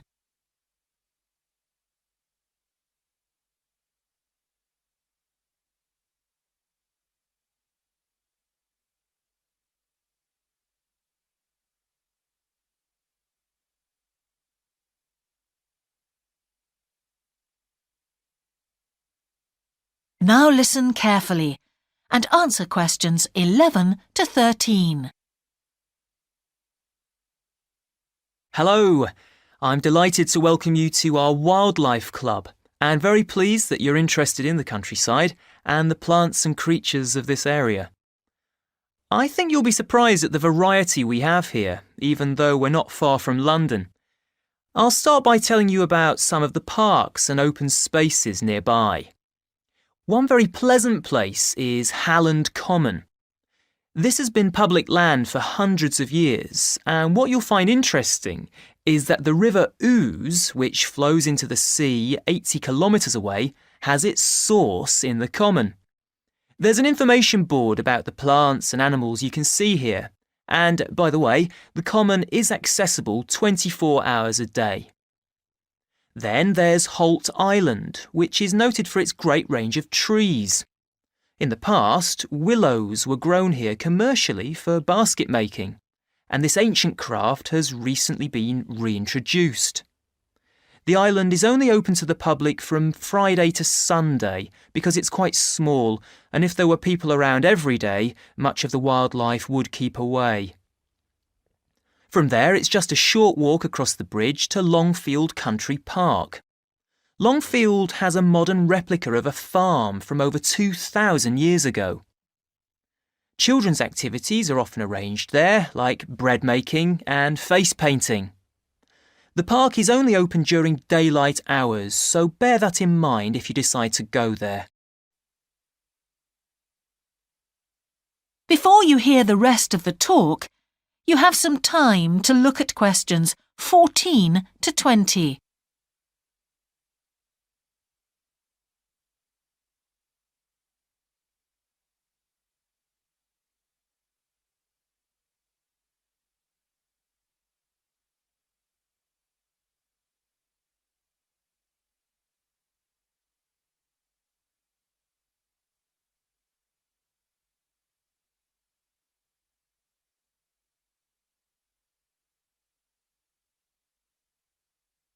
Now listen and answer questions 14 to 20.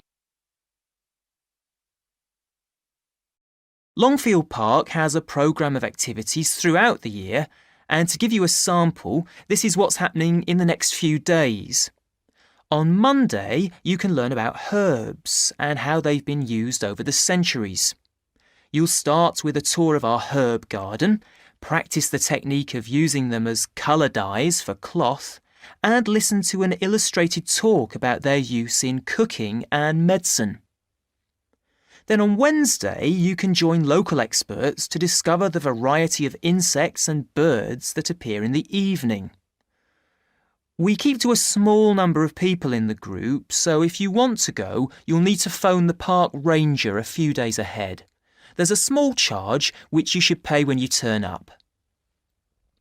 I'm sure you're all keen to help with the practical task of looking after the park, so on Saturday you can join a working party.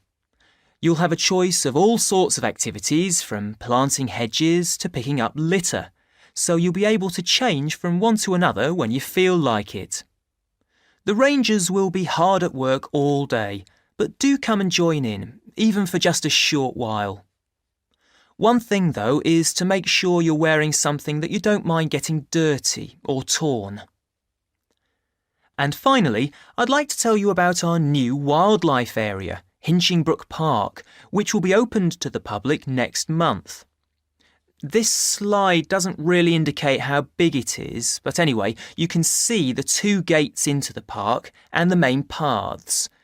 As you can see, there's a lake in the northwest of the park with a bird hide to the west of it at the end of a path, so it'll be a nice, quiet place for watching the birds on the lake.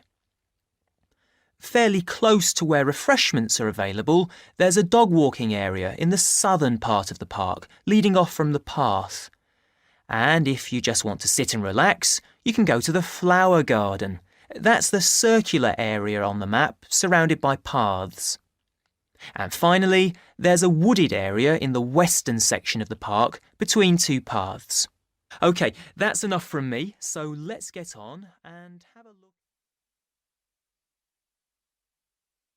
That is the end of section 2. You now have half a minute to check your answers.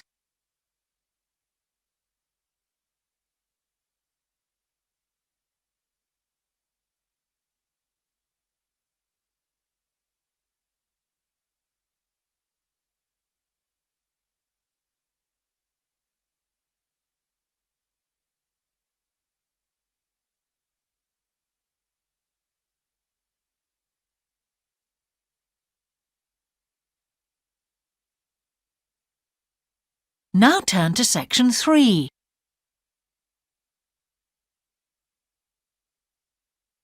Section 3. You will hear the Director of Studies in an English Language Centre and a student representative talking about their self-access centre. First, you have some time to look at questions 21 to 24.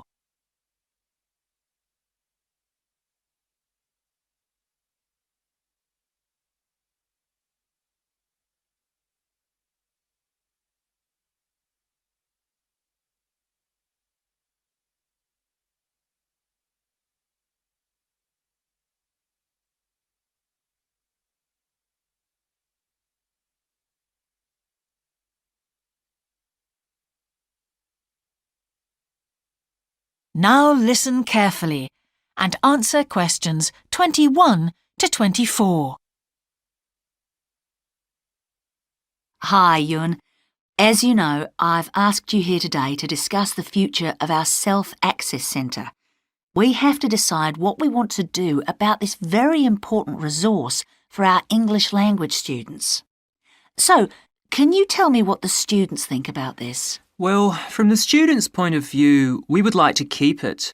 The majority of students say that they enjoy using it because it provides a variation on the classroom routine, and they see it as a pretty major component of their course. But we would like to see some improvements to the equipment, particularly the computers. There aren't enough for one each at the moment, and we always have to share.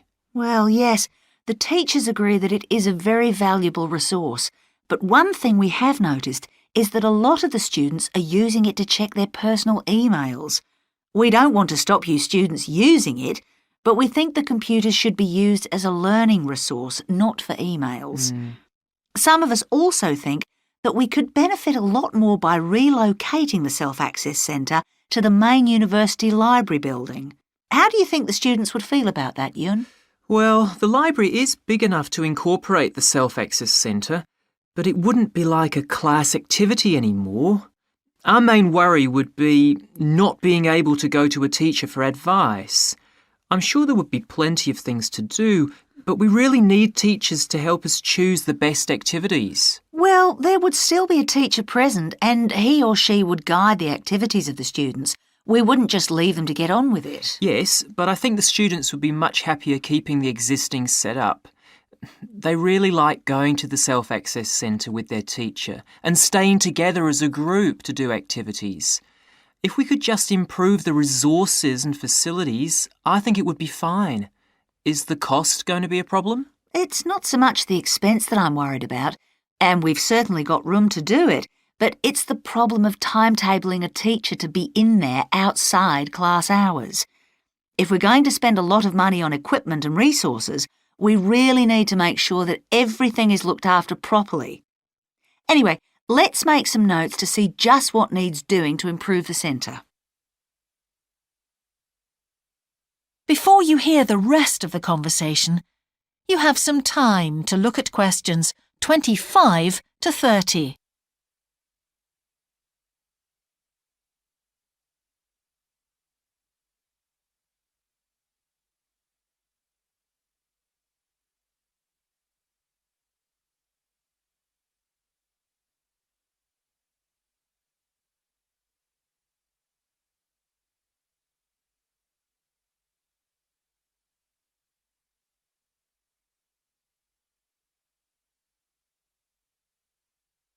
Now listen and answer questions 25 to 30. Now, what about the computers? I think it might be a good idea to install some new models. They would take up a lot less room, and so that would increase the workspace for textbooks and so on. That would be great. It is a bit cramped in there at times. What about other resources? Do you have a list of things that the students would like to see improved? Yes, one of the comments that students frequently make is that they find it difficult to find materials that are appropriate for their level, especially reading resources. So I think we need to label them more clearly. Well, that's easy enough. We can get that organised very quickly. In fact, I think we should review all of the study resources as some of them are looking a bit out of date. Definitely. The CD section especially needs to be more current. I think we should get some of the ones that go with our latest course books and also make multiple copies. Good. Now, I was also thinking about some different materials that we haven't got in there at all. What do you think of the idea of introducing some workbooks? If we break them up into separate pages and laminate them, they'd be a great resource. The students could study the main coursebook in class and then do follow-up practice in the Self-Access Centre. That sounds good. OK, now finally we need to think about how the room is used. I'll have to talk to the teachers and make sure we can all reach some agreement on a timetable to supervise the centre after class. But we also need to think about security too, especially if we're going to invest in some new equipment. What about putting in an alarm? Good idea. The other thing I'd like to do is talk to our technicians and see whether we could somehow limit the access to email. I really don't want to see that resource misused. What about if we agree to only use it before and after class? Yes, that would be fine. OK, anyway, that's great for now. We'll discuss it further when we've managed to sort. That is the end of section 3. You now have half a minute to check your answers.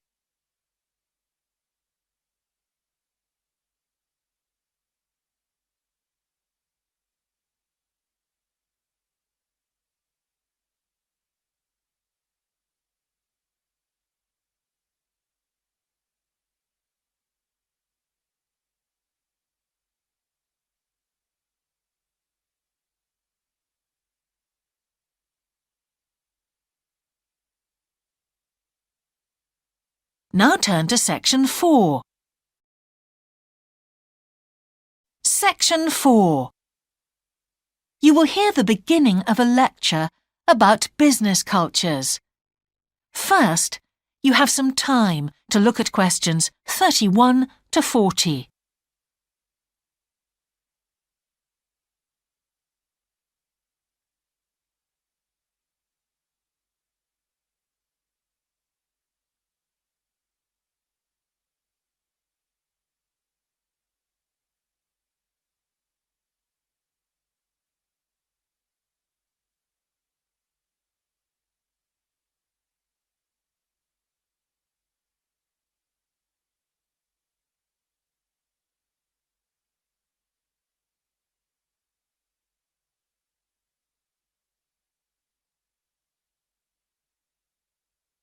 Now listen carefully and answer questions 31 to 40. Good morning, everyone. Now, whether you're going to university to study business or some other subject, many of you will eventually end up working for a company of some kind. Now, when you first start working somewhere, you will realize that the organization you've joined has certain characteristics.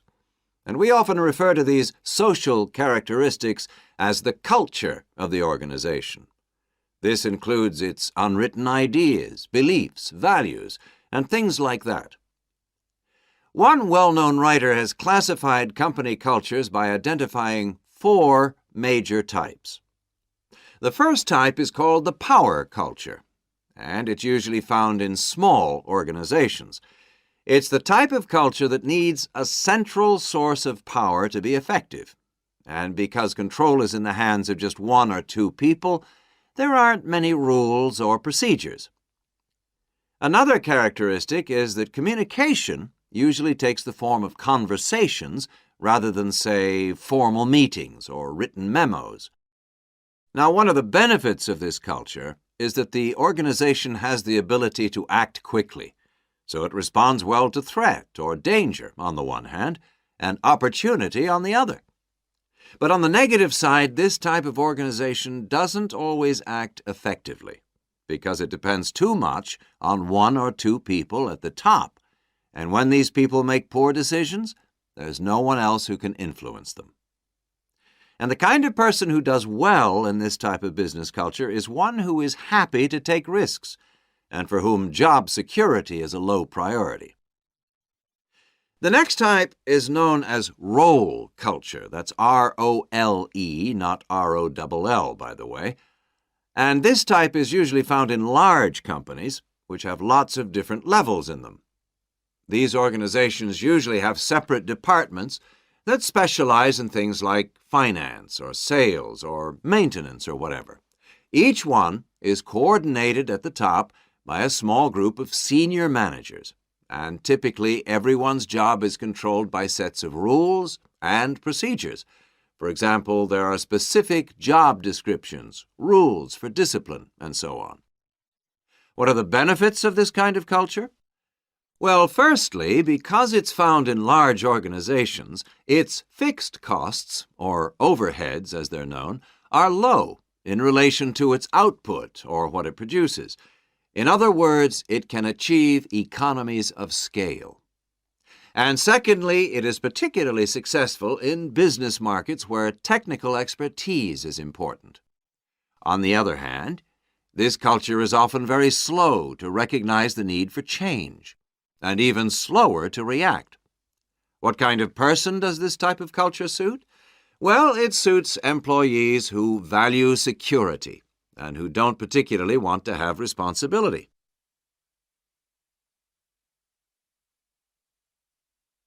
Moving on now to task cultures. This type is found in organizations that are project-oriented. You usually find it where the market for the company's product is extremely competitive, or where the products themselves have a short lifespan. Usually, top management delegates the projects, the people, and other resources. And once these have been allocated, little day-to-day control is exercised from the top, because this would seem like breaking the rules. Now, one of the major benefits of this culture is that it's flexible. But it does have some major disadvantages, too. For instance, it can't produce economies of scale or great depth of expertise. People who like working in groups or teams prefer this type of culture. And finally, the fourth category is called the person culture. This type is quite unusual. That is the end of section 4. You now have half a minute to check your answers.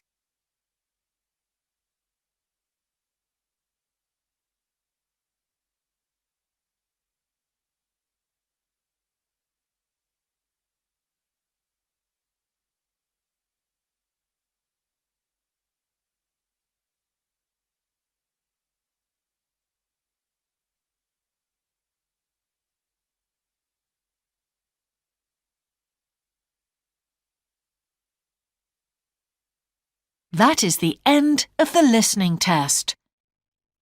In the IELTS test, you would now have 10 minutes to transfer your answers to the answer sheet.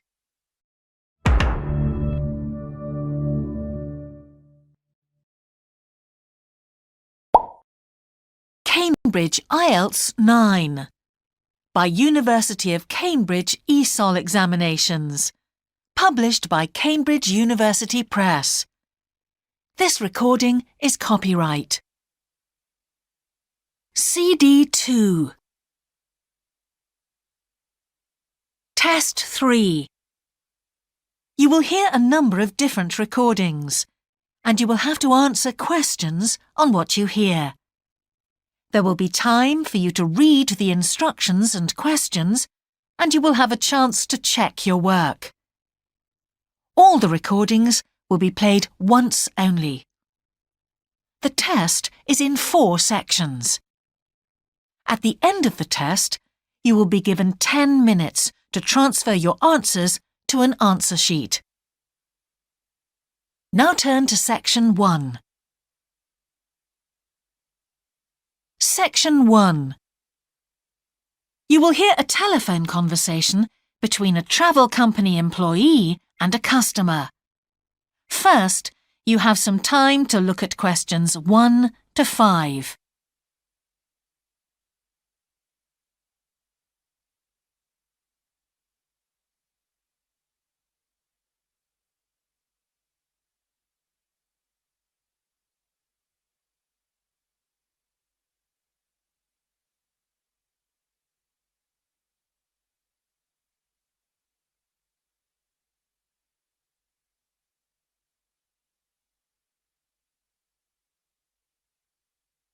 You will see that there is an example that has been done for you. On this occasion only, the conversation relating to this will be played first. Greek island holidays, can I help you? Yes, I hope so. I have a friend who's just come back from Corfu, and she's recommended some apartments in Arelis. She thought they might be on your list. Arelis, let me see.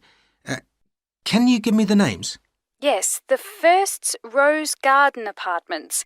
I'd like to go with another friend in the last week of October. Well, we've got a lovely studio flat available at that time.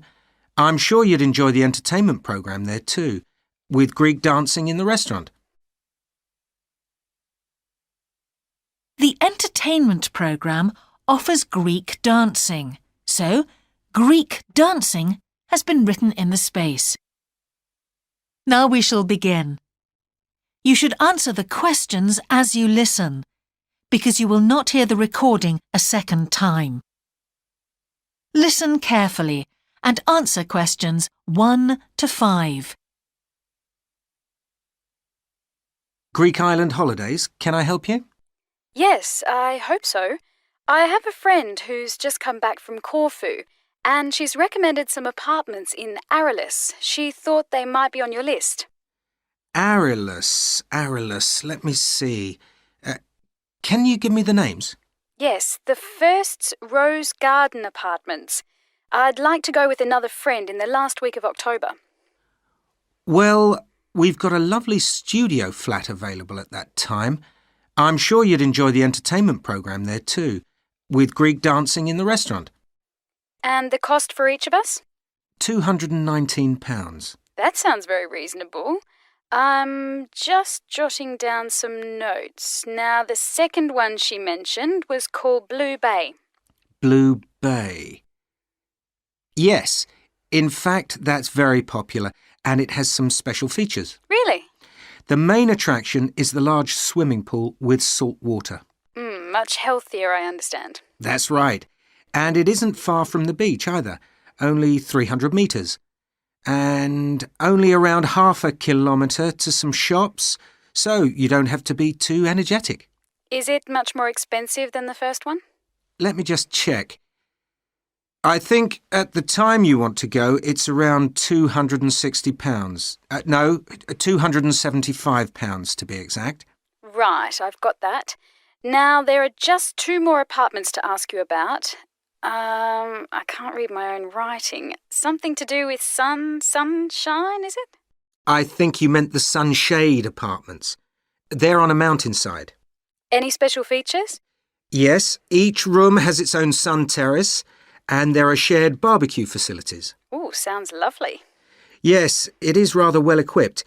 It also provides water sports. It has its own beach. There are facilities for water skiing. Any kite surfing? My friend's quite keen. Not at the hotel, but I'm sure you'll find some in Arillis. There's also satellite TV in the apartments. And how much is that one? £490 with 2 sharing. You mean £245 each? I'm afraid not. Each person has to pay that amount, and there must be at least 2 in an apartment. Oh, I don't think that would be within our budget, unfortunately. And the last one sounds a bit expensive too. The Grand? Actually, it's quite reasonable. It's an older style house with Greek paintings in every room and a balcony outside. Sounds nice. What are the views like? Well, there are forests all round, and they hide a supermarket just down the road, so that's very useful for all your shopping needs. There's a disco in the area too. And the price? £319 at that time, but if you leave it till November, it goes down by 40%. Too late, I'm afraid. Well, why don't I send you a brochure with full details, Miss... Nash. But don't worry about that.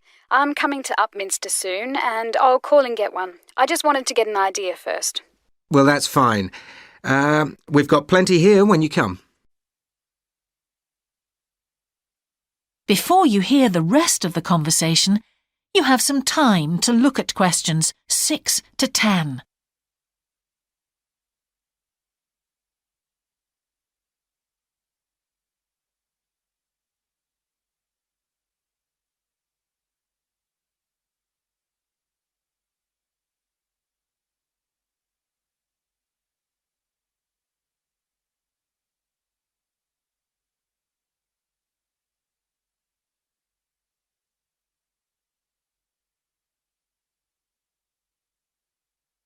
Now listen and answer questions 6 to 10.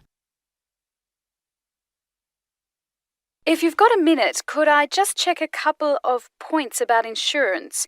I got one policy through the post, but I'd like to see if yours is better. Fine. What would you like to know? Well, the one I've got has benefits, and then the maximum amount you can claim. Is that like yours? Yes, that's how most of them are. Well, the first thing is cancellation. If the holiday's cancelled on the policy I've got, you can claim £8,000. We can improve on that, Miss Nash. For Greek island holidays, our maximum is £10,000. That's good. Of course, our holiday won't even cost £1,000 together. It's still sensible to have good cover. Now, if you go to hospital, we allow £600. Yes, mine's similar. And we also allow a relative to travel to your holiday resort? My policy just says their representative will help you. You can see there's another difference there. And what happens if you don't get on the plane? Nothing, as far as I can see on this form. Don't you have missed departure? No, I'll just jot that down. We pay up to £1,000 for that, depending on the reason. And we're particularly generous about loss of personal belongings, up to £3,000, but not more than £500 for a single item. Then I'd better not take my laptop. Not unless you insure it separately. OK, thanks very much for your time. You've really been helpful. Can I get back to you? Your name is... Ben Ludlow. That's Ludlow. I'm the assistant manager here. I'll give you my number. It's 081 260 543 216. But didn't I phone 081 260 567 294? That's what I've got on the paper. That's the main switchboard. I've given you my direct line. Right. Thank you very much for your time. That is the end of section 1. You now have half a minute to check your answers.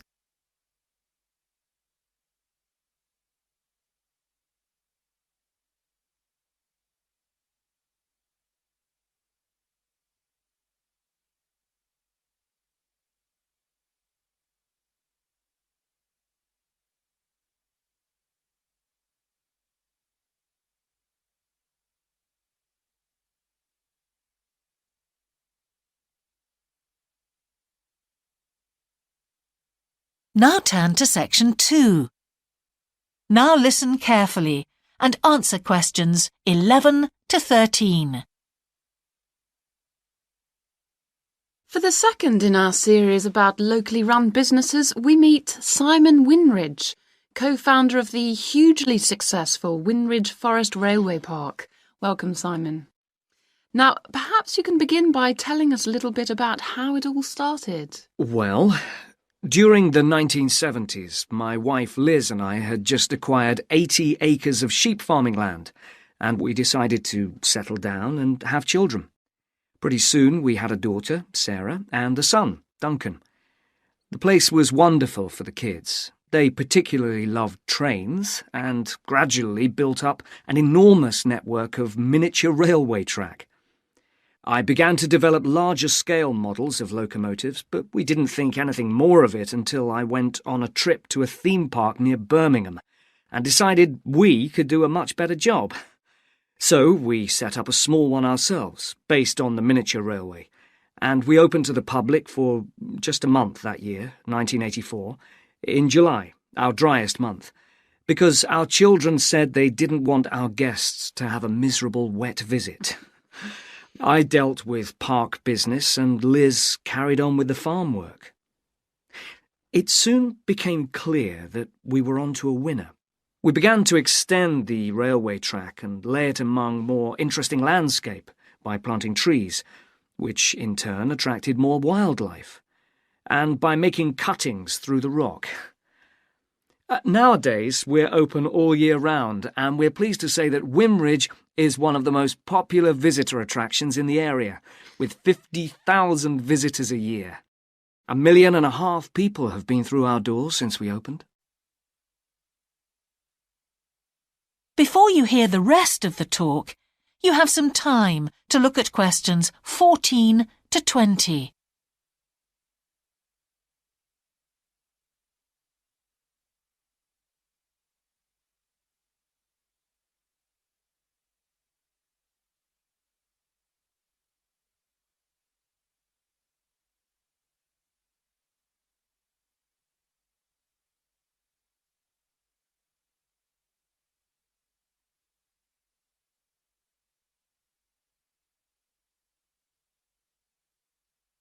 Now listen and answer questions 14 to 20. All these visitors mean we have had to expand our operation, and it's now a truly family concern. I'm near to retirement age, so I only concern myself with looking after the mechanical side of things, keeping the trains going. Liz now devotes all her energies to recruiting and supporting the large squadron of workers, which keep the place running smoothly. We're really pleased that, after some years away teaching, Sarah has now returned to the park, and makes sure the visitors are kept fed and watered, which keeps her pretty busy, as you can imagine. Our son Duncan has been a stalwart of the park for the last 10 years, taking over from me in the area of construction. And I'll say a little bit more about that in a moment. And his new wife, Judith, has also joined the team in charge of retail. That's becoming a tremendous growth area for us. A lot of people want to buy souvenirs. So have you finished your development of the site for the moment? Not at all. We're constantly looking for ways to offer more to our visitors. The railway remains the central feature, and there's now 1.2 kilometres of the line laid, but we'd like to lay more. Because of the geology of the area, our greatest problem is digging tunnels, but we're gradually overcoming that. We're also very pleased with a new installation of the go-kart arena, which is 120 square metres in area. Again, the problem is the geology. We had to level the mounds on the track for safety reasons. We wanted to enable 5 to 12-year-olds to use the go-karts. And the main attraction here is the Formula One kart. We've known fights to break out over who gets it. And then, finally, to our most recent development, which is the landscape swimming pool. That is the end of section 2. You now have half a minute to check your answers.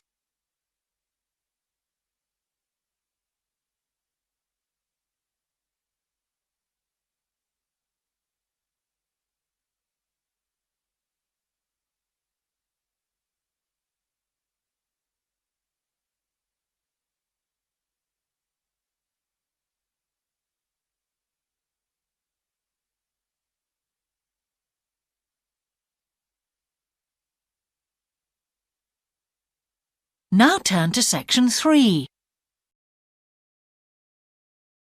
Section 3. You will hear a geography student called Caroline discussing her dissertation with her tutor. First, you have some time to look at questions 21 to 23.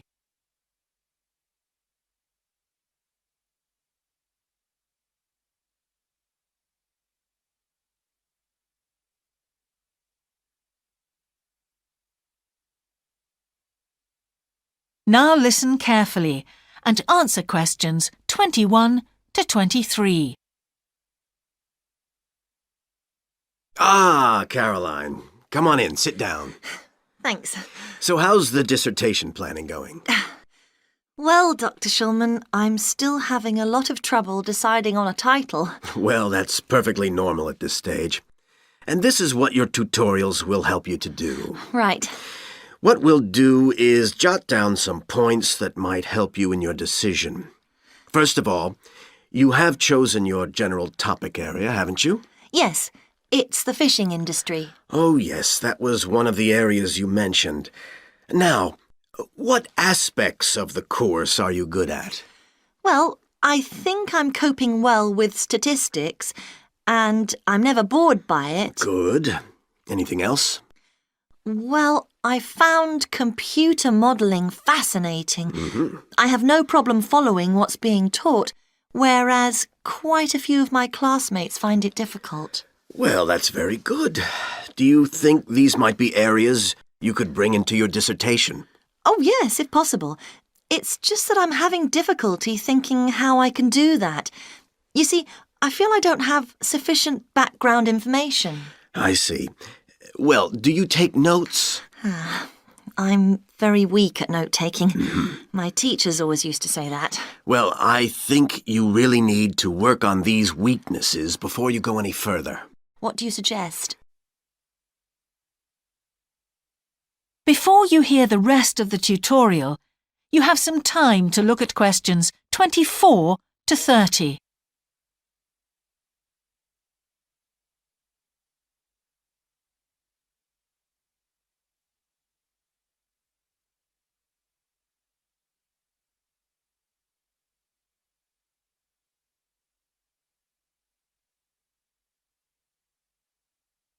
Now listen and answer questions 24 to 30. Well, I can go through the possible strategies with you and let you decide where to go from there. OK, thanks. Well, some people find it helpful to organize peer group discussions. You know, each week a different person studies a different topic and shares it with the group. Oh, right. It really helps build confidence. Yeah. You know, having to present something to others. I can see that. The drawback is that everyone in the group seems to share the same ideas. They keep being repeated in all the dissertations. OK. You could also try a service called Student Support. It's designed to give you a structured program over a number of weeks to develop your skills. Sounds good. Yes. Unfortunately, there are only a few places. Ah. But it's worth looking into. Yes, of course. I know I've got to work on my study skills. And then there are several study skills books you can consult. Right. They'll be a good source of reference. But the problem is, they are sometimes too general. Yes, that's what I've found. Other than that, I would strongly advise quite simple ideas, like using a card index. Well, yes, I've never done that before. It's simple, but it really works because you have to get points down in a small space. Another thing I always advise is don't just take your notes and forget about them. Read everything 3 times. That'll really fix them in your mind. Yes. I can see it'd take discipline, but... Well, if you establish good study skills at this stage, they'll be with you all your life. Oh, yes, I completely agree. It's just that I don't seem to be able to discipline myself. I need to talk things over. We'll be continuing these tutorials, of course. Let's arrange next month's now. Let's see. I can see you virtually any time during the week starting the 22nd of January. What about the 24th? I'm free in the afternoon. Sorry, I'm booked then. What about the following day? The Thursday? Yeah? I can make the morning. Fine. We'll go for the 25th then. That's great. Thanks. That is the end of section 3. You now have half a minute to check your answers.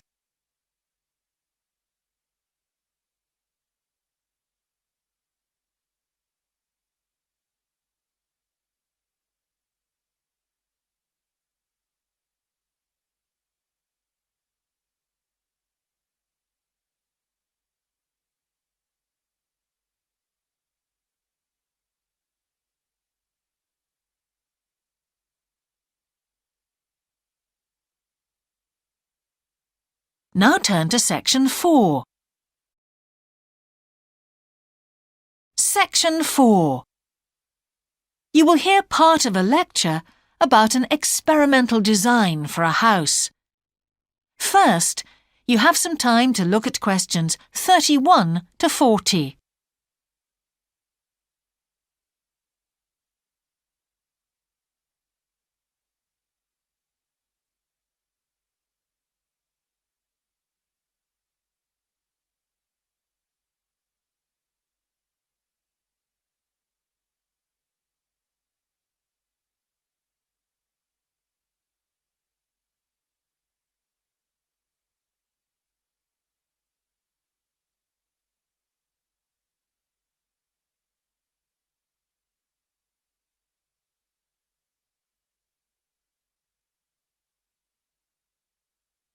Now listen carefully and answer questions 31 to 40.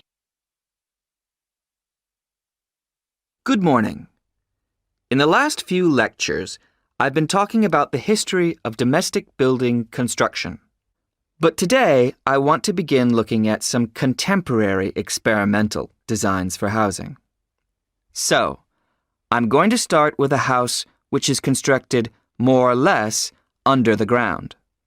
And one of the interesting things about this project is that the owners, both professionals but not architects, wanted to be closely involved, so they decided to manage the project themselves. Their chief aim was to create somewhere that was as environmentally friendly as possible, but at the same time, they wanted to live somewhere peaceful. They'd both grown up in a rural area and disliked urban life. So the first thing they did was to look for a site, and they found a disused stone quarry in a beautiful area. The price was relatively low, and they liked the idea of recycling the land, as it were. As it was, the quarry was an ugly blot on the landscape, and it wasn't productive any longer either. They consulted various architects and looked at a number of designs before finally deciding on one. As I've said, it was a design for a sort of underground house, and it was built into the earth itself, with 2 stories. The north, east, and west sides were set in the earth, and only the sloping south-facing side was exposed to the light. That was made of a double layer of very strong glass. There were also photovoltaic tiles fixed to the top and bottom of this sloping wall. These are tiles that are designed to store energy from the sun, and the walls had a layer of foam around them too to increase the insulation.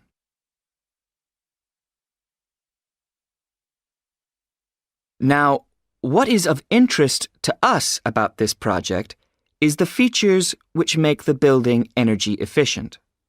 Sunlight floods in through the glass wall, and to maximize it, there are lots of mirrors and windows inside the house. That helps to spread the light around. So that's the first thing. Light is utilized as fully as possible.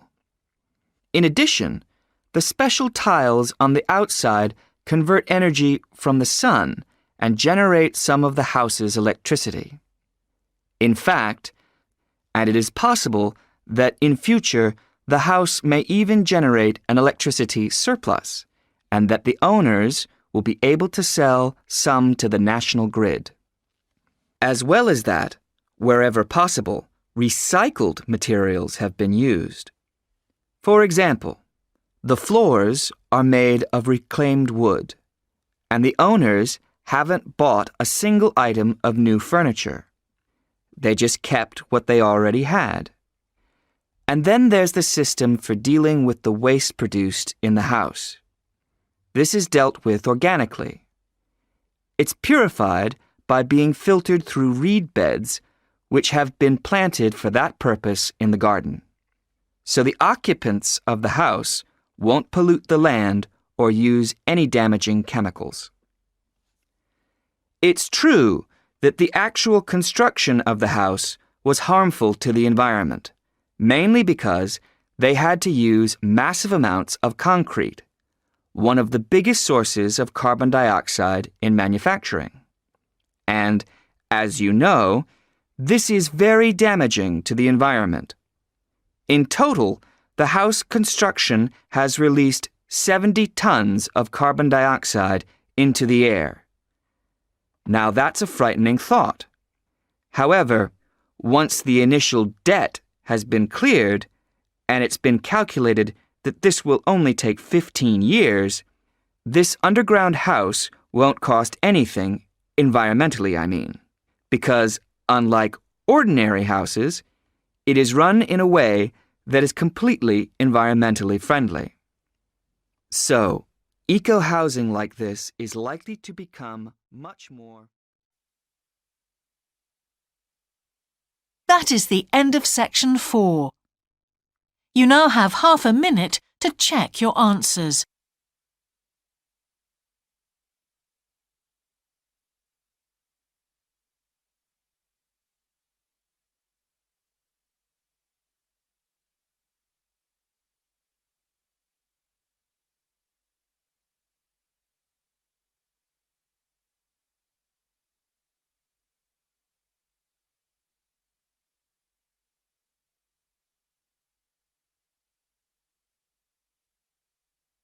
That is the end of the listening test. In the IELTS test, you would now have 10 minutes to transfer your answers to the answer sheet.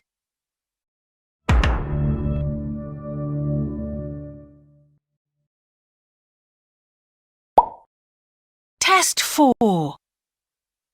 You will hear a number of different recordings, and you will have to answer questions on what you hear. There will be time for you to read the instructions and questions, and you will have a chance to check your work. All the recordings will be played once only. The test is in 4 sections. At the end of the test, you will be given 10 minutes to transfer your answers to an answer sheet.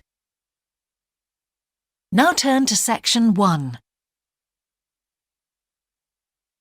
Section 1. You will hear a man asking for information about health services in the place where he is living. First, you have some time to look at questions 1 to 6.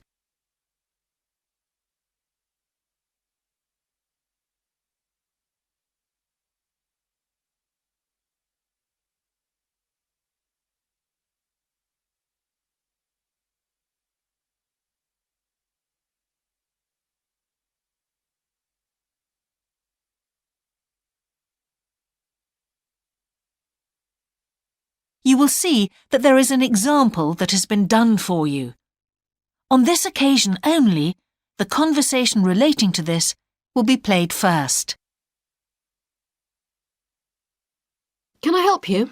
Yes, I've just moved to this area with my wife and children, and I'd like to know where we can all register with a doctor at a health centre. Oh, OK. Well, there's Dr. Green at the Harvey Clinic. The woman says the doctor at the Harvey Clinic is called Dr. Green, so Green has been written in the space. Now we shall begin. You should answer the questions as you listen, because you will not hear the recording a second time. Listen carefully and answer questions 1 to 6. Can I help you? Yes, I've just moved to this area with my wife and children, and I'd like to know where we can all register with a doctor at a health centre. Oh, OK. Well, there's Dr. Green at the Harvey Clinic. We always recommend her for babies because she's very good with them and she runs a special clinic. Oh, actually, my youngest child is 5, so that wouldn't be any good for us. Right. Is there anywhere else I could try? Yes, the Eshcol Health Practice is the next one on my list. How do you spell that? Eshcol. And it's Dr. Fuller who has space on his list.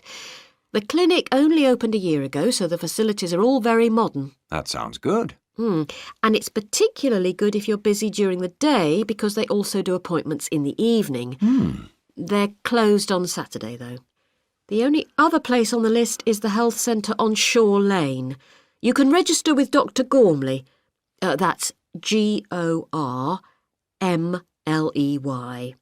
He's new there, but the centre has a very good reputation. Oh, yes. I think I know the road. That would be the best one. Thanks. Could you tell me, will all their services be free? There are usually some small charges that doctors make. Let me see what it says about the Shore Lane Centre. If you need to be vaccinated before any trips abroad, you won't have to pay for this. What else? The Sports Injury Treatment Service operates on a paying basis, as does the Nutritional Therapy Service. Some health centres do offer alternative therapies like homeopathy as part of their pay-to-use service. Shore Lane are hoping to do this soon. I think they may start with acupuncture. Oh. And finally, if you need to prove you're healthy or haven't had any serious injuries before a new employer will accept you, you can get a free fitness check-up there. But you'd most likely have to pay for insurance medicals, though. OK, thanks. Before you hear the rest of the conversation, you have some time to look at questions 7 to 10.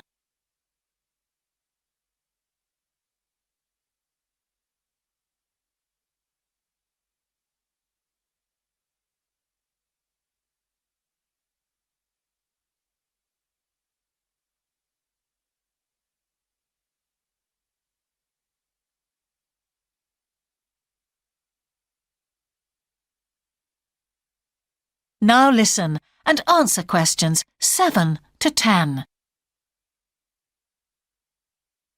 You might also be interested to know the centre is running a pilot scheme of talks for patients. I've got the list here. Actually, they look very interesting. What sort of things? Well, the first one's about giving up smoking. It's next week, the 25th of February at 7 p.m, and that's in room 4. It says the talk will stress the health benefits, particularly for people with asthma or heart disease. That sounds very interesting. There's also a talk for families with children. It's on healthy eating and takes place on the 1st of March at 5 o'clock. Will that be at the health centre? Actually, it's at the primary school on Shore Lane. I imagine they're inviting the parents of pupils there. It says here, all welcome. I might go to that if I have time. There's a couple of other talks. One giving advice about how to avoid injuries while doing exercise. It's on the 9th of March. Oh, it's a late afternoon talk at 4:30. And it'll be in room 6. It also says the talk is suitable for all ages. And finally, there's a talk called Stress Management, which is on the... That is the end of section 1. You now have half a minute to check your answers.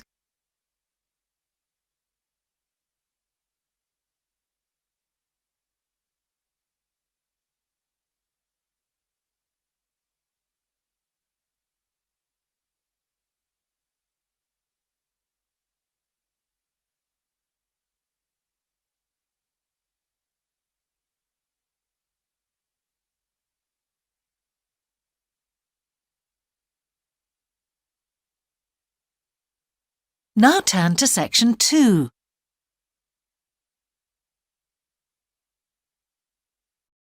Section 2. You will hear a man who owns a holiday home talking on the phone to a woman who is staying there. First, you have some time to look at questions 11 to 13.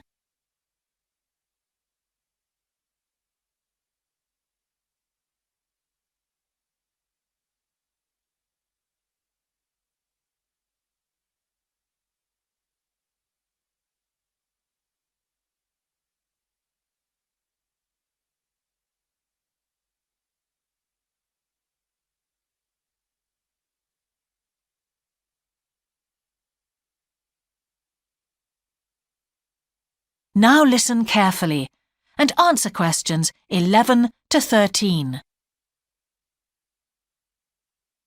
Hello? Hi, it's Laura Carlton here. We've just arrived at the holiday flat, but I can't get the hot water and heating to work. Oh, right. That's easy. Don't worry. In the upstairs cupboard, you'll find the water heater. You'll see 3 main controls on the left at the bottom of the heater.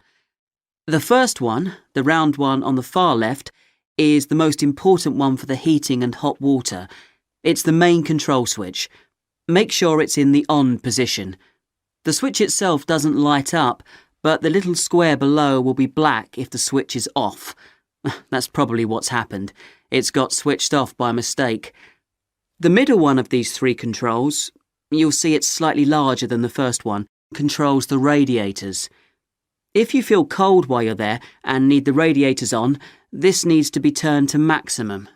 The last of the 3 controls, the one on the right, is usually on about a number 4 setting, which for the water in the taps is usually quite hot enough. Below the heating controls in the middle is a small round plastic button. If there isn't enough water in the pipes, sometimes the heater goes out. If this happens, you'll need to press this button to reset the heater. Hold it in for about 5 seconds and the heater should come on again. Then there's a little square indicator under the 3rd knob that's a kind of alarm light. It'll flash if you need to reset the heater. It sounds complicated. I'm sure you won't have any problems with it. There should be some more instructions on the side of the heater. Call me back if you can't make it work. OK. Before you hear the rest of the conversation, you have some time to look at questions 14 to 20.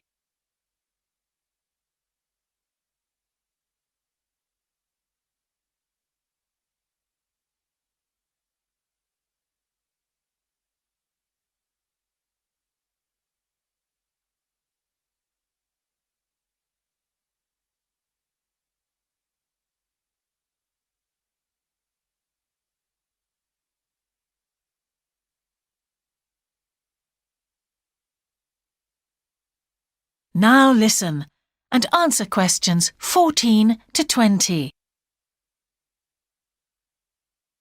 While you're on the phone, we haven't managed to find a few things we need, like extra pillows for the beds and some washing powder.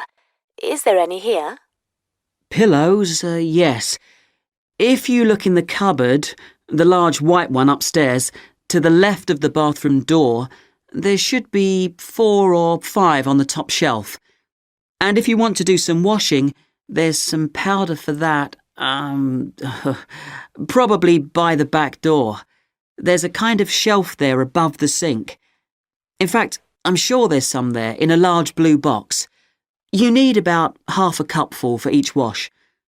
Oh, and that reminds me. The spare key to the back door is hanging on a hook on the wall by the sitting room window. Please make sure to put it back when you've used it. The previous guest lost it in the garden and I had to get another one made. And if you have any trouble with the lamps, you'll find some spare bulbs in a large cardboard box. It's on top of the washing machine with all kinds of useful things in it. Oh, and another thing I forgot to mention when we last spoke. Yes? I've left you a local map so you'll be able to find your way around easily. It shows the whole area. I put it in the top drawer of the chest under the TV in your bedroom. There's a whole file of local information in there too. Thanks. What about visiting the town? Can you give us any advice? Yes. You'll need to take the car. It's too far to walk from the flat, really. You have to pay to leave your car in all the car parks now, I'm afraid. I like the one that's by the station best, and you can walk to the town centre from there in 5 minutes. That's where all the best restaurants are. But if you want a takeaway, the Italian one does really good pasta and pizzas. Call 732281 for that one, or 766119 for the Chinese. They're both good, and they'll both deliver to the flat. As for places to visit, yes, do go and see the Railway Museum. The exhibition is small, but really good. It gets very crowded on Sundays, so I suggest you visit it on a quieter day, later in the week, but not on Thursdays, which is market day. You won't find anywhere to park, and it's also the only day of the week when they're not open. Anything else? Not for the moment. Thanks. That is the end of section 2. You now have half a minute to check your answers.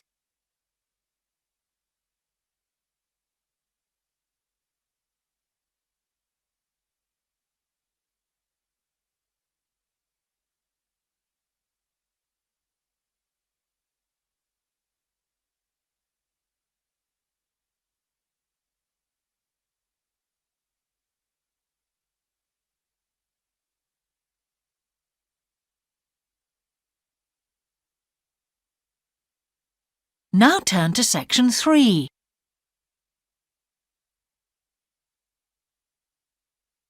Section 3. You will hear a conversation between an English teacher called Paul and a former student of his called Kira. First, you have some time to look at questions 21 to 25.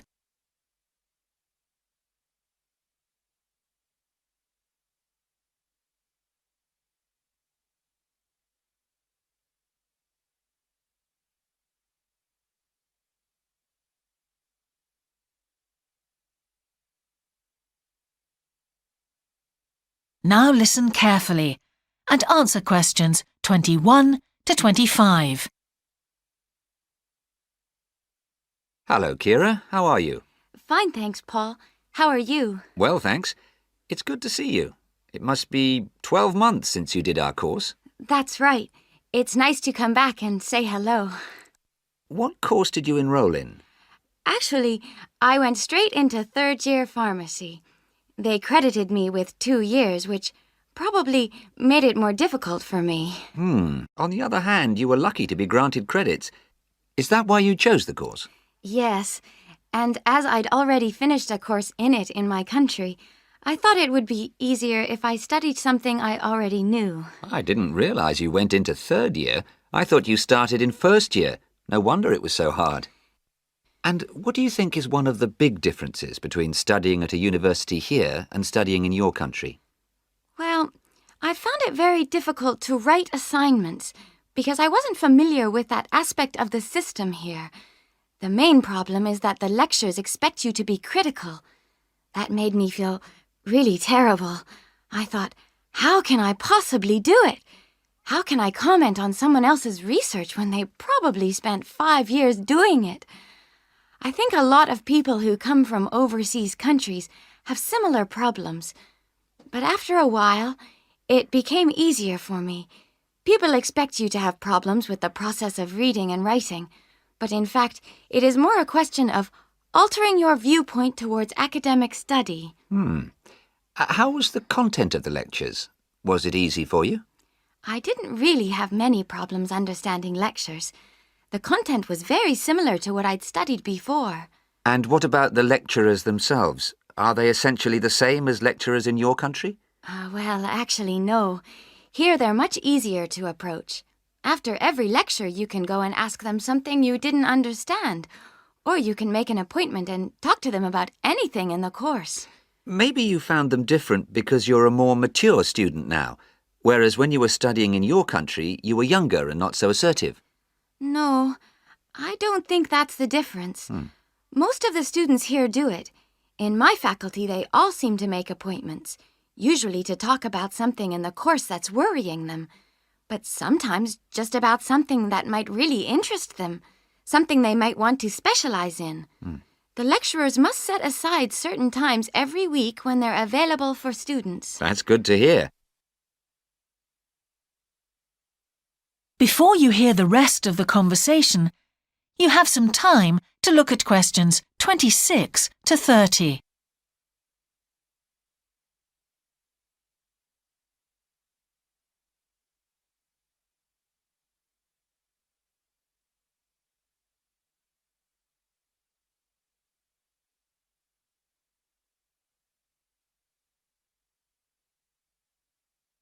Now listen and answer questions 26 to 30.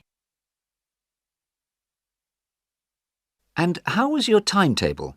Was it a very busy year? Oh, very, very busy. They make you work very hard. Apart from lectures, we had practical sessions in a lot of subjects. We did these in small groups. I had to go and work 4 hours every week in a community pharmacy. Actually, I enjoyed this very much, meeting new people all the time. Then in second semester, we had to get experience in hospital dispensaries. So every second day we went to one of the big hospitals and worked there. And on top of all that, we had our assignments, which took me a lot of time. Oh, I nearly forgot. Between first and second semesters, we had to work full-time for 2 weeks in a hospital. That does sound a very heavy year. So, are you pleased now that you did it? Do you feel some sense of achievement?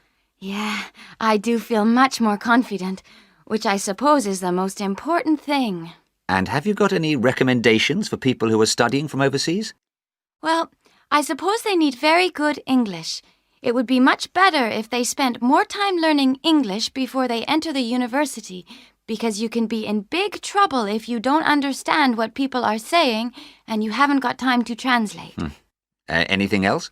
Well, as I said before, the biggest problem for me was lack of familiarity with the education system here. It sounds as if it was a real challenge. Congratulations, Kira. Thanks, Paul. That is the end of section 3. You now have half a minute to check your answers.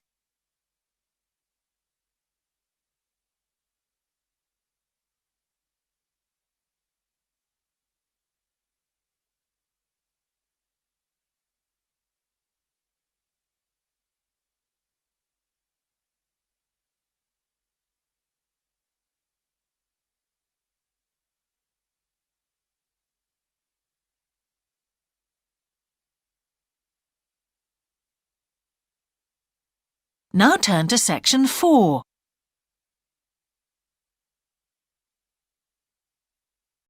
Section 4. You will hear a talk about a project on the wildlife found in city gardens in Britain. First, you have some time to look at questions 31 to 40.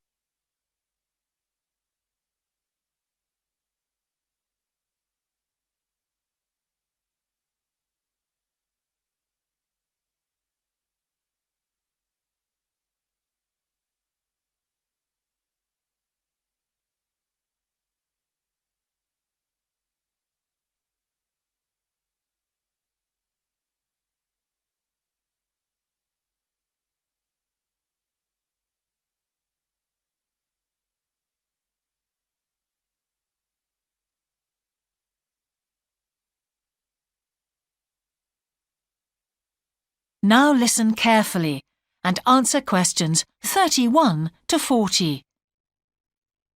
Good morning. Today I'd like to present the findings of our Year 2 project on wildlife found in gardens throughout our city. I'll start by saying something about the background to the project, then talk a little bit about our research techniques, and then indicate some of our interim findings. First of all, how did we choose our topic? Well, there are 4 of us in the group, and one day, while we were discussing a possible focus, 2 of the group mentioned that they had seen yet more sparrowhawks, one of Britain's most interesting birds of prey, in their own city centre gardens, and wondered why they were turning up in these gardens in great numbers. We were all very engaged by the idea of why wild animals would choose to inhabit a city garden. Why is it so popular with wildlife when the countryside itself is becoming less so? The first thing we did was to establish what proportion of the urban land is taken up by private gardens. We estimated that it was about 1/5, and this was endorsed by looking at large-scale usage maps in the Town Land Survey Office, 24% to be precise. Our own informal discussions with neighbors and friends led us to believe that many garden owners had interesting experiences to relate regarding wild animal sightings. So we decided to survey garden owners from different areas of the city. Just over 100 of them completed a survey once every 2 weeks for 12 months, ticking off species they had seen from a pro forma list, and adding the names of any rarer ones. Meanwhile, we were doing our own observations in selected gardens throughout the city. We deliberately chose smaller ones because they were by far the most typical in the city. The whole point of the project was to look at the norm, not the exception. Alongside this primary research on urban gardens, we were studying a lot of books about the decline of wild animals in the countryside and thinking of possible causes for this. So what did we find? Well, so much that I just won't have time to tell you about here. If you're interested in reading our more comprehensive findings, we've produced detailed graphic representations on the college website. And, of course, any of the group would be happy to talk to you about them. Just email us. What we've decided to present today is information about just 3 species because we felt these gave a good indication of the processes at work in rural and urban settings as a whole.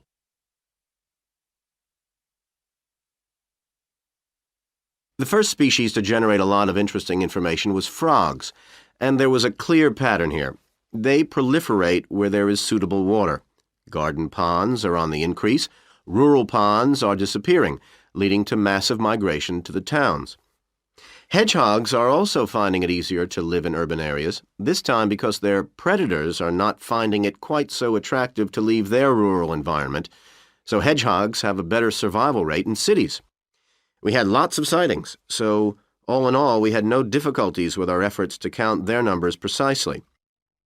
Our final species is the finest of bird singers, the song thrush. On the decline in the countryside, they are experiencing a resurgence in urban gardens because these days gardeners are buying lots of different plants, which means there's an extensive range of seeds around, which is what they feed on. Another factor is the provision of nesting places, which is actually better in gardens than the countryside. Hard to believe it, but it's true. Incidentally, we discovered that a massive new survey on song thrushes is about to be launched, so you should keep an eye open for that. Now, I'd be happy to answer any questions you may have. That is the end of section 4. You now have half a minute to check your answers.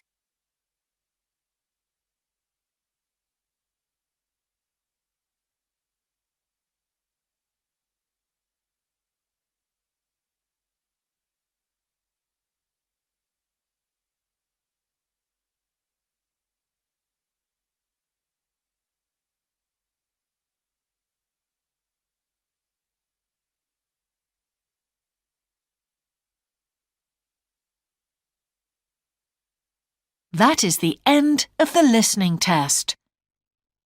In the IELTS test, you would now have 10 minutes to transfer your answers to the answer sheet.